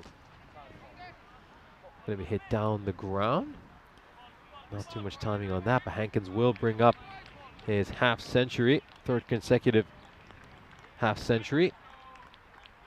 And a polite round of applause.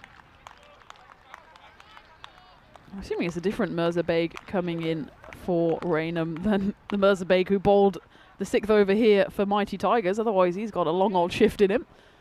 But again, Hornchurch ringing the changes, including 3 making their debut in this series. So interesting to see how that shapes up, as that's a beautiful shot. Paul Murray, where have you been the last couple of overs? There's that one again. He brings out the reverse scoop. And the traffic is loving that one. Again, it was not the worst delivery from Mohin.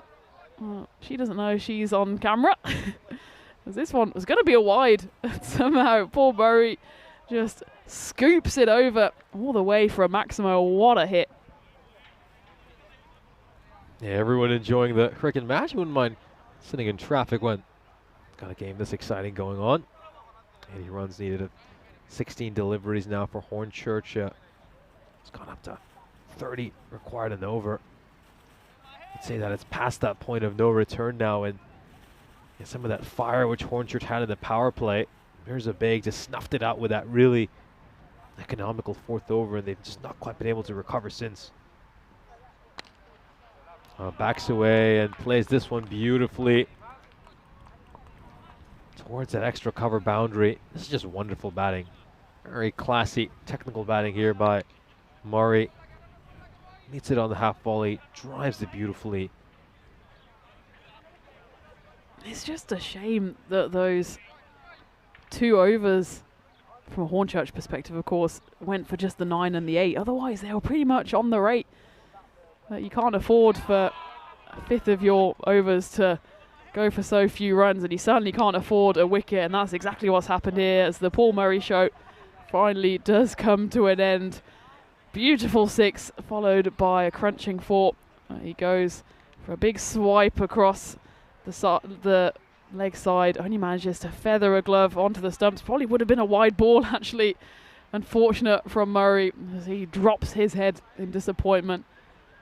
But it's always fun when Murray's about, and he's a great character on the network. So he does have to depart though for a well-constructed 38 off 18. Just again, slightly too slow for what they needed, given that Kian Poskett went at 340. George Hankins is above 260. But certainly not short of entertainment when Paul Murray's out there in the middle. But a wicket then for Mahfazur Mohin, and Ravi Joshi, 99, is out there for Hornchurch. Why don't they say Crows are bad luck? It's looking like it will be bad news for Hornchurch here, with 76 needed in 14. Should still get the bonus point though, surely. That's only 13 runs away. Yeah, they'll certainly be able to pick up a point from this game, which is important from Hornchurch's perspective. They'll become one of only 2 sides who've managed to get a point off the Mighty Tigers. Gotta say, though, another reason this run rate has dipped is that Hankins just hasn't had the strike much at all since the power play. He's hardly been able to face the ball.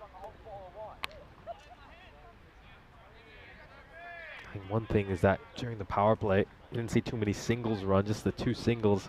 It just allowed Hankins to stay at one end, hit boundary after boundary, get some rhythm into his batting, but he just hasn't had that since because he's barely had any opportunities to actually face the ball. We'll take a look at the worm, and you can just see the gap starting to widen between the mighty Tigers and Hornchurch.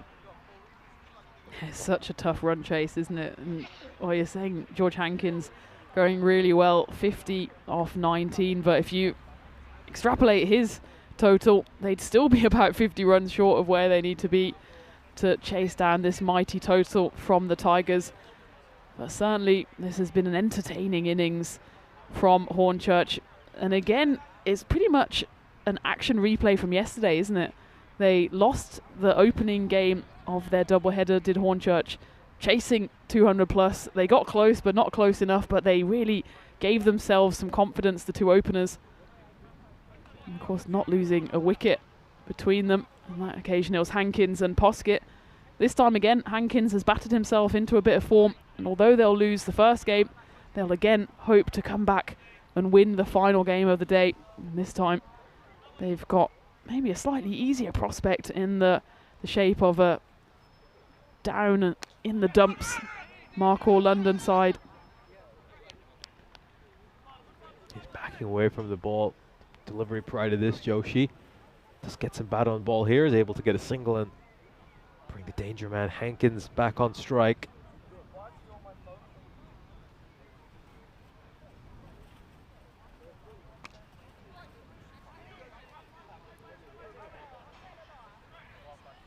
Oh, it's really casual fielding there. Very, very poor fielding. Goes for some foot fielding there.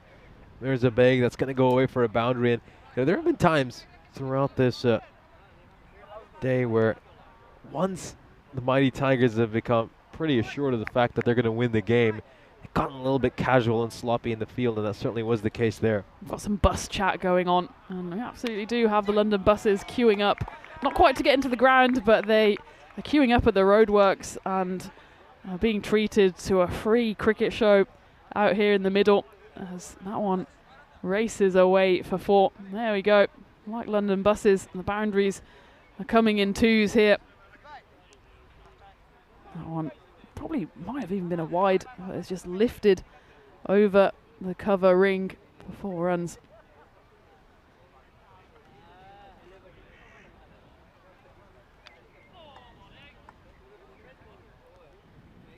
George, he's kind of lost a bit of momentum, hasn't he? He looks so good in the opening couple of overs where he and Cian Poskett were right on the run rate, but then in those middle overs he was starved of the strike a little. Come back here, hasn't quite been able to find the middle of the bat as much as he would expect, of course, for his high standards. Still went back-to-back 4s, and well, clearly he's been listening, because that one did come right off the meat. And the kids running there, maybe you can stop and throw back the ball as George moves on to 64 off 23. But do you know what I mean? He's kind of not really been able to get right off the middle of the bat. And in fact, I think he's just retired himself here, which is a nice move, I guess, to give someone else a go in the final over, and it will be Azam Ali who goes out into the middle. So George Hankins showing again that he's a selfless leader as he retires himself out on 64 off 23, and Azam Ali will join Ravi Joshi out in the middle. Ali will start at the non-striker's end, because that was the end of the over at the end of the 9th. Hornchurch 151 for 3. Yeah, Hankins, he just lost a little bit of rhythm when he didn't have the opportunity to face too much of the strike during those middle overs. And that's what happens though. Once those fielding restrictions are lifted, all of a sudden your partner might take a single right at the end of the over. You don't get to face too many balls. This one was a full toss, but it's going to be struck straight to Sandy. Wasn't the best ball by Udin. He gets away with one. Joshi finds the fielder out in the deep, and Hornchurch lose their 4th wicket. Yeah, just checking whether this one is a lee or delivery. It's kind of just hoiked away by Joshi, who's got an unusual grip on the bat. Both very low hands, and it will be called a no ball. much to the delight of the Hornchurch crowd, because not only is it no ball, but it does get Azam Ali on strike. His first ball on the network, and it's a free hit. What can he do with it? Oh, he walks past it. It's a wide. It's a stumping, but of course it's a free hit, despite the wicketkeeper then taking the stump out the ground, maybe trying to ask the umpire if it was a run that Azam Ali was trying to go for there. It was very much him just trying to hit the ball. It's a wide. It's a non-stumping. He takes the stump out for good measure. Free hit Mark 2 coming up. And Azam Ali goes down the ground, and it will be a one bounce for. Round of applause from the Hornchurch supporters. That's a nice way to get off the mark on the network. Oh, really nice way. It's a very good looking shot. Strong bottom hand. Gets that away for a boundary. And Azam Ali, who's out there batting because Jenkins was kind enough to retire himself out, gets his first ever European Cricket Series ball away. 4-4. Doesn't quite manage to go 2-2. In the meantime, it's Mahfuzul Karim Mahi bowling this final over. Mighty Tigers again finding themselves in a position where they can just play around with different bowlers. Hornchurch have cashed in on the bonus point. Again, it will be a consolation bonus point, but they join Raynham as the only two sides to have picked up a point at all against the Mighty Tigers. Slight appeal there from Karim Mahi. He was certainly interested for a moment. Umpire Keith signalling the wide.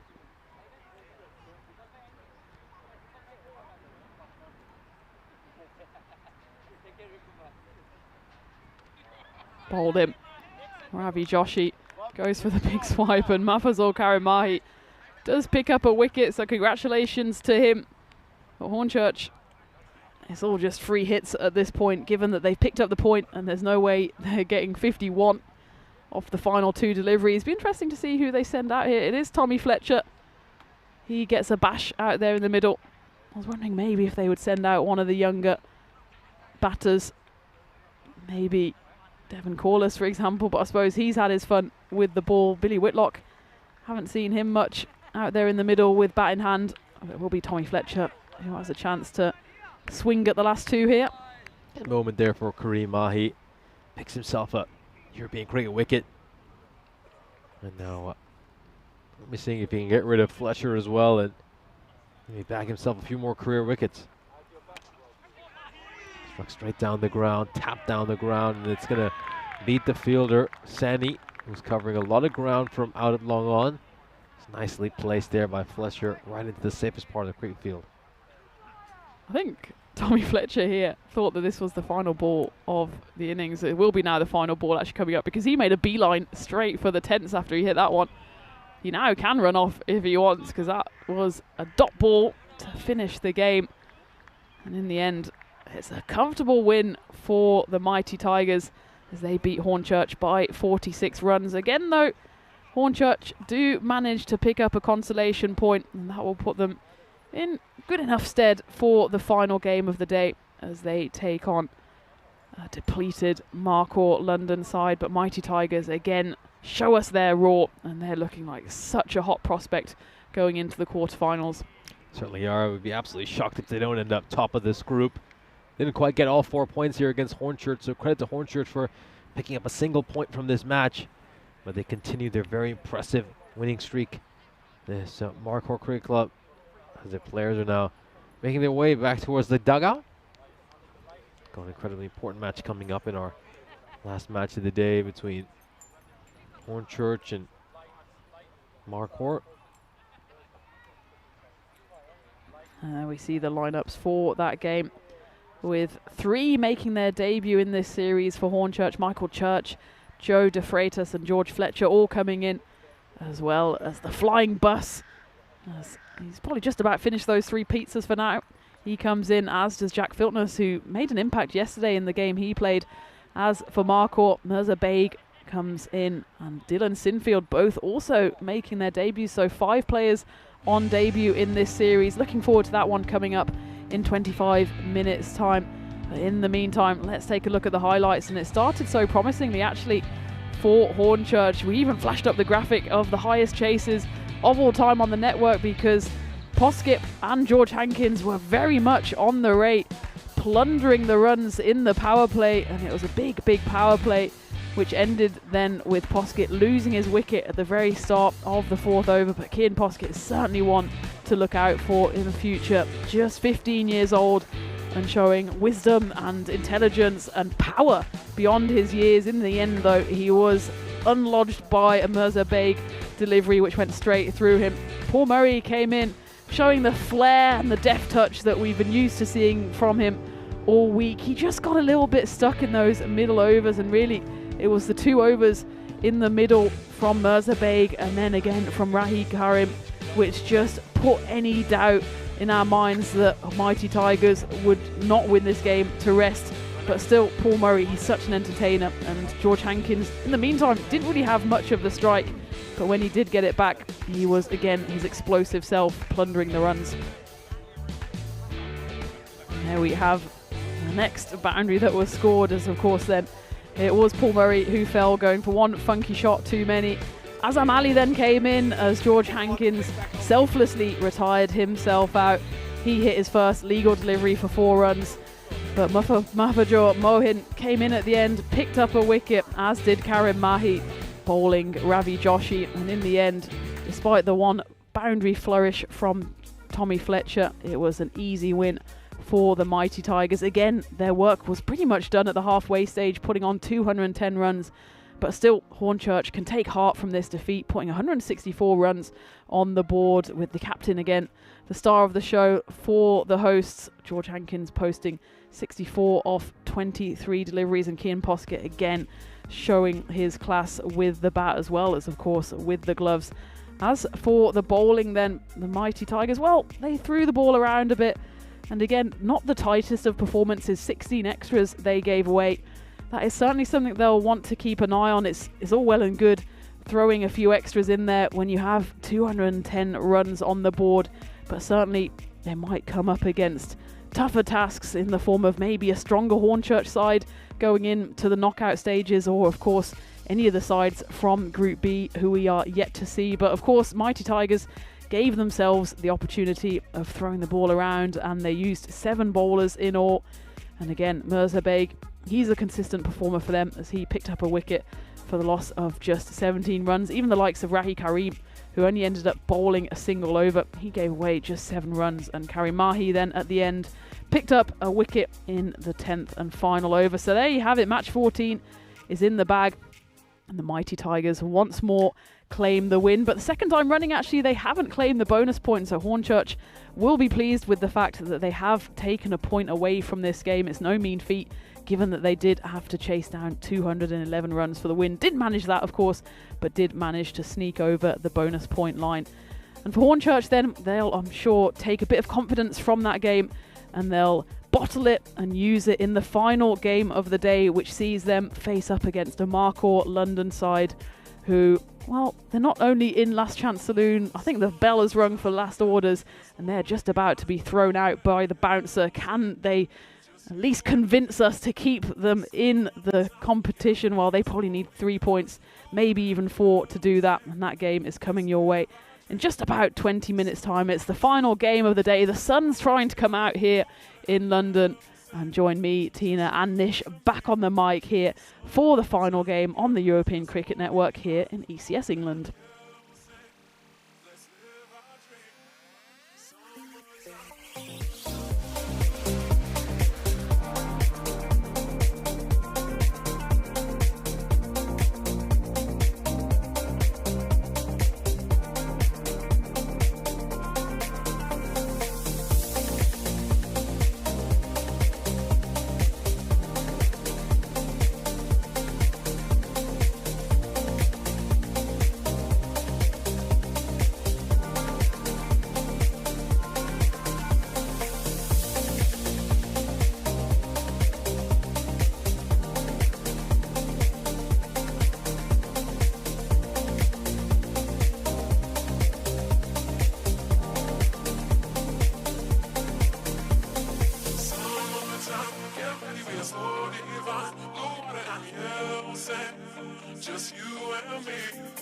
Summertime, get ready, we are so divine. Blue water and yellow sand.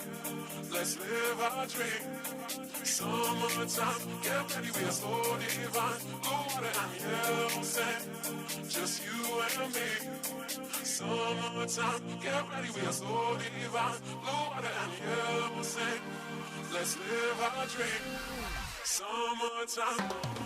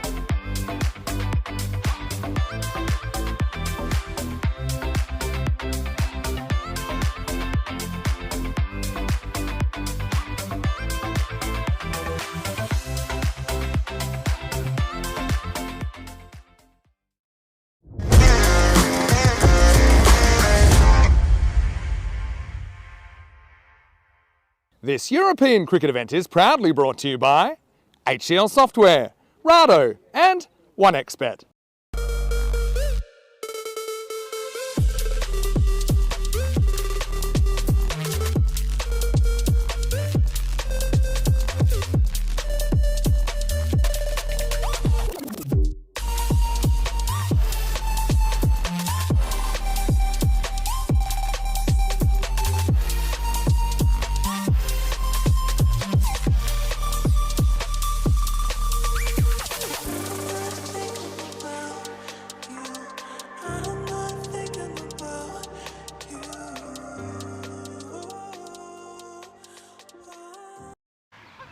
It's the final game of the day here in London at this ECS England at Hornchurch Cricket Club, and it's the host Hornchurch who will be playing against Markhor London. It's very much last chance saloon for Markhor. It's in fact their final game of the group stage and they're on a 6-game losing streak.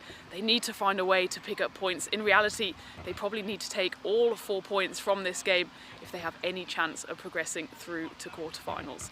Let's talk about the teams a bit. George Hankins, he will be leading the side for Hornchurch and certainly will be looking to get runs on the board again.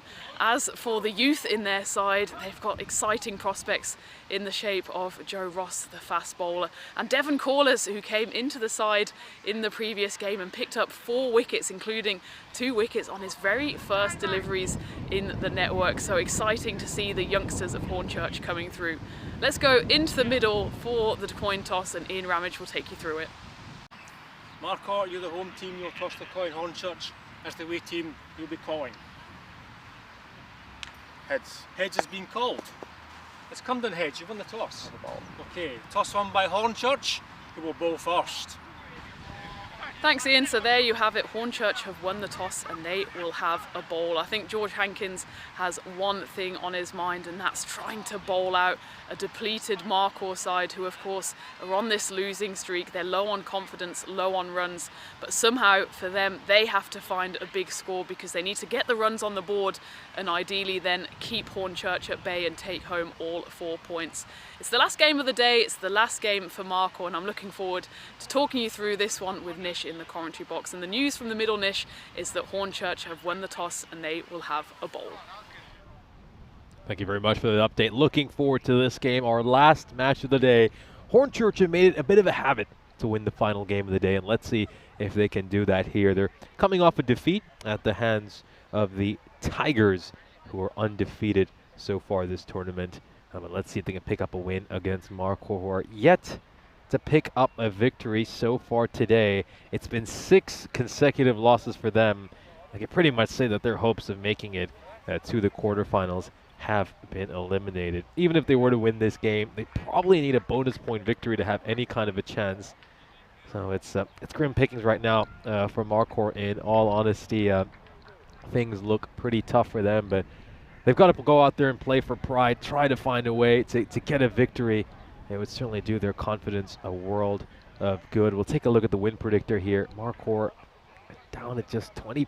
Hornchurch fancied as 80% favorites in this game. I think one thing worth noting is that Kean Poskett, who we know is a wonderful wicketkeeper, is going to be out fielding at long on. So it's going to be Paul Murray who is going to be behind the stump. So Rob from the chat said he's also made it to the ground for this match. So yeah, looking forward to having a chat with you after the game, Rob.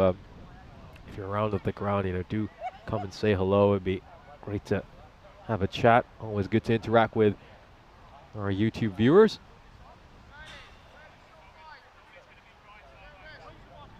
Yeah, I do have a few drops of rain coming down, but at the moment it's nothing particularly concerning. Hopefully just a few passing raindrops and then it'll all clear up. Another big change for Markhor is Dylan Sinfield. He's out there opening the batting, getting ready to face the first ball. Really tall cricketer. One of the largest figures we've seen over the course of this ECS. It's going to be Joe Rosta bowled his first over, as he so often does with his long and flowing run-up. Here we go. First ball. Sinfield on strike. Sheridan on striker's end.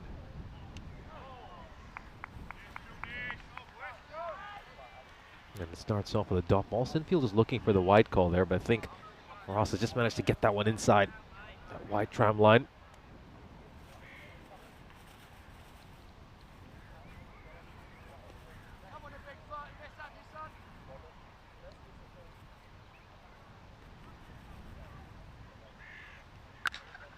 A little bit of width on offer here, and it's going to be placed into the gap by Sinfield. His first runs of this ECS. Beautifully played. Perfect placement. Take a look at this again. That's a gorgeous shot along the carpet. Very safe shot as well.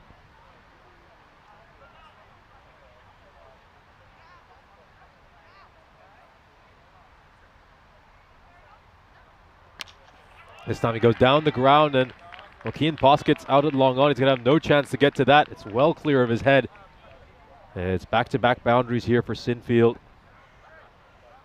Playing for the first time in this ECS, and it's probably coming just a little bit too late for Marquardt. This might be the last game this Marquardt London side are playing in this European cricket series, and boy, the way Sinfield has played these first three deliveries, they might be wishing he'd been a part of their side earlier. This catches a thickish outside edge, very unlucky there for Joe Ross.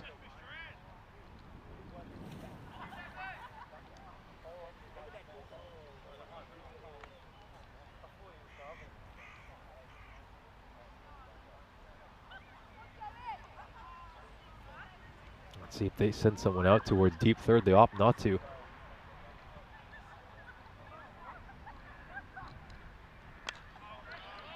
Play towards mid wicket. That's going to be a single.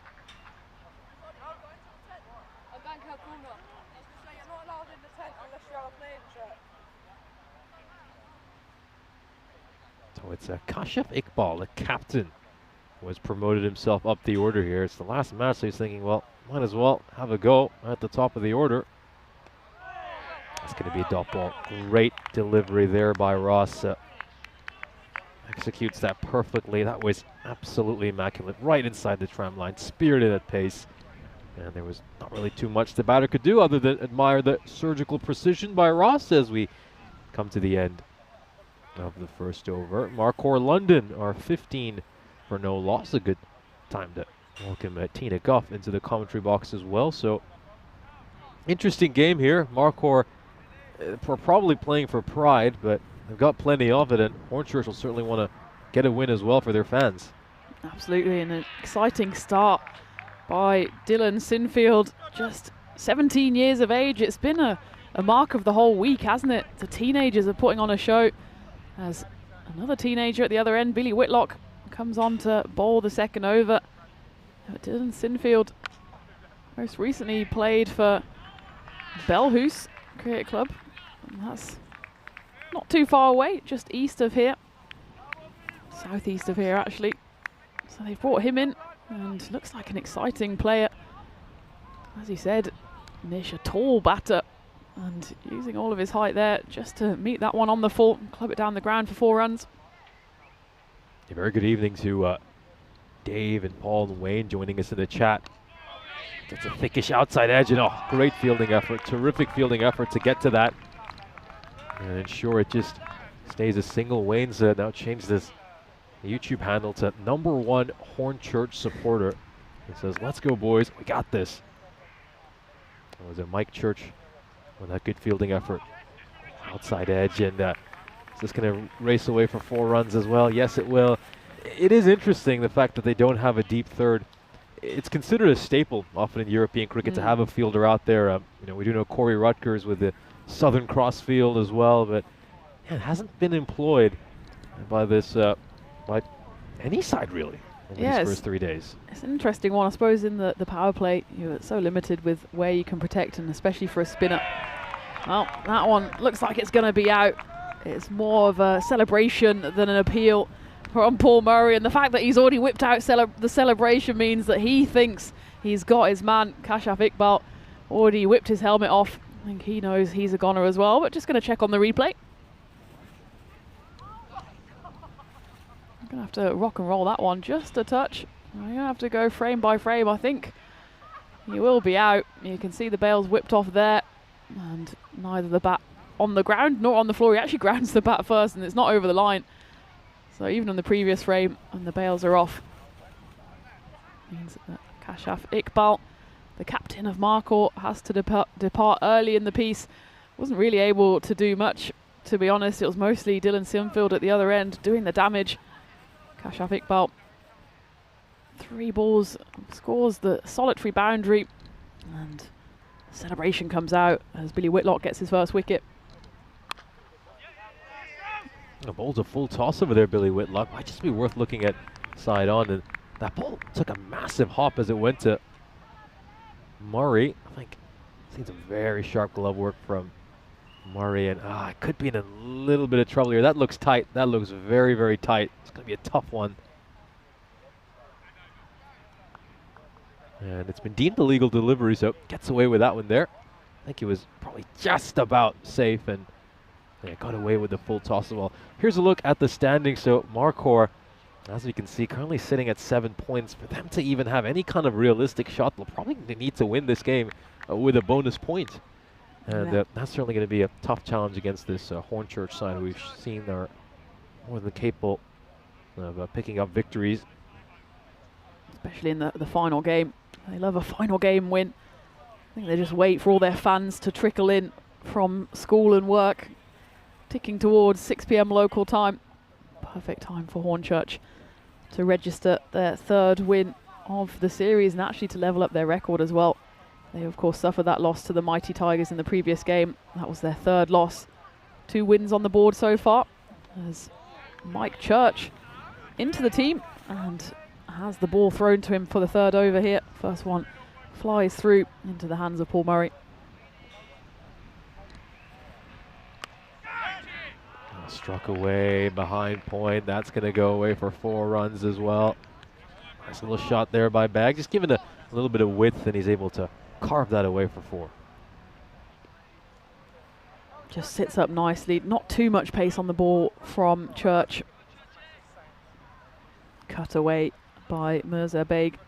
So the 2 debutants for Marcourt at the crease, and it was a flying effort there from the flying bus.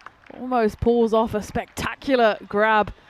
Stops at least what would have been definitely a boundary, but almost had a lot more there as he tumbles away to his right side. Clearly needs a touch more pepperoni pizza.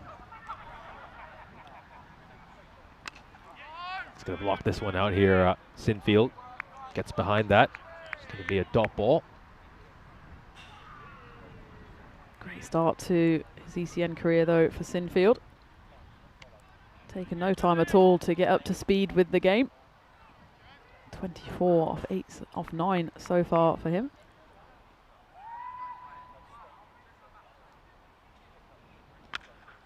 Goes big this time around, and that's going to clear the rope. Huge shot there for Sinfield. It's another Maximo for him.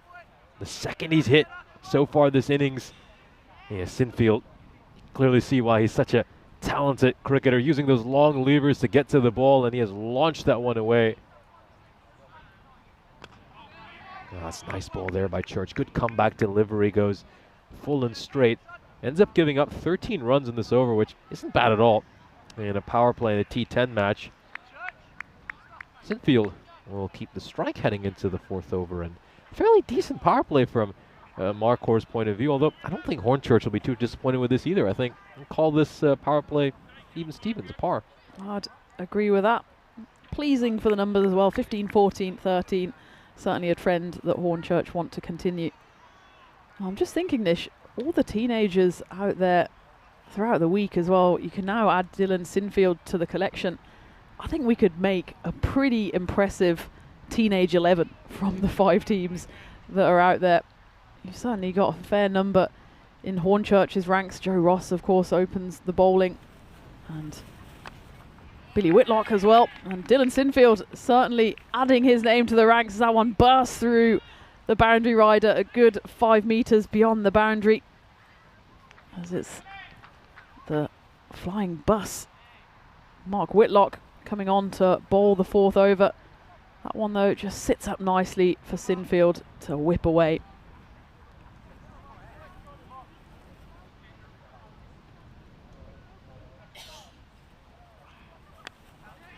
Let's clip this one away towards mid-wicket. Are they going to push for a second run here? I mean, full credit to Sinfield for running that first one hard. And that just gave him the opportunity to maybe contemplate a second run. This is interesting. So we've seen Ayaz Yunus from Marcor wear those multicolored Puma shoes a few times. Yunus not involved in the action today. Seems like he's lent his pair to Baig. He's got the multicolored shoes out right now. Maybe they just have a pair of team shoes. And it's Baig's turn with the snazzy footwear.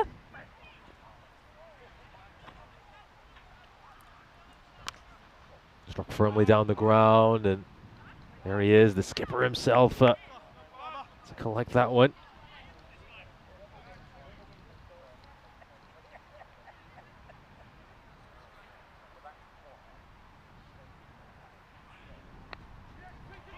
Tucked off his hip out towards square leg and runs the first one hard again, and there we go. Because he ran that first one hard, he was able to take advantage of that slight fumble out in the deep, and he'll get back for a second run. There's George Fletcher out there.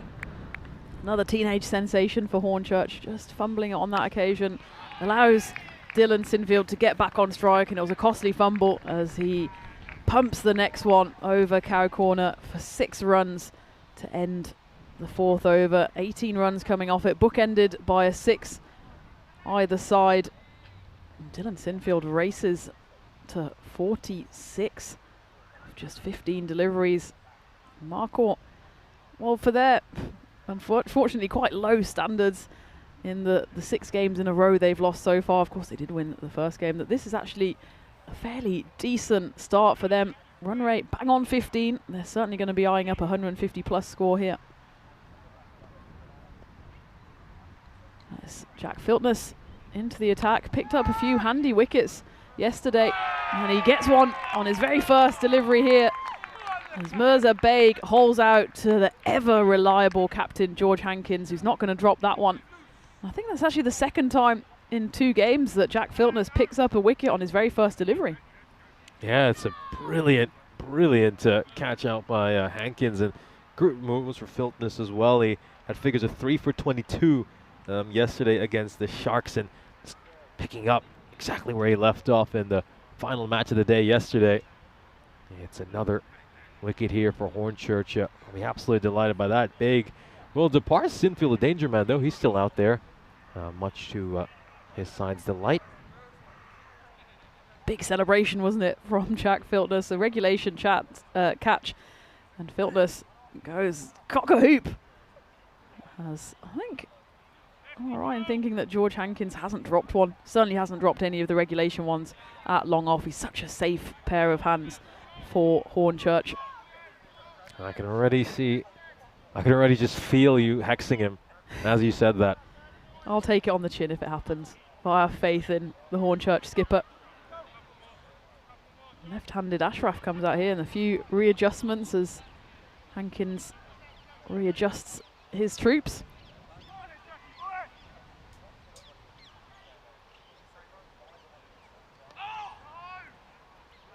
Push that one down the leg side there. Filtness doesn't quite get the line right. He's just trying to fire a Yorker in around at the leg stump.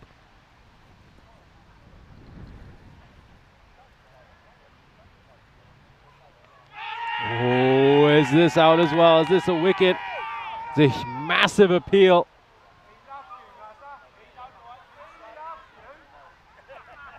It's an interesting one, because if it hits the pad, it might have been LBW.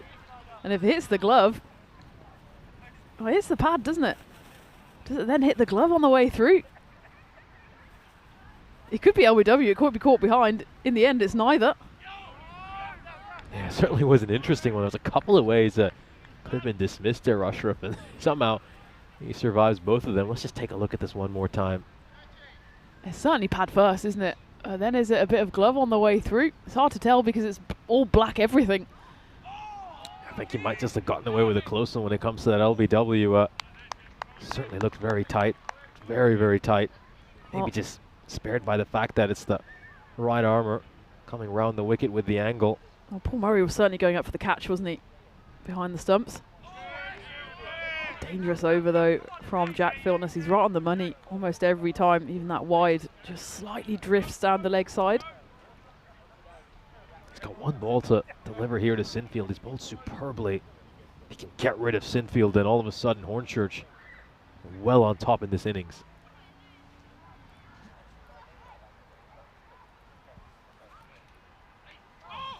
Just gets the line slightly wrong there.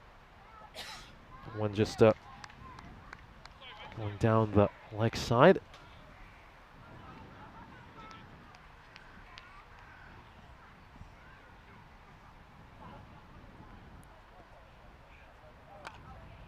Strikes this one back towards Filtness. Filtness did manage to get a hand to it, which slows down that ball, and it's only going to be a single. A terrific over for Filtness. Only 4 runs coming off it, as Markhor London find themselves 64 for 2 halfway through the innings. A good chance to welcome you into our commentary tent. So pretty interesting innings so far. Who do you think feels happier of the two sides right now? I think Markhor will certainly be happy that they've put on a decent enough showing, especially given that Hornchurch won the toss. They wanted to go in the field. As I said in the intro, they probably wanted to bowl them out. But they've got Sinfield out there who is going well, looking for his maiden half century on the network. But Hornchurch, they know they can go big in the runs as well. Massive. What a massive shot by Sinfield. His 5th maximo of this innings, and what a way to bring up his 50. First ever European Cricket Series match, and brings up a half century. I mean, here we are, we're watching Markhor, a side who've had 6 consecutive defeats in this ECS, and they must be wondering, well, why was Sinfield only available for our last match? He's such a powerful hitter of the ball, isn't he? He knew that was 6 as soon as it left the bat, and just points to the badge on his trousers. I'm not sure if that's the Markhor London badge, or maybe it's the badge of his side, Belhouse, who he played for just at the weekend. Either way, loving what he's showing us out there in the middle. It's Mike Church, who needs to find some salvation here.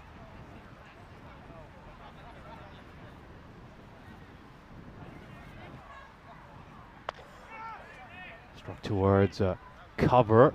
Oh, he's just slightly overrun that there, George Fletcher. He's slightly overrun it. It's a misfield. That one's going to go away for 4 runs. Really only should have been a single. Clears the front leg, looking to go through the offside, and it's a costly mistake there from Hornchurch's point of view. Forgive him, Father, for he has misjudged the bounce there on that occasion, George Fletcher.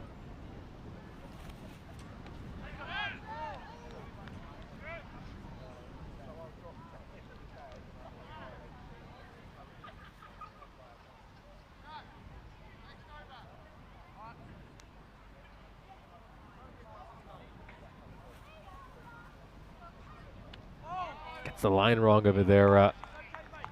And in all honesty, if Ashraf had managed to get any bat on that, it would have gone away for a boundary. So yeah, maybe Church will just be glad that it ends up being a wide. That is struck away, but doesn't quite have enough to go towards the rope. Ross with a terrific effort, and full credit to Ross. He made an attempt at trying to catch that, and then he also had the presence of mind to ensure it didn't get past him and go away for a boundary. Yeah, it's a good technique there from Ross to put his hands really far out forward to make sure that he can just try and stop the bounce up either over him to the boundary or into his face. Manages to do that quite well. Church, decent enough over from him, and a decent spell for the man on debut. 27 runs coming off his 2 overs, as the momentum has just halted a little, especially on the back of that Jack Filtness over. Went for just the 4 runs, and then the next went for 14. So Markhor 78 on the board after 6 overs. Dylan Sinfield, though, still out there going strong. I'll take a look at the scorecard here. Dylan Sinfield top scoring, and so these 3 times now he's taken a single right at the end of the over, so he's doing a smart thing here, farming the strike. Oh, he's missed out on one there. His eyes would have lit up as soon as he saw that full toss, and he's absolutely gutted. He hasn't smashed that one away for a 6, but good thing for Markhor is that it's just gone past Paul Murray, and it'll go away for 4 runs off buys.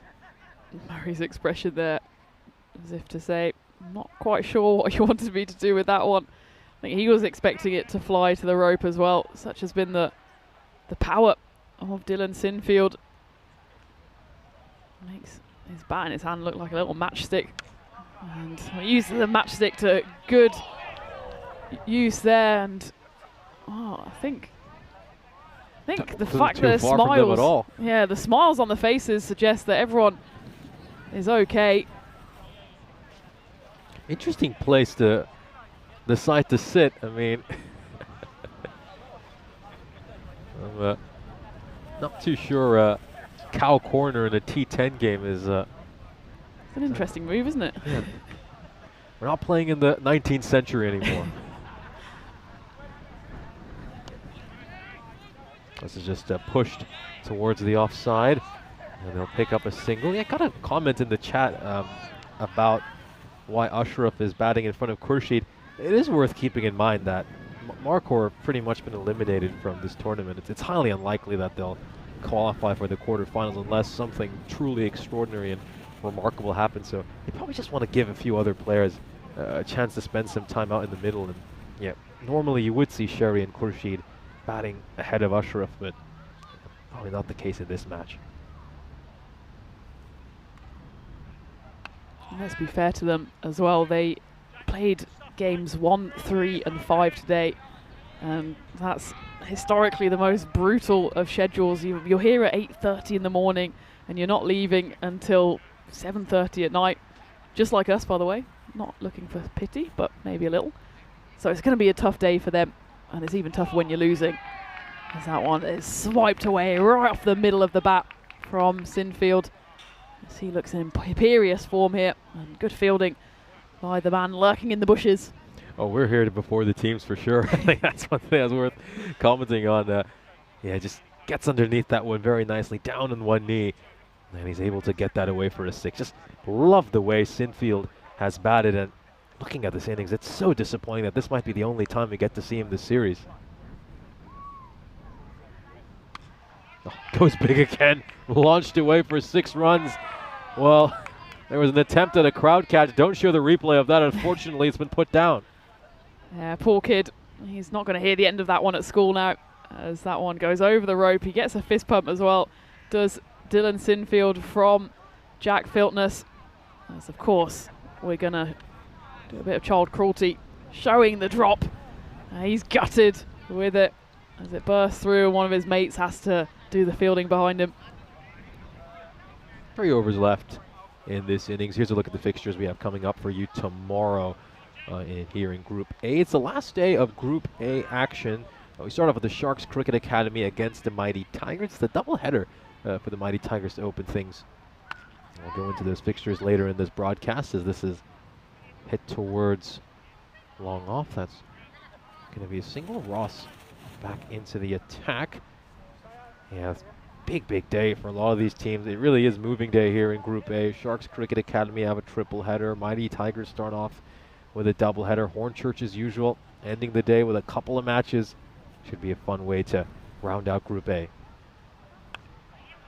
Looks to go aerial this time, and that's going to go all the way for a 6 as well. Sinfield now moves on to 80.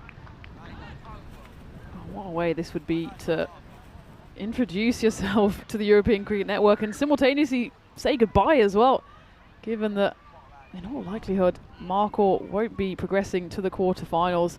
That man on the phone in the background just going for a summer stroll suddenly has a grizzly flying his way.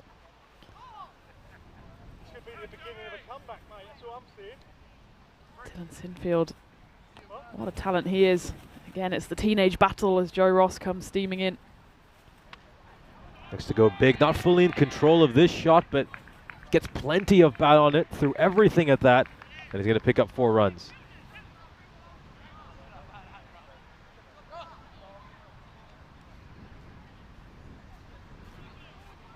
Dylan here as well. He picked up wickets at the weekend for his club side over in the east. So it'll be interesting to see if he features with ball in hand. Maybe he can be a game changer here for Markhor. He's got him. Joe Ross will get his wicket here, and well, it's been a fine knock by Sinfield. A real shame for him that he'll miss out on the 100, but it has been a terrific innings. What a debut knock for Sinfield on the European Cricket Network. He certainly made a great impression, and hope to see him in future series on ECN, even if this might be the last time we see him bat in this ECS. Brilliant ball right between the gap between bat and Paddy. Acknowledges that terrific delivery by Ross, and you got to say Ross deserves that for the way he's bowled throughout today. Dylan Sinfield departs. Great innings with 5 4s and 9 6s. Sorry, Dylan. I'll take that as a 10 out of 10 commentator's curse. As the bails go flying. I think the chalk goes flying as well. Take a look at that. The zinger bails go, but so does the chalk. Have a look at this one, Nish. There's carnage as the bails go, and bits and pieces go flying everywhere. Most importantly, though, the stumps are rearranged, but a brilliant little cameo, and it won't be more than that for Dylan Sinfield in this series as he departs for 84 off 27. And I think maybe Joe Ross knocked the batteries out of the zinger here. Just double checking. Just turning it off, turning it back on again as the umpire reverses there, almost straight in to the new batter, Karwa Kashid.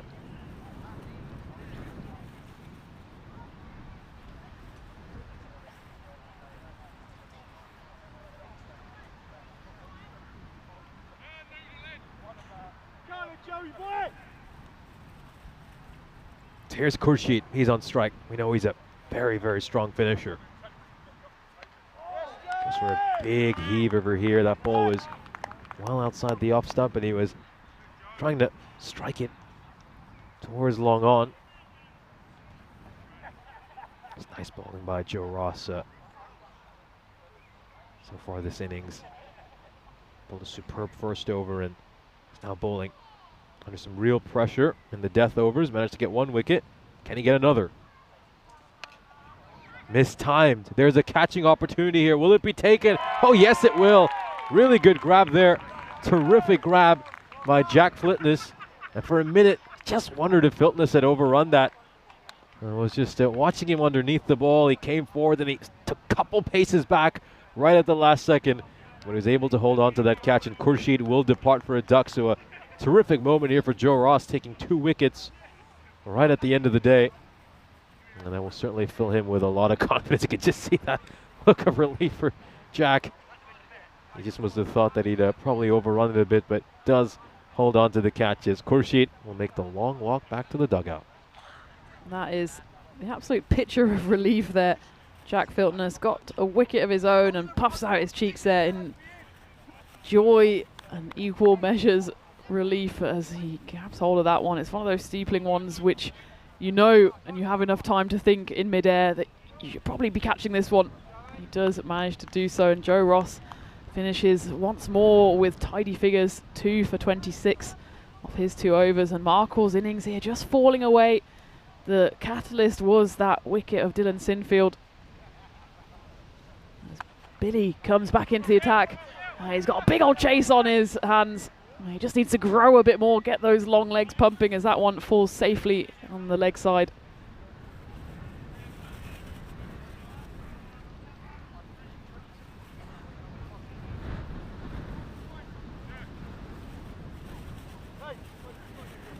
Lewis Blake is the new batter here for Markle. Good to see him have another go after he fell for a golden duck in the previous game through, well, a little fault of his own, but also equal blame to his partner at the other end, as it was a bit of a calamitous run out which marked the end of Blake. But good news for him, he gets himself off the mark on his very first delivery.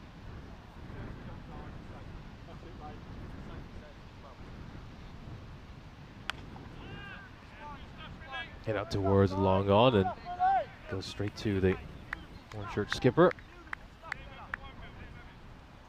So what can Markle realistically get to here? Hornchurch have bowled superbly, you have to say. Expected score is currently at 137. Ashraf's been out there for a while, but he's only managed to score 10 runs. Oh, nicely played by Blake. That is a gorgeous looking shot. Just waits for that beautifully and just carves that behind point for 4 runs. You can just tell by the way he sets up in his stance that he loves playing that cut. Just waits for it even more. That's exactly the shot actually that got him out in the previous game, as it was cut straight to the fielder. On this occasion though, he finds the gap superbly. The wind just picking up here. You can see the flapping of Lewis Blake's shirt. Oh, right in the face, buzzer. I think it takes his grill off. I'm sure he's all right. Can't do too much damage to that face. Yeah, he's got a little baseball helmet on there, and oh yeah, I think he just strikes that to his shoulder and then it ricochets onto his face. Somewhere on the chin, I think. He's good to carry on. I'm sure he's made of sterner stuff. Billy, another star turn here. Just 7 runs coming off this over, 1 ball to come. Can he pick up another wicket?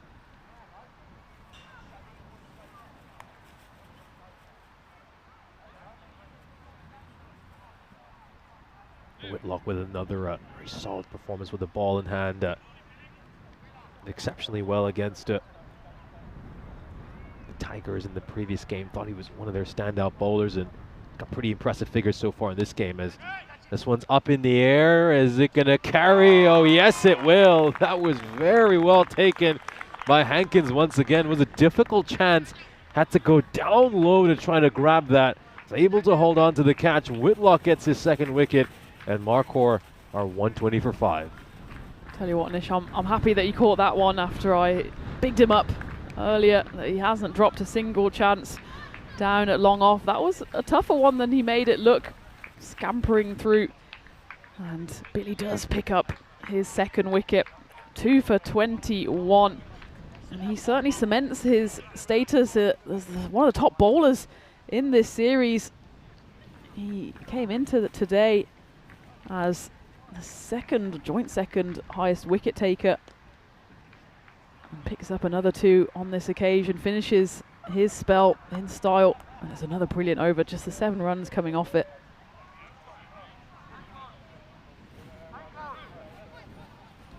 Yeah, so Ashraf has been retired out, so going to be a couple of new batters out in the middle, and probably not a bad decision to retire Ashraf. He really was struggling, 10 of 11.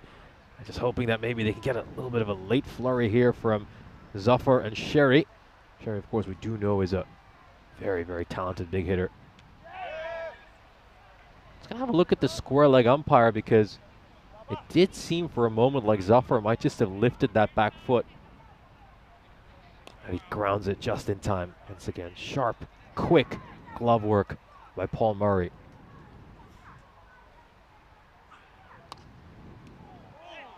I'll pick up a single here, and this will get Sherry on strike. Probably want a player of Sherry's quality on strike right now if you're Marquardt, batting a lot lower down the order than he typically does, but they have shuffled their batting lineup a little bit for this match. Marquardt. Oh, he's going to be gone. He's going to be gone. Tries to sweep that one away. And he's gone on the very first ball. Mark Whitlock picks up a wicket. And the danger man, Sherry, will depart for a golden duck. That goes on to crash onto his leg stump. A prettiest sight as it gets for any bowler. Just does him a bit on the fly here and just arcs it away from the sweeping Sherry. Hits a bit of the batter on the way through. And the flying bus emulates the minibus at the other end by picking up a wicket. And Marquardt, well, sad to say that this is why they are at the bottom of the table. Even when they get themselves in promising position, in large part, almost in only part, thanks to Dylan Sinfield at the top of the order, they just can't convert that into a full solid innings. Up and away and straight to the fielder. Well taken, and Whitlock is on a hat trick now. Mullick will depart as well. And Mullick's another player who we know has the ability to clear the boundary rope. We've seen him play some nice cameos for this Marquardt side, and he's going to be gone as well. So can Whitlock make a little bit of history? We saw that this time yesterday. The son Billy had a chance to get a hat trick, but let's see if Mark can add his name to the Hall of Fame. Mike Church taking a steepling catch there, delivering a sermon in how to take the high ball. as Usman Malik departs for a golden duck. So we've, this time yesterday was pizza puns. Now we're going with religious puns. I'm glad you noticed. The slow clap can come out at any time. Hall of Fame 2025. It will be the 24th hat trick if the flying bus is able to honk his horn and deliver. The previous one just 3 days ago. Khalid Ahmadi over in the final, in fact, of the Medina Cup for Belgium against Portugal.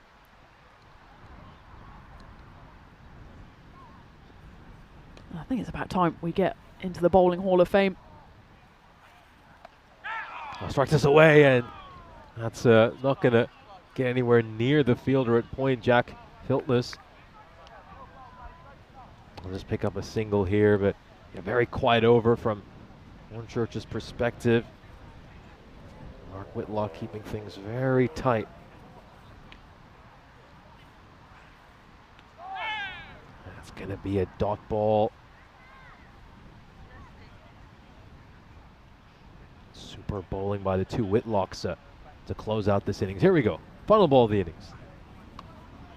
Looks to launch this one. Has it gone clear of the rope? It certainly has. Zafar gets that one away for a 6. So a little something for Markhor to cheer about. They managed to get just the 2 boundaries in the last couple of overs, but brilliant bowling by father and son right at the end. Mark and Billy Whitlock. They give up just 16 runs in the last 2 overs and managed to pick up a couple of wickets.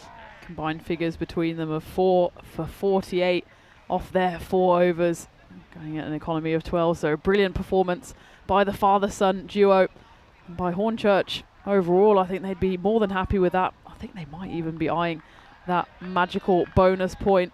At least the target is nice and round now. It's 130 that Hornchurch will need as we take a look back at the highlights. And really, you can say the only highlights for Markhor were that man there, Dylan Sinfield, on debut, says hello to the European Cricket Network with a blistering 84 off just 27 deliveries, including 9 sixes and 5 fours. And if you look at the scorecard, well, only Syed Ashraf only got into double figures. So it really was a one-man show with Sinfield at the top. It certainly was just a one-man show. Sinfield was the star of it. 84 of 27, struck 9 sixes, hit 5 fours at a strike rate of 311. Pretty much carried his team through that first innings, and without his contribution, certainly would have been in dire straits, and the second innings would have been a very, very brief one. The skipper, George Hankins, took a few good catches out at long off. Jack Filtness got that wicket right there to get rid of Big. He was absolutely delighted. Thought he would have had another one here. Was it an LBW? Was it a caught behind? In the end, the umpire said it was neither. Sinfield, though, he would continue piling runs on as his teammates departed. Real shame, isn't it, that this might be the last time we see Sinfield in this ECS player of his quality. I'd like to see him more than once in a European cricket series. Here's a look at some of the glorious strokes that he played. Wonderful, wasn't he? Able to target the long on mid-wicket boundary. Take a look at some of these shots. There was an attempted crowd catch, a really unfortunate moment, and eventually Joe Ross would get rid of him. You get a nice fist bump there from Sinfield to acknowledge that that was a brilliant bit of bowling right between the gap between bat and pad. Ross would get rid of Khurshid shortly afterwards. Khurshid departing for a duck. Good catch by Jack Filtness at point. You see Blake hit a very nice looking forward, then he'd attempt this scoop shot and smack it right into Paul Murray's face, and then he'd send one straight to George Hankins, who got hands like buckets. He's never going to put them down. Whitlock would grab himself a wicket as well, getting rid of the dangerous Sherry and get himself another, and he'd be on a hat trick, much like his son was this time yesterday.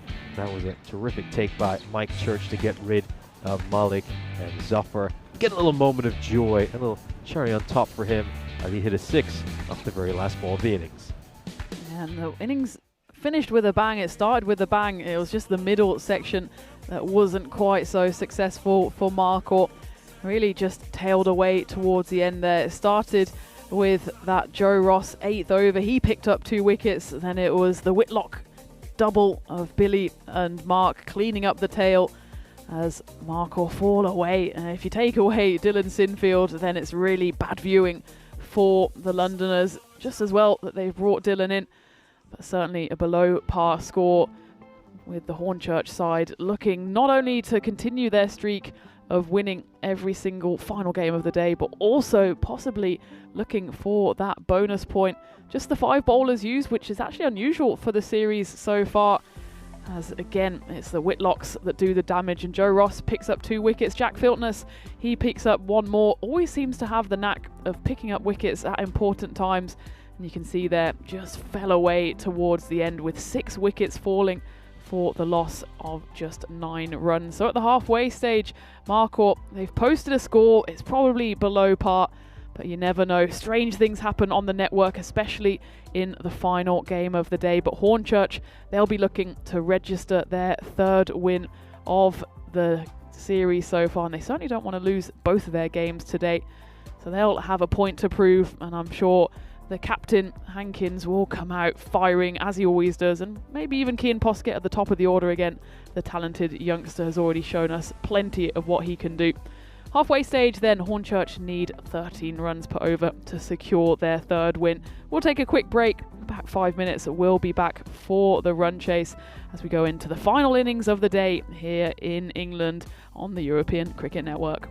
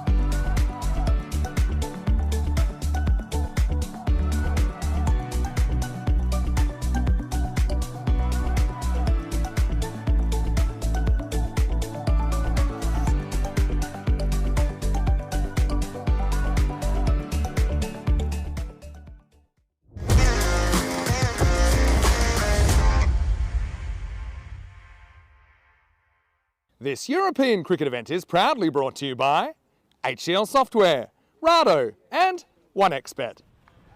Welcome back to the final innings of the day, and the chase is on for Hornchurch after Marcourt posted 129 runs thanks to a final ball 6 to boost their score. After as well, Dylan Sinfield on debut plundered 84 runs off just 27 deliveries.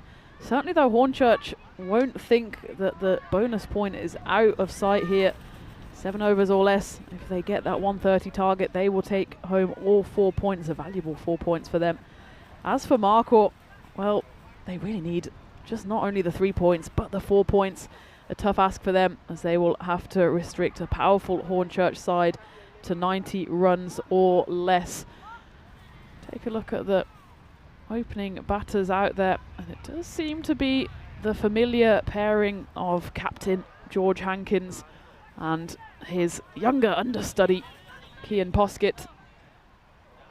Interestingly, Dylan Sinfield, after he starred with the bat for Marcourt, is given the duties to open the bowling. He's a tall fella, and it looks like he's going to bowl some rockets, the 17-year-old. It'll be an interesting proposition for Hankins and Poskett. Won't have seen Sinfield so far in this series. Wouldn't be surprised if they're familiar with him on the local circuit. But here we go. Hankins facing up against Sinfield.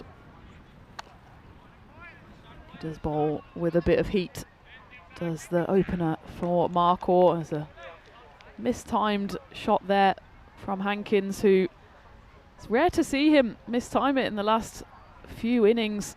He's been in brilliant form, scoring 4 half-centuries already in 5 innings. And that one bursts through the hands of the fielder at point, Mirza Baig, and it will be the first boundary of the innings, straight into the adoring Hornchurch crowd. George Hankins, 56 off 19 in that game number 5. It was only really in the first game that he missed out. Otherwise, he's gone 4 half-centuries in a row. Such a talented batter. This time dragged a little short, and he flicks that away dismissively. 4 followed by a 6. And the Hornchurch chase is very much up and running here. Hankins in that game number 9. It was a loss to Raynham in that high-scoring, rain-affected thriller. Notched his high score on the network, 92 not out on that occasion. Falling short of his milestone. But also showed how much of a team man he is as well in the previous game. 64 he scored before he retired himself out, so doesn't worry too much about the average, as he gracefully stepped aside at the end of the 9th over to allow a few of the other batters to have a go. It was Ali who came in and was able to hit his first shot for 4. So it was a good move from George Hankins, but he's got time at the crease again now, and this one gets lifted over long off with consummate ease. Hankins shows he's not about brute force, also pure timing on that one, just uses the speed of the delivery, stands and delivers. Lovely free-flowing swing of the bat. That's the perfect start for Hornchurch here, after Hankins just took 1 ball of the Sinfield over to eye him up, and the next 3 have all flown to the boundary. That run rate creeping down already. It's just over 12 at this over, already gone for 16 in the first 4 deliveries.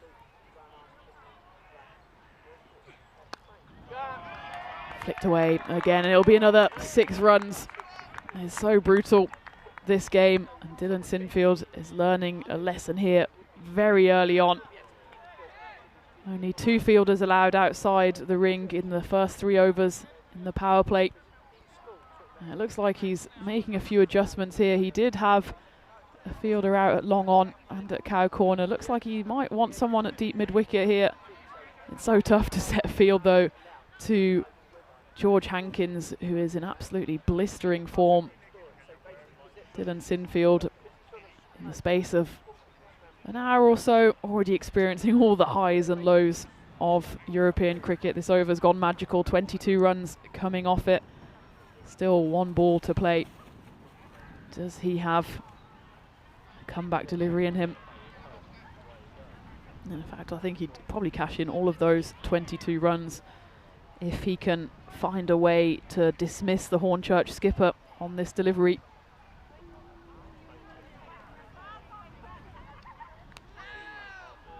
Well, it's a wide ball. At least he gets another chance. As Hankins feels like he actually misses out on that occasion. Any bat on that, it would have flown away. There is now a deep mid-wicket out there, as well as a long on. Cow corner has been brought in.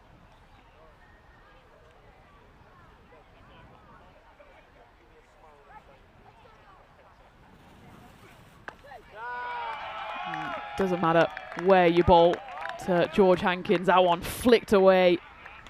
Doesn't quite go supersonic, Dylan, but 29 runs coming off that first over. It's the dream start for Hornchurch, and certainly the bonus point is in contention here with Hankins at the crease.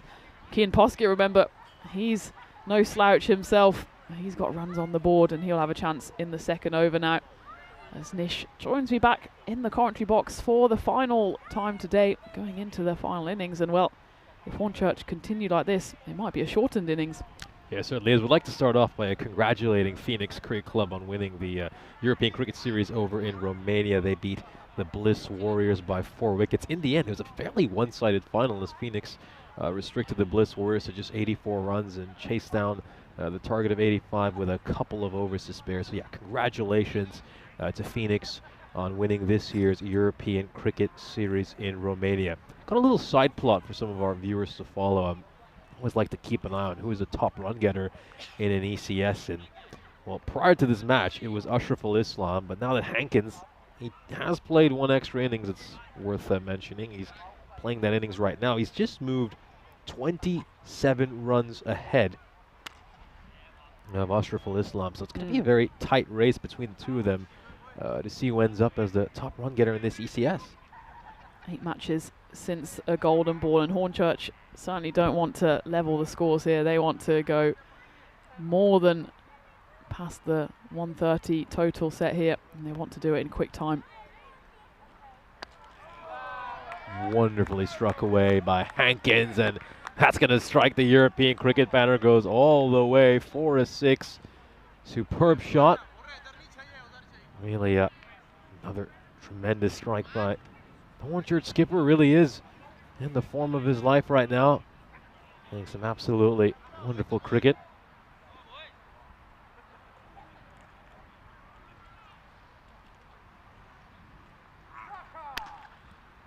Struck through covers, and the fielder just not able to get down and stop that from going away for a 4. It just snuck underneath him, raced away towards the boundary rope. Raj Kumar bowling this second over after Sinfield's first went for 29. That one just says hello to the wires over there. Still everything is up and running here. George Hankins, he's in a hurry. 38 off 8. Goes for the slower ball. He's managed to read it and just goes over the commentary tent to our relief.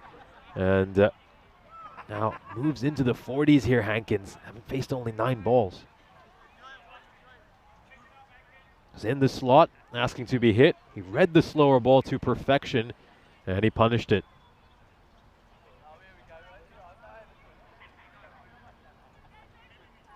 Now just one big hit away from what would be a 10-ball half century. Hankins dealing purely in boundaries here. Probably a bit annoyed actually that he missed out on the first delivery.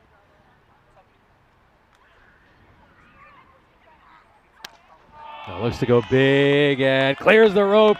It's a 10-ball 50 for George Hankins. A truly rare accomplishment. Only think we've had a handful of these in the past on the European Cricket Network, and George Hankins has added his name to that rare and esteemed list.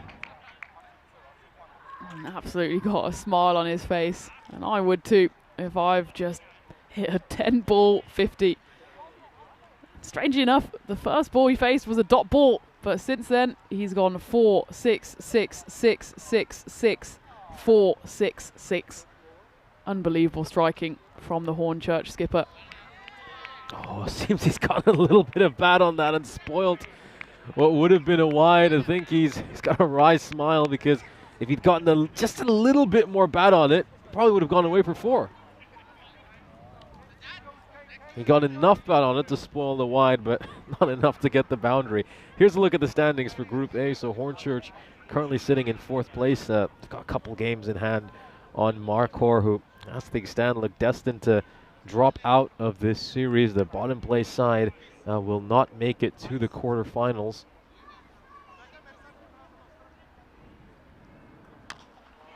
Goes big down the ground once again there. George strikes the side screen.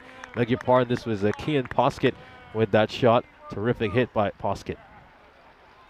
He's been watching almost everything from the non-striker's end. Just the solitary single off his only ball so far. He's got the best view in the house of Hankins hitting, and he wants a piece of that action. That one just wide. Too wide from Usman Malik. Again, Kian Poskett just swipes at it. Had he got anything on that, might have ended up in the trees.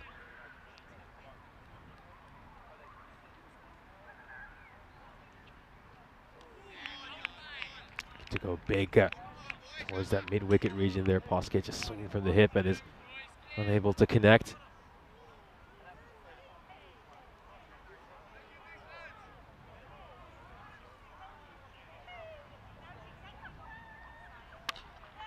Strikes this away and goes away for 4 runs. Nicely struck there by Poskett. Beyond the reach of the fielder at mid-on. There was no way that Lewis Blake was going to be able to get to that. It's a flat batted stroke. Beats the fielder in the inner ring. And off it goes for 4. Hits that guy in the chair once more. I think he almost got his head knocked off in that previous 6. That time, his family don't seem to be too concerned about him. We can't see him because he's right behind that pillar. Every time the ball hits him, they're just laughing at him. Who needs enemies when you've got a laughing family? Well, it was called cow corner in the past, but you can't exactly keep your cows there now. It's probably the most dangerous part of the field to put your chairs at. I'm surprised they're not out at point where everyone else is. This one's gone high up in the air. It's been skied. It's going to be a really, really tough chance. Will he take this? No, he can't. It's going to land beyond the rope, and Poskett gets this one away for another 6. The chase was on there, wasn't it, for Lewis Blake? Always had the distance on it from the bat of Kian Poskett. Such power for a boy still of 15. Already saw that Dylan Sinfield, 17 years old. Well, he's grown a bit taller already. Kian Poskett, though, half his size, but just as much power. Nice variation there by Malik, and he's going to sneak in a dot ball, but what an incredible power play for Hornchurch. They get 69 runs off it. Thanks to Poskett and Hankins, they just become used to getting these incredible starts in the power play. We saw them against the Tigers score 67 or 68 runs during the power play, and they've done something even better here against Markhor. They're on track to make quick work of Markhor. Keep in mind, I believe they need to go at about 18 and over to pick up a bonus point victory. And they're going well above that at the moment. Yeah, certainly they have the bonus point in their sights. They want to also keep up that habit of winning the final game of the day. You can see now at the bottom of your screen, 61 off 24 for the bonus point. Just over 15 the required rate for that. And they're going well above that in all 3 of their overs so far. Pace off now in the 4th over, and a rare dot ball. It's 2 dot balls in a row for George Hankins. What is he playing at?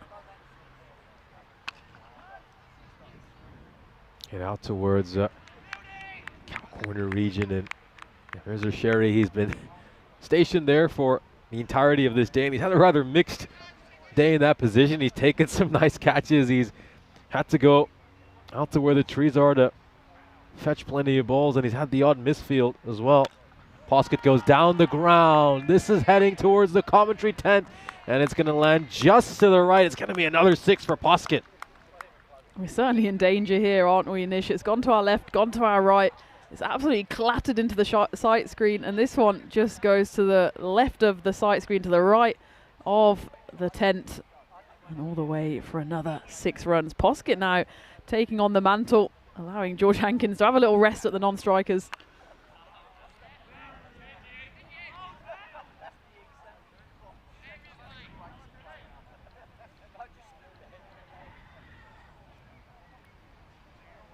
Yeah, Hornchurch can pick up a bonus point in this, and they're all of a sudden in good position to maybe even get second place. This one's just chipped up in the air, and it's going to be a very comfortable catch. So Poskett's cameo will come to an end. It's been a fine knock by Cian Poskett. Become so accustomed to him getting a sign off to a flying start. He will depart having made 23 of 10. Begg picks up a wicket. Again, it's a swipe this time, doesn't get enough of it. It's just maybe, if anything, and it's so hard to criticise Cian Poskett towards the latter stages of that innings. Just tried to hit it maybe a bit too hard. A few times he lost this shape. And again, just swipes a bit too early on that occasion. And it's an easy grab inside the ring for the fielder Kawar Khurshid, and Mirza Begg into the attack, into the team, picks up a first wicket. A good over from him so far. Just the 7 runs coming off it. With Paul Murray, the showman, the left-handed batter, comes in. His familiar number 3 position for Hornchurch, but once more, the opening partnership of Hankins and Poskett does an excellent job. Lost track of how many times they've put on a 50-plus partnership opening the batting for Hornchurch. So good, isn't he, Murray, at the sweep shot. Just go down the leg side. You know he's just going to get a little bit of bat on it and help it away for 4 runs. That is just a perfect placement. Knows there's no fielder there. Gets some bat on it. Away for a boundary. Hornchurch going at 20 and over. I constantly marvel at how delicately Paul Murray can play some of these shots. Worth taking another look at this one. It's a brave shot, in all honesty. First ball he faces out there. He shuffles right across his stumps and sweeps it off middle stump. He knows he can execute it to perfection. Still a decent enough over from Mirza Begg. Just stops that worm just a little. 11 runs coming off it, and the wicket of Cian Poskett. George Hankins still out there though. 51 off 13. He actually got 51 off 11. Faced 2 rare dot balls. Now has a chance against, looks like the captain, bowling the next over, Kashaf Iqbal. Such contrasting batters, aren't they? Paul Murray and Cian Poskett. You've got Poskett, who looks to go hard at every ball, sometimes maybe even a little too hard. And then you've got Murray, just able to delicately place the ball all over the field. A true 360-degree cricketer. And there's Hankins with some more brutality. He just hits the ball as cleanly as it gets. And what a terrific crowd catch. We saw him attempt to catch earlier and he put one down. But this time around he gets the catch. And thank goodness they zoom in on his face this time. And he gets a round of applause from Paul Murray and a big cheer from the pavilion as well. And he'll be watching that one back on replay. I'm not sure he'll be watching the first one, but the second one will be going on his social media channels, I'm sure. Oh, the second one never happened. I shouldn't even have mentioned that. He might need to... When he replays or shares this stream, just make sure to mute us out. Yeah, exactly. What drop? What are you talking about? Safe hands all day by that lad in the crowd. Might have another chance here. That was a wider delivery. He's kind of dragged that one there, Hankins. Out towards, there's a Sherry.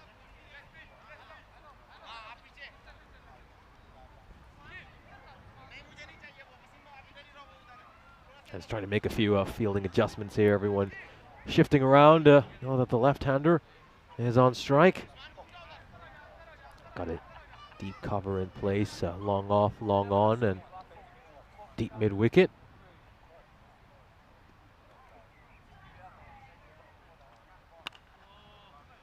Murray will just flick this one away towards long on. Brings Hankins back on strike.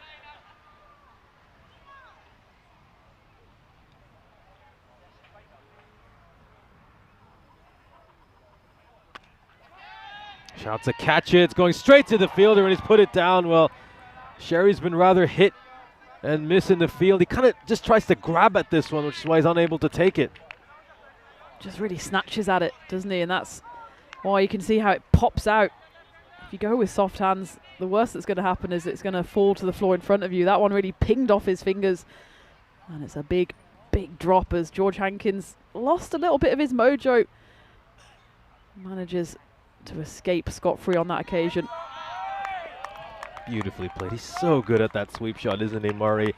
Worked this one away towards square leg. Gets it away for 4 runs. Gorgeous looking stroke. Absolutely. Just every time that sweep shot is available, he pulls it out of his arsenal. Oh, I think they're all West Ham fans here. Or Millwall as well, wouldn't there? Or is Millwall not popular around these parts? I think so. Yeah, should be one of the two. How is there is some sort of geographical feature I forgot that separates the two teams, isn't it? Like if you're on one side, you're Millwall. If you're on the other side, you're West Ham. I absolutely wouldn't want to be on the wrong side of either of those teams.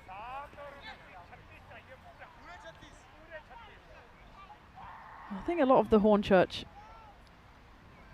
fans and players are West Ham fans, but happy to be corrected. As I said, don't want to get in trouble with anyone.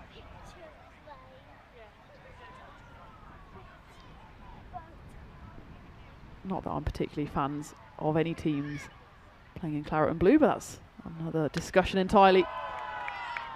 There, and that's going to go away for a 6, and he has launched that one out of this park. Suffer just leaving that one in the slot, and it gets the treatment from Hankin. Just has a chance to extend those long levers and pumps it away for 6 runs. Yeah, I assume you're talking about Aston Villa.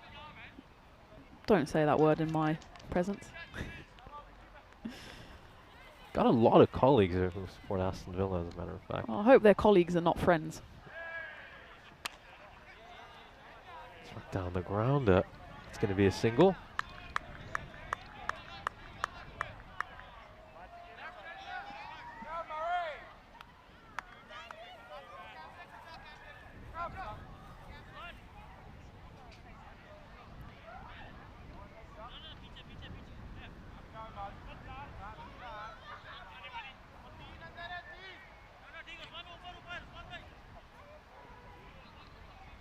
So 3 a ball needed for the bonus point. 30 off 10 is the equation for that. Certainly Hornchurch will be eyeing that up, finishing the day in style. Speaking of style, Paul Murray goes for another fancy shot and misses out on that occasion, fuming with himself that he doesn't get bat on ball. Anything on that one would have flown away through the vacant fine leg region. Do they have a leg slip in here? Goes for the innovative once again. An audacious stroke by Paul Murray. Just reverse sweeps that full toss off to third. They do, in fact, have a leg slip in. I think they're just trying to stop that sweep. Instead, Paul Murray says, okay, I'll go for the reverse. He's just such a lovely batter to watch. I'd be forgiven for thinking someone with his power and timing would just go for the brute force shots. But more often than not, if there's a gap in the field, he wants to pierce it.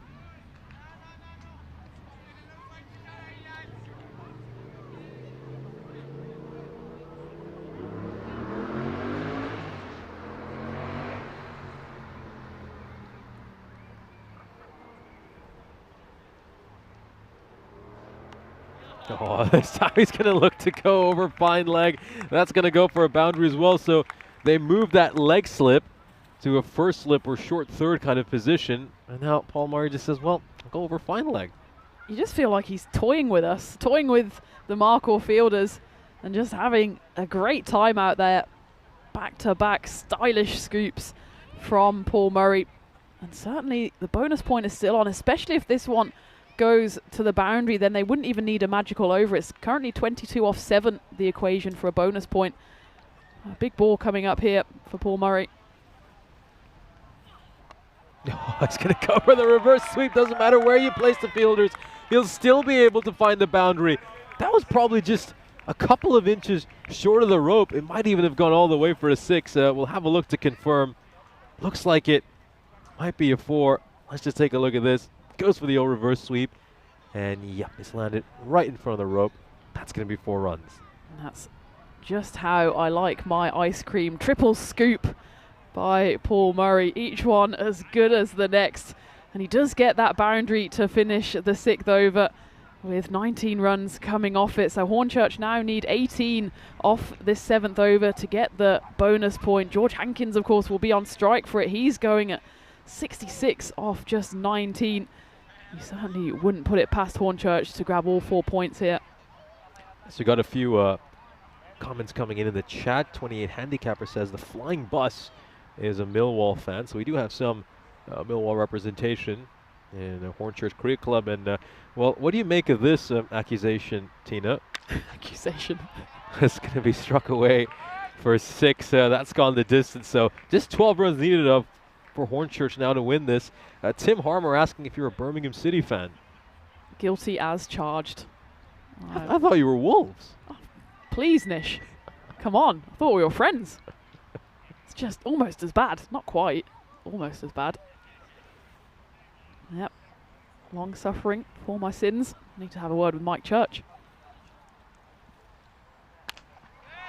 Struck towards long off, and oh, it's taken in the deep, and a really nice catch by Wasim Majid. He's got a very safe pair of hands, which is why he's always stationed on that long off or long on boundary.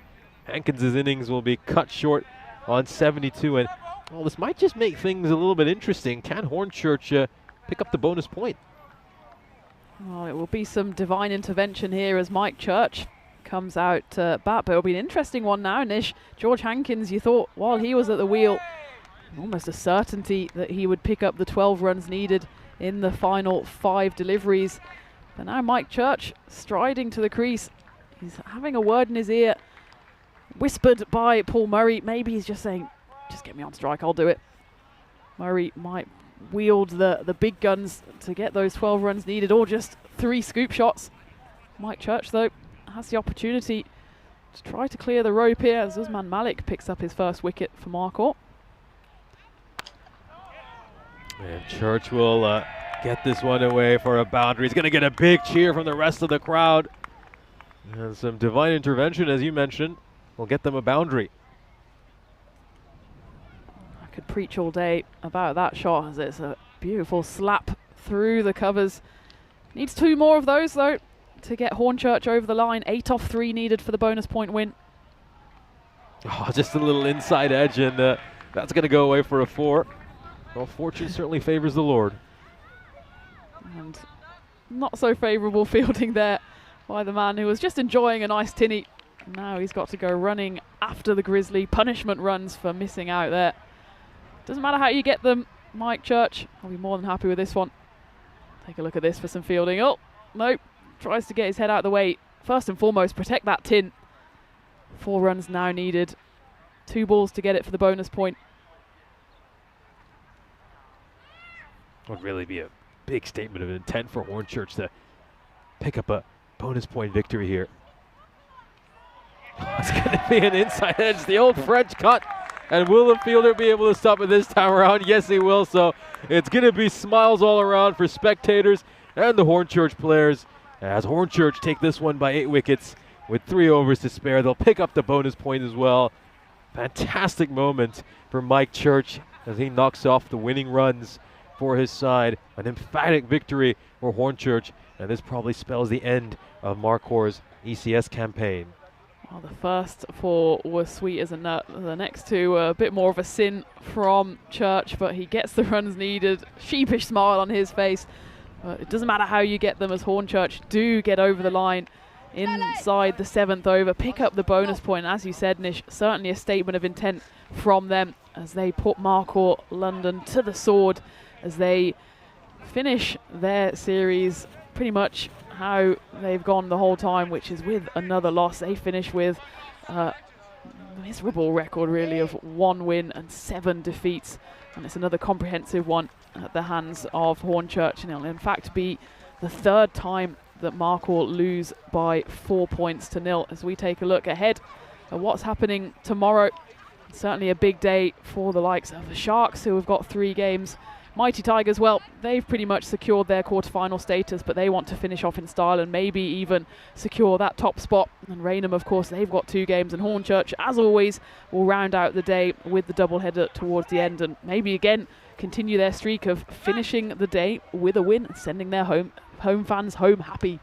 Absolutely, and let's have a look at the highlights of this innings, and it certainly was a thoroughly entertaining innings from Hornchurch's perspective. They were able to knock off this target of 130 with 3.1 overs to spare, picking up the bonus point as well. That man had a huge part to play in their victory as usual. Hankins with 72 left just 21 deliveries. He is in an incredible run of form with 3 consecutive 50-plus performances. He currently sits right at the top of the ECS top run getters table.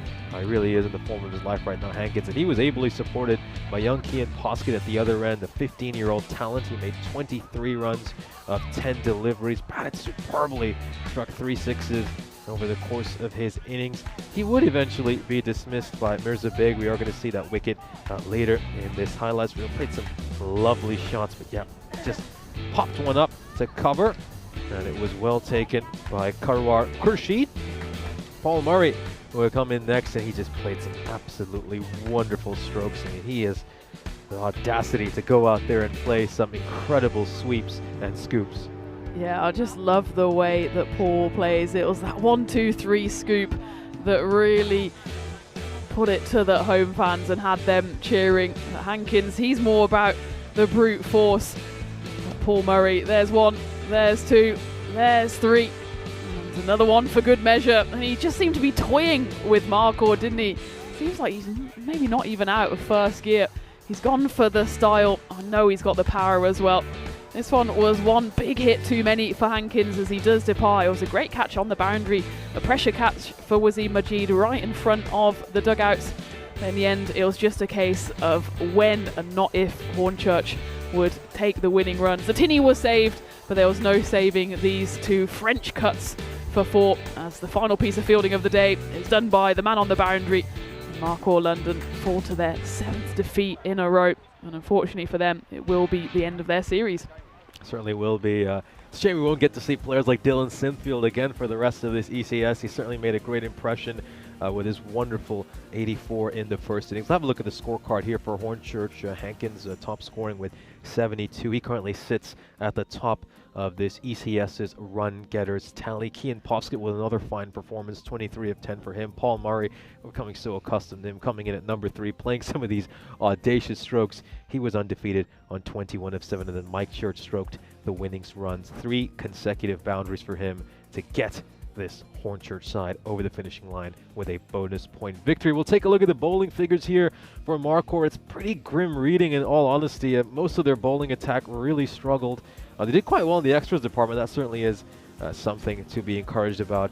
But Marquardt, this will be the end of their European Cricket Series campaign. They succumb to their 7th defeat of this ECS. They lose by 8 wickets. Hornchurch pick up this bonus point victory. And that will be absolutely massive for them as we head into tomorrow's action. We'll have a look at the fixtures coming up for you tomorrow. So it's going to be moving day here in Hornchurch. It's the final day of Group A action. While we do know who's going to make it to the quarterfinals, it's important that he try to get as high up this group as possible so you have favorable seeding heading into the quarterfinals. Yeah, absolutely. And talking of favourable, it's certainly looking good for Mighty Tigers. They've only got the 2 games left tomorrow, so by the end of match 17, they might even know if they'll be at the top because they might have an unassailable lead. As for the rest of the teams, of course, Marquardt are done, and for the rest of them, it'll just be a real fist fight to see if they can get maybe that 2nd spot, which will, as you say, give them the slightly favourable seeding. It's a shame that Marquardt weren't able to register a few more wins, but I suppose the way the scheduling has gone means that actually it's gone favourably. They kind of know they're out, and it's up to the other 4 teams now to scrap it out for all those 4 places tomorrow. Absolutely, and I think a big shout out goes to Seni. I think he was incredible today.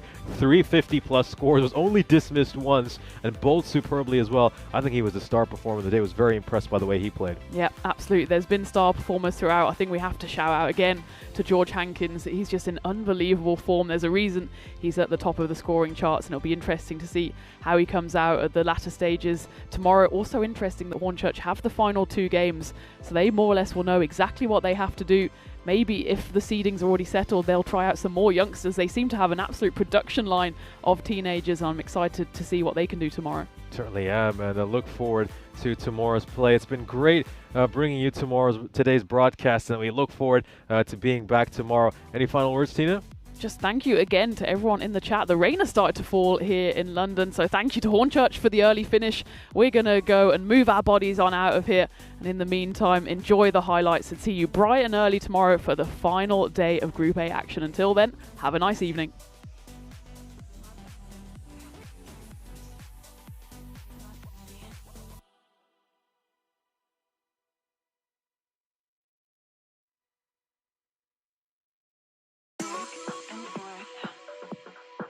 My body back and forth.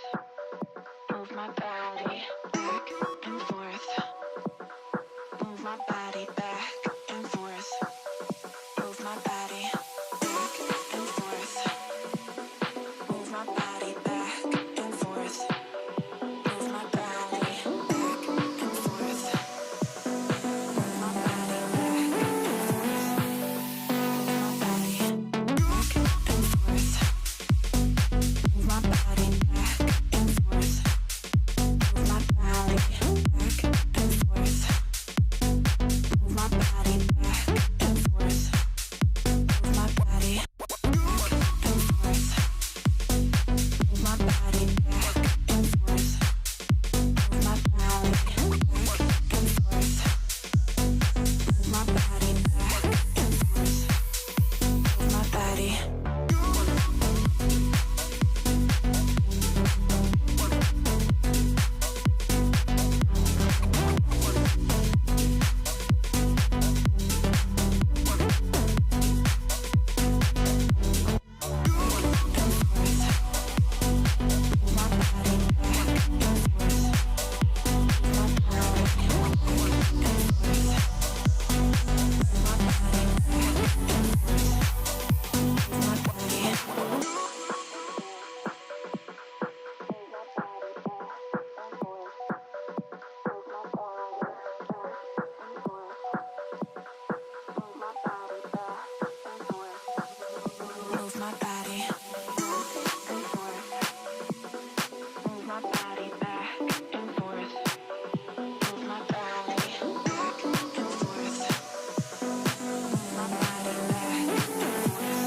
and forth. Move my body back and forth. Move my body back and forth. Move my body back and forth. Move my body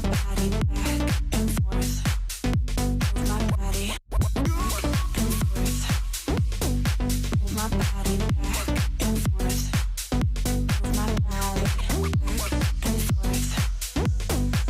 my body back and forth. Move my body.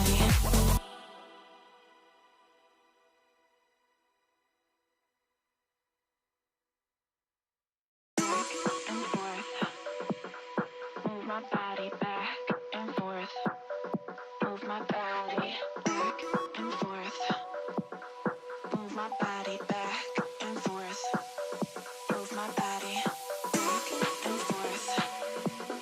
Move my body back and forth. Move my body back and forth. Move my body back and forth. Move my body back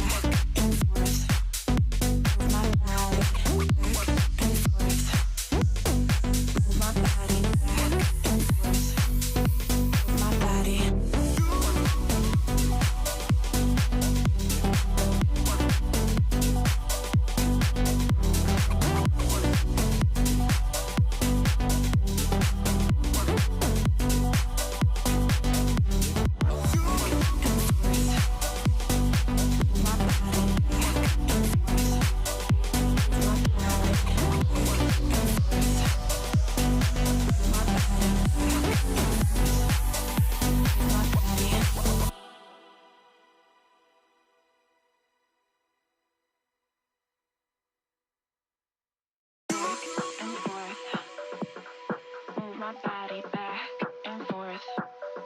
Move my body back and forth. Move my body back and forth. Move my body back and forth. Move my body back and forth. Move my body back and forth. Move my body back and forth.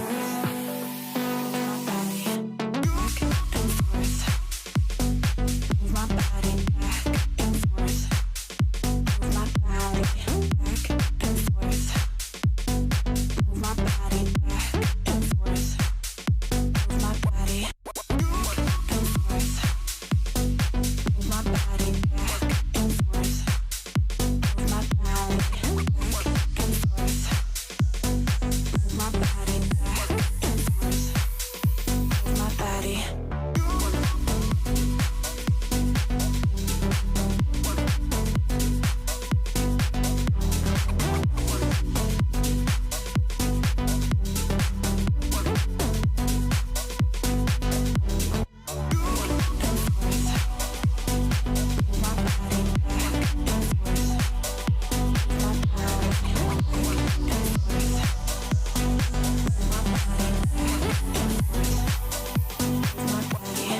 and forth.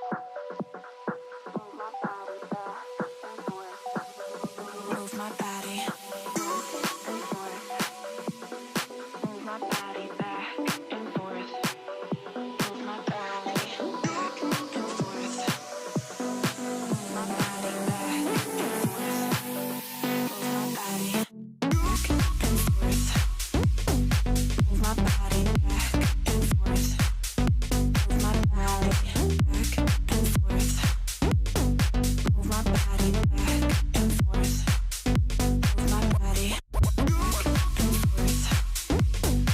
Move my body back and forth. Move my body back and forth.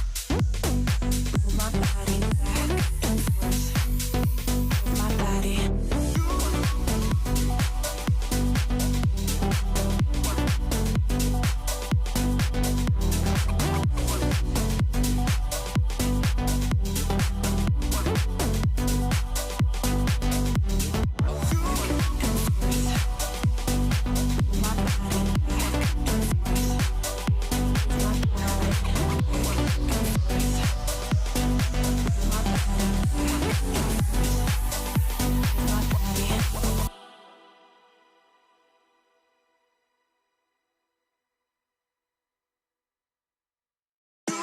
And forth. Move my body back and forth. Move my body back and forth. Move my body back